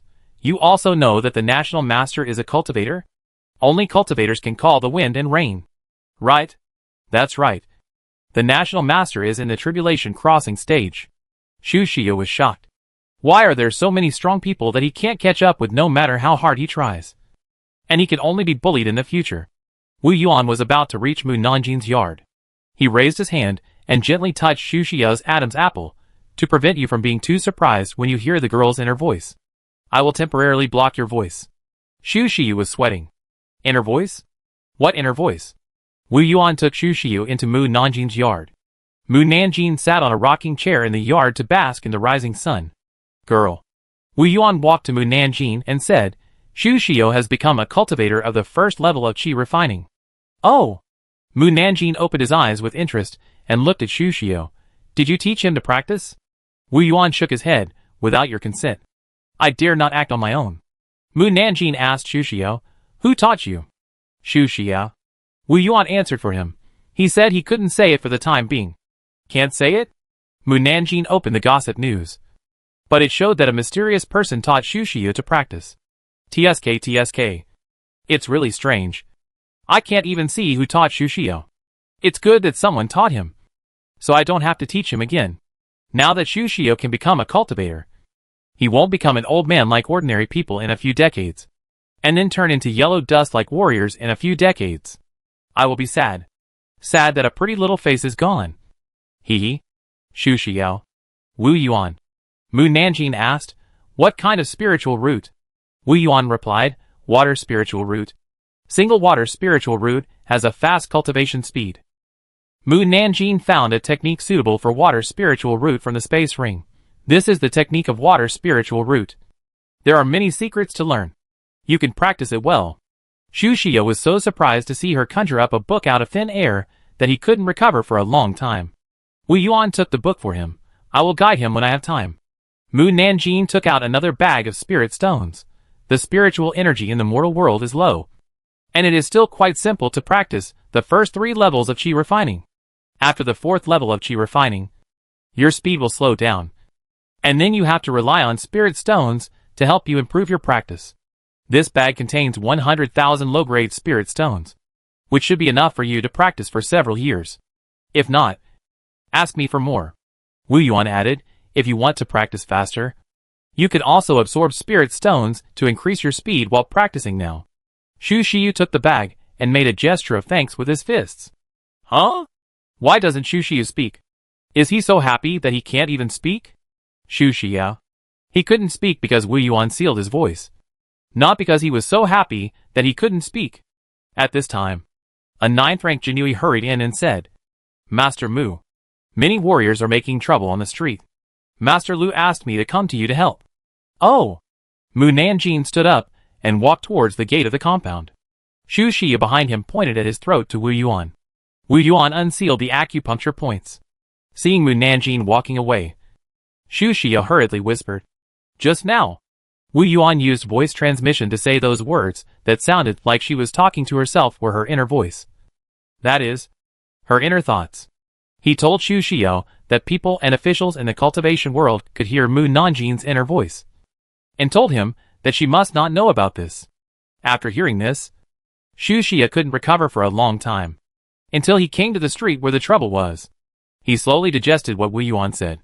At this time, the houses on the street were smashed into ruins by the internal forces of the warriors. Someone was heard shouting, "It is the imperial court that wants to unify the martial arts world and send people to sow discord between the martial arts gangs and the leader. That is why they fabricated stories to slander our leader. We should work together to deal with the imperial court." Chapter 339. You will have a hard time. When Captain Liu heard someone slandering the court, he pointed at the person who was speaking and shouted angrily, "Catch all those who slander and disrespect the court." Yes. The Jinui rushed to the person who was speaking. The person who slandered the court quickly got into the crowd. And there were more than one person who slandered the court. At least dozens of people. They ran and shouted, "Look! Everyone! The people in the court are guilty. They are angry and ashamed. They must be afraid that the matter will be exposed. So they are in a hurry to arrest us." The martial artists who were fighting looked at the Jinui while fighting. Wu Yuan came to Lu Qian and asked, "Why are the gangs fighting again?" Lu Qian said, "When the gangs heard that the leader of the Wuling did many things that hurt others and benefited himself, they went to the leader's branches to make trouble for the leaders. And then, they started fighting. Some people don't believe what the leader did, and say that our court is trying to discredit the leaders in order to unify the Wuling." Mu Nanjing said, "I am the one who said that the leader was not right. Do you believe what I said?" "I do." Lu Qian and Wu Yuan nodded. Mu Nanjing gave Wu Yuan an order. "Wu Yuan, arrest all those who discredited the court." "Yes." Wu Yuan flashed and disappeared in front of them. But he came back soon. And he caught 2 people in his hands. And then he went to catch others. The captured people widened their eyes in disbelief. How were they caught? As martial kings. They were immobilized without any awareness and brought to the front of the Jinui. Mu Nanjing stared at them and snorted coldly. "If you dare to accuse me of slandering the leaders, you will be in trouble." Xu Xiao, who was not used to Mu Nanjing's voice, could not help but look at her. After Wu Yuan arrested all those who defamed the court, Mu Nanjing said again, "Stop it." "Yes." Wu Yuan looked at the people fighting and said, "Stop it." He was speaking as usual, but the sound waves he emitted were harsh and frightening. The warriors had a headache and quickly stopped and covered their ears. The Jinui saw Mu Nanjing and the others coming and quickly returned to their original positions. Wu Yuan said again, "Look at the street. It hurts. My head hurts. Don't say anything more." Everyone looked at the street. Hundreds of Jinui stood in several rows. The female Jinui standing in the front was particularly eye-catching. First of all, she was obviously a 7th-rank Jinui. But she could stand with Qinhu. And the female Jinui was the little girl who revealed the secret of the leader yesterday. Someone agreed with Mu Nanjing, pointing at her and saying, "Isn't she the little girl from yesterday? She is actually a Jinui. So is the slander against the leader true?" The leader of Longhai Gang said, "She should not have slandered the leader. At least everything she said yesterday was true. I have cleared out all the traitors in the gang and recovered the lost silver." Other gang leaders also said that everything Mu Nanjing told them was true. The leader of Zhong Hengman said, "What the little girl said about the leader yesterday is traceable. Let's not talk about the leaders Han and Qian for now. Let's talk about the leaders Wang and Xie." After the little girl finished talking about them, I immediately went to investigate. Someone asked, "What was the result?" Someone wondered. The results were found so quickly. The leader of Zongheng sect said, before talking about the results, "I would like to state that I am from the Great Zhou Kingdom.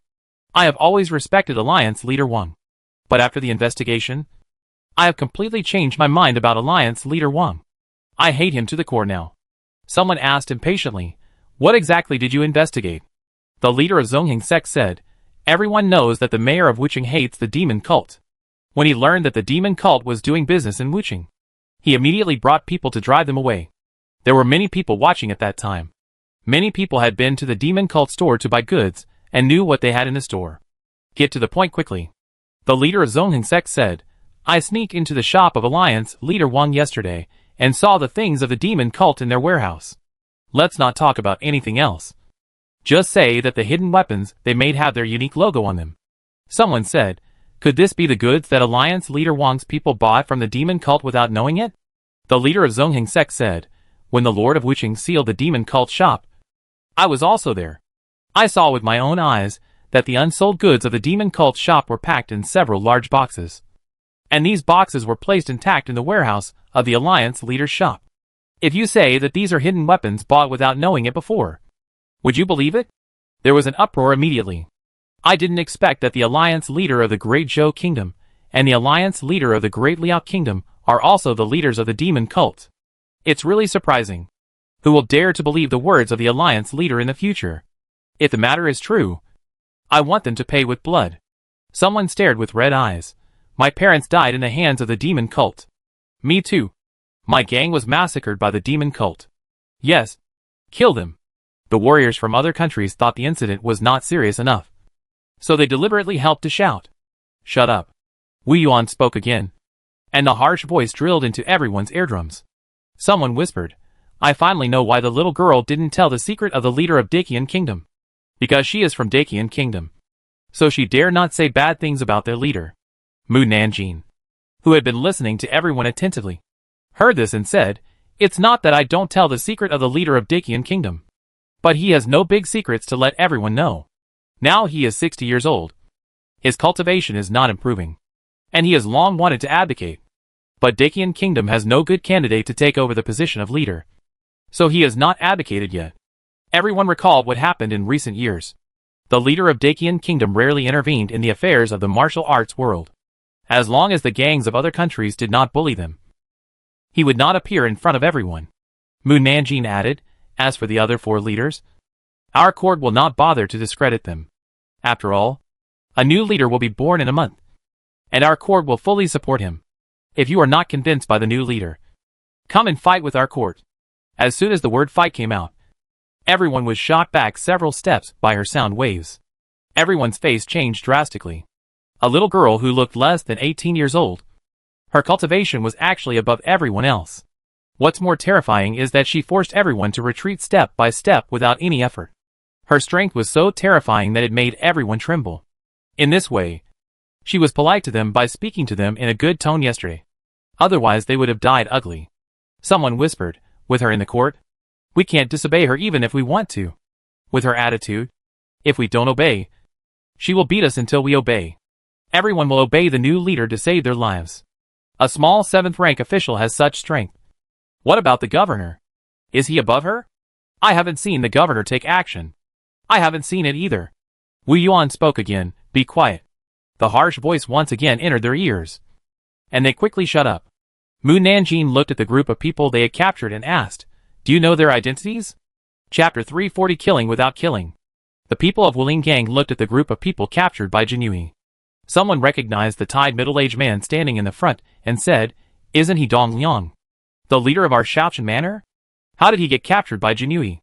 The leader of Shaochen Manor? Mu Nanjing drew out his sword and pointed at the middle-aged man and asked the gang members of Shaochen Manor, is he the one you are talking about? The gang members of Shaochen Manor nodded, yes. It is him. Please let the leader go, because he has not made any serious mistakes. Whether he has made any mistakes or not can be concluded after the trial. What about the others? Do you recognize who they are? Someone pointed at the woman next to the leader of Shaochen Manor and said, she is Kong Yining, the guardian of our Light Wanjiwen. The woman standing next to her is Bao Wan, the leader of Xianmei Tower. But in a moment, everyone recognized the identity of the captured people. Mu Nanjing nodded, very good. I recognize them all. Next, I will talk about their other identities. Everyone was stunned. Another identity?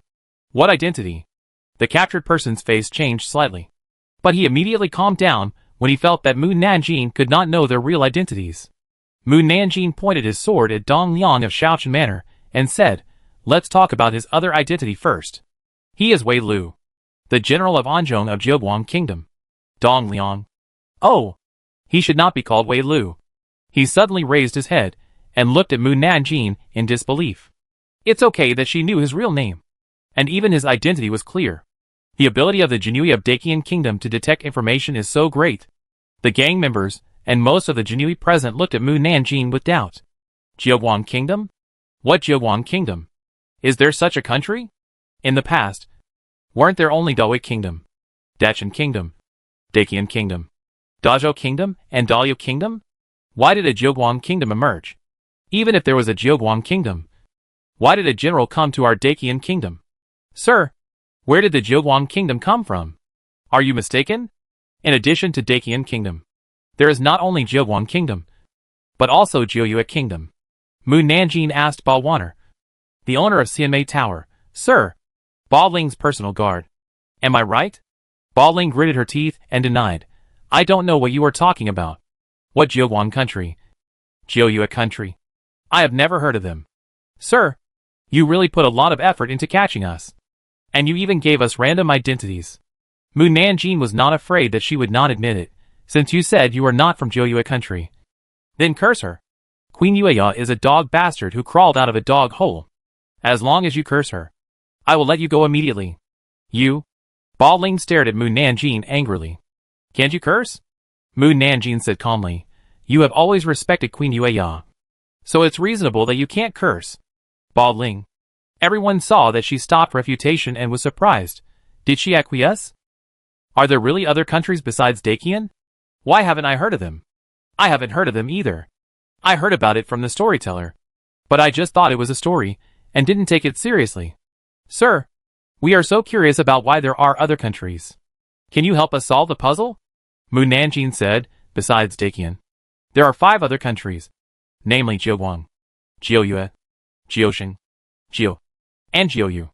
The territories of these 5 countries are larger than that of Dacian today, and their national strength is several times stronger than that of Dacian.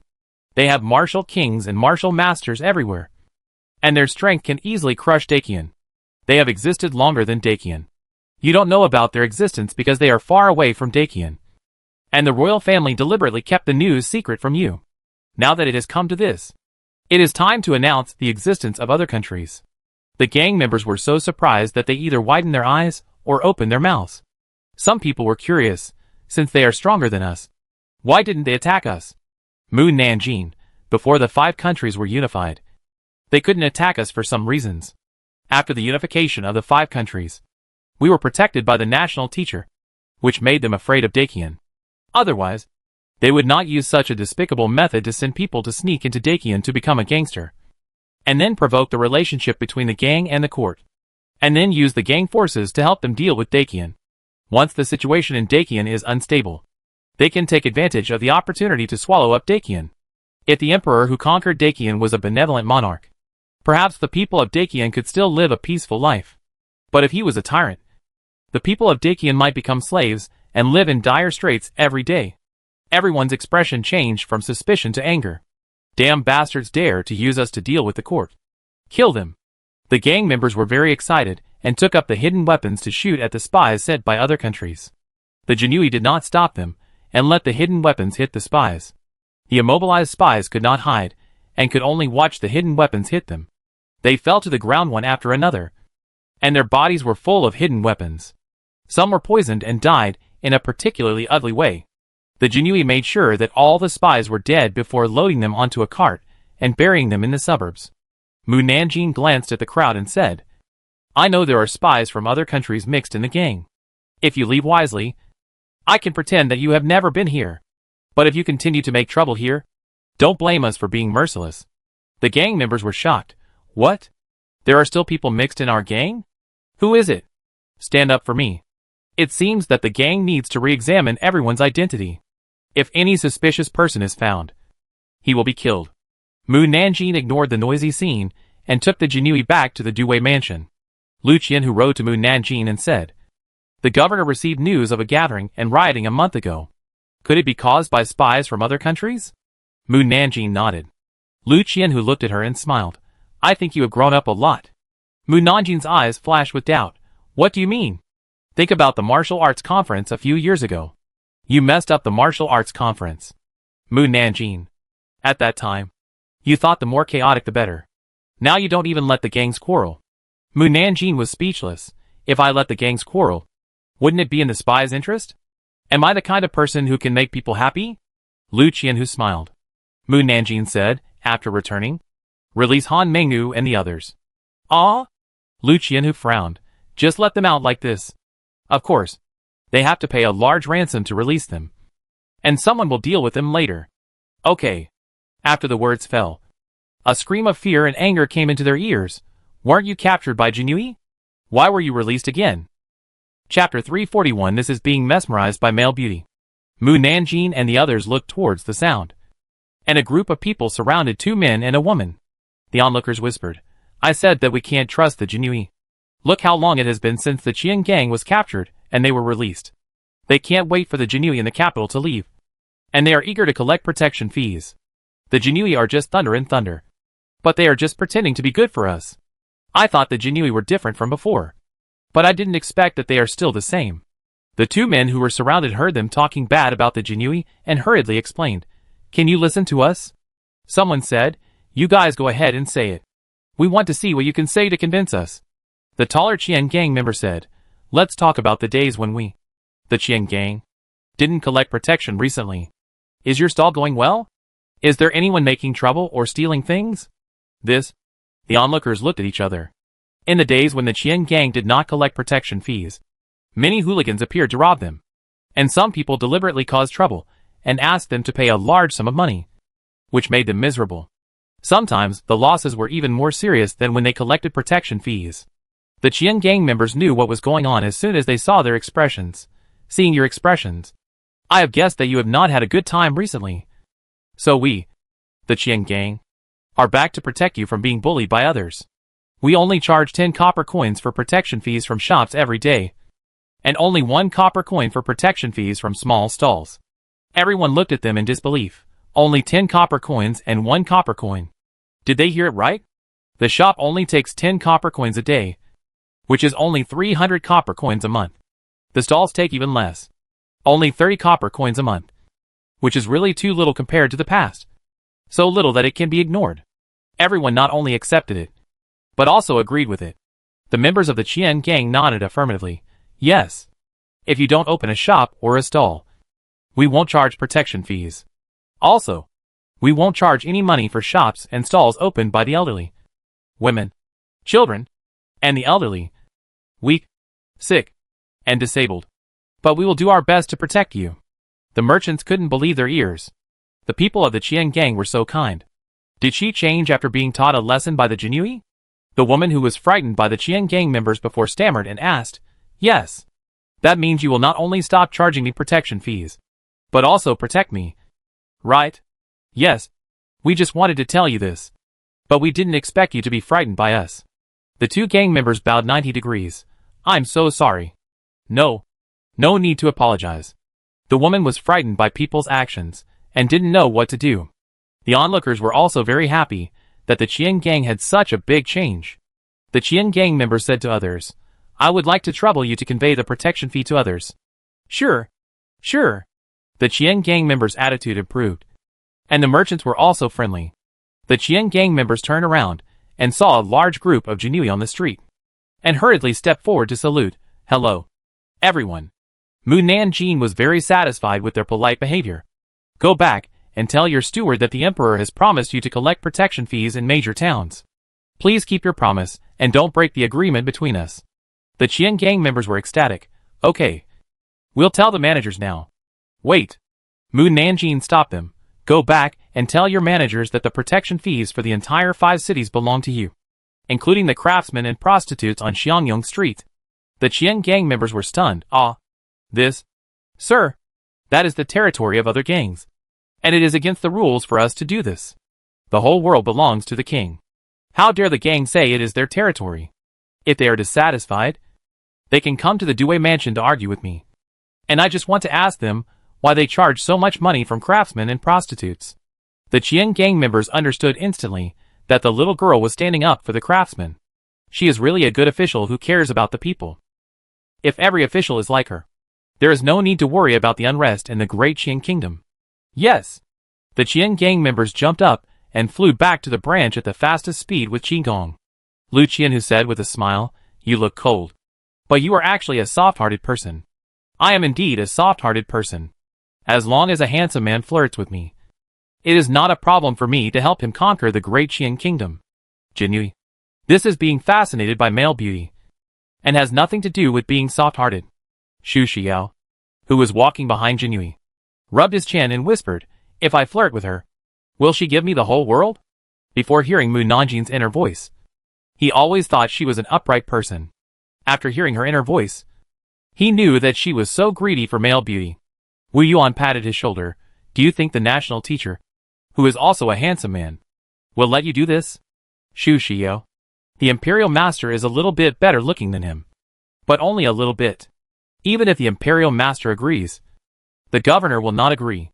As long as he disagrees, the girl will not fight for the world for you. Xu Xia frowned. Mu Nanjing just listens to the governor? Not listening to him. But among so many handsome men, the governor is the most outstanding. Wu Yuan curled his lips. "I think the man the girl likes most is the governor."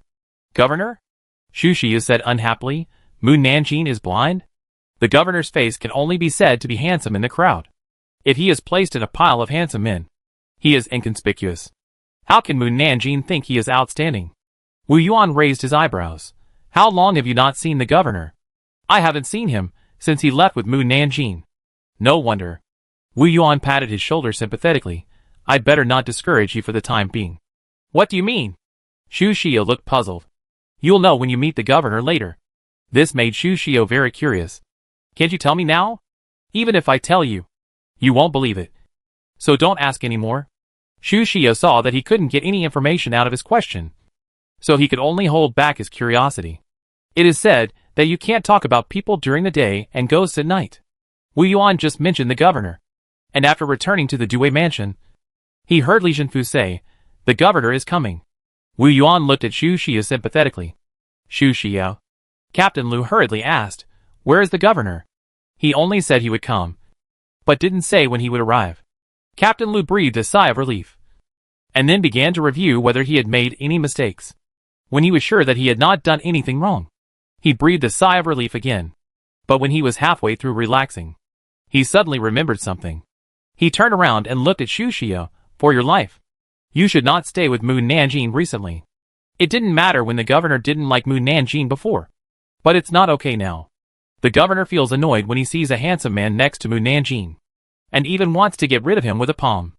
Why are you so afraid of the governor? And what does it have to do with me staying with Mu Nanjing?"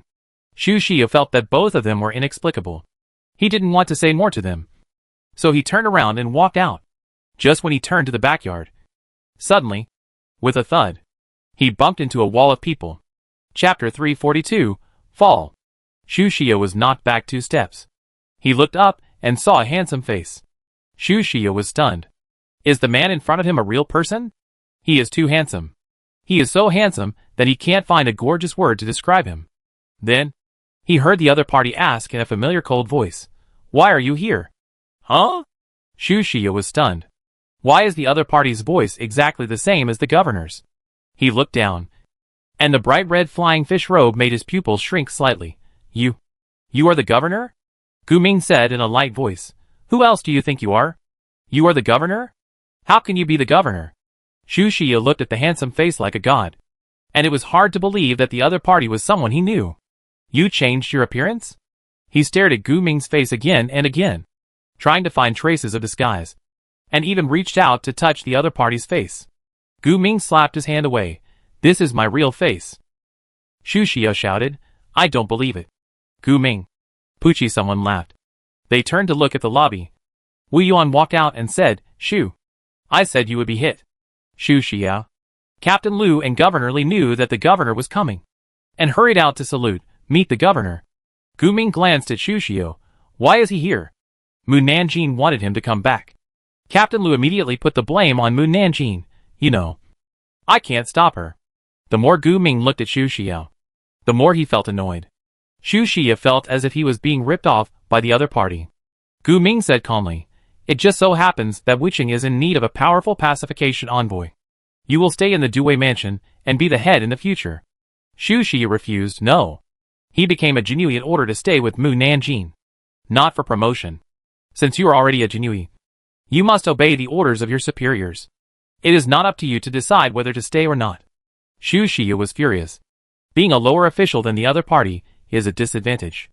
Especially Gu Ming's I am the superior. You must obey my orders look made him even more angry. No. He can't be controlled by the other party like this. But how can he let the other party cancel the order? Suddenly, Xu Xia thought of something and smiled at Gu Ming. His smile was so brilliant that Gu Ming frowned when he saw it. Xu Xia shouted towards the backyard, Mu Nanjing. Someone is bullying me. Do you care? Gu Ming. Li Zhenfushi. Lu Qianhu. Wu Yuan quietly gave Xu Xiu a thumbs up in a place where Gu Ming couldn't see. Awesome. Dare to act like a spoiled child in front of Gu Ming. Who bullied me? Mu Nanjing's figure instantly appeared at the entrance of the lobby. Xu Xiu hid behind Mu Nanjing and pointed at Gu Ming and said, It's him. It's him who bullied me. Mu Nanjing saw Gu Ming and raised his eyebrows. Governor? Why are you here? I haven't seen the governor for more than 2 months. He is still handsome. Fortunately, there is no charge for handsome men. Otherwise I will be poor for the rest of my life. Hee hee. It's really pleasing to the eyes. Xu Xiu was ashamed and said in a wronged voice, Xiao Nanjing. Someone bullied me. Gu Ming saw him talking to Mu Nanjing in a coquettish voice. And the veins on his forehead jumped. Mu Nanjing stared at Gu Ming's face and asked, Who bullied you? Xu Xiu pointed at Gu Ming and said, It was him. It was him who bullied me. He said he would keep me in Wucheng and not let me stay with you. Mu Nanjing frowned. I am short of manpower now. Except for Thunder Hammer, Wu Yuan and Xu Xiao. There is no one else available under my command. Gu Ming said, I was just joking. You don't seem to be joking at all. Xu Xiao snorted coldly. But he felt strange in his heart. The governor who was feared by all the martial artists actually surrendered to Mu Nanjing. Gu Ming glanced at him coldly. Xu Xiao pointed at him and said, Xiao Nanjing. Look at him. Look at him. He's staring at me. Everyone. Gu Ming looked away and said to Mu Nanjing, I brought something from the capital for you. Mu Nanjing was curious. What is it? Go to your backyard. Okay. Mu Nanjing took Gu Ming to the backyard. After they walked away, Li Zhenfushi whispered to Lu Qianhu, Why do I feel that the governor's attitude towards Mu Nanjing seems to be different? Lu Qianhu asked him, What do you think is different? Li Zhenfushi thought for a while and said, The tone of his speech is much gentler than to us. Lu Qianhu didn't explain too much. And there was no need to explain. After a long time, someone would see it. Li Zhenfushi had this feeling. And Xu Xiu also had this feeling. He walked to Wu Yuan and said, What's going on between the governor and Mu Nanjing? Wu Yuan replied, Nothing happened. He did not lie. At present, it was just the governor who liked Mu Nanjing unilaterally. Mu Nanjing only admired the governor as a handsome man, without any extra feelings. Xu Xiu did not believe him, and quietly followed him to eavesdrop. Wu Yuan did not stop him. In the backyard, Mu Nanjing asked Gu Ming to sit down and poured him a cup of tea. What good things did you bring me from the capital? Gu Ming's arm swept across the table, and many snacks immediately appeared on the table. Mu Nanjing looked at the plates of exquisite pastries, and his eyes lit up slightly. These are snacks from the famous pastry pavilion in the capital. The snacks in the famous pastry pavilion need to be booked in advance and queued up to buy, and they are not available on weekdays. Gu Ming's mouth curled up a faint smile. Well, I brought it specially for you. Thank you. Wow. It's the jade hibiscus cake I love. Mu Nanjing picked up the white flower-shaped pastry and put it in his mouth. Delicious. Delicious. Gu Ming actually knew that I loved Yufu Rong cake. He is so thoughtful. And the cakes on the table are all my favorites. I am so touched. I really want to hug him and give him a kiss to express my gratitude. Gu Ming smiled even more. Is it delicious? Yeah. If it tastes good, eat more. Gu Ming picked up a piece of cake and put it to her mouth. Mu Nanjing's expression moved slightly, watching Gu Ming lower his head and take a bite. Ah, Lord Governor, please don't look at me like this anymore. My little heart can't bear it.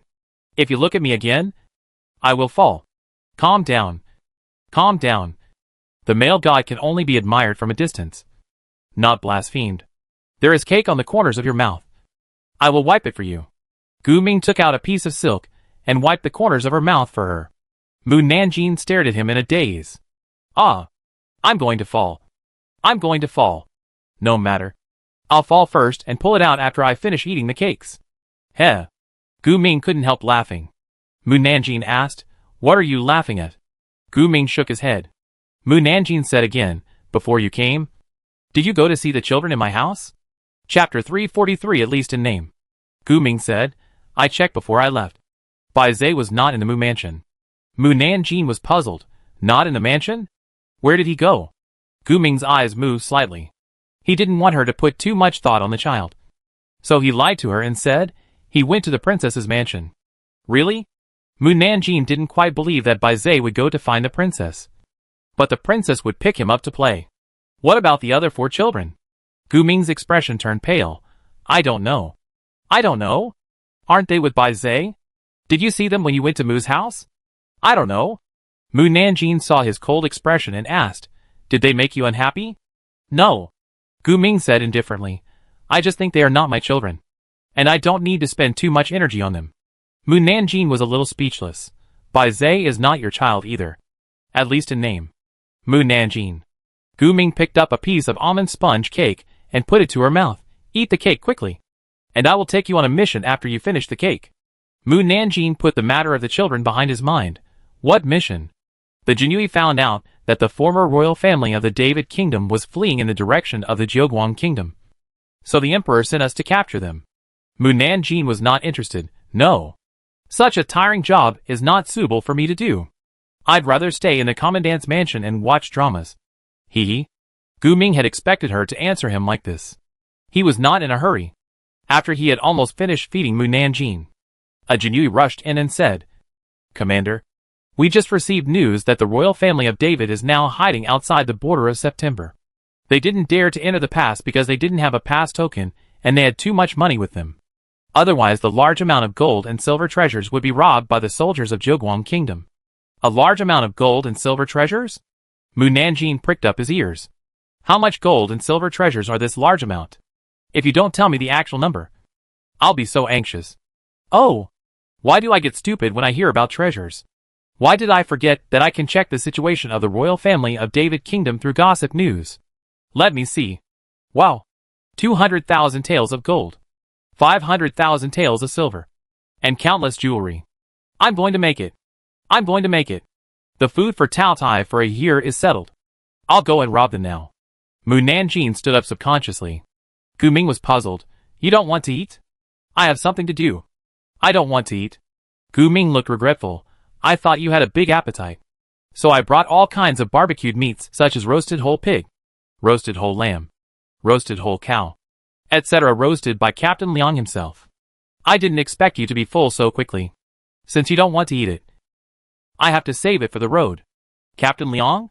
Mu Nanjing immediately remembered who it was. Are you talking about the former Captain Liang? Captain Liang's barbecue skills are indeed unique. And it is unforgettable after eating it. Otherwise she would not remember Captain Liang. Yes. He has now been promoted to captain. In order to roast meat for you. He didn't have a good rest for more than half a month. Mu Nanjing sat back in his original position. Then why don't you take out the barbecue? I have decided to eat it on the road. Gu Ming didn't say much. And led the Jinui who reported the matter out of the backyard. Didn't you say it was barbecue for me? Why did you take it away? Is it my illusion? Why do I feel that the governor wants me to go with him? What does he want to do? Actually, it doesn't matter if I go with him. Someone will steal the silver for me anyway.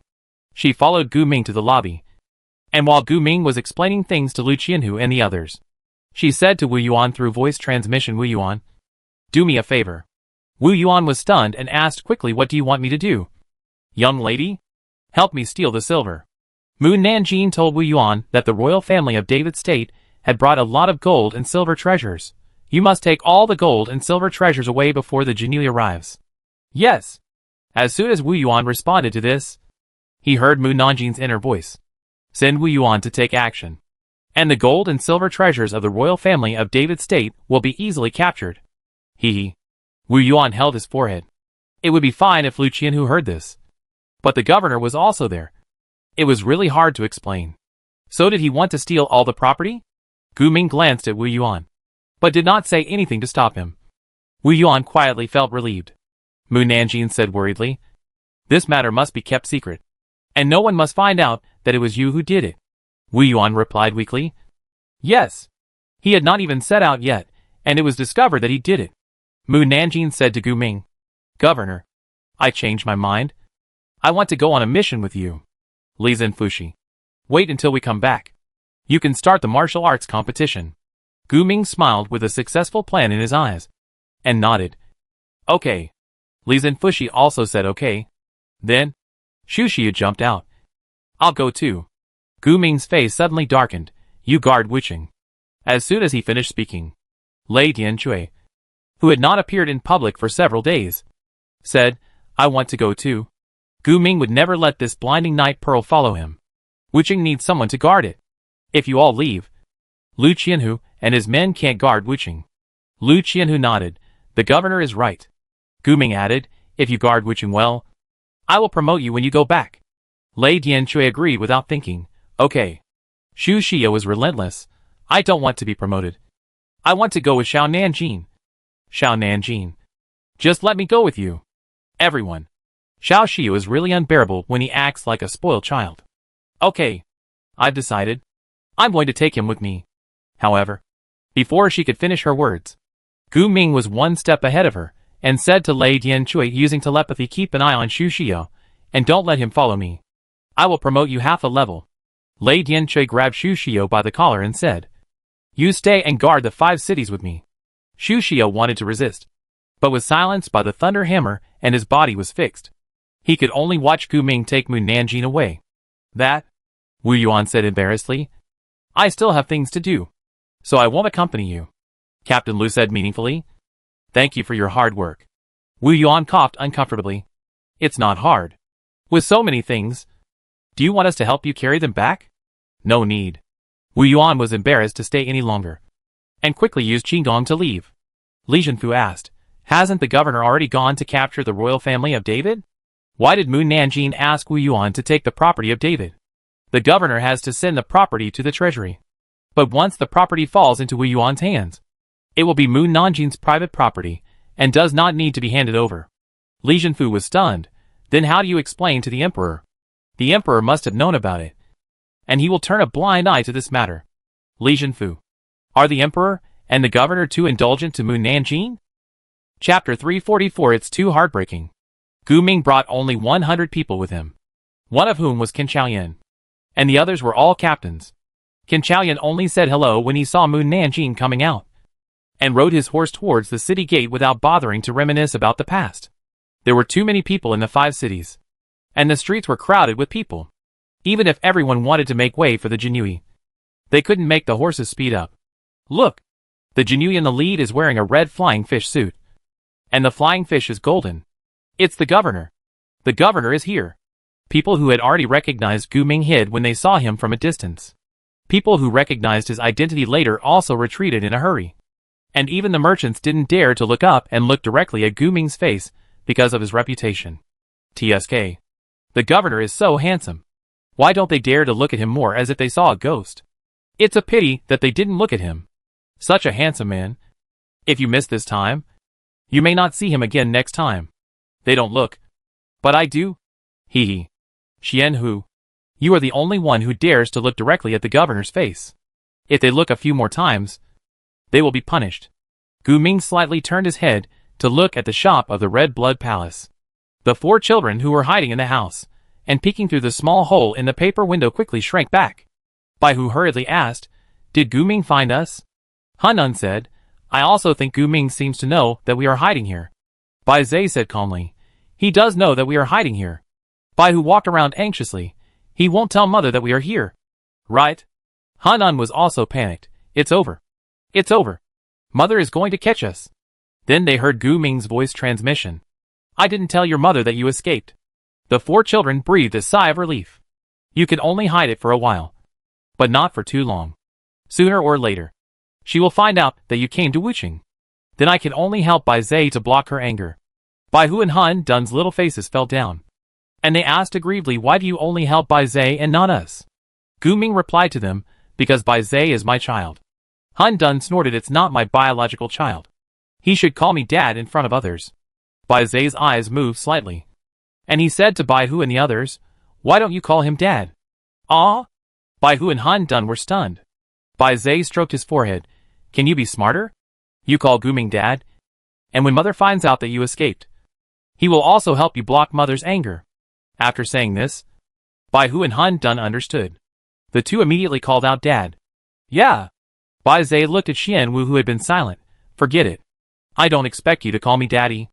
After he finished speaking, he heard Xian Wu calling out Dad. Bai Zhe laughed. Xian Wu, you have a strong desire to survive. In the past, it would take a cup of tea to fart. Xian Wu. Then, they heard Gu Ming say Tao Tai is looking for you. After we leave Wucheng, you go and bring him back. Keep an eye on him, and don't let him cause trouble again. Okay. You guys are out, so have fun. I'll take care of the rest. Bai Hu and Han Dun happily said thank you. Daddy? What a good dad. Gu Ming was very satisfied with the daddy. Mu Nanjing, who had been peeking at him, raised his eyebrows. The governor looks very happy. What good thing happened?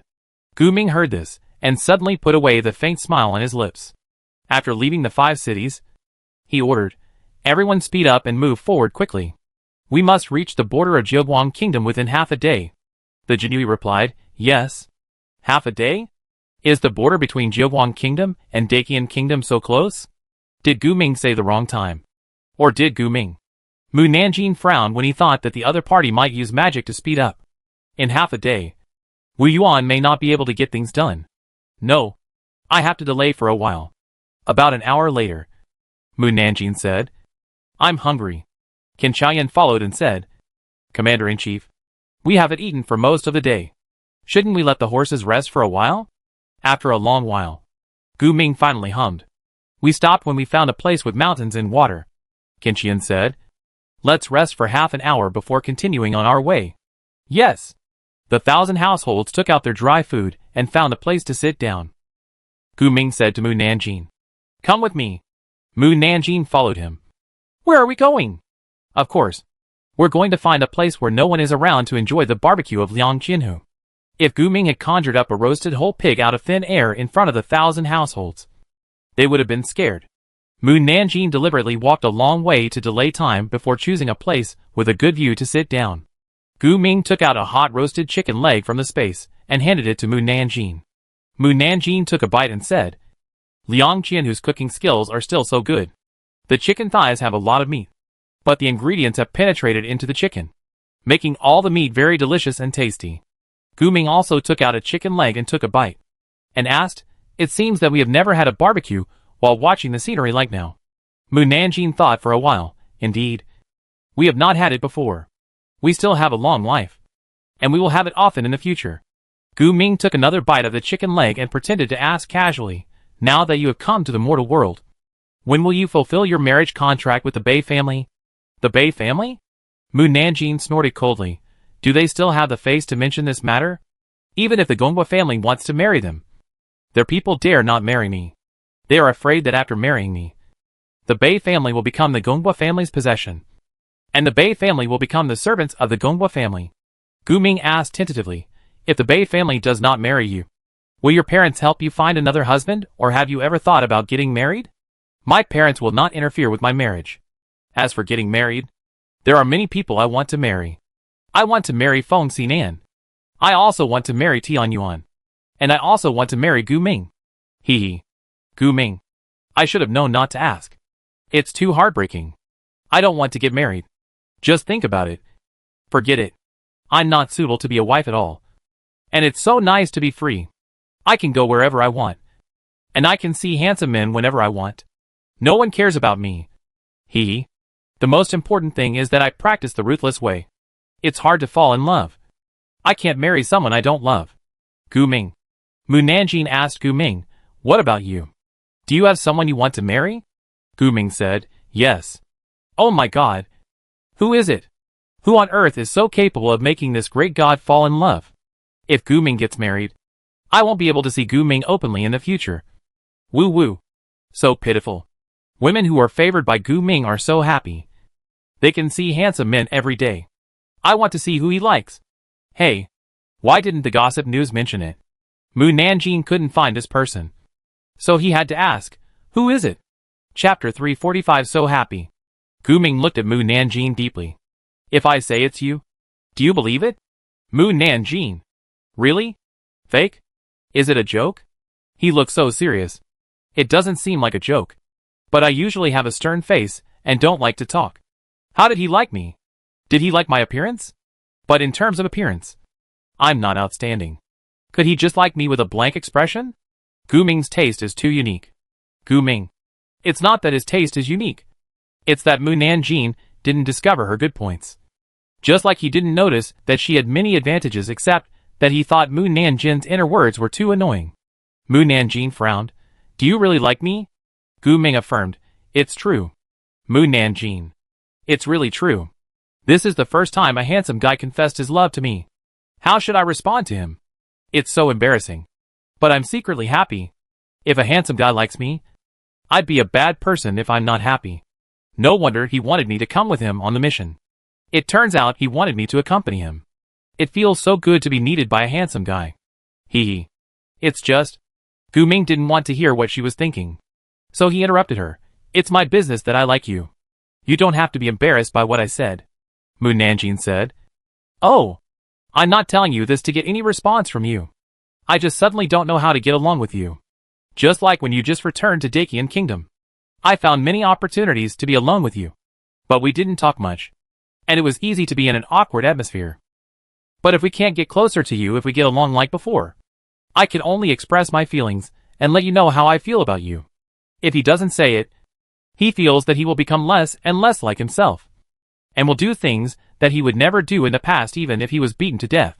Now that I say it, I feel much better. We can get along like before in the future.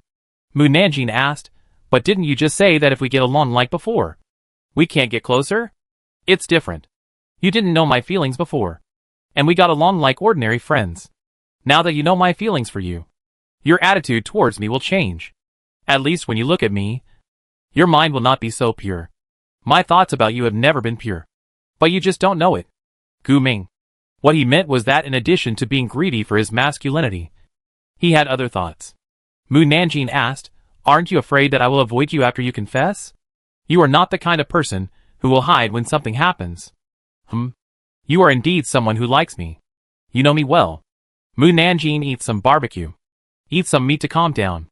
I can't believe that a handsome guy likes me. He even confessed to me. Gu Ming. I am so happy. I really want to tell everyone that the governor likes me. Ken Chaoyan and others on the other side. She is so happy to be able to convey her feelings from such a distance. All the way, they were brainwashed by the sound of laughter. After that, it took them 5 days to reach the border of Jiuguang country. Mu Nanjing asked, didn't you say that we can reach Jiuguang Kingdom in half a day? Gu Ming said, I made a slip of the tongue at that time. Humph. Since you like me, I will forgive your slip of the tongue. Ahem. Several thousand households choked on their own saliva. Gu Ming glanced at them coldly. Ken Chaoyan suppressed his smile and said, Commander, should we act now or observe first and then act? Gu Ming looked at the broken house in front of him and said, everyone is tired. Let's rest for a night before we act.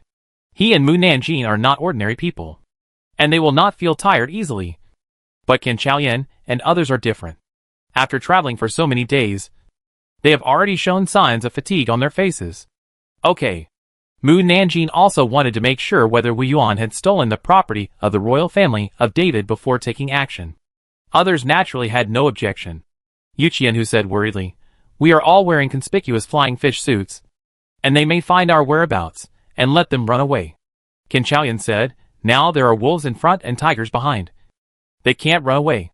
Yuqian who thought about it, and didn't say anything more. Everyone came to the broken house. Then simply cleaned the dust around and sat down. Some Qian who were too tired. So they fell asleep against the wall after sitting down. Some people slept restlessly, and they would open their eyes and look for a while after sleeping for a while. Gu Ming said, I will guard you. You can rest assured. Thank you for your hard work. Governor. Ken Chaoyan yawned and fell asleep. Mu Nanjing looked outside and whispered, someone is coming. The Jinui who had not fallen asleep suddenly opened his eyes and looked outside the door. A group of strong men came outside. When they saw a group of horses parked outside the dilapidated house, they stopped. They did not move forward, but did not leave either. Instead, they looked inside. Ken Chaoyan said, friends outside, this broken house has been occupied by us. So you could only go somewhere else to spend the night. The leader outside smiled. Friends in the house. We are tired after a long journey, and don't want to move anymore. We will rest here and won't go in to disturb you. You can rest assured. Qin Chaoyan looked at Gu Ming. It sounds harmless. Gu Ming said, no need to pay attention to them. Yeah. The Jinui continued to sleep. The light in the room was dim. Mu Nanjing couldn't sit still. So he stood up and said, I'll go out for a walk. Gu Ming hummed. Humph. You still say you like me. But you like me, but don't care about me. Although the people outside can't do anything to me. Will you die if you say one more word? Be careful? Gu Ming's mouth twitched slightly. You should pay attention to safety. Call me if you have anything. Okay. That's more like it. Hee hee. After she left, Gu Ming turned his eyes to the Qianhu, and saw that they were all trying to hold back their laughter. He sank his face. If you don't want to sleep, go outside to keep watch. We're sleeping. The Jinui quickly turned their heads to the side and fell asleep. The men outside the house raised their eyebrows in surprise when they saw Mu Nanjing coming out. Is there a little girl inside? The robe she wears looks like an official uniform. Which country's official uniform? From Jiuguang country? Jiuguang country has no female officials. So it may be from Jiuyue country. The leader smiled and asked Mu Nanjing, little girl, where are you from? Mu Nanjing, who was patting the horse's back, heard someone calling her and replied in a low voice, before me. Can you tell me where you are from? We are from Jiuyue country. What about you? Mu Nanjing made up a story, ancient Beihan country. The men were shocked. The leader said again, little girl, you don't dress like someone from the ancient Beihan kingdom. Mu Nanjing replied, you don't dress like someone from the Jiuyue kingdom either. The big men. Chapter 346 just in case. The leader smiled. The little girl is really talkative. We are wearing the clothes of the 9 regions. Why do you say we don't look like them? Mu Nanjing said calmly. The accent is not the same. The corner of the leader's mouth twitched. And he changed the subject and said, is the little girl an official? Mu Nanjing asked him back, Uncle, are you a general? The big men looked at each other. The leader smiled. How can the little girl tell that I look like a general? Then how can you tell that I look like an official? The leader has roughly figured out her personality. That is, you must explain your identity before asking her questions. He said, I guessed it from the official uniform you were wearing. Mu Nanjing, such a judgment is too one-sided. Just like if you were not wearing armor. Are you not a general? The little girl has said twice that I am a general. Why are you so sure that I am a general? Temperament. The leader did not get the words out. Turned around and whispered to the people around him. This little girl is really cautious. The big man Gong Liangrong on his left said, Boss. She doesn't have the information we want to obtain. So why waste time on her? I was bored and wanted to tease her. But I didn't expect her to see my identity. I don't know which country she is an official from. But she is so sharp at such a young age. The big man's Wachiofu on the right said, except for the ancient country. I have seen official uniforms of various countries. And no official uniform is similar to hers. The leader touched his chin and said, could it be that we guessed wrong? And she is not wearing an official uniform at all? Wachiofu thought for a while. By the way, there is another country's official uniform that I haven't seen. Which country? It is Dakian, which just merged 5 countries. This place is not far from the border of Dakian. She may be from Dakian. We can go to Dakian for a visit after completing the task. Dakian? The leader was stunned. Dakian, whose military power is so low that it can be ignored. Zuokyafu nodded. We can kill everyone in the house by ourselves. The leader patted his shoulder. Don't talk about killing someone all the time. Zuichio scratched his head embarrassedly. I was just describing it just now. Okay. Everyone is tired. Sit down and rest. And we will leave when the sun rises. Everyone nodded and sat down with their eyes closed. However, before the sun rose, they heard footsteps coming from the broken house. They quickly opened their eyes and saw hundreds of officials walking out of the house. Qin Chaoyan looked around. Where is Mu Nanjing? Here. Mu Nanjing jumped down from the roof. Qin Chaoyan raised his eyebrows. You didn't rest all night? Not tired. I couldn't sleep because I was so excited when I thought about the treasure of the David Kingdom royal family falling into my hands. Just in case, I sneaked into the hiding place of the David Kingdom royal family to make sure that the treasure was stolen by Wu Yuan. Hee hee. The 1,000 households. Just going out for a walk. and wandering around the David Kingdom royal family. Qin Chaoyan saw that she was full of energy and said no more. Let's go. Before leaving, Yu Qianhu glanced at the leader, and after walking away, he said to Qin Chaoyan and others, judging from the temperament, the martial arts of those strong men are at least at the level of Wu Wang. Qin Chaoyan looked solemn. There should be people at the level of Wu Zun among them. Xian Hu. Luckily they had a peaceful last night. Otherwise, they would not have survived to leave the broken house. Not that there should be, but they are all warriors above the level of Wu Zun. Their leader is also a Wu Sheng. The Jinui secretly took a breath. Which country are these people from? They are too powerful. Just a group of them can easily crush a large camp of people from Dacian Kingdom. Gu Ming asked Mu Nanjing. Mu Nanjing. You talked to them yesterday. Which country do you think they are from? Mu Nanjing said, they should be generals from a higher country. People from ancient countries are not so bored to run to such a remote place. Higher country? Yu Qianhu took a deep breath and asked, are you sure? Qin Chaoyan said, whether it is or not, we should not provoke them. Yu Qianhu and the others nodded, and then sped up their horses. Just as they were about to reach the hiding place of the royal family of David, they saw a large group of people rushing towards them in front. The carriage in the middle shouted angrily, that old woman. She wanted to die. But she also took us with her. It's just that she lost her gold and silver treasures, and she can get them back when she has a chance. But she was stupid enough to run to the border of Zheguang Kingdom to ask the soldiers for them. Now, the soldiers of Zheguang Kingdom have found us hiding outside the border.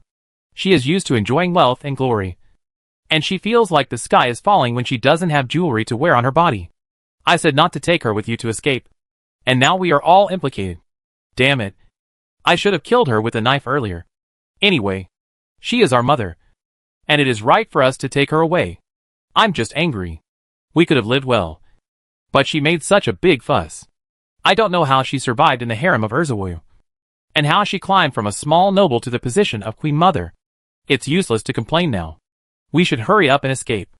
As long as we are alive, we don't have to worry about not being able to turn over in the future. Yeah. Suddenly, there was a sigh outside. The carriage stopped suddenly. The people in the carriage asked angrily, why did you stop? The driver said, Your Majesty, it's the Jinui of Dacian Kingdom. The two people in the carriage changed their faces, and quickly lifted the curtain to look forward. When they saw the bright red figure, they collapsed in the carriage instantly. It's the governor. The governor of the Jinui. I didn't expect him to go out in person. We're dead. We're dead. Turn the horses around and go. The guards of David Kingdom turned their horses around quickly, and heard the rumbling of horses' hooves from the other side. When the guards saw the people coming, they said to the people in the car anxiously, Your Majesty, the soldiers of Zheguang Kingdom are catching up. Now there are wolves in front and tigers behind. No matter what you choose, you will die. The prince of the kingdom of David quickly grabbed the emperor's hand. Brother, what should we do? We are about to die, and I don't want to die yet. The emperor was also panicked. Don't worry. Don't worry. Let me think about it. Think about it quickly. The emperor said, We will definitely die if we return to the kingdom of Dacian with the governor. But we may not necessarily die if we leave with the soldiers of the kingdom of Zheguang. We can surrender to them and become their people, and they may let us go. Really? Try it. You will know only if you try it. The emperor climbed up and got out of the car and said to the soldiers of the kingdom of Zheguang, My lords, we are willing to become the people of the kingdom of Zheguang, always loyal to the kingdom of Zheguang, and serve the kingdom of Zheguang. But before that, please help us get rid of the pursuers of the kingdom of Dacian. Chapter 347 It's a good idea. When the soldiers of Zheguang heard the three words Dacian Kingdom, they immediately became interested. After all, that was the country they had always wanted to conquer. If they were not afraid of the presence of the national master in Dacian Kingdom, Dacian Kingdom would have been theirs long ago. The soldiers of Zheguang Kingdom looked in the direction pointed by the emperor of David Kingdom, and saw a group of officials in official uniforms 20 feet away. The general of Zheguang asked the emperor of David, Are they soldiers from Dacian?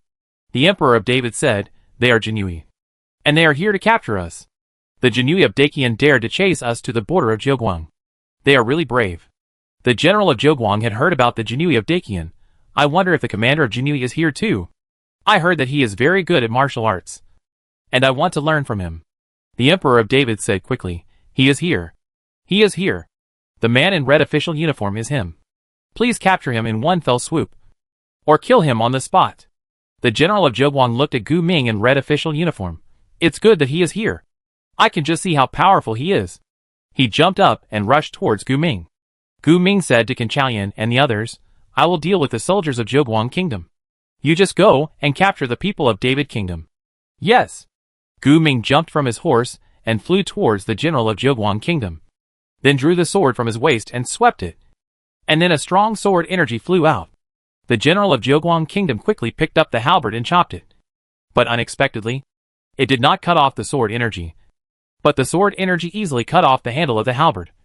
And the sword energy rushed straight to hit him and penetrated through his body. He froze in the air.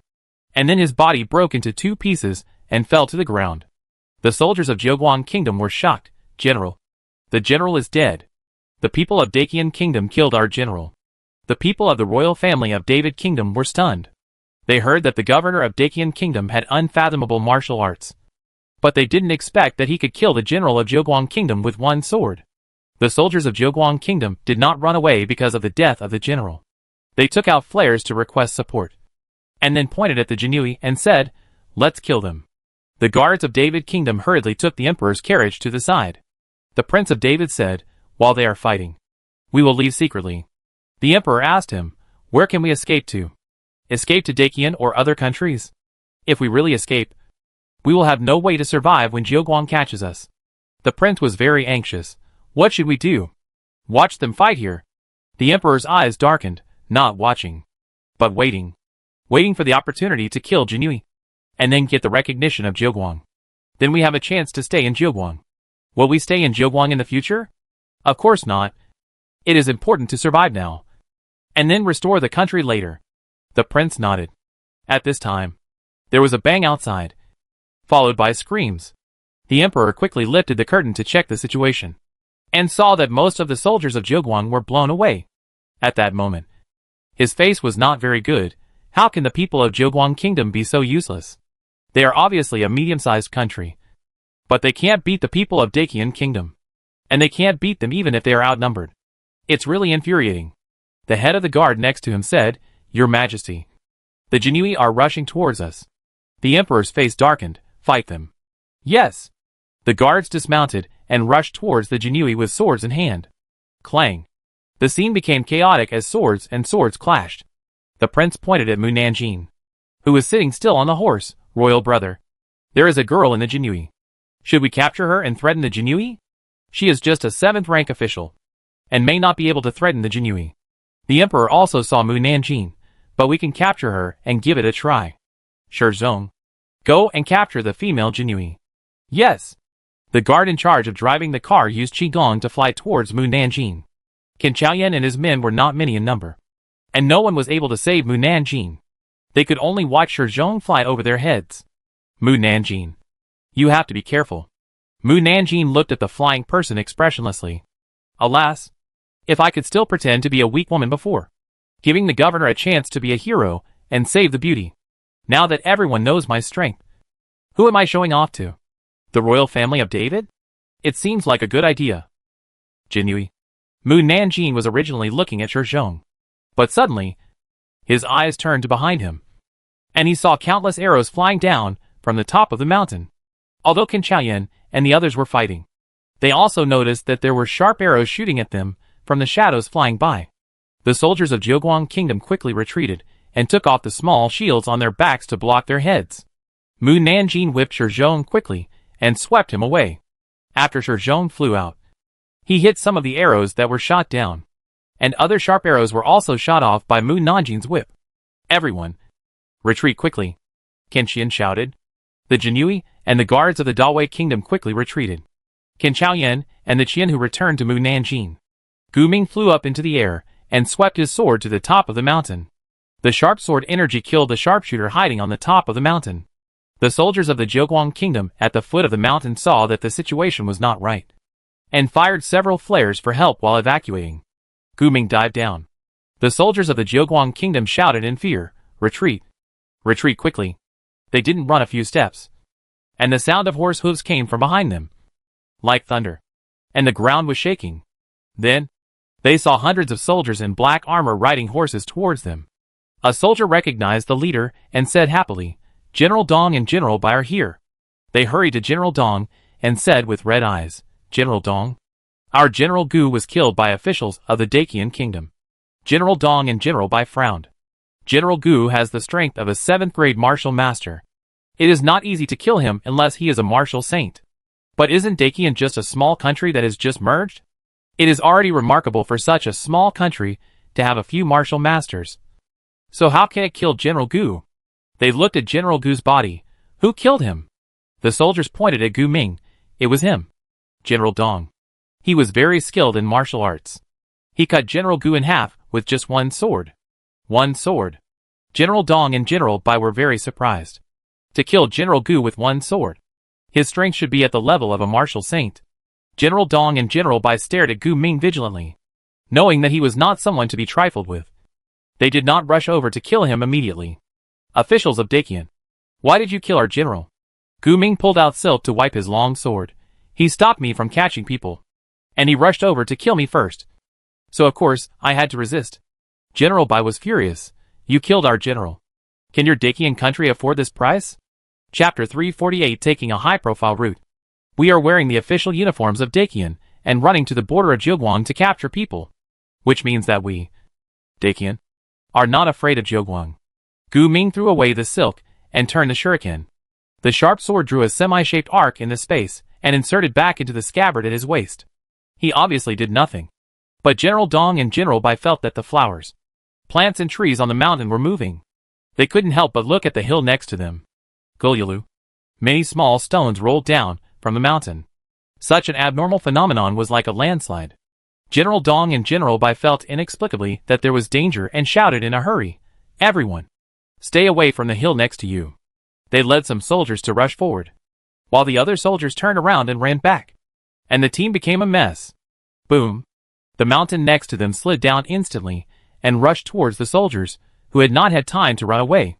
They hurriedly abandoned their horses and flew up, using Qigong to escape. Whoa! The horses screamed as the heavy mountain pressed down on them. General Dong and General Bai looked back, then looked at each other, and as if they had made up their minds, they drew the swords from their waists and threw them at Gu Ming. Gu Ming blocked with his sword, and the two swords with internal force immediately broke into two pieces. The two generals were stunned and shouted angrily, "Let's kill the people of Dacian together." Yes! The soldiers of Jiuguang rushed towards Qin Chaoyan and others. Gu Ming took the sword and slashed it slowly on the ground.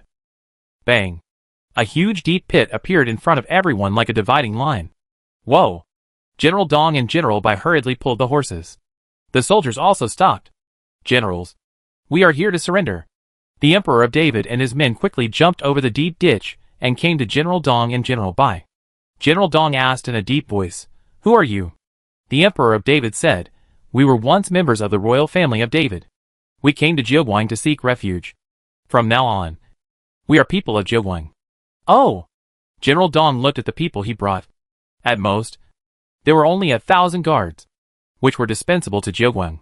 However, the Emperor of David was the one that Dacian wanted to capture, so Jiuguang would protect him. If they couldn't kill Gu Ming, it would be good to piss them off. People of David, hide behind. The Emperor of David was delighted and quickly led his men to walk back. Gu Ming said calmly, "Emperor of David, since you want to stay in Jiuguang, then stay there forever." He swung his sword at the Emperor of David, and the sword energy flew, as fast and fierce as lightning. The two generals of Jiuguang changed their faces and hurriedly flew up to avoid the sword energy. The sharp sword energy passed through the neck of the general's horse and shot straight behind the horse. Ah! The soldiers of Jiuguang screamed in pain, because they reacted slowly and didn't have time to dodge. The sword energy passed through their abdomen, which was the same as being cut in half, and their bodies were cut in half. The people of David didn't even have a chance to scream. The sword energy passed through their necks. They seemed to be unwilling to stare at the front with wide eyes. And slowly, their bodies leaned forward. At the moment of falling to the ground, the body and the head were separated. So handsome. Qin Chaoyan and the others looked at Mu Nanjing, who had an expressionless face. Being high profile is handsome. I want to be so handsome too. Since the officials of Dacian Kingdom know my strength, there is no need for me to pretend to be weak like before. And I can't pretend. I have decided to take a high-profile route in the future, and I will do whatever I want. Hee. Jinui. I was already very high-profile before. If I were to be more high-profile, they would not be able to bear it. The two generals of Jiuguang Kingdom looked at the corpses one by one, and their palms were sweating. Fortunately, they hid quickly. Otherwise, they would have become corpses. The situation was not favorable for them now. So they hurriedly evacuated with the soldiers on the other side of the mountain. Hey, I haven't shown anything yet. Why did they run away? Gu Ming did not chase them. He returned to the Jinui and looked at Mu Nanjing and asked, since we are at the border of Jiuguang Kingdom, do you want to go to the border town for a stroll? Qin Chaoyan and the others wanted to see how big the difference in strength between Daqian Kingdom and Jiuguang Kingdom was. So they nodded. I'll go to the city to buy clothes from the Jiuguang Kingdom for you. You find a place to hide and wait for me. Gu Ming used Qinggong to leave, and disappeared in the blink of an eye. Qin Chaoyan and his companions tied their horses to the big tree next to them, and then looked around, and saw that there were dense trees on the mountain behind them, and pointed and said, we will hide there. Okay. Everyone flew to the mountain. But unexpectedly there were still a group of people hiding on the mountain. Qin Chaoyan and his companions hurriedly drew their swords. The leader hurriedly said, don't be nervous. We have no ill intentions.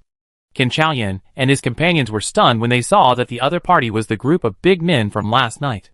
Mu Nanjing walked up to Qin Chaoyan and his companions and said, don't be afraid. I'm here. They can't hurt you. Put away your swords. Qin Qian. Is she really going to go the high-profile route? If it were the past, she would pretend to be as weak as possible, and would not show off easily. Zui Qiufu sneered, little girl. You are so arrogant. You can only be arrogant if you are capable. Don't you think so? Uncle? Mu Nanjing asked the leader. The leader just noticed her attack, although it was only one move, and she couldn't tell her rank. But he was sure that the other party was above him. He laughed heartily. Little girl is right.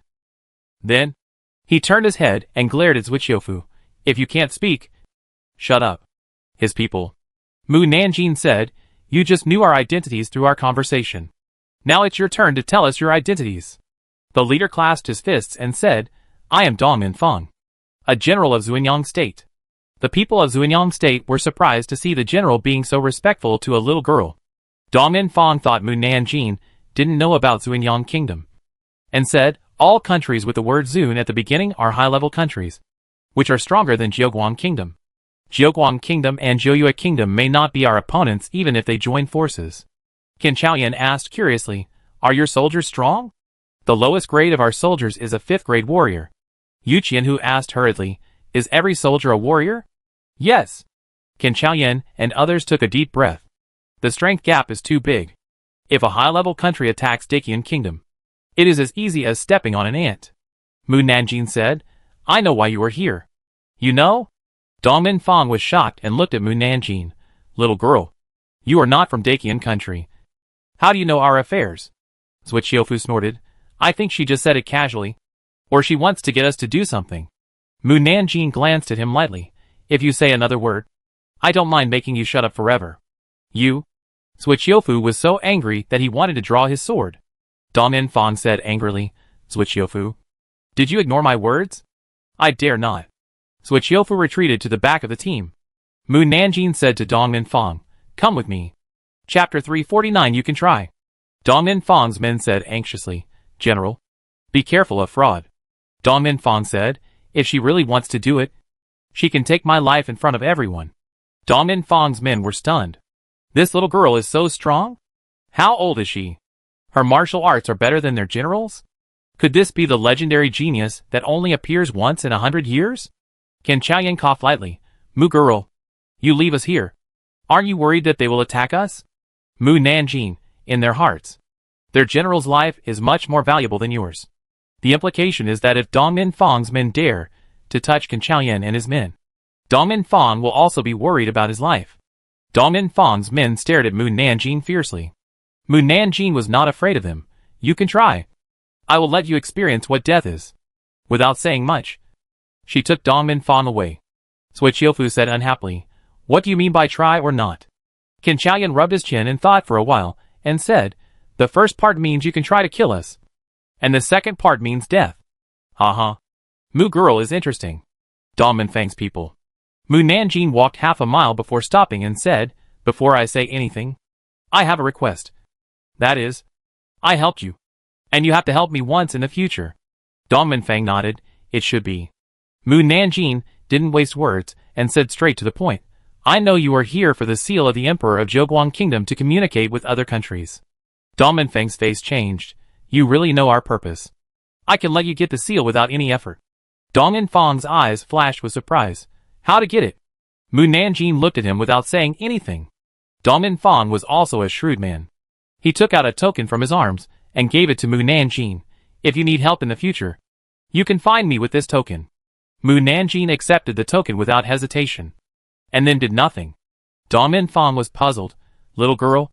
Little did he know that Mu Nanjing was releasing the gods to find the seal he was looking for.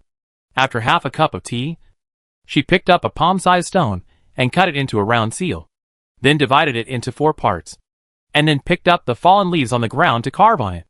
The soft leaves in her hands were as sharp as a carving knife, and then she slowly carved the seal on it. After 2 incense sticks, the 4 seals were carved. Mu Nanjing took out one of the seals and said, "This is the seal for Zheguang Kingdom to communicate with the other 3 countries." Dong Minfang looked at Mu Nanjing in surprise. "Is this really the seal for Zheguang Kingdom to communicate with Zunbi Kingdom, Zunling Kingdom, and Jioshan Kingdom? You can go back and try it. If it is fake, the token you gave me can be invalidated. There is no loss to you." Dong Minfang was puzzled. "But how did you know?" "I have my own way, so I can't reveal it." Mu Nanjing handed him the other 3 tokens. "This is the seal of Zunling Kingdom, Zunbi Kingdom, and Jioshan Kingdom. Don't confuse them. If you make a mistake, it's your fault." Although Dong Minfang didn't know whether the seal was real or fake, he still wrote down her words. He carefully wrapped it in cloth and put it in his purse. Mu Nanjing said again, "Dong Liangrong in your team is not a trustworthy person." "You mean he is a spy?" Dong Minfang didn't believe it, but Mu Nanjing didn't want to explain too much, and turned back to find Can Chaoyan and the others. Can Chaoyan joked, "Mu girl, if you don't come back, the general's people will eat us." Dong Minfang's people glared at him, and quickly ran to Dong Minfang. "General, are you okay?" "No." Dong Minfang smiled. "The little girl is not a cruel person. She won't hurt me for no reason." He looked up at the sky. "It's getting late. Let's go back to Zhuanyang Kingdom." "Ah?" Dong Minfang's people were stunned. "But we are going back to Zhuanyang Kingdom before we enter Zheguang Kingdom? Let's go." Dong Minfang turned and left to the other side of the mountain. After getting away from Mu Nanjing and the others, Sui Qiufu couldn't help asking, "General, we have come here. Why do we suddenly want to go back? What did that stinky girl tell you?" Dong Minfang lied to him. "She said that the people of Zheguang knew that we would steal the seal, and they had already ambushed us and waited for us to fall into the trap." Sui Qiufu was puzzled. "Isn't she from Dakian? How did she know about Zheguang?" "She didn't say how she knew, but it's better to believe it than not." This was said to Sui Qiufu and the others, and also to Dong Minfang himself. He didn't believe Mu Nanjing, but Mu Nanjing knew that they were going to Zheguang to steal the seal. Did Zheguang also know about this? If they really knew about this, wouldn't they be sending themselves to death in vain? And the seal? How did Mu Nanjing know the seal pattern? Will she be sent by the 4 countries to deceive him? These things need time to verify. Sui Qiufu, go to Dakian Kingdom and check the girl's affairs. Sui Qiufu replied, "Yes." Soon after they left, Gu Ming came back with more than 100 sets of clothes. Find suitable clothes to wear, and each person has a customs clearance document. Can Chaoyan sighed, "Commander, you are amazing. In such a short time, you have even got the customs clearance documents." "The customs clearance documents are fake." Gu Ming took out the girl's dress and handed it to Mu Nanjing.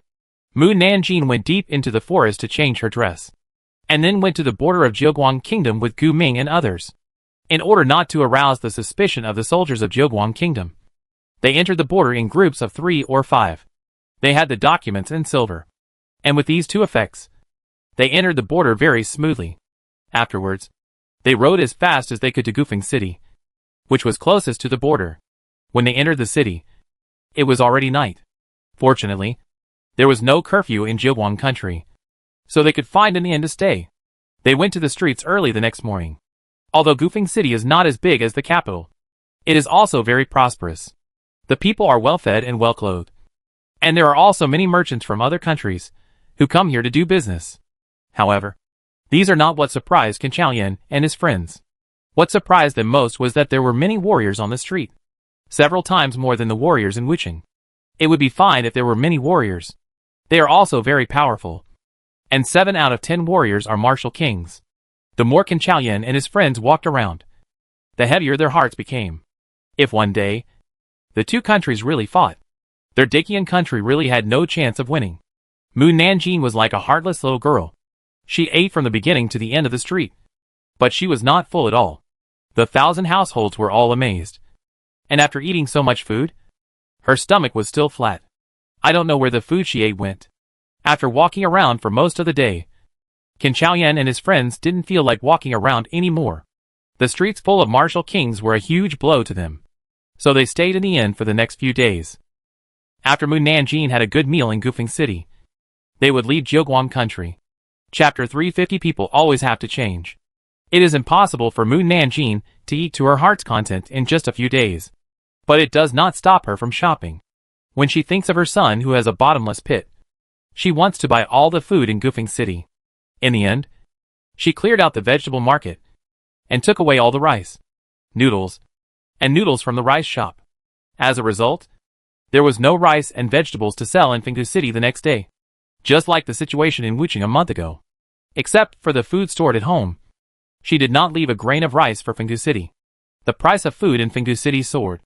But Mu Nanjing still felt that it was not enough. So she set her sights on the food and grass in the military camp. Just when they were leaving the customs, Mu Nanjing said to Gu Ming and the others, "You go out first. I will catch up with you after I finish some things." Gu Ming asked with concern, "Do you need help?" "No." Mu Nanjing did not say much to them. Turned the horse around and left. She teleported to the border military camp out of sight. Put all the food and grass into the space. And then rode her horse to the gate of the military camp. The patrol soldiers saw Mu Nanjing and shouted. A thief broke into the military camp. Other soldiers heard the shouts and rushed over from all directions, trying to stop Mu Nanjing. 30 archers also came to shoot at Mu Nanjing. Mu Nanjing swept away the sharp arrows with her sword, and then slapped the soldiers who blocked her in front with a palm. When she passed by the generals' tents, she threw a fire to burn the tents. The generals who were discussing important matters in the main tent heard the noise, ran out unhappily, and shouted angrily, "Why are you making so much noise?" "General, a thief sneaked in." When the soldier pointed at Mu Nanjing had already rushed to the gate of the military camp. The deputy general chased and shouted anxiously, "Close the gate quickly." The soldiers guarding the gate quickly closed the gate, and several other soldiers stood behind the gate and squatted 10 feet away, ready to wait for Mu Nanjing to come and pull the trip rope to trip her. Unexpectedly, Mu Nanjing swung a sword to the ground. The sword energy flew out from the sharp sword, not only cutting off the trip rope buried in the ground, but also splitting the gate in half by the sword energy. The generals saw the thieves rushing out of the military camp and shouted anxiously, "Shoot! Shoot quickly." Then, hundreds of arrows flew out like meteors and rushed towards Mu Nanjing. Mu Nanjing swung a sword back, and hundreds of arrows were broken in half by the sword energy and fell to the ground. Not to mention hitting people. Not even a hair of the horse was hurt. The generals drew their swords in a rage and chased Mu Nanjing with Qigong. "You little girl. Since you dared to break into our military camp, you will have to leave your life behind." Mu Nanjing looked back at them. And suddenly, a handful of rice appeared in his hand, and he turned around and shot at the pursuers. The generals subconsciously swung their swords to block. But they didn't expect that the opponent's hidden weapon not only penetrated the sword, but also penetrated their armor and shot into their bodies. They suddenly felt pain and fell to the ground from a high place. They were even more angry when they saw that the hidden weapon that hit them was a handful of rice. They endured the pain and shouted to the deputy general, "Chase her and kill her." The deputy generals chased after her with Qigong, and the soldiers chased on horseback. Hundreds of soldiers chased after Mu Nanjing, and the scene was very spectacular. The soldiers and civilians guarding the gate of the border heard the rumbling sound from afar and looked towards the direction of the pass. Gu Ming and his men who had just walked out of the pass were also attracted by the sound. They looked back and saw Mu Nanjing and hundreds of Jiuguang soldiers running over. Yu Qian who raised his eyebrows. "Mu Nanjing knows the soldiers of Jiuguang?" Is this to see her off? Qin Xiaoyan's mouth twitched. Have you ever seen anyone shoot arrows to see someone off? Jinui. Gu Ming said to them, you go first. Qin Xiaoyan said nothing more, and quickly left with the Jinui. Gu Ming waited there. The deputy general, who was chasing Mu Nanjing, said in a hurry, close the city gate quickly. The guards quickly drove out the people who had left the pass, and pushed the heavy city gate with force. Gu Ming saw this, and slapped the city gate. Bang. All the soldiers who pushed the city gate were blown away. The people saw that something was wrong and hurriedly hid far away. When Mu Nanjing saw Gu Ming, a smile flashed in his eyes. He sped up his horse, and rushed out of the pass. He then slashed the city gate with his sword a few times. And the sword energy flew out, and cut into the city wall. Boom. The heavy city gate collapsed, blocking the way of the pursuers. Mu Nanjing said to Gu Ming, let's go. The two sped up their horses, and caught up with Qin Xiaoyan and his men. Qin Xiaoyan asked, Mu girl, why are the soldiers of Jiuguang Kingdom chasing you? Mu Nanjing lied to him, I stole something from them. Comrade Lao Qin and his men would never have thought that they stole the food and grass in the entire military camp, and burned the tents of the generals. Hee. The Jinui were both impressed and puzzled. Since she stole food and grass, why didn't she have a single grain of rice on her? Qin Xiaoyan was speechless. This is not like your style. She really became more and more high profile in her actions, and even attracted hundreds of soldiers to chase her. People always have to change. Oh, I really want to ask Comrade Lao Qin and the others. Was it cool to be chased by so many soldiers just now? Jinui. She didn't do that just to look cool. Did she? Qin Xiaoyan heard the voice of the pursuers behind him. They are catching up. Let's go quickly. The Jinui speeded up their horses.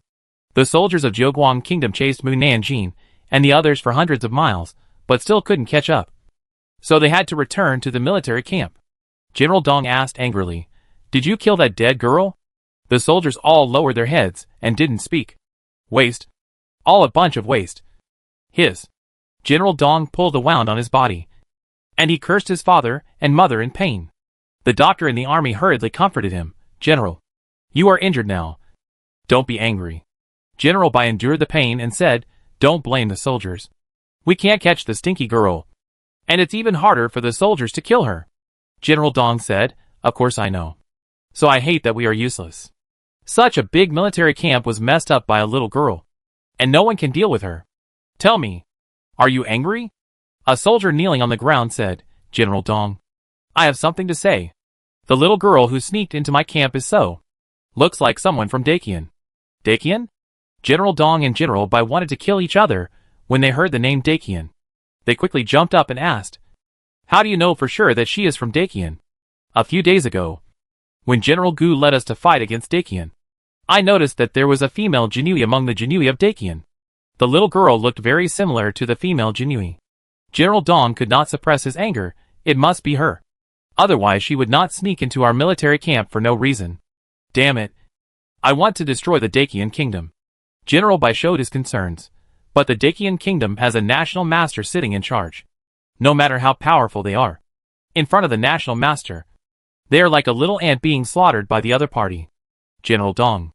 At this time, a cook came to report, Generals, it's bad. All the food and grass are gone. The generals were shocked. What? Gone? Who did it? I don't know.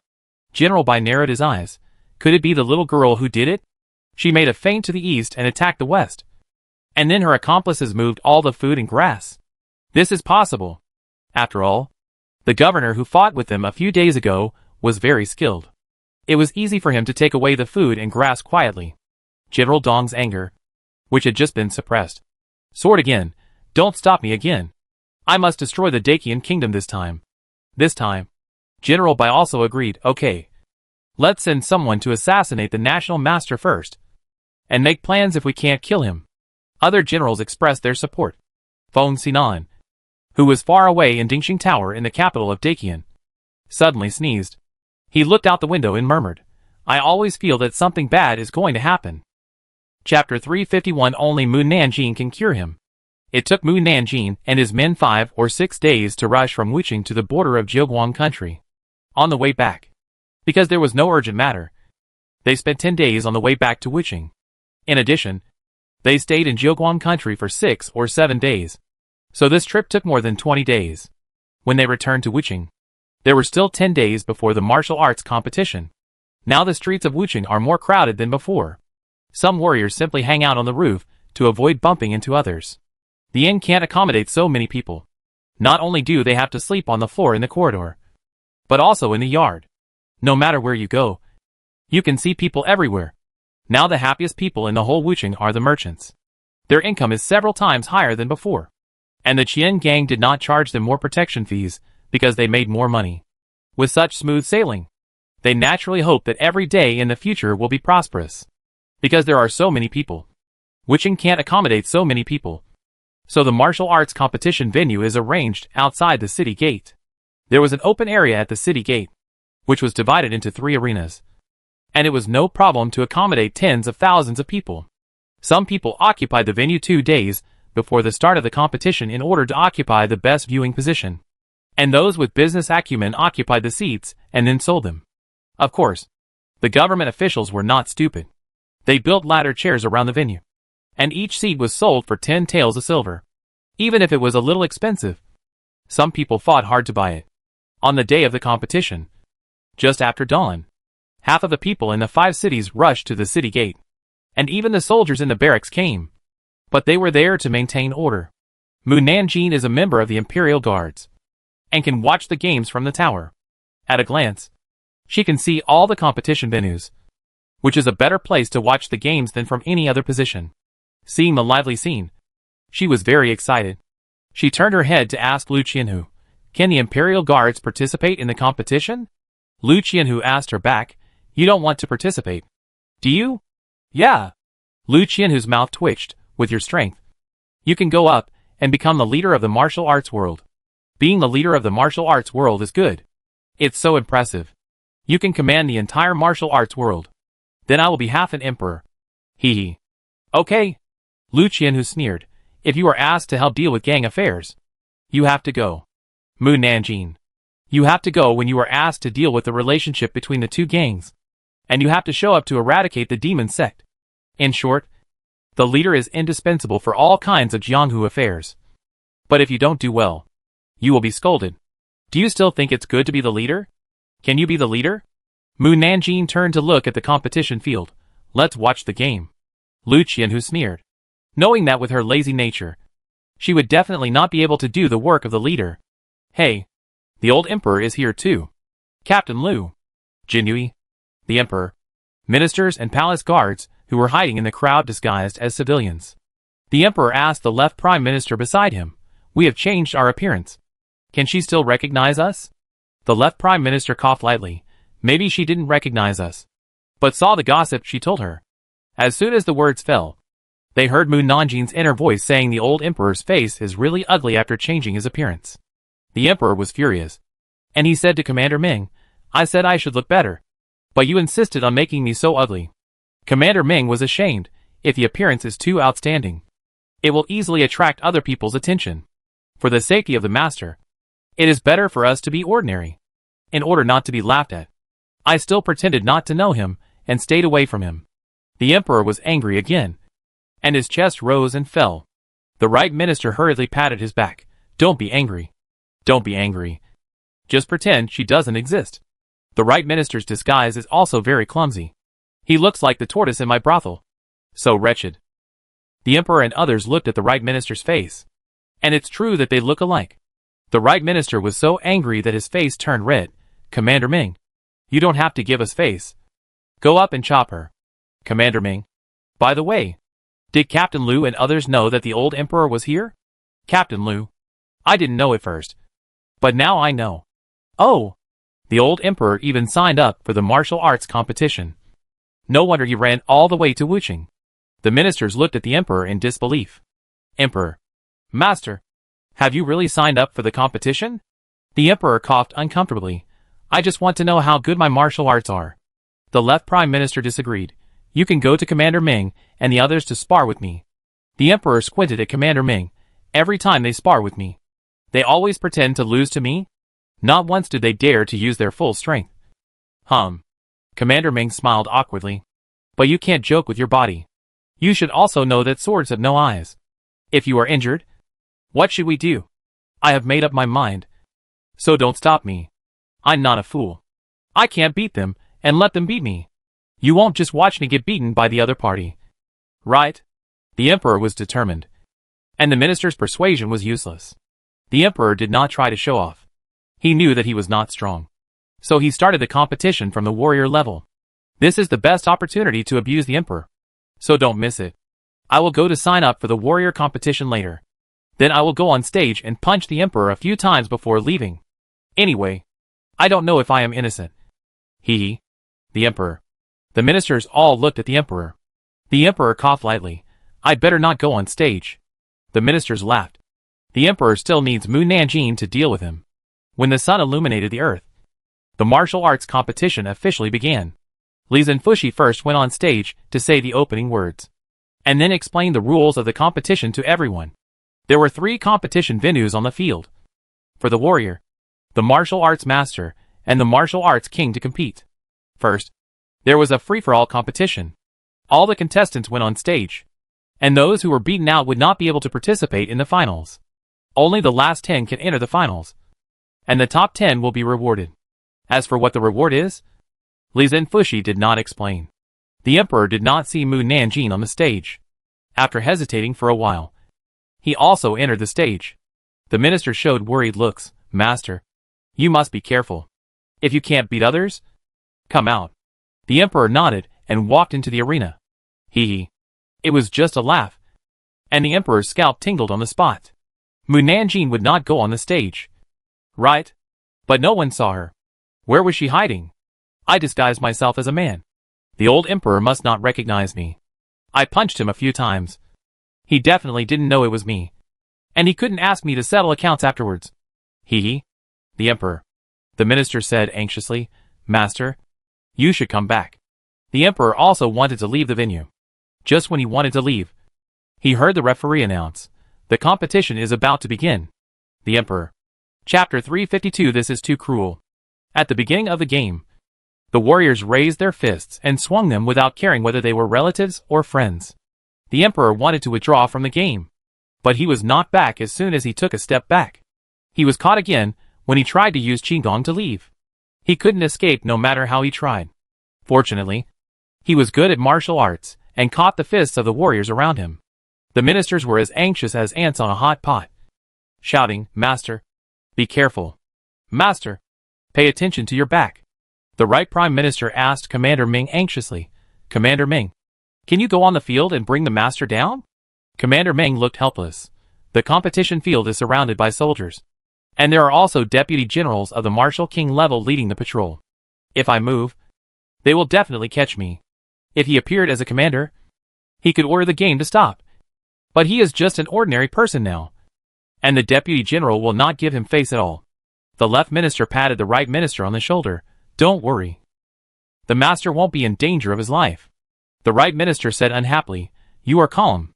The left minister was indeed not in a hurry. Mu Nanjing will not let him get hurt. At most, he will take a few punches from her. It is a lesson for the master. In the future, the master will not hide from us to participate in the competition, and will not dare to act on his own. The ministers. That makes sense.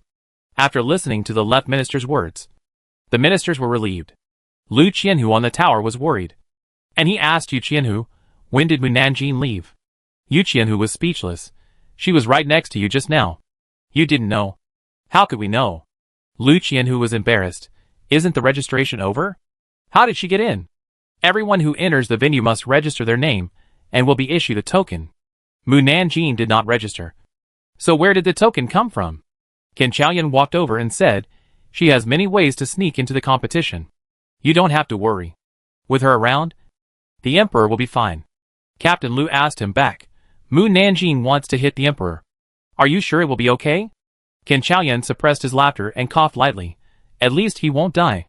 The Jinui. At the same time, the emperor kicked the 3 warriors out of the venue, and he couldn't help but feel a little proud. He was still good at fighting. At least, he was not kicked out at the beginning of the game. Suddenly, someone punched him in the abdomen. Ah! The emperor cried out in pain and almost couldn't stand up. Since he inherited the throne, he has never suffered so much except for being sick. You dead guy. The emperor raised his head and glared at the person who hit him. And in front of him were two tall and strong men, which meant that it was impossible for Mu Nanjing to disguise himself. TSK. The old emperor was beaten. He must be in pain. It's natural that he should be in pain. He has been protected since he became the emperor, so he shouldn't have been beaten for a long time. The emperor's mouth twitched, and he wanted her to stop laughing, because he was almost stage frightened. Suddenly, someone punched him on the left cheek again. Ah! The emperor was almost knocked to the ground. He quickly stood up and looked to the left. But the warriors around him were fighting each other, and had no time to beat him. The right prime minister quickly said to Commander Ming, "You should remember the faces of those who beat the master. When the game is over, you can take people to put them in sacks to avenge the master." The left prime minister couldn't help laughing. Mu Nanjing used to like to say the sack thing. "I didn't expect you to remember it." The right prime minister glared at him unhappily. Commander Ming was ashamed. "I have remembered who was the first person to hit the master, but I didn't see who was the second person." Didn't see clearly? The right prime minister recalled what happened just now. It seems that he didn't see who hit the emperor. It's so cool to hit the dragon face. Emperor. Officials. The right prime minister's eyes twitched. Should we write a letter to accuse Mu Nanjing of regicide? The left prime minister asked him, "Do you have evidence?" The right prime minister. "No." Then, the emperor was hit on the right face again. And again. No one saw who hit him. The emperor was almost angry to death. Mu Nanjing. This dead girl. How much hatred did she have for him to hit him in the face?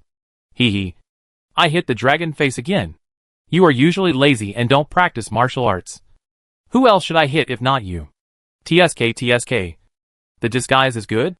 Even after being beaten. You can't see the injury. But the old emperor is so pitiful. He still doesn't know who beat him. Emperor. He knows who it was, but he can't say it. It's so annoying. This is much more interesting than participating in the official competition. The veins on the emperor's forehead were throbbing. Are they making fun of him? In order not to give Mu Nanjing the opportunity to bully him again, he turned and flew to the venue, but was pulled back unexpectedly. You want to leave? No way. Not only will I not let you leave, I will also let you win. If you enter the top 10, you can enter the Wuzong competition venue, and then I can beat you up again. Emperor. The ministers looked at the emperor on the field with sympathy. Then, the emperor was hit by 10 more punches, and finally squeezed into the top 10 warriors. If he won by his own strength, he would be very proud. But now Mu Nanjing sent him up. The emperor covered his painful face, and walked out of the competition field. The ministers hurried over. Emperor. Are you okay? The emperor asked unhappily. What do you think? Ouch. It hurts. The right side said to Miao Imperial Physician, Doctor, come and have a look. Miao Imperial Physician said before leaving, Master, let's go to the carriage to see. With fake skin on his face, and clothes on his body, he really couldn't see much of a problem. The emperor nodded. After getting on the carriage, and removing the fake skin on his face, Miao Imperial Physician gasped, This is too cruel. Except for his eyes. The emperor's face was blue and purple, and it was swollen. The ministers who were peeking outside were also scolding Mu Nanjing for not knowing the severity of the situation. Commander Ming said, My lord, it's just a superficial wound. If they really wanted to be ruthless, it wouldn't be as simple as just a face full of bruises and purples.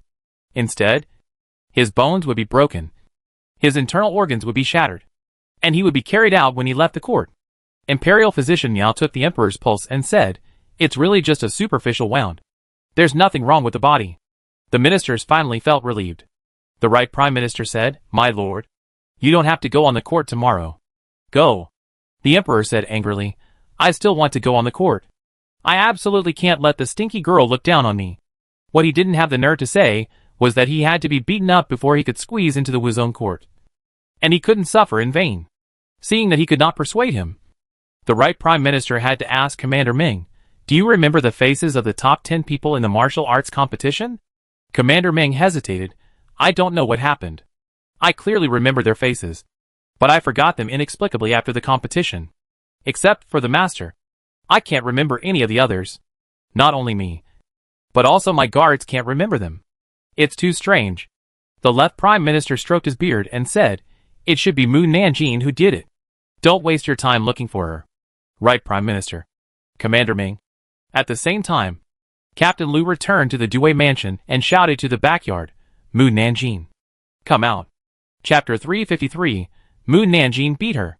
Mu Nanjing, who had just returned to her room, heard Captain Lu calling her, and walked out of the room slowly, and asked Captain Lu who came in, "Is there something wrong?" "You?" Captain Lu felt helpless and powerless when he saw her, and he exhaled to suppress his anger.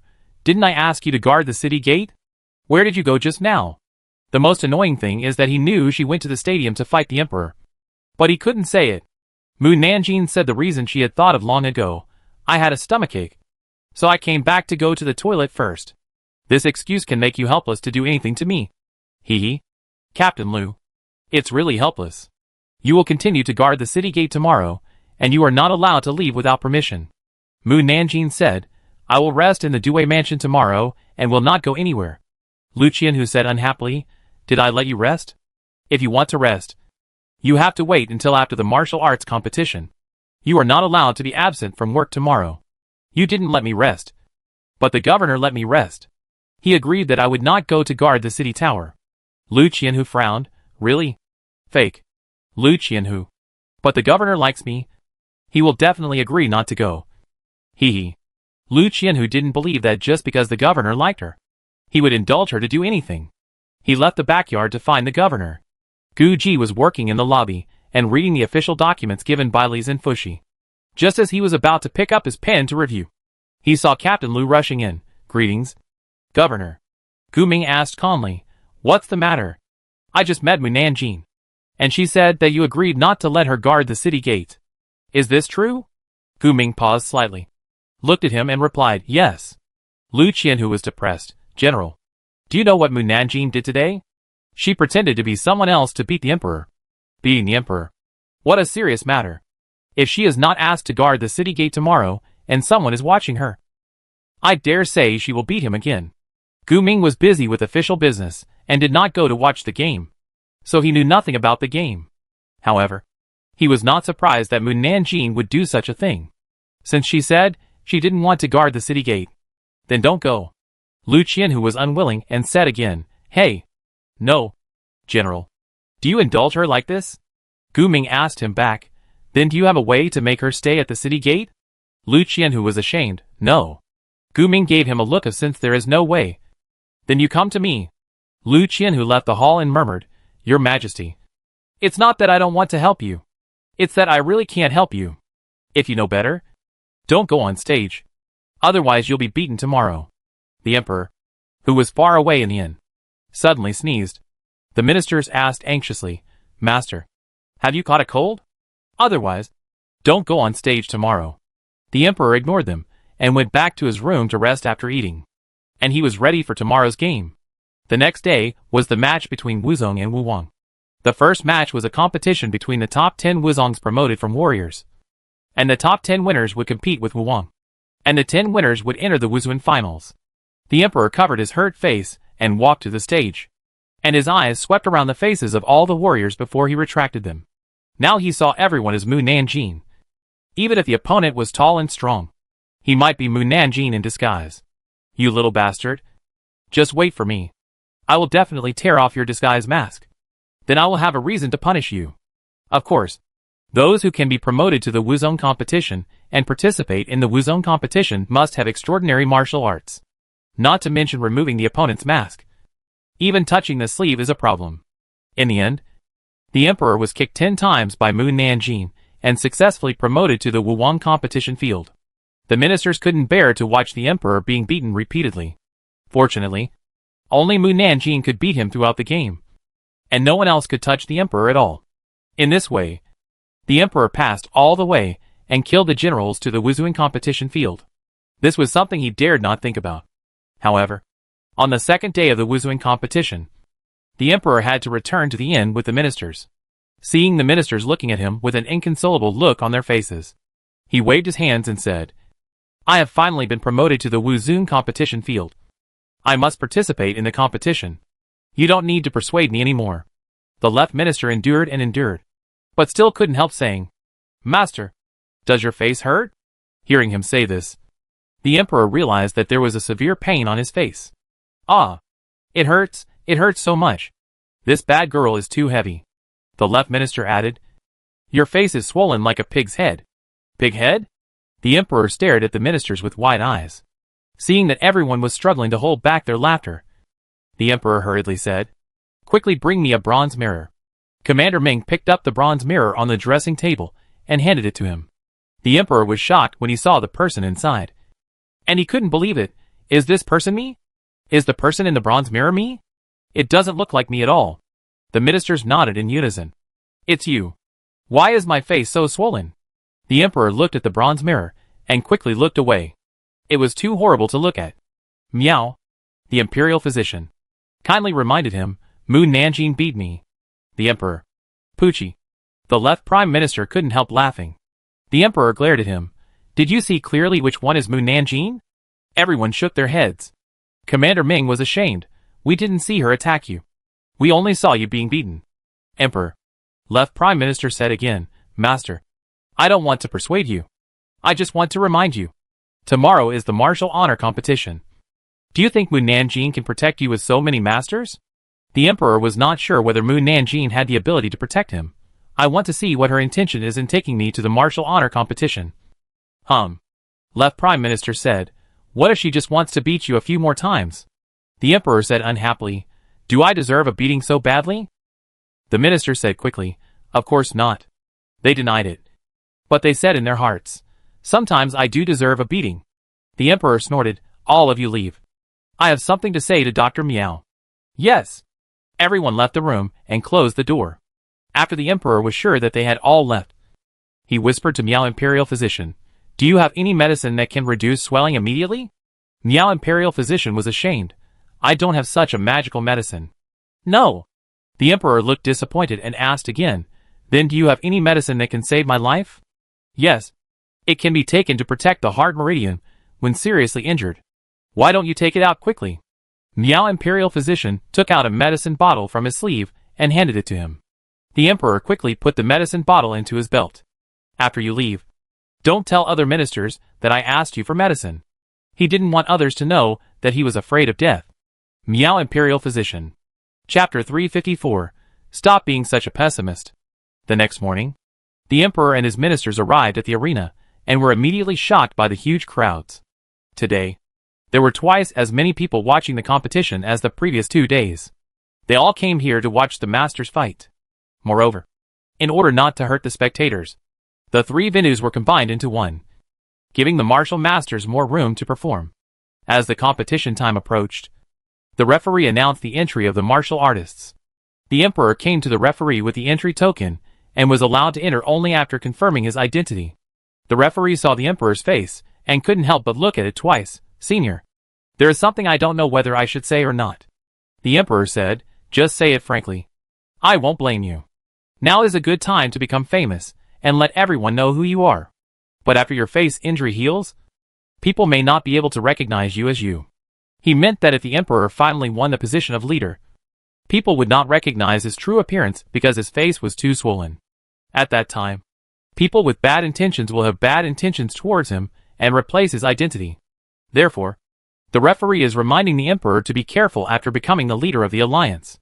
The emperor heard the hidden meaning in his words. Thank you. You're welcome. The referee turned to look at the person behind the emperor, only to see that the other party was wearing a veil hat with a piece of black cloth hanging from the brim that dragged on the ground. He couldn't help but pause. This senior is also like this. It's best to let everyone see your face. The white tiger sitting at the top said in a low voice, I will take off the veil hat after the game is over. The referee said no more, confirmed his identity, and let him in. But when he turned around, he saw another person wearing a scary mask. He couldn't help but mutter, why are all the warriors of Wuzun weird? Shouldn't everyone have strong strength? But they all covered their faces tightly, as if they were not allowed to see anyone. Is it so shameful? None in the veil in front asked the other 3 people with voice transmission, have you seen your mother? Bai Hu and Tao I said at the same time no. Dun felt that their words were unreliable, and asked Bai Zhe, what about you? Have you seen your mother? Bai Zhe replied to him, I didn't see my mother either. But I have a bad feeling. Bai Hu said by Zay. Your premonition is always accurate. Don't scare us. Han Dun exhaled. I am panicking now. In fact, Mu Nanjing has never been fierce to them except for having a serious face and speaking coldly. Moreover, they knew from her inner voice that she was very soft-hearted towards them and cared about them. But they were inexplicably afraid of her. Perhaps, as she said in her inner voice, this fear came from blood suppression. Or perhaps they had made a vow not to hurt her, so they had a kind of awe towards her. And then, they were afraid of their mother's anger like ordinary children. Tao Tai asked by Zay. Do you have a clear premonition of what will happen? No. Tao Tai was a little scared. Do you think mother will suddenly come out to kill? No way. Bai Hu said unhappily. Don't be such a pessimist. Han Dun was worried that Mu Nanjing was nearby. So he used his spiritual sense to check again. And was relieved to confirm that Mu Nanjing was not at the competition venue. Let's not scare ourselves. When the competition is over, we will leave the competition venue immediately. Bai Hu agreed. At this time, the outside of the venue was boiling. Everyone. Look! Han and his team are here. How dare they come? They don't admit that they have done anything to harm others and benefit themselves. They said that someone wanted to ruin their reputation and frame them. Now, no matter what, if they lose the competition, they will no longer be the leader of the martial arts world. They have occupied the position of leader for a long time. It's time to change people. That's right. The leader of the martial arts world should be replaced every 10 years. But they have been in the position of leader of the martial arts world for nearly 20 years, resulting in no chance for others to compete for the position of leader of the martial arts world. The four leaders heard everyone's discussion, and their faces were extremely ugly.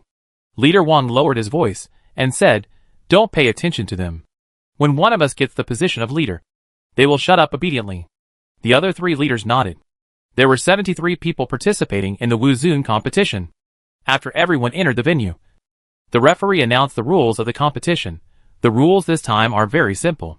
It is also a free-for-all competition, and you can attack one person together. Whoever can stay at the end will be the leader of the Wulin. Someone raised an objection. This rule is very unfair to those who are beaten out of the competition. Yes, the strength of those who are beaten out of the competition is not necessarily inferior to anyone in the competition. We should select the top 10 as before, and then let them fight one-on-one. The winner will be the leader of the Wulin. The referee had expected everyone to object, and smiled at everyone. Since we are selecting the leader of the Wulin, we must select the strongest one.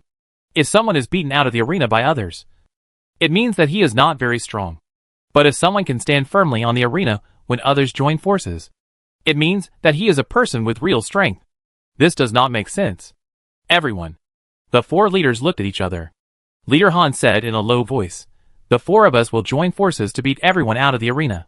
Leader Qian asked, What happens next? It depends on who has the ability to get the position of leader. What do you think?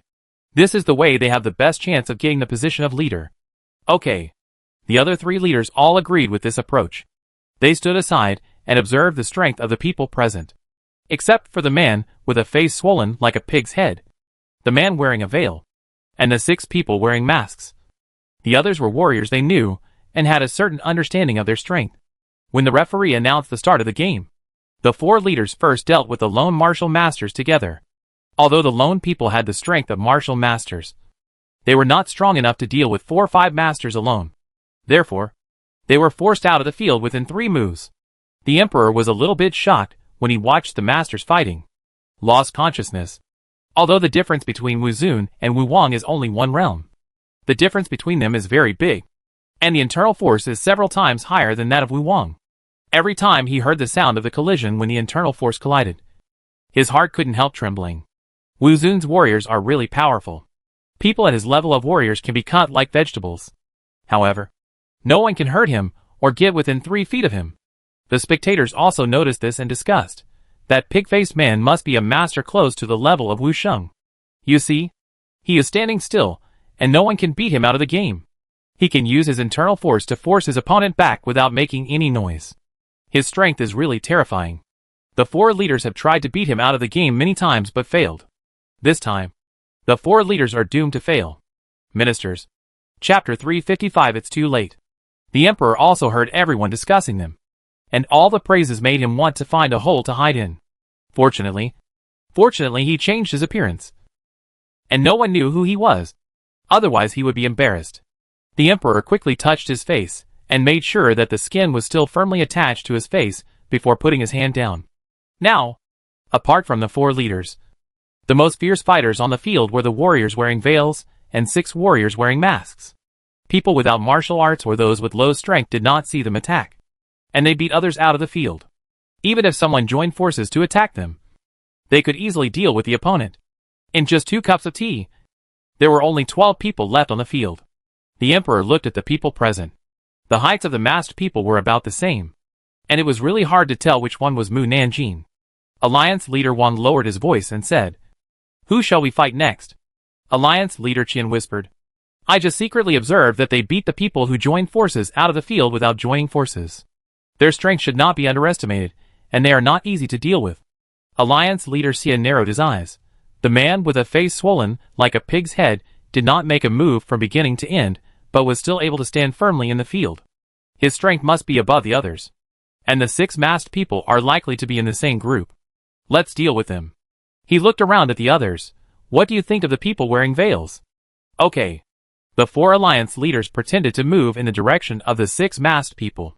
The 6 masked people did not take them seriously, but only gave them a side glance and retracted their eyes.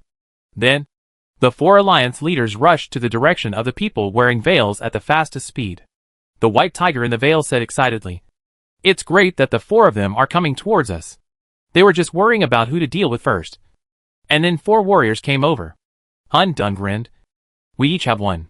Okay. The 4 leaders attacked in 4 directions. Bai Hu, Bai Zhe and Tao Tai slapped the Qian leader, Xia leader and Wang leader respectively, and Han Dun kicked the Han leader. At that moment, the Qian leader was kicked out of the field. Xia leader and Wang leader retreated to the boundary line and managed to keep their feet steady and not be eliminated, while Han leader fell heavily to the ground. Bai Hu said, "They are really weak." The audience whispered, "The martial arts of the Qian alliance leader are really poor. He can't even take a single move from others." I noticed the Qian alliance leader when he entered the arena and started the competition. He is the weakest of the 4 alliance leaders. If he hadn't joined forces with the other 3 alliance leaders, he might have been beaten out of the arena long ago. Is he so weak because he is injured? In any case, his strength does not allow him to be the alliance leader. The Qian alliance leader really didn't have the face to stay any longer, and quickly evacuated the competition venue with the help of his guards. In the arena, the other 3 alliance leaders did not dare to step forward easily. This time, they came not only for the position of alliance leader, but also to regain their reputation. Therefore, they cannot lose. The masked warriors looked at each other. They have been paying attention to the person wearing the veil hat. Although they can't see the situation inside the hat clearly, they feel that there seems to be more than one person inside through the shaking of the black cloth under the brim. The spectators saw that the warriors did not move, and shouted, "Fight! Why don't you fight? Yes, fight quickly. Don't stand there motionless." The masked warrior didn't want to delay time, and came to the 3 leaders in an instant. The 3 leaders hurriedly resisted, but were still knocked out of the competition field by the opponent's internal energy. TSK. The 3 leaders are old, and the 3 of them are not the opponent's opponent. I said it's time to change the leader. The 3 leaders were unwilling to resign, and wanted to enter the game again, but were stopped by the deputy general who guarded the order. 3 leaders, you are out. The 3 leaders couldn't stand everyone pointing at them, and left angrily. After they left, there were only 8 people left on the field. Bai Hu was very anxious. Han Dun, you should move, and leave here quickly after the fight. Han Dun asked, "Who are you going to fight?" Bai Hu thought for a while and said, "Pighead face is really miserable. His face is swollen. Let's not bully him anymore. Let's deal with the other 6 masked people first." Okay. Just as Han Dun was about to charge at the 6 masked warriors, he heard Bai Zhe ask, "Didn't you see the golden light on Pighead's body?" Tao Tai nodded. "I saw the golden light. He looks delicious." Bai Zhe, "I saw it too." Bai Hu was puzzled. Why is there a golden light on his body? Is he also a cultivator? Han Dun said excitedly, "Cultivators are even better. They can withstand a few more of our moves." Bai Zhe was speechless. "Just pretend I didn't say anything. Leave." Han Dun rushed to the 6 masked warriors. One of the warriors in white robes quickly dodged, and the other warriors reacted slowly. Although they did not run away, They caught the opponent's moves. And then the 6 people started fighting. The warrior in white robes snorted coldly, and turned to walk towards the emperor. The emperor looked alert. Although he couldn't see the other person's appearance, he had a strong feeling that the other person was most likely Mu Nanjing. Old emperor. I'm here again. Hee. As expected. The emperor drew out his sword angrily. And he would kill her as long as she rushed over. Oh. You're still holding a sword. It's a pity that I'm invulnerable to swords and guns. And swords are useless to me. Hee. The emperor was angry and said, God. Please send someone to deal with this monster. Poor thing. His face is broken. How can this dragon face be so weak? Mu Nanjing walked closer and closer, and raised his hand to attack the emperor again. Suddenly, there was a scream behind her. She looked back and saw that the 5 masked men were knocked out of the competition field. Mu Nanjing narrowed his eyes slightly. The 5 people who wanted to get up suddenly felt a headache and fainted at the same time. Humph. It's useless. Mu Nanjing lowered his voice and said to the deputy general outside the field, these 5 people are spies. Keep an eye on them. Don't let anyone rescue them. The deputy general was stunned and quickly took people to catch the spies. The emperor. Mu Nanjing looked at the man wearing a veil. This man wearing a veil actually knocked down 5 martial saint level warriors with one move. In the Dacian kingdom. His strength is very strong. It's a pity that their identities were not found out. Then, Mu Nanjing noticed that the man wearing a veil was retreating at an invisible speed. Is it my illusion? The man wearing a veil seems to be afraid of me? It's not an illusion. They are afraid of her. Hundun said anxiously, this is my mother's voice. It's over. My mother is actually on the competition field. Tao Dai panicked. Why is she also competing? Did she know that we are also participating in the competition? So she deliberately disguised herself as someone else to catch us? Bai Hu swallowed his saliva. Let's run. Okay. Let's run. Bai Zhe said calmly. It's too late. Chapter 356. I'm going to get serious. Mu Nanjing was sure that the man in the veil was indeed afraid of her. And his steps were a little flustered, as if he was guilty of a crime. She came to the other party as quickly as possible. Then drew his sword and slashed at the black cloth. The other party hurriedly stepped back several steps, before barely avoiding the tip of her sword. Mu Nanjing raised his eyebrows in surprise. An ordinary person can actually dodge my attack. Could it be that the other party is not a human? Hundun said, listen to mother. She doesn't know who we are yet. Bai Hu breathed a sigh of relief. That's great. Mu Nanjing released his spiritual sense to check the situation inside the black cloth. But it was pitch black inside. Let alone seeing a face. Not even a human figure could be seen. Sure enough, he is not an ordinary person. Bai Hu's breath was not completely relieved. And his heart was lifted again. Ah. Mother is releasing her spiritual sense to us. She must want to see who we are. Bai Zhe said, don't worry. I have used a barrier to block her sight. That's good. That's good. Bai Hu patted his chest and said, let's go quickly. If we don't leave now, I feel that I'm going to die without her using her sword. Hundun turned around quickly with him on his back. But when he wanted to run, Mu Nanjing grabbed the black cloth and dragged them back. Ah! The hat is going to fall off. Bai Hu hurriedly grabbed the brim of the hat. And Bai Zhe and Tao Tai held the black cloth firmly, so that the hat didn't fall off. Mu Nanjing pulled hard again, but couldn't pull off the hat. And even with her hard pulling, the black cloth didn't tear.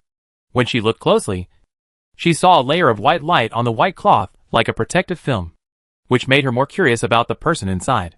Since I can't tear it apart, I'll overturn you. Hundun heard this, and quickly stepped on the cloth under his feet. No matter how hard Mu Nanjing pulled, he couldn't pull it up. Let's teleport away. And mother won't know who we are. Bai Zhe sternly refused. No. Sudden disappearance will scare the spectators. Mother will only be more angry then. And Gu Ming will not block mother's anger for us. Since we have come to the mortal world, we should abide by the rules of the mortal world, and cannot do things beyond the understanding of ordinary people. It's okay to do it privately.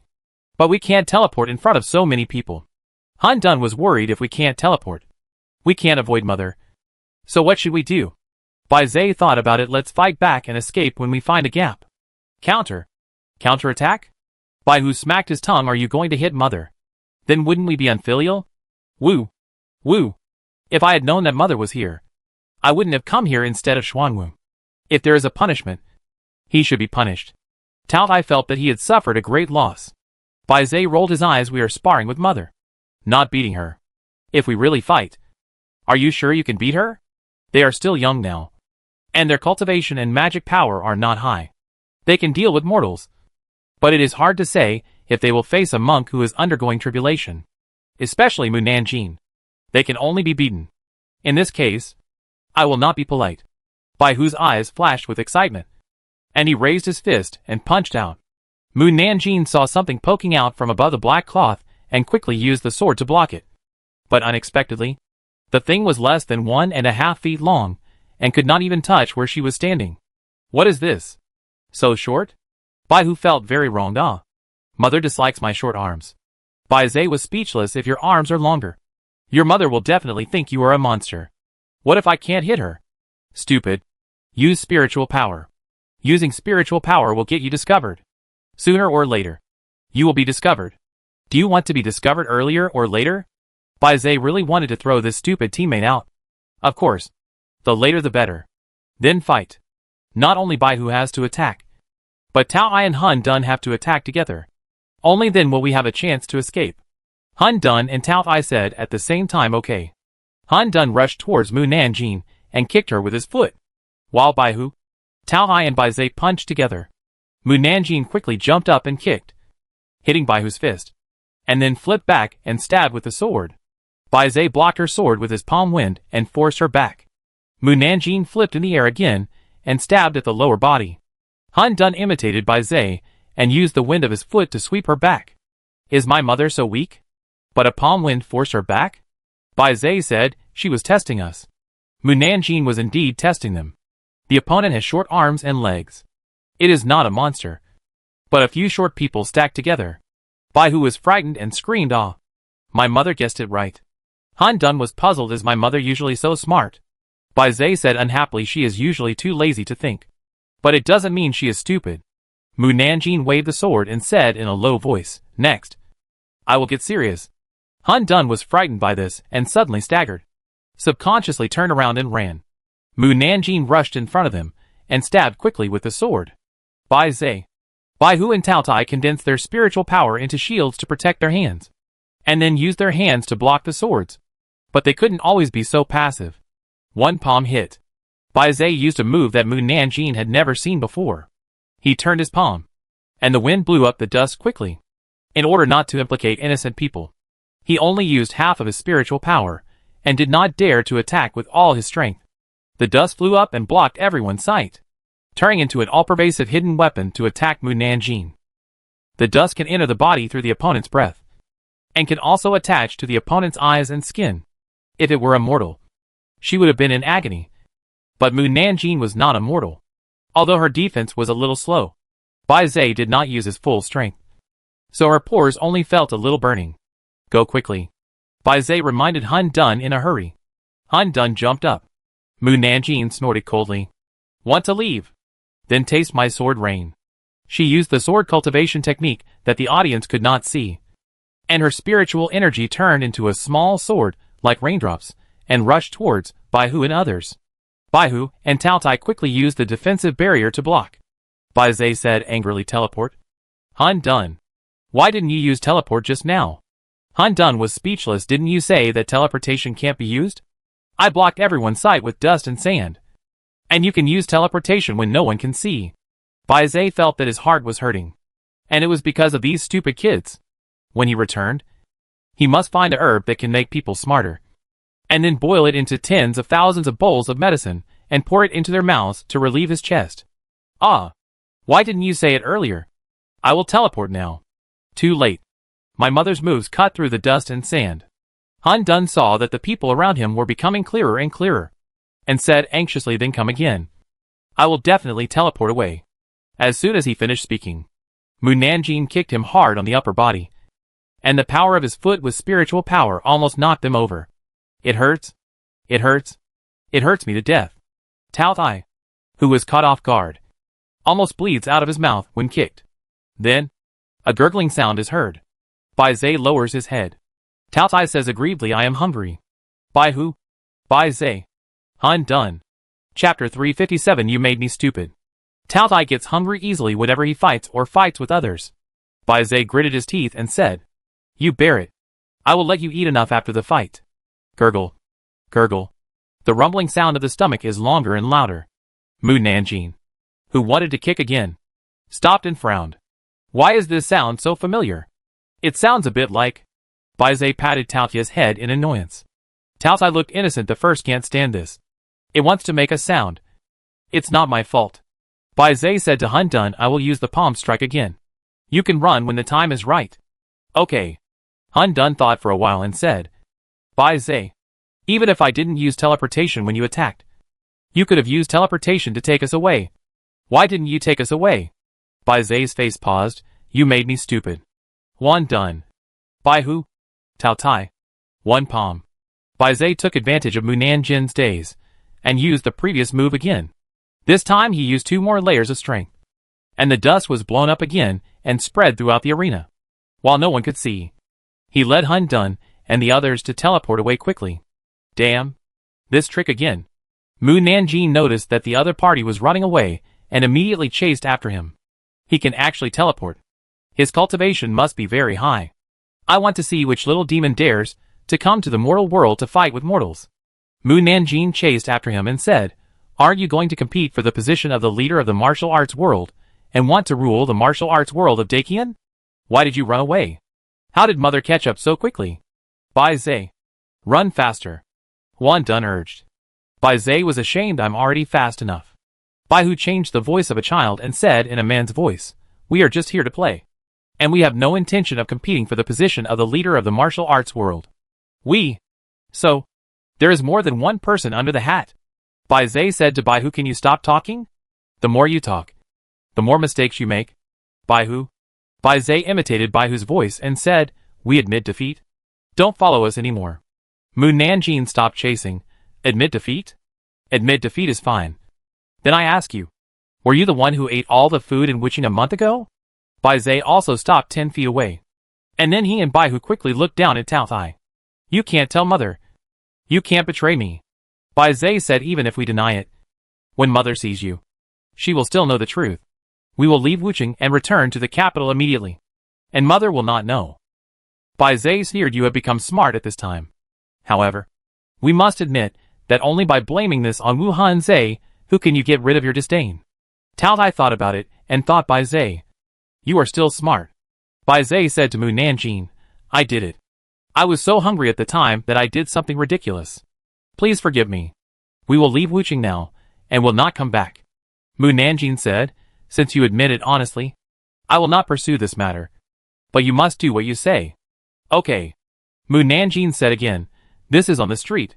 Many people are staring at us. So don't use teleportation to scare others." Without waiting for Bai Zai to speak, Han Dun excitedly suppressed his voice and replied to her, "Okay." Then he jumped up and jumped to a high place. Bai Zai could no longer bear it and yelled, "You 3 big idiots. I don't want to be with you anymore." Bai Hu felt particularly wronged. "Bai Zai, why did you suddenly curse?" Bai Zai said angrily. "Look down yourself." Bai Hu. Han Dun and Tao Tai lowered their heads and looked out from under the black cloth, only to see Mu Nanjing standing on the roof and looking at them coldly. "Ah, my mother saw us." Bai Hu cursed angrily. Han Dun, you big idiot. Why did you jump up and walk? Can't you run farther before jumping? Tao Tai cried. "I'm going to be spanked by my mother." Han Dun was also panicked. I was so happy just now that I forgot that there was no black cloth under my feet to cover us." Bai Zai didn't want to talk anymore. "Bai Hu, Bai Zai, Tao Tai, Han Dun." Mu Nanjing read their names coldly. She had just deliberately asked them not to teleport, just to see who was under the black cloth. Unexpectedly, they actually saw it. And it was someone she knew. Great job. All 4 of them ran to Wuching. Bai Hu said anxiously, "Ah, mother saw us. We are dead." Bai Zai, what should we do now? Bai Zai replied weakly. "She saw us. What else can we do? Wait for being scolded or beaten." Tao Tai woo. Han Dun wanted to die. "It's all my fault. You can scold me if you want to." Bai Zai saw that they were so sad and couldn't bear to blame them anymore. He sighed and said, "It's also my fault that I relaxed my vigilance when I heard mother said to let us go. If I had kept using the barrier, she wouldn't have seen us. Han Dun fell back to the ground and stood in front of Mu Nanjing. Mother, Mu Nanjing asked coldly, where is Xuanwu? Did he come with us? Yes. He is waiting for us somewhere else. Mu Nanjing looked down at the house and saw many people looking up at them. This is not a place to talk. You go to the Due mansion and wait for me. Okay. Mu Nanjing warned them, don't sneak away. If you dare to sneak away, I have 100 ways to torture you and make you feel uncomfortable. No. No. Baihu and Han Dun said hurriedly. Mu Nanjing had to go back to the arena and didn't say more to them. Little did they know that when they teleported away, the audience expressed dissatisfaction. What's going on? We can't see anything. So are we still allowed to watch the game? Strange. It's fine if we can't see anything. But why is there no sound? Is there anything wrong? When the ministers heard that something was going to happen, they shouted to the stadium, Master! Master! Are you okay? The emperor replied, I'm fine. Don't worry. He was indeed fine. Because he was protected by Mu Nanjing's defense barrier. And the dust couldn't hurt him. The ministers were still worried, and ordered Commander Ming to find a way to drive away the dust. But this was the dust caused by Baizei's magic power, and it was impossible for mortals to disperse it. But as Baizei left, the magic power gradually dissipated, and Commander Ming was able to use palm wind to drive away the dust.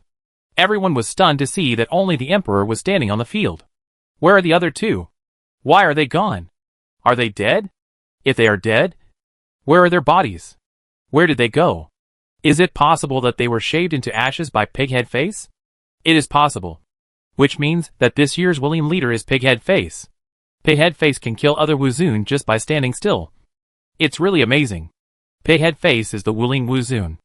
Referee, announce the result quickly. Pighead Face. Pighead Face. Pighead Face. Everyone shouted excitedly. Emperor. Damn. Who the hell is Pighead Face? Chapter 358 Daddy.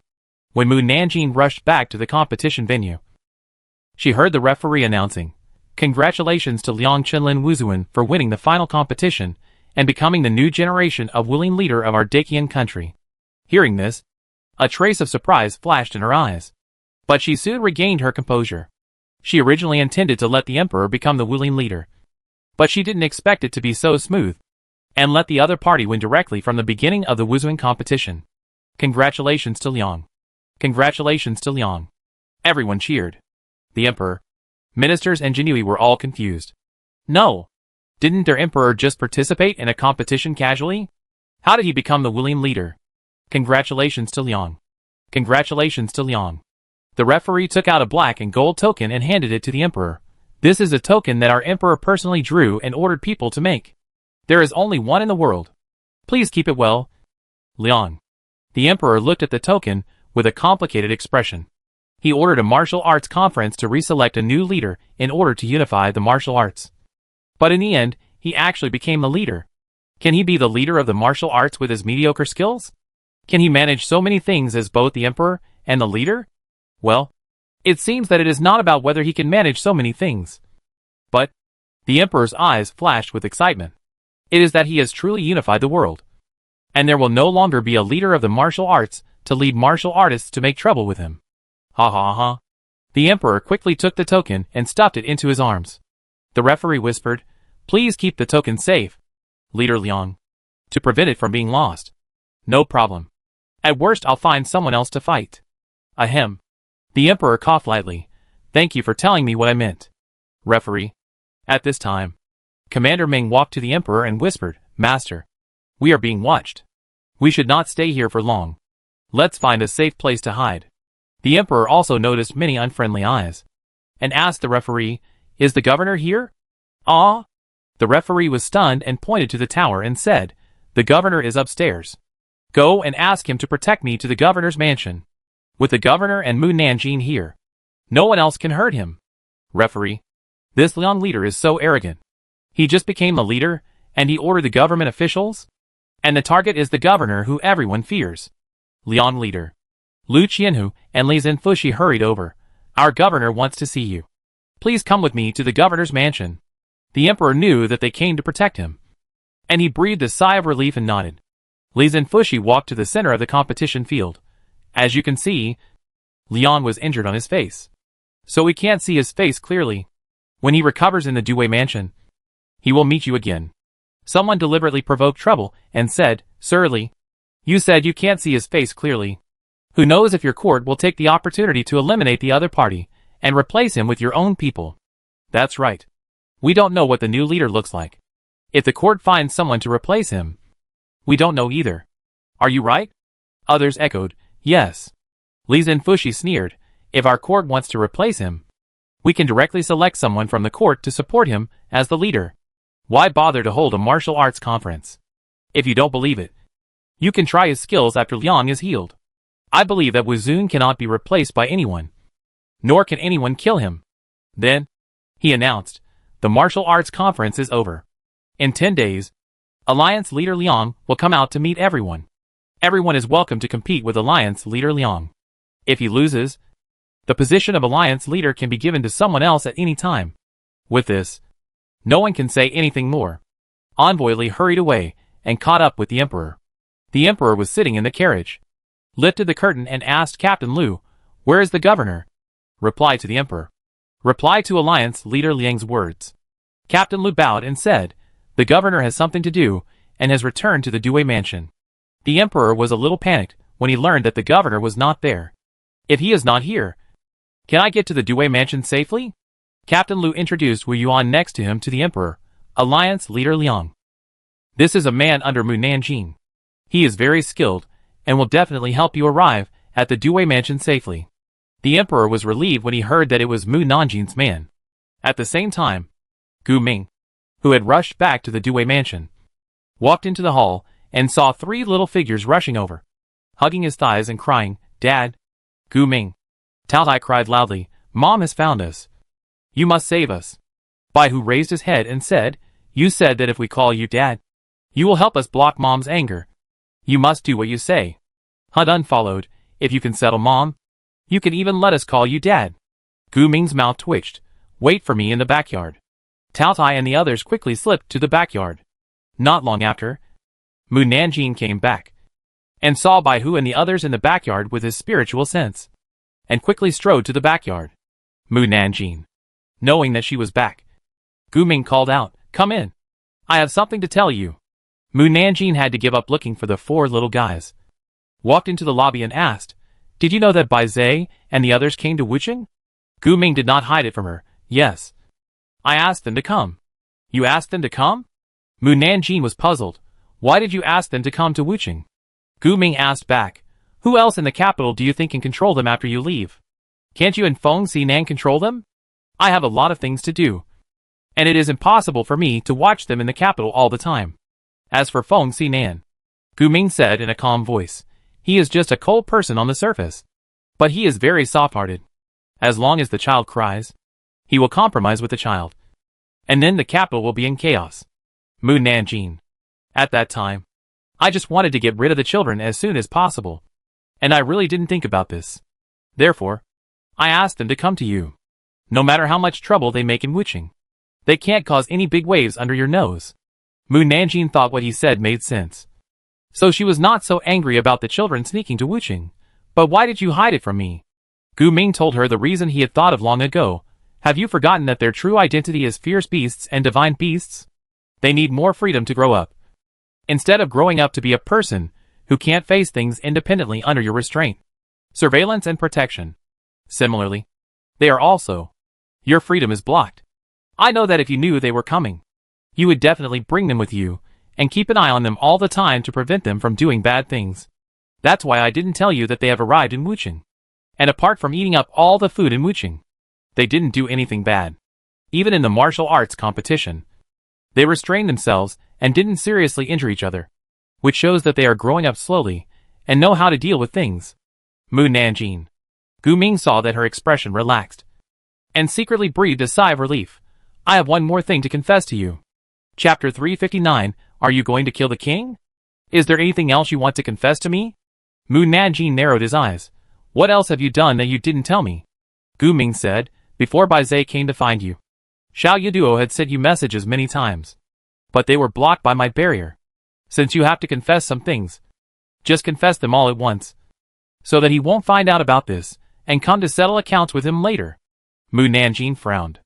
Gu Ming took advantage of her not getting angry and said, I asked for your opinion at that time. And you said that if it was not a very important matter, then you didn't need to care about it. So I didn't tell you. Later, I knew that Xiao Yunduo wanted to tell you about Bai Zai's disappearance. So I didn't mention it to you. After all, Bai Zai is a smart and sensible child. And he is also a divine beast. So he will not do anything that harms the world. Besides, Bai Zai has already found you. So there is no need to explain it to you. So it was because Bai Zai sent me a message. And he came to me just because of this little thing? Will he come to me every time he sees a child in the future? I will definitely be exhausted. If I knew it was this matter at that time, I would not go back. Xiao Yunduo and Chengguo should also learn how to deal with divine beasts and fierce beasts. Mu Nanjing was very puzzled. It's just a small matter. Why did you hide it from me? You just came back to the mortal world. And I didn't want you to leave again for a small matter. And I didn't know when you would come back. So I kept it from you. Of course, if something big really happened in the cultivation world, I couldn't help but tell you. So you were worried about me. Hee hee. Okay. Since you wanted to keep me here, I'll forgive you this time. Mu Nanjing said calmly, don't hide anything from me in the future. Gu Ming asked tentatively, are you still angry? Angry? Mu Nanjing shook her head, no. There are very few things that are worth my anger. And the things that really make me angry are big things. Gu Ming secretly breathed a sigh of relief. The children are waiting for you in the backyard. Go and see them. Yes. Mu Nanjing came to the backyard and saw 4 children standing in a row looking at her obediently, with fear on their faces, which softened her heart. Come here. Mother. The 4 children moved their feet carefully. Mu Nanjing saw their fearful and cautious appearance, and sighed in her heart, I'm not angry. Really? The 4 children's eyes lit up. Mother is really not angry with us. I won't be angry if I say I'm not angry. Mu Nanjing squatted down and spread her arms. Come here. The 4 children quickly threw themselves into her arms. Baihu hugged her face and kissed her again and again. Mother. We miss you. Mu Nanjing said, you miss me but you don't come to me. And you hide from me? Baihu said honestly, we are afraid that mother will scold us. If you were afraid of being scolded, you wouldn't sneak to Wuching.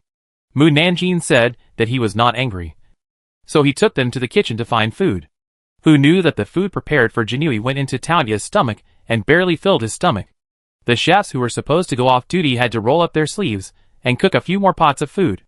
After leaving the kitchen, Mu Nanjing said to them, you go and pick up Xuanwu. The 4 children looked at each other. And Bai Zai said, Mother, we want to stay in Chikshuatang for a while, and come to you when we find a suitable candidate to take over Chikshuatang. Just now when they were eating, Mu Nanjing heard them talking about the Red Blood Hall. Okay. She wanted to tell them not to make trouble, but she swallowed her words when she thought of what Gu Ming said before. Thank you, Mother. Baihu jumped up and kissed Mu Nanjing on the face again, then took Han Dun's hands and walked out of the backyard happily. When he saw the governor, who was receiving the emperor, Han Dun happily shouted, Dad, we are going back. Gu Ming nodded. The emperor and the minister stared at the 4 children with wide eyes, and then looked at Gu Ming. The right minister whispered to the left minister, aren't they the children of the national teacher? The left minister replied, one of them is not. The right minister said unhappily, I'm talking about the other 3 children. Why do they call the governor Daddy? I don't know. You can ask the governor. It just happens to solve my curiosity. You? The right minister was mad at the left minister. The emperor raised his hand and pointed in the direction where the children left. General. These 4 children. My sons. Gu Ming led them into the hall to eat. The emperor saw that he didn't want to talk more and didn't ask any more questions.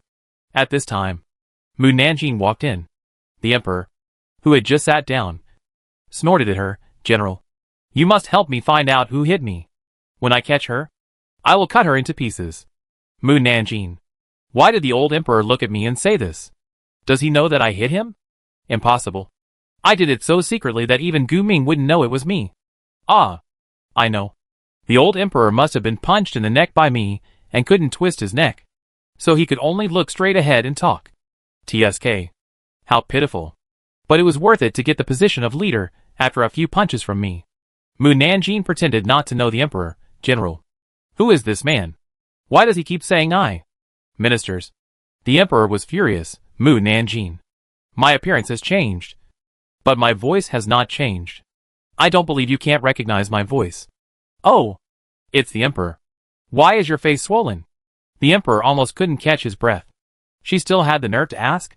She still had the nerve to ask. She had the nerve to ask about the bad things she had done. It's okay for him, the Emperor, to be beaten by officials. But he couldn't say it out. So aggrieved. The right Prime Minister said in a deep voice, Mu Nanjing. The Emperor is already in enough pain. Don't poke him in the pain point anymore. The left Prime Minister hurriedly calmed the Emperor. Your Majesty. Have some tea. Did I poke him in the pain point? Mu Nanjing walked to the Emperor and poked his face with his finger. This is considered poking him in the pain point. Ministers. The Emperor quickly covered his face. Ah. It hurts? Mu Nanjing. Are you going to kill the king? Gu Ming coughed lightly. Mu Nanjing. If you have nothing to do, go back to the backyard to rest first. Oh! Mu Nanjing turned and left. The Emperor ate a few mouthfuls of food and went back to his room to rest because his face was too painful. Afterwards, Qin Chaoyan came to his room. Have you caught the royal family of David? The Emperor always liked to ask Qin Chaoyan about the Jinui. But Gu Ming spoke too concisely, and could not describe what he wanted to hear vividly. The king of David was killed by the governor. Qin Chaoyan told them about what happened in Jiuguang. When the Emperor heard about what happened between Jiuguang and Gao Gao, his brows knitted tightly. After a long while, he sighed, we will have a war with Jiuguang. Chapter 360 The Annoying Little Girl. In order to prevent Jiuguang Kingdom from attacking Daqian Kingdom, the Emperor immediately sent pigeons to the generals of the major military camps to strengthen training and improve the soldiers' strength, and to send more soldiers to garrison the border. While the soldiers on the border were training intensively, the lively atmosphere in the 5 cities remained. All the martial artists did not leave.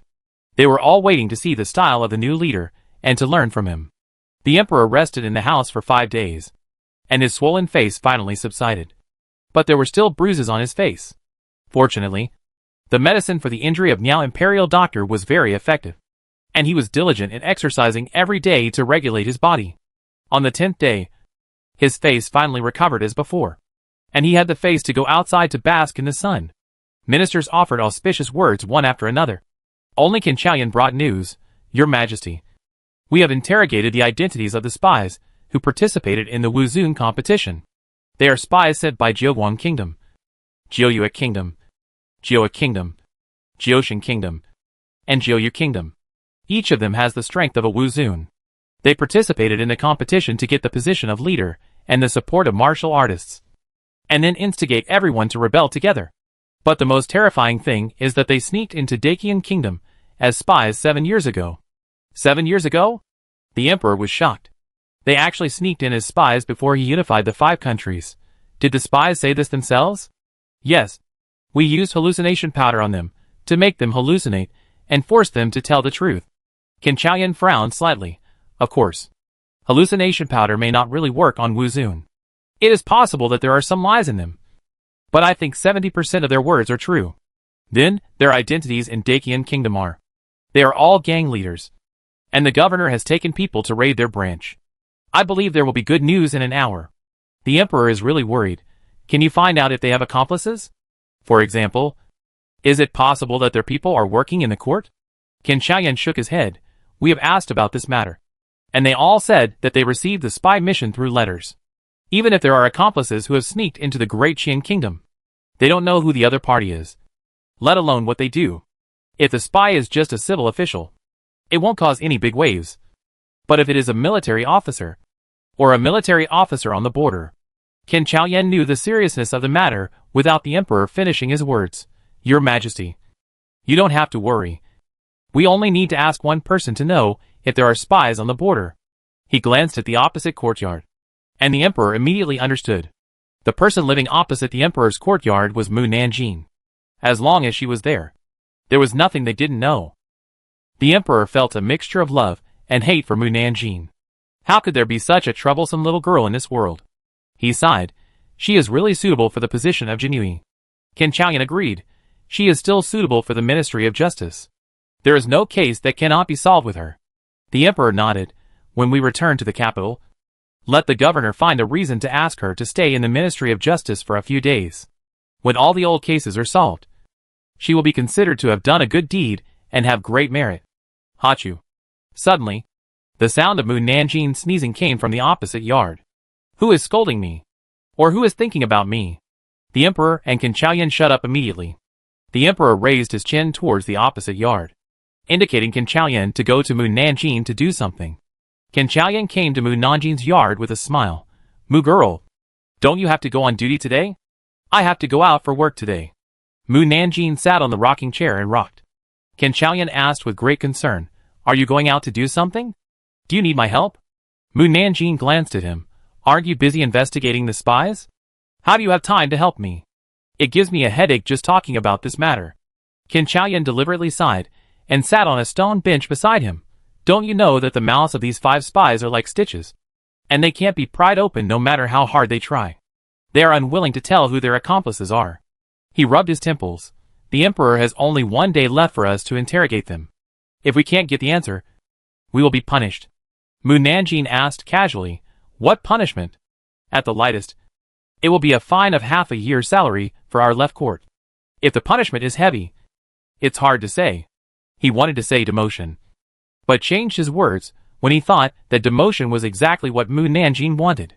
Half a year's salary is only a few dozen taels of silver. I have money now, so I don't care about these few dozen taels of silver. If you want to punish, just punish. Qin Qian. If it was before, 2 taels of silver would have killed her.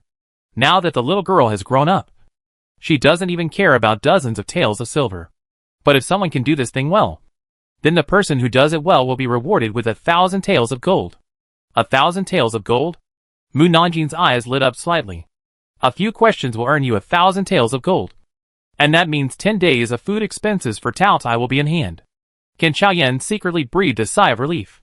Fortunately, money is still attractive in Mu Nanjing's eyes. Otherwise it would be difficult to ask her to do things again. Yes, I can't get all the information. And I'm not lucky enough to get 1,000 taels of gold. If Mu Nanjing can name other spies, the emperor would be willing to give her 10,000 taels of gold. Not to mention 1,000 taels of gold. Mu Nanjing looked at the sky and said, it's still early. I'll go interrogate the spies first, and then do my business. Qin Chaoyan asked in a fake way, do you have a way to interrogate them? We'll know after trying. Mu Nanjing took the list of people interrogated by Qin Chaoyan and took Wu Yuan into the cell. Qin Chaoyan was guarding outside, and she came out in just a quarter of an hour. He was surprised and said, you came out so soon? Did you find out after the interrogation? I found out. Mu Nanjing handed Wu Yuan the case file he had written to him. Remember to send 1,000 taels of gold to my house after returning to the capital.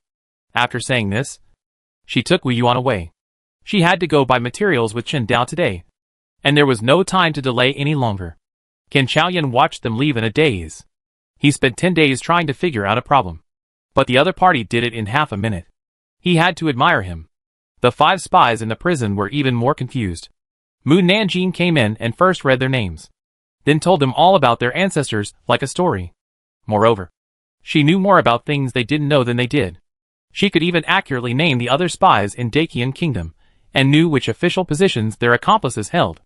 Finally, they were forced to hold their hands and put their fingerprints on the case file. There was no torture, no threats or inducements from beginning to end, and the results were obtained at the fastest speed. While they were still confused, the other party left with the case file. The spy from Jiuyu Kingdom asked the spies from the other 4 countries, did she just say that the things in your country were nonsense? In fact, without asking, you can tell from their expressions that what Mu Nanjing said is true. The spy from Jiuxing said, I think she is more of a spy than us. And she is an old spy who has been lurking in our country for a long time. She has figured out all our secrets. The spy from Jiuguan looked puzzled. By the way, since they knew everything about us, why did they torture us before? And force us to drink so many medicines? The spy from Jiuyu snorted, I think they just want to beat us. But they are afraid that we are from a medium-sized country, so they have to find a reason to torture us. The spy from Jiuyu said, the people of Dacian are despicable. The other 4 countries agreed, yes. Despicable? Qin Chaoyan, who was standing outside the cell and heard their conversation,